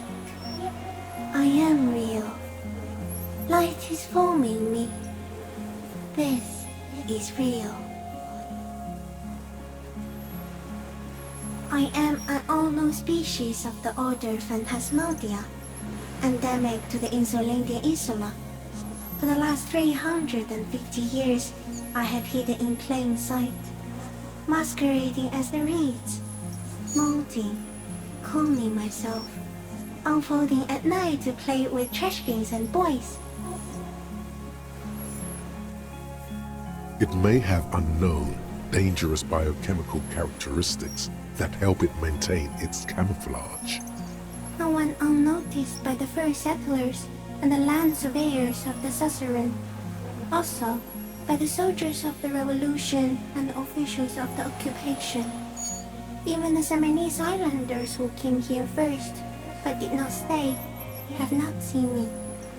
I have stayed hidden through 4 forms of government and 2 scientific revolutions, until I was accidentally discovered by a detective of the citizen militia in Rebelshaw, district of Martinez, March 51. So am I.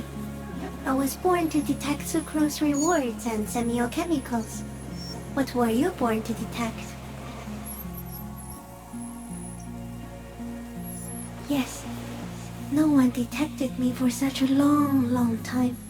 For thousands of years, I dithered, out of sight, trapped myself in greenery. No one believed I exist, almost no one, until you came, detective, dripping of blood that smells like strawberries, across the calm sea, the first in 1,000 years.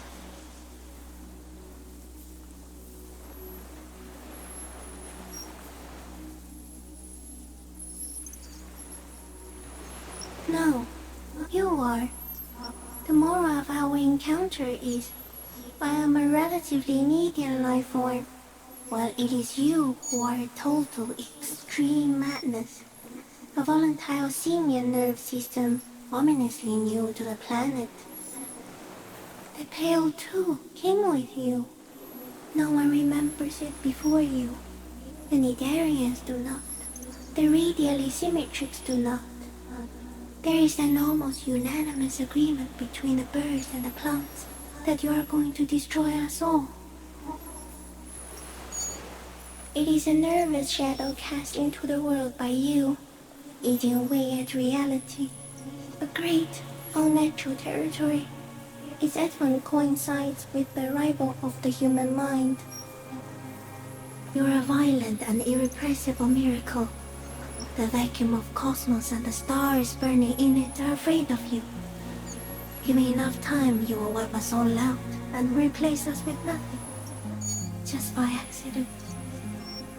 We suspect it will be something like the oxygen holocaust that wiped out anaerobic life 2.6 billion years ago, when organisms first started breathing. Only much worse. Instead of air, you exhale thoughts. There are no trees that eat thoughts. Everything your eyes touch goes back there, behind the nose mirror. What if you blink? Are we still here? Please don't blink. What if you misplace us all one day, or just forget?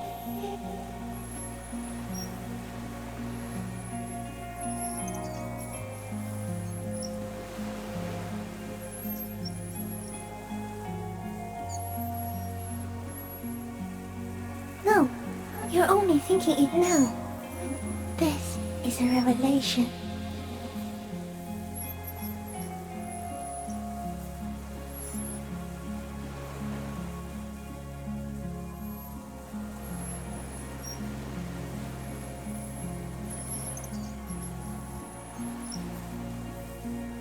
So it is already happening. Soon, one of you will close your eyes and open them to see that none of this ever existed.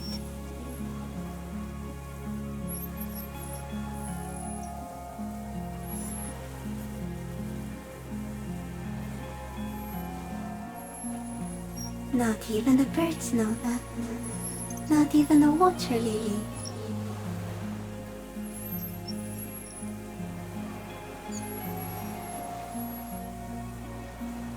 I think we should eat it. If it's a leaf, you can put it in your mouth. Or a reed. Yum yum. Wait, so...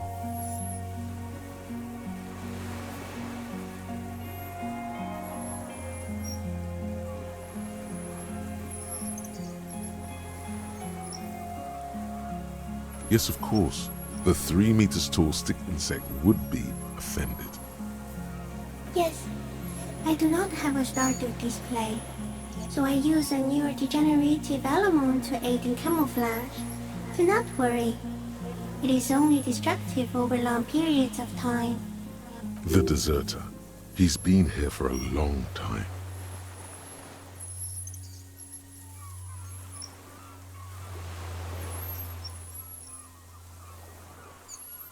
It doesn't look like that, no.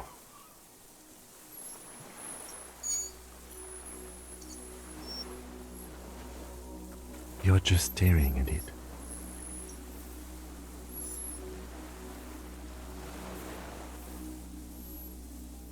Okay.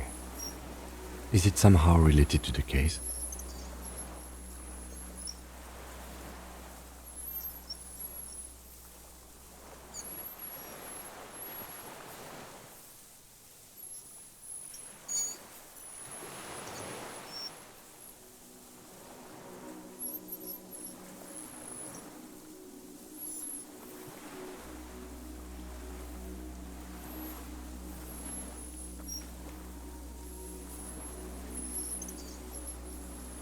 I think we should take the picture, and then you should back away from the unstudied species.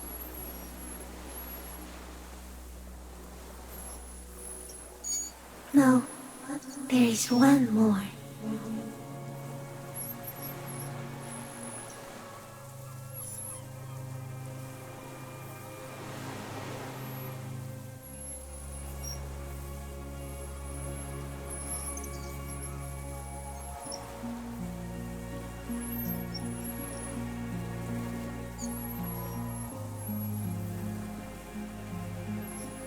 Thank you.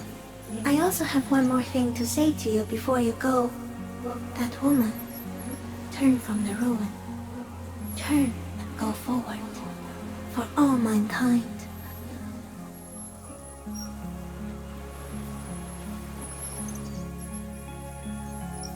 She was held on Earth. It doesn't take a 3-meter stick insect to tell you that. Okay.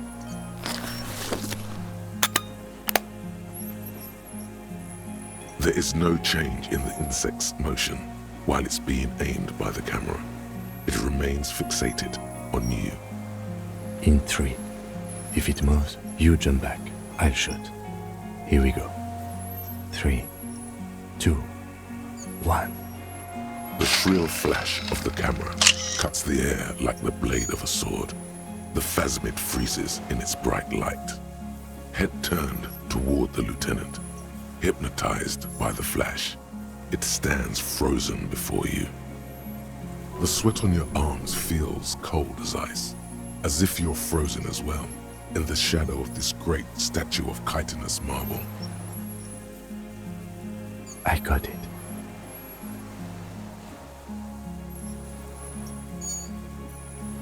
Immortalized for all time.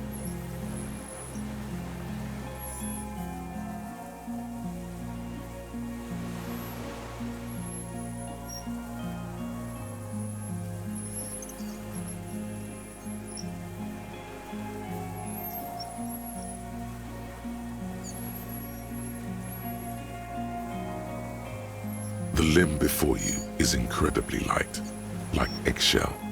It's much lighter than a reed. You feel a soft push could tip the creature over. Its hollow exoskeleton collapsing. Warning!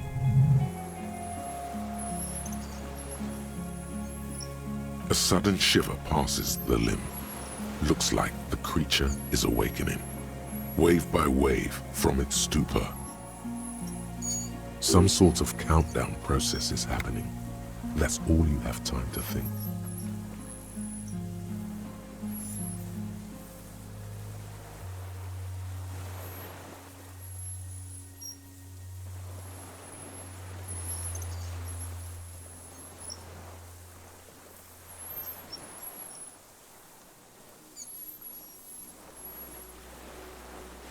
The antennae hang from a great height. With your hand shaking, you barely touch the tip of the left whisker. On contact, the chitin curls into a spiral, like the tip of a poison ivy. Its touch on your fingertip feels cold, ticklish. The sensation is electrifying, resounding through your body. It is surprisingly delicate, the curly end of the whisker, like a young vine. It's even a bit wet. Be careful, detective. It's moving. You were right. It glistens with some kind of moisture. The creature in front of you stays frozen.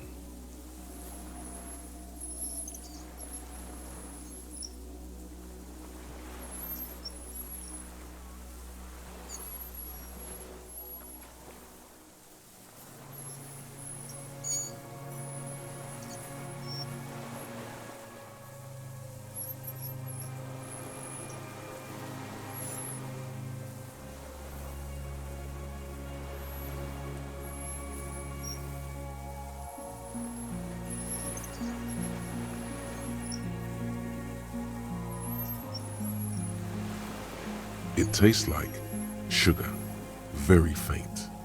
The anthropod towers above you, tufts of reeds pointing from limb and head alike. Odorless, mostly comprised of water. Another shudder pulses through the creature's limbs. It jolts back to life, like a record continuing where it left off, in a swaying, praying motion. Even the small black pearls of its eyes do not stray from you. As you're turning away, the phasmid mirrors your movements, stepping on the water, the long limbs carrying its feather weight without breaking its surface.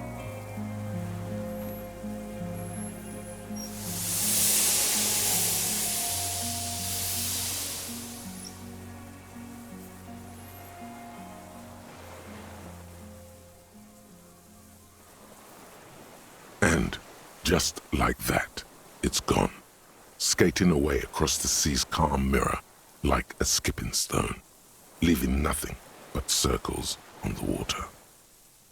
And something under it, in the place it stood, bobbing there, among the reeds, a collection of items. It's gone.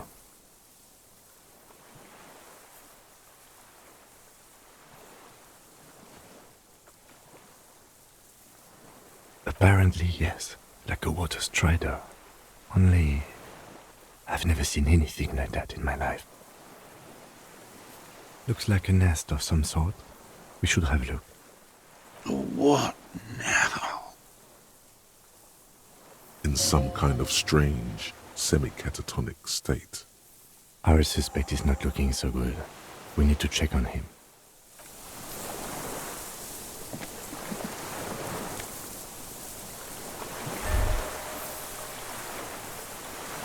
Brother, you've managed to collect all the armor pieces.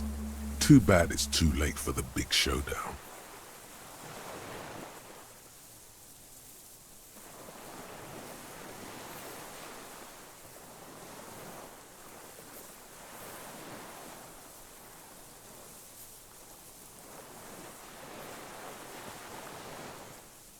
Future use for a future armor. Agreed. Gear up, heavy porcelain man. It's a violent world.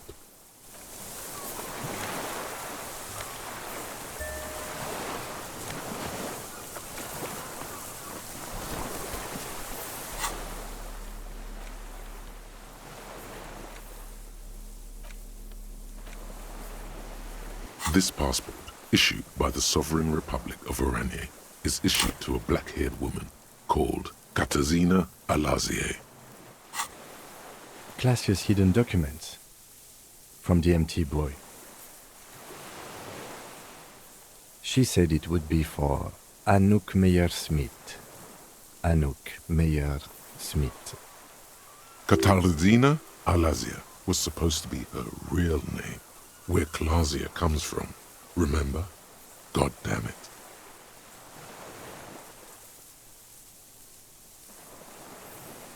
Yes, somehow she managed to lie to us one more time. In a way, she's still lying to us right now. Maybe our man, Mr. Dross, took it from Classia's, or whatever her name was, hiding place, or...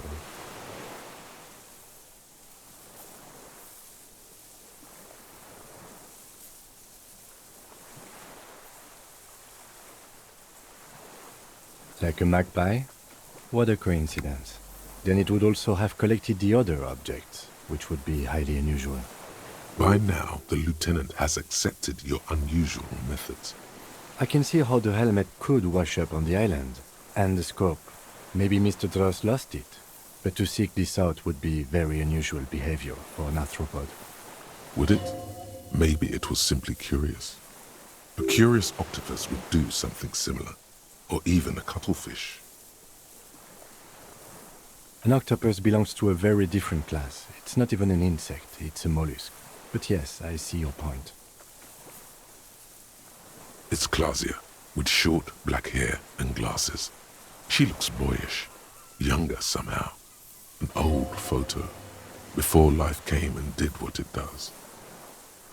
I don't know, but it's not Katarzyna Alazie or Klasia. or Anouk Meyer-Smith. We didn't even scratch the surface with her, Detective. Perhaps it's better that we didn't arrest her.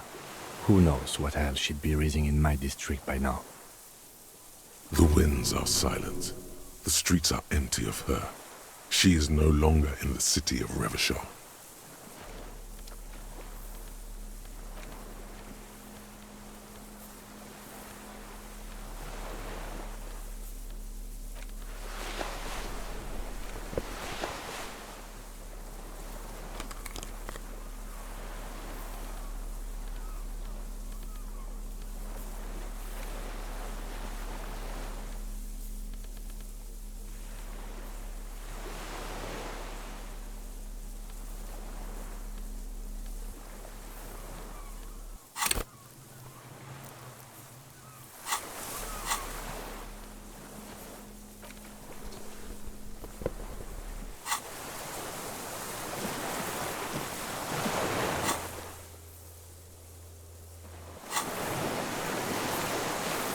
What is it? What do you want from me? I can't go. Something is very wrong with him now. See. Mr. Dross? The man does not respond. He keeps staring, black eyes glazed over and bulging from their sockets, his gap-toothed mouth shaking.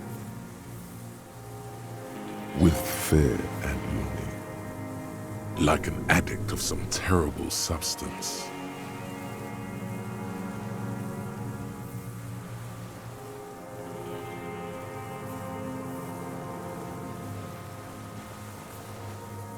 A light shiver passes him, followed by nothing. His hands are trembling, and he breathes slowly. He's going into some kind of psychomotor immobility. The good news is, this solves our transportation problem, doesn't it, Mr. Dross? The trembling mouth appears to sigh. Between this and the broken tire he's used for a boat, I think it's safe to leave him here, while we go and get help. It will need to be medical first, I'm afraid.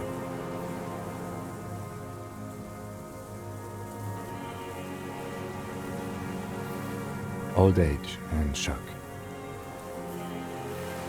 Yes, the arrest and the appearance of the phasmid, the combined stress. But you think it's something more than that, don't you? There's much more. Remember what it said when it spoke?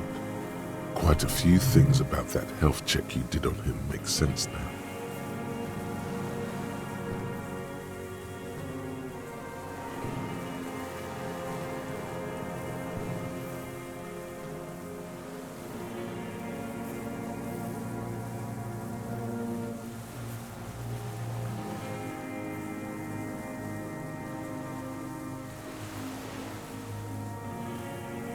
He was energetic and articulate.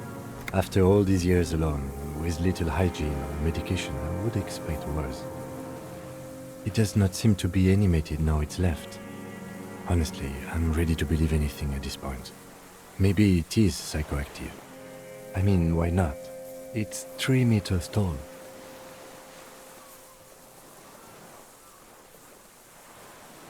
That could be part of the shock. But you're right, something is off here. Mr. Dross. No response. Then how did we see it? Oh, you mean, whatever does this, does it over time? Teenagers, kids, drunks, sightings are brief, and hence not credible. But anyone who spends a long time with it.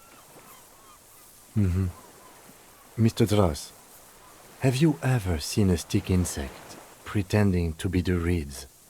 The doctors will have to look at this. I hope your station has better medical personnel than 57. This is a little advanced for a nurse. Told you? Yes, good. During your long staring match, I understand. Like a drug? His pupils appear to be dilated. They still are. It's not just chemical. Some kind of oxytocin release mechanism would go with the pupils. But this is way above me, Detective. He did seem distressed when it finally came to arresting him, like he didn't want to leave this place, and the insect maybe. I have absolutely forgotten to take notes. I hope I remember all of this. This will be one hell of a report. Thank God we have the photo. No one would believe you without it. He stares into the reeds. Your words don't stir anything in him. Perhaps you should... I lost. He turns his eyes to the reeds again, as he's done so many times. Beige and white stripes. He lost the scope. Then it somehow made its way over there, with the help of a magpie phasmid. This sight is a T9, Mr. Joyce. Was it attached to the rifle when you made the shot? Silence. Not even a sigh. You've gotten all you will out of this poor being. The plastic cape flaps around his face in a gust of wind. His back is slouched and his mouth open. The blacks of his eyes are receding. His pupils are returning to normal. The strength has all gone out of him. Just frail old bones in a sack of tracksuit trousers and a windbreaker.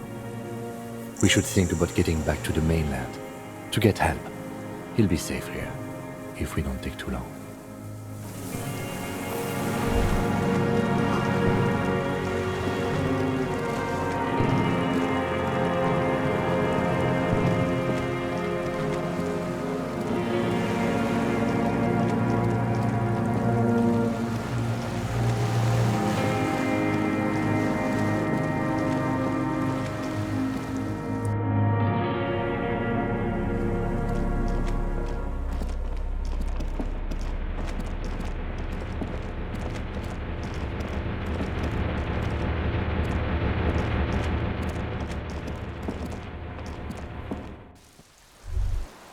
ICM? This feels familiar somehow.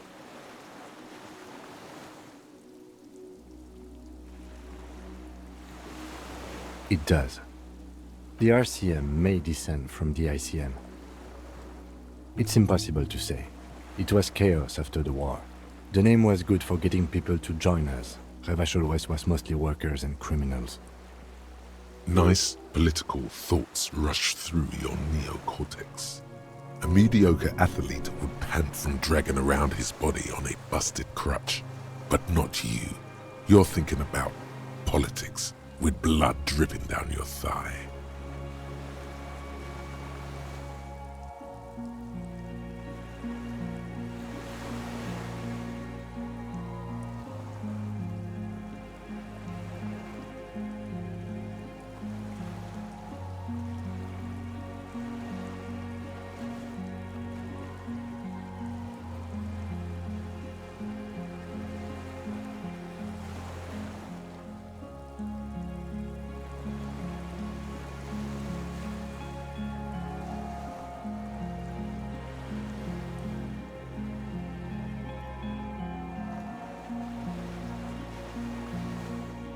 This is better preserved than the others.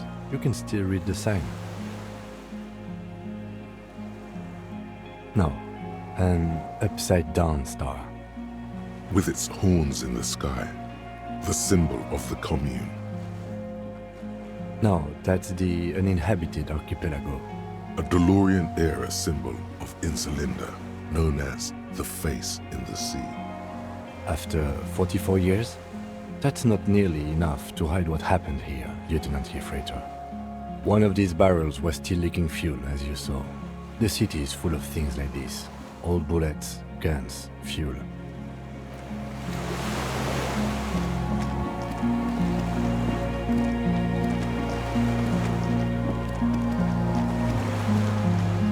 The skiff is swaying on the waves by the dock. Let's. We are done here. The skiff rocks gently under your weight as you get in. The ride back is uneventful and quiet. But for the sound of conversation on the water, there is someone inland waiting for you. Two men and a woman stand on the concrete square of a nameless village, looking at a small yellow boat as it draws closer. The sea is calm. You reach the jetty and climb out of the skiff.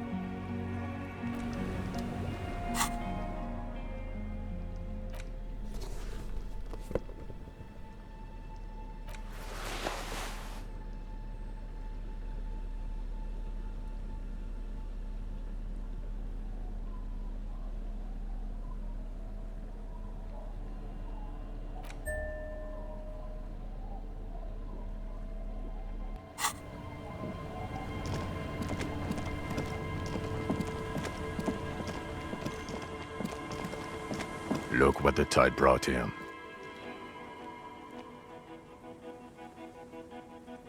Harry, you're bleeding all over the place. You're half dead. Whatever this is, it is completely unimportant compared to what you've just seen. This is the man with sunglasses from the Whirling in Rags. But where are his sunglasses?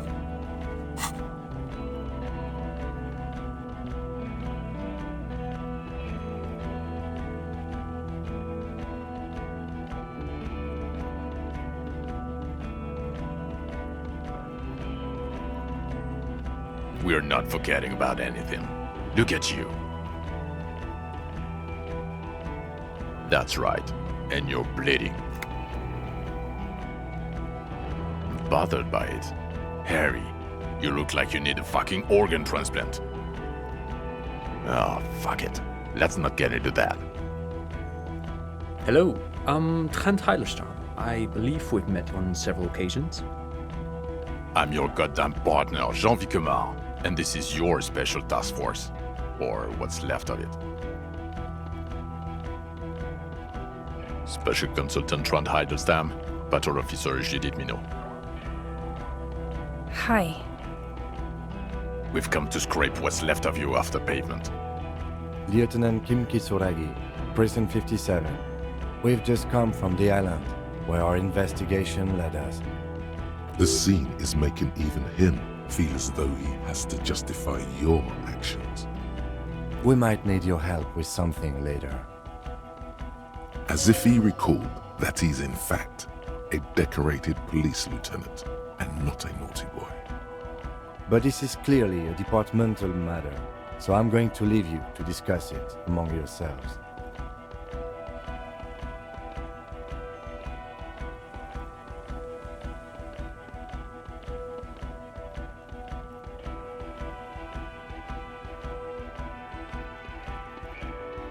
It's good to meet you, Lieutenant Kitsuhagi. Letting the lieutenant know he shouldn't feel embarrassed over the shitstorm that's about to befall you. Ari, we want to help you. Trent, I believe this is where you come in? This is the horse-faced woman. I don't know why you named her that, but it was beyond idiotic. You should never address her using those words again. I don't quite know what I'm doing here. I was asked to participate as an expert. I think I need to manage your expectations a little. I'm at best an enthusiast in cognitive science. My background is in something else entirely. I engage in neurology on a merely theoretical level. In fact, I should probably get going. No, Trent, it's too late. You're part of this shit now. What have you got to say for yourself, shit kid? What does he have to say for himself? He left you to catch the bullets. Shit kid, what an interesting moniker. You. Shit kid, that's you. Despite all that you've done, the deserter, the phasmid, the case? No, because of all that you've done. The cafeteria manager you fucked over told us where you went.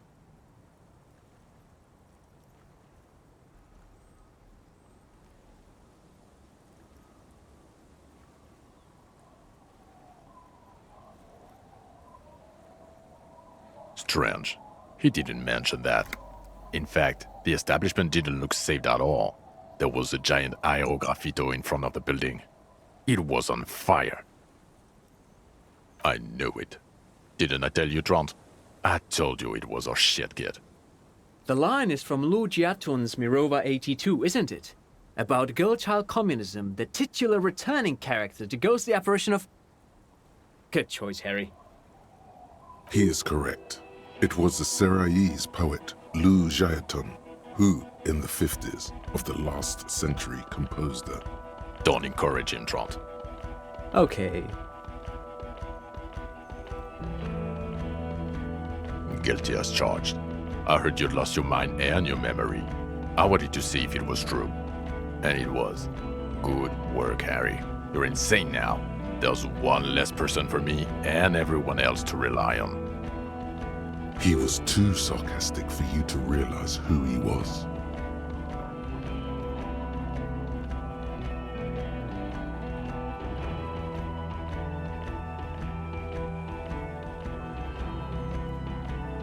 Did you? Or did you literally not recognize my face? We've been partners for how long, Harry?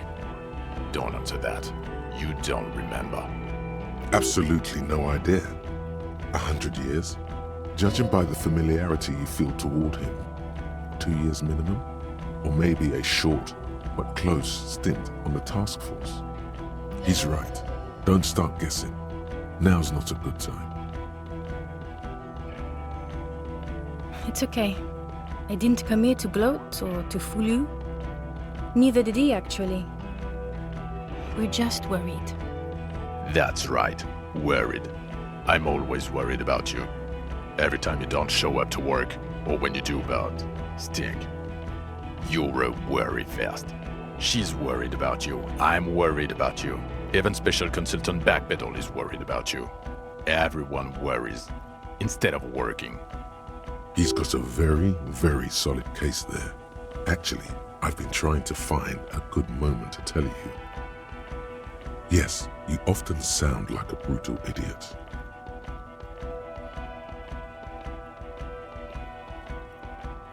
Yes, I'm Tran Heilerstein.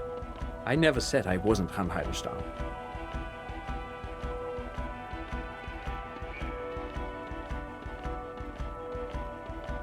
Mikhail? Mikhail is my son.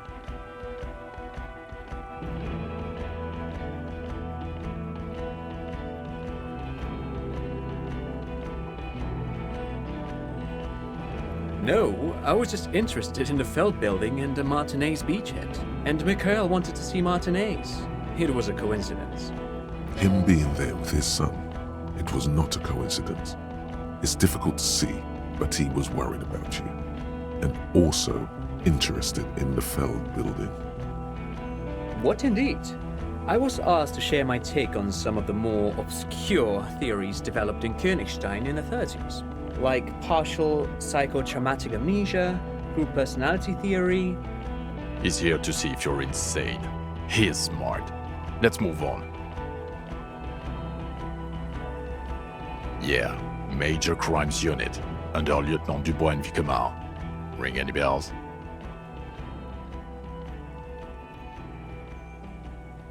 Refresh your memory? It's a goddamn Major Crimes Unit. There's you, me, Jude, Tron fucking Heidelstein, and Guillaume Baby. I'm technically just a civilian advisor. Oh, fuck you. You're part of this shit show. Oh, that's an interesting story, actually. Guillaume Baby is a police reporter who joined our team. He was really good. Then he left because he lost faith in your ability to lead the unit. Other people have left too. Good, smart people. People we won't get back. Only me and this really patient patrol officer are still here. And Tron because I'm forcing him to stay. Is this Guillaume Bevy blonde and partial to sunglasses? See? There. He's getting it. I was impersonating him. Look at me, I'm G. Bevy. It was going to be funny, but then you really did have brain damage. So not so much anymore. He sincerely thought it was going to be amusing. For both of you. Do? It's a Major Crimes Unit. We clear the desk of cases so Precinct 41 doesn't look like the worst station in town. We are shit tier now, Harry. Because of you. They're your posse. Or what remains of it. Handpicked. and lost. The 41st isn't...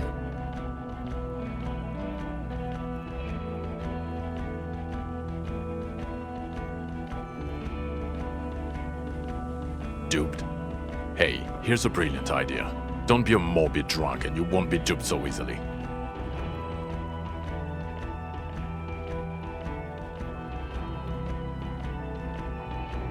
Yes, I'm still King Kisuragi, still a lieutenant from Precinct 57. Still caught up in this crossfire, too. God damn it, Harry. You told us to fuck off. You said we're cramping your style, your detective god. Fuck everything. All will burn. Detect or die.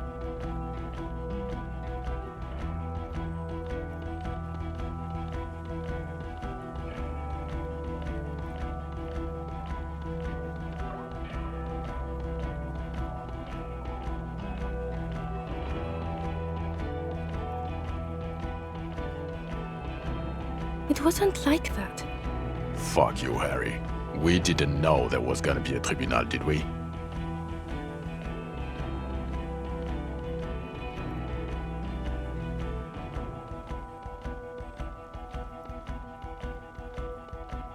Sure, you're not a superstar law official. Talk on the town is your Guillaume le Million reincarnate. I know this shit. Nothing has changed. The bells aren't ringing because you have brain damage. Trant, this is where you come in. How bad is it? Well, he doesn't have visible tremors, he talks without slurring, he can drive a boat, he's standing, reasoning. All good signs, but complete retrograde amnesia, episodic and semantic. Meaning, you forgot both who you are and the definitions of money, Isola, hell, and so on.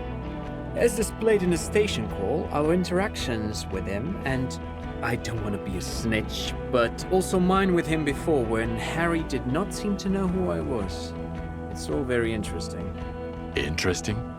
Yes, interesting. I have my theories, but I would like to hear Harry's thoughts first. Harry, what do you think happened to you? Neurologically, psychologically, and why not socioeconomically?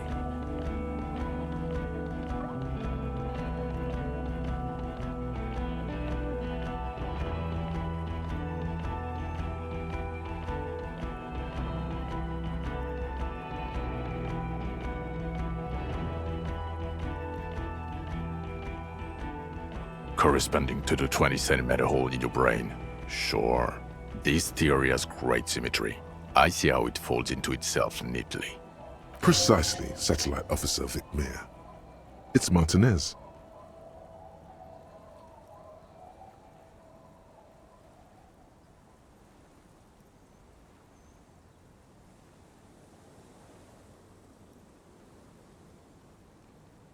Crabman is an unfortunate choice of words, but I was there. The church on the coast shook from an audiospatial anomaly. It may have been anthroponetic, or perhaps related to radio waves. Either way, I have put this into my report. You should read it. I do not, however, think it has anything to do with him drinking himself to the point of brain damage. Thank you, Lieutenant Kitsuragi. Just to clarify, I do not think Isolary anthroponetics are a hoax. Pale produces global phenomena. It's proven. However, what has not been proven is total memory loss after drinking too much Commodore Red. Honestly, I think he's just lying to us. But Detective Vigmer, he has blanked out before. Yes, a couple of times. After some of the more serious benders. One was after the two drunks case, the other when we looked into that mural. So you don't remember not remembering. Beautiful. The two cases in your ledger, the unsolvable case and the Next World mural, those were recent. Those cases were hard on you. Interesting. So at first he dipped his toes into it, prepared. That's where he would have gotten the idea, yes. Practice. And then he used alcohol to get there, so to speak. What do you mean? Well, here's my theory. What if this is an absolutely normal reaction to the world we're living in? What if this is not a significant anomaly at all, something to be explained, approached as a defect? Look at the sensory input here. Look at the ruins, the neon, listen to the radio, the multitudes, the people. Live here for 40 years. As a police detective, he's like a magnetic reader on the world tape, to borrow a known metaphor. Harry's been pushed flat against it. Total input. Hardwired to the free market. He just needed for it to end. Okay, Trent, thank you. That's absolutely meaningless. I'm glad we brought you. Will he or will he not be able to work in the major crimes unit? Is he a cretin now? I want to know that. He's not a cretin, and he is able to do work. If not in his previous leadership role, then as a line detective. Leadership, now.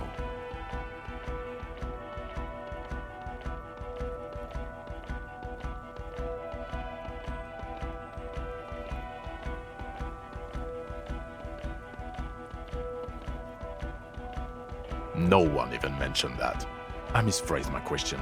It should have been, is he able to put his clothes on and use the body? Or do we need to get him on a disability pension? Now nothing. Now we're just going to stand here.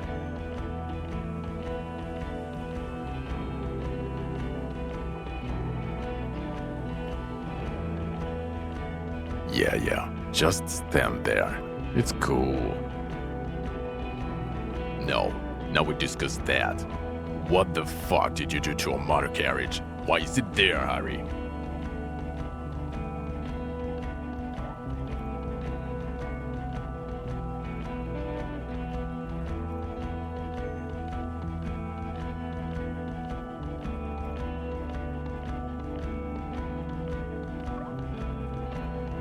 Ha ha ha. Ho ho ho. Tequila sunset. Not sunrise because you're almost dead. So funny, Harry. Thank you for fucking me. Thank you for destroying 45,000 real of police property that's coming out of my payslip. You know that, right? You're gonna get fired, and I'm gonna pay till I die. It doesn't matter. Your badge, Harry. Show me your badge. The thing that tells people you're a police officer.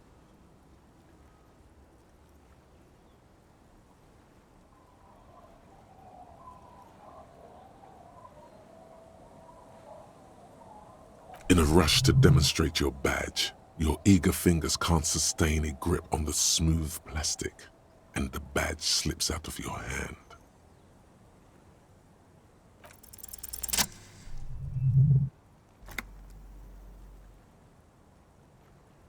Not today, badge.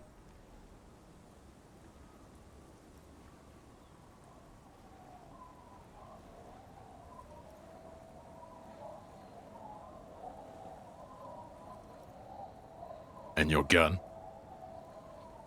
As if having your badge and gun are natural states, not achievements. What is it with all these material objects?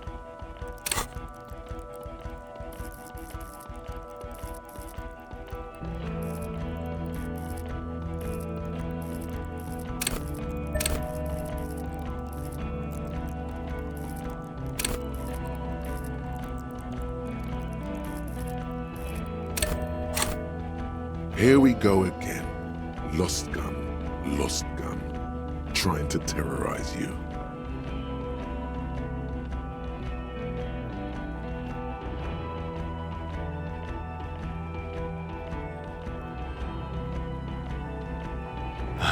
He has it. And he didn't drop it. You're drunk like a bum, Harry. Put that thing away before you kill someone.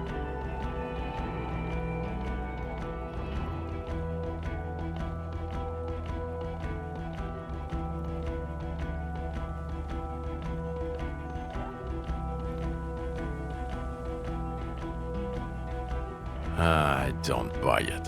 Why do you smell like a corpse then, huh? He's wounded. It's been a long week, and he's handled an actual corpse.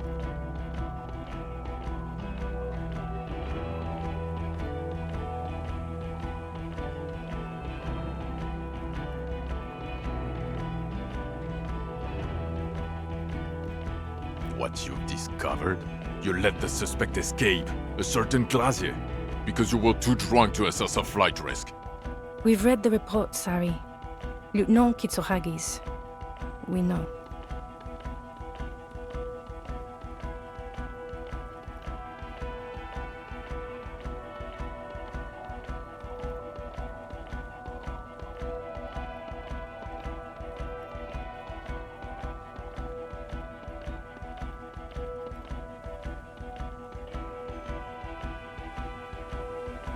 Oh well, if she was nice.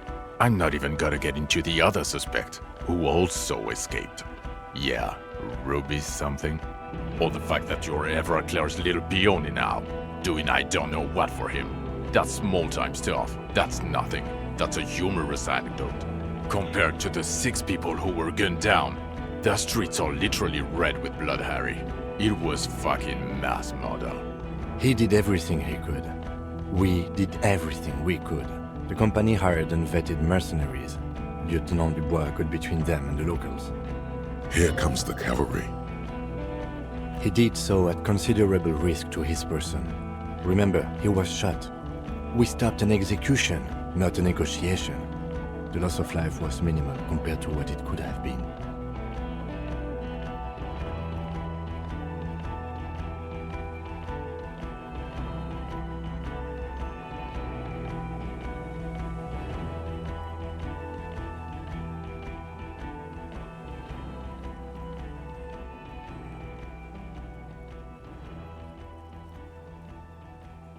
Wait, it's better if I... It's so much better if he does this. 1,000,000 times better. Thank you for the input, Lieutenant Kitsuragi. I didn't mean to suggest you didn't handle the situation. He thinks of apologizing, but decides against it. You've spent the week with him, on this case. What is your take? On the case? On Lieutenant Geoffrey Dubois. Well, the drinking, the gun losing, also losing the badge. That's all true. Although he has not been drinking on the job this week. See? 1 week. Then there's the superstardom. He likes to, from time to time, allude to being a superstar law official. At first I thought it was a joke, but now I'm not so sure. He says disco about 20 times a day. It's just strange, especially in light of his political views. Detective Dubois is, as you may know, a true blue moralist.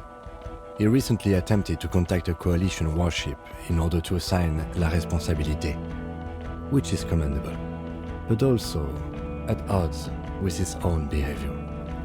And then there's the motor carriage in the sea, and the constant smoking everywhere, all the time. But despite all this, he is a great detective, one of the best I have seen, in fact.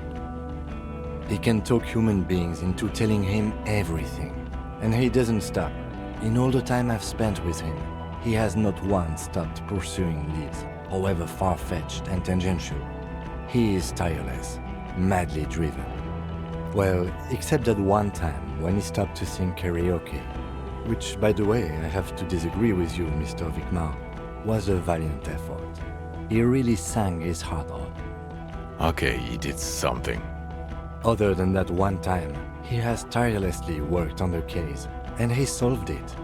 We have a confession, a murder weapon, and the perpetrator, locked on the island right now, awaiting transportation. He apprehended a straggler who stayed hidden for 50 years, ever since the revolution, who's probably committed other murders over those years. Oh, and he also discovered a new species. A new species? A colossal stick insect. It was on the island, camouflaged as the reeds. It unfolded from the reeds.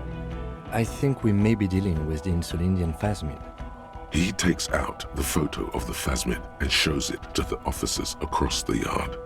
The wind blows, flapping the glossy rectangle in his hand. You hear gasps beneath the howling of the wind. As you can see, it's about 3 meters tall. In fact, we think it may be the largest land invertebrate ever discovered.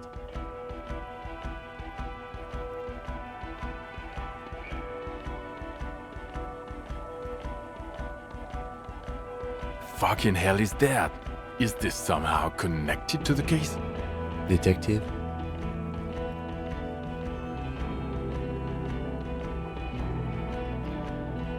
The old man was not aware of the phasmid's presence.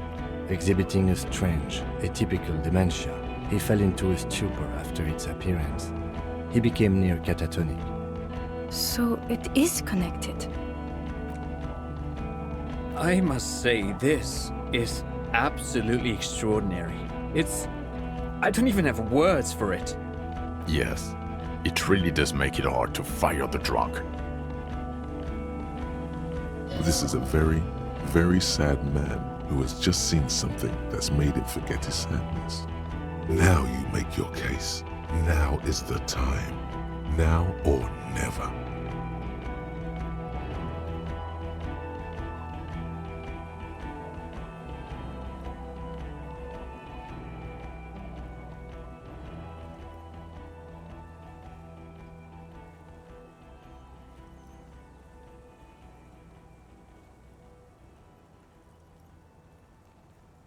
This is a conversation for when we are no longer out in the open, in Martinez, where Evrard and Edgar Clare have ears everywhere. And eyes, too. Your return from the island must not have gone unnoticed. Understood, of course. But a case against Evrard would be big. I would prefer not to partake in anything union-related, for political neutrality. This has to be good stuff for him to backpedal out of it at first mention. What was that? It sounded like you set up a nightclub in the church.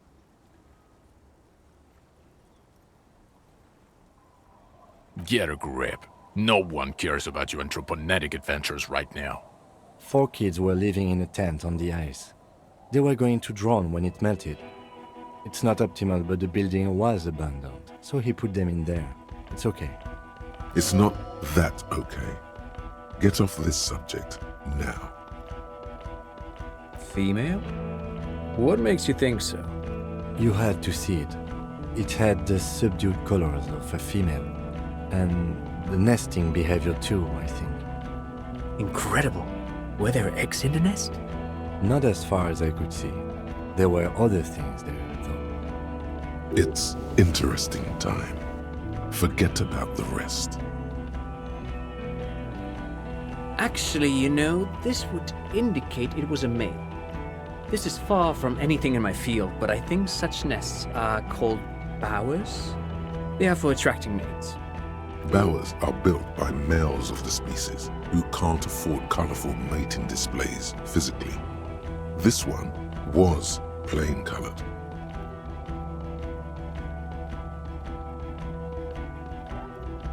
Must be robust if it can move a helmet with its limbs.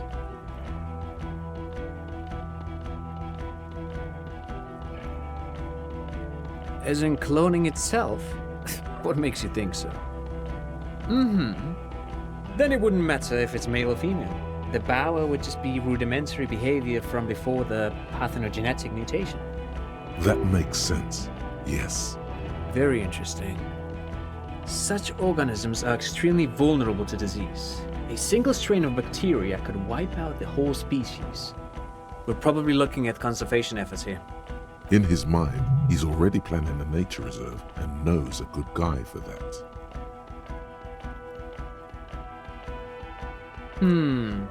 Yes. That would be a chiromone. A pheromone that's seemingly beneficial to the host. It usually stimulates the affected nervous system. Not a human's, of course, but perhaps a predator's? There are species of bees that, under the influence of chiromones, take wasp larvae to their hives. Ants do the same with aphids, thinking they're... Do you think this is how it stayed hidden? Nothing is off the table. But I want to stress this. The find does not have to be connected to the case. The case is 100% prosecutable, without any chiromones. Of course, Lieutenant. Of course. We should treat the case and the phasmid as completely separate from each other. People are not going to... They're not going to go for this speculation in the constabulary.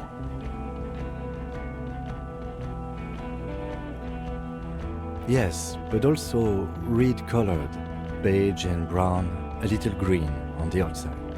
After unfolding from a single stalk, it still retained parts that looked like reed tufts on its limbs. Incredible. The PR value of this is exceptional. Carp discovers new species. Maybe even discovers the Insulindian phasmid. No, that's too much. This would really help with some of the problems we've been having.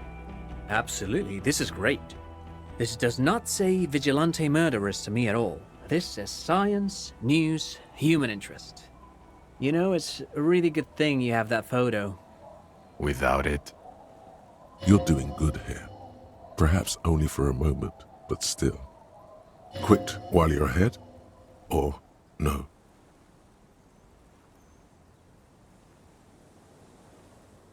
Lilianovich. A revolutionary matronym.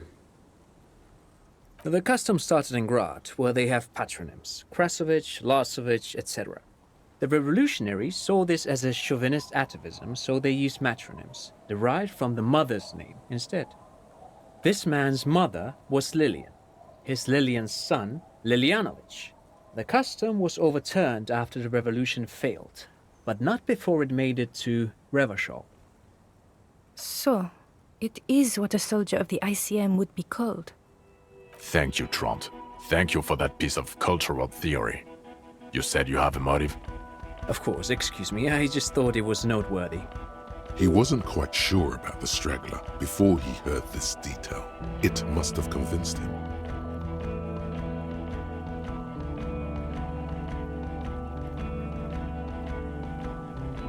Jealousy. I thought this Lilianovich was an old man. To have been hiding for 50 years. Like 70-something? A strange psychosexual fixation, aggravated possibly by proximity to the phasmid and its chemicals. He himself gave a political reason, said he had killed an enemy combatant. Also, we have ballistics from the gun, matching the bullet found in the dead mercenary's head, and 2 officers on the scene that Mr. Dross confessed to. It's a clean win. Oh, it's way more than that. Way more.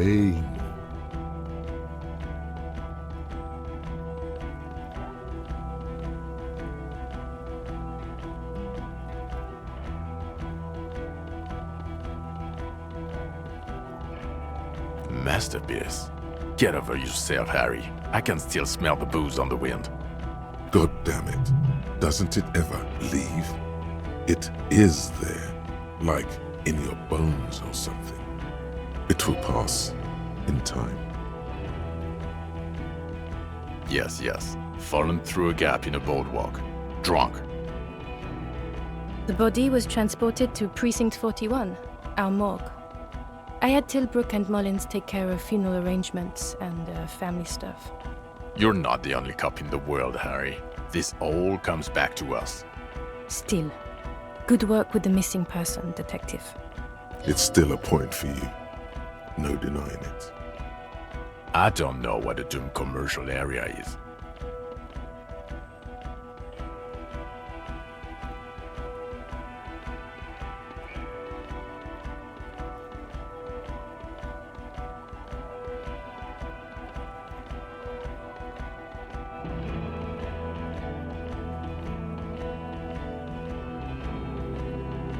No, it didn't. It didn't turn out to be anthropometical again. Enough with the Solary Pale 2mm hole in the world line. This isn't Paradox B. We're a police force. Paradox B is a fringe science magazine published in Grad. Its mission is to explain theories like telekinesis and intra-esolary power before they get out of hand. It doesn't look like the Lieutenant wishes you to push this angle further. Cut it out is indeed what he is thinking. Who's Kuno? You don't want to know. You're right, Lieutenant. I don't. You snorted the drugs, I know you did. It's alright. I'm in. At this point, anything is but the drink. I don't want to, but you discovered a new species and solved the murder. So I have to. Jude, Anything that ends the trial is okay with me. You haven't been drinking, she thinks, so maybe this time. Agreed. The public relations potential of this is too valuable to let go. Okay. We have vehicles in the square, and the perpetrator needs to be taken into custody. Let's go. Now you will finally get to know who you are. The man looks westward, impatiently, jingling his car keys in his pocket.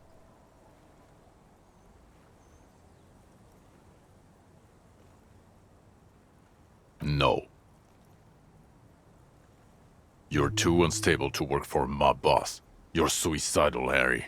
No mob boss would take you. I assure you, I wouldn't consult for a corrupt unit. He would immediately backpedal out of it. I told you it's not that bad. Us? We're the bloody murder station, haven't you heard? We're the bad guys. No one likes us. That's not true. Jamrock is too big for one precinct.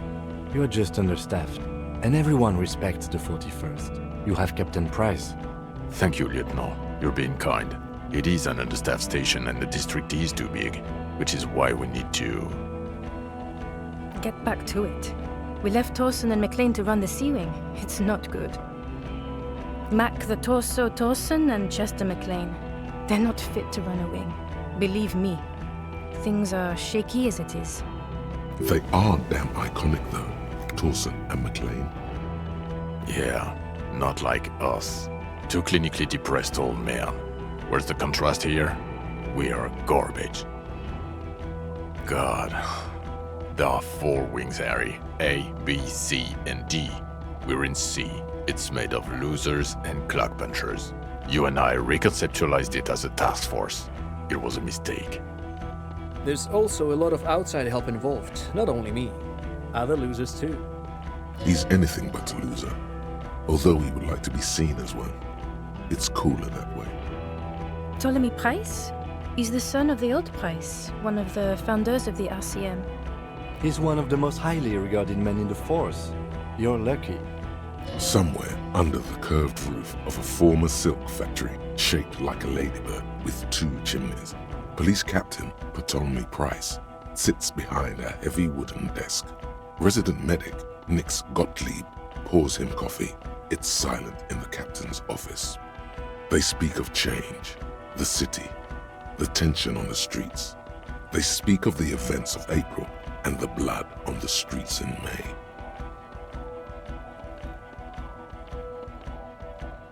So he remembers that. Yes, there may have been a raid on some churches. It wasn't good press. Shooting up churches never is. I was out of town, to be clear.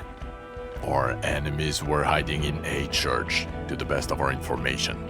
That's it. I'm not talking about this anymore. Your security clearance is shit tier right now. You have to wait for it to go up.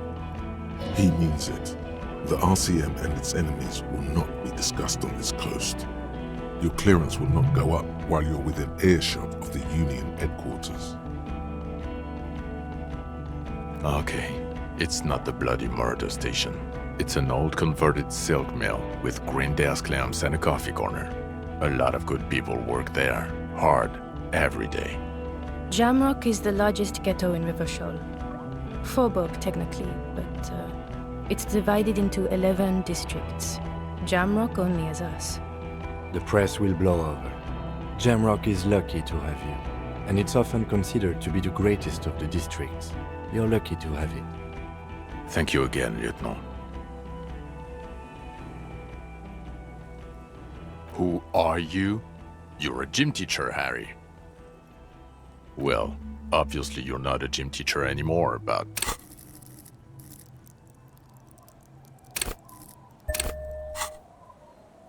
Before you were a cop, you were a gym teacher in Coron.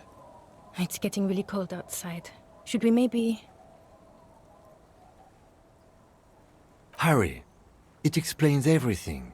The running around, the jumping, the shot put, your inexplicable facial hair. The fact that you don't seem to know what homosexuality is, and your moves on the church floor, which honestly were just jump aerobics. The raw, robust stamina output. Also, this guy. Just everything about this guy. God, even this javelin-throwing freak here. Of course. Contact Mike. He's been on about Mike again. I hate that guy.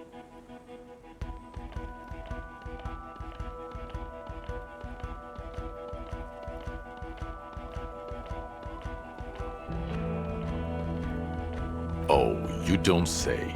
Does he also vault an impassable gulf of finance and privilege? It is getting cold out. In your 20s or late 20s, you've really let yourself go since then. Yes, you taught gym in Gaul. I believe that's the term. Taught gym at a high school. You were a high school gym teacher. The smell of sweat and glue. The worn floorboards. Kuro is just east of Jamrock. It was a short walk every morning to the baseball field or the sports building. High school. Harry, your goings-on with Kuno, Andre, Acel, the whole thing on the ice. That's why you are so juvie. His smirk suggests barely contained laughter. The regular. You found some chick. She inspired you to fight the big fight. Be more than you are. All that. You, every morning, walking from Voyager Road to teach gym. She, leaving for the academy with her spring coat on. The air filled with the smell of smoke and raspberries and incredible hope. An ocean full of hope. I knew it. I knew no normal human being can run like that. He's an honest-to-God gym teacher. It's not a mystery. Some chick fucked you over. Also, you were drunk. You really went with it too. Really maximized the damage.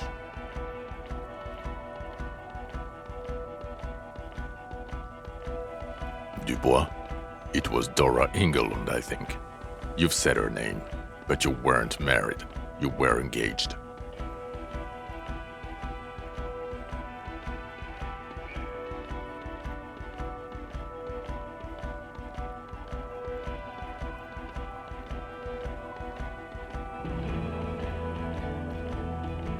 No one is married anymore. This is Revachol. God, I don't know. 6 years ago, she was way before my time.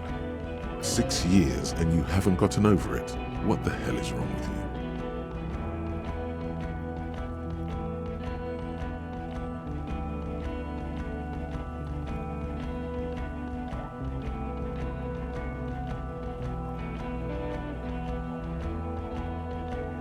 Yeah, you're not doing too good there. It's an old man thing, I think. 2 old years equals 1 normal year. That and Dora Engelund really tore you a new one. A big one. Incredibly bangable. Extremely fuckable, Harry. Gorgeous. A gorgeous bourgeois woman. Wayfish. Like a Welkin, basically. Snow Welkin. Blonde Welkin. Heartbreak Welkin. Pain Welkin. I've only seen a picture, but it's obvious you formed a real spiritual connection with how pretty she was. One you never recuperated from. Look, the sun is about to go down. It's time to go home. I think she taught in the Académie des Arts, east of the river. Way east. Hard to say which came first, the middle-class chick or the drink. Egg and the chicken kind of thing. My point is, you need to see a psychiatrist about this shit. Not a psychologist. Several degrees harder. Is there something harder than a psychiatrist? A forensic psychiatrist? Go talk to that. In other words, he's heard enough about this. Who is Lena? She lives at 1113 Tabernacle Road in Jamrock, remember? Tabernacle? It's on the way over. Near where you live on Perdition. Fine, if we're gonna drop you off anyway. She and her husband were conducting the search for the phasmid. It's their discovery, in part. They should know as soon as possible. It would do you good to deliver some positive news for a change. She is going to be over the moon. Watch out, or she'll faint. Well, first I will go back to my station and write the most detailed report anyone has ever seen. It will have to be good to cover all these. Then I will have a serious talk with my captain. Detective, we just stopped a small-scale war. Something is happening to Revachol. I don't know what yet, but it's going to be a hard spring for the RCM. We need to get ready, infiltrate, investigate. Distant traffic. A scrap of newspaper drifts by, carried by the wind. It says, tensions rise in Terminal YC in light of the débardeurs strike in Terminal B. Among representatives of every industry in Coal City. You read. Talk to Captain Price? I'd rather not ruffle the feathers of two captains with my doom-mongering. Work with Price? I'm flattered, but I don't know if I... Would fit him. And crazy enough. Can take the stress. He doesn't know how to finish the sentence. This truly came as a surprise to him. Not a bad one, but he's at a loss. Flattered? You're Lieutenant Kitsuragi. We would be flattered if you even considered. I would have to tie things up in GRIH first. But, I mean, whatever is coming, Jamrock will be more central to it than the harbor. And we also have a huge caseload, Lieutenant. Piles that we need to get back to. Mountains, even. I do like the sound of that. He's really considering it. Good. Fuck it, let's go. Trump brought his motor carriage. It's a 20-minute drive to Jamrock. Under the night sky, the great district sleeps. A black chessboard of old wooden houses. 80,000 living souls inside. Fire traps as far as the eye can see. From Main Street to Precinct 41, atop the motorway, to Boogie Street, forking into the darkened horizon. You close your eyes and hear the dogs bark. A lone woman sits by a factory window, dreaming of meteorite strikes. On Rue de Saint-Jérôme, a square bullet slides into a square-shaped chamber. In Old South, a man without eyelids smiles. Spring has come. It's time. Dawson? Yes. McLean? Yes. Heidelstein? No. Vicmere? Yes. Dubois? Of course. Really? Nix Gottlieb looks up from the list. I hear he's unstable. You say that like it's a bad thing. Captain Ptolemy Price gestures with a ballpoint pen. It's dim in the office, and the curtains are drawn. Harry's our man. He'll pull through. When he does, he'll side with the RCM. Understood. Gottlieb returns to the list. Minot? Of course. Wonderful. Then can we please just go back to Jamrock now?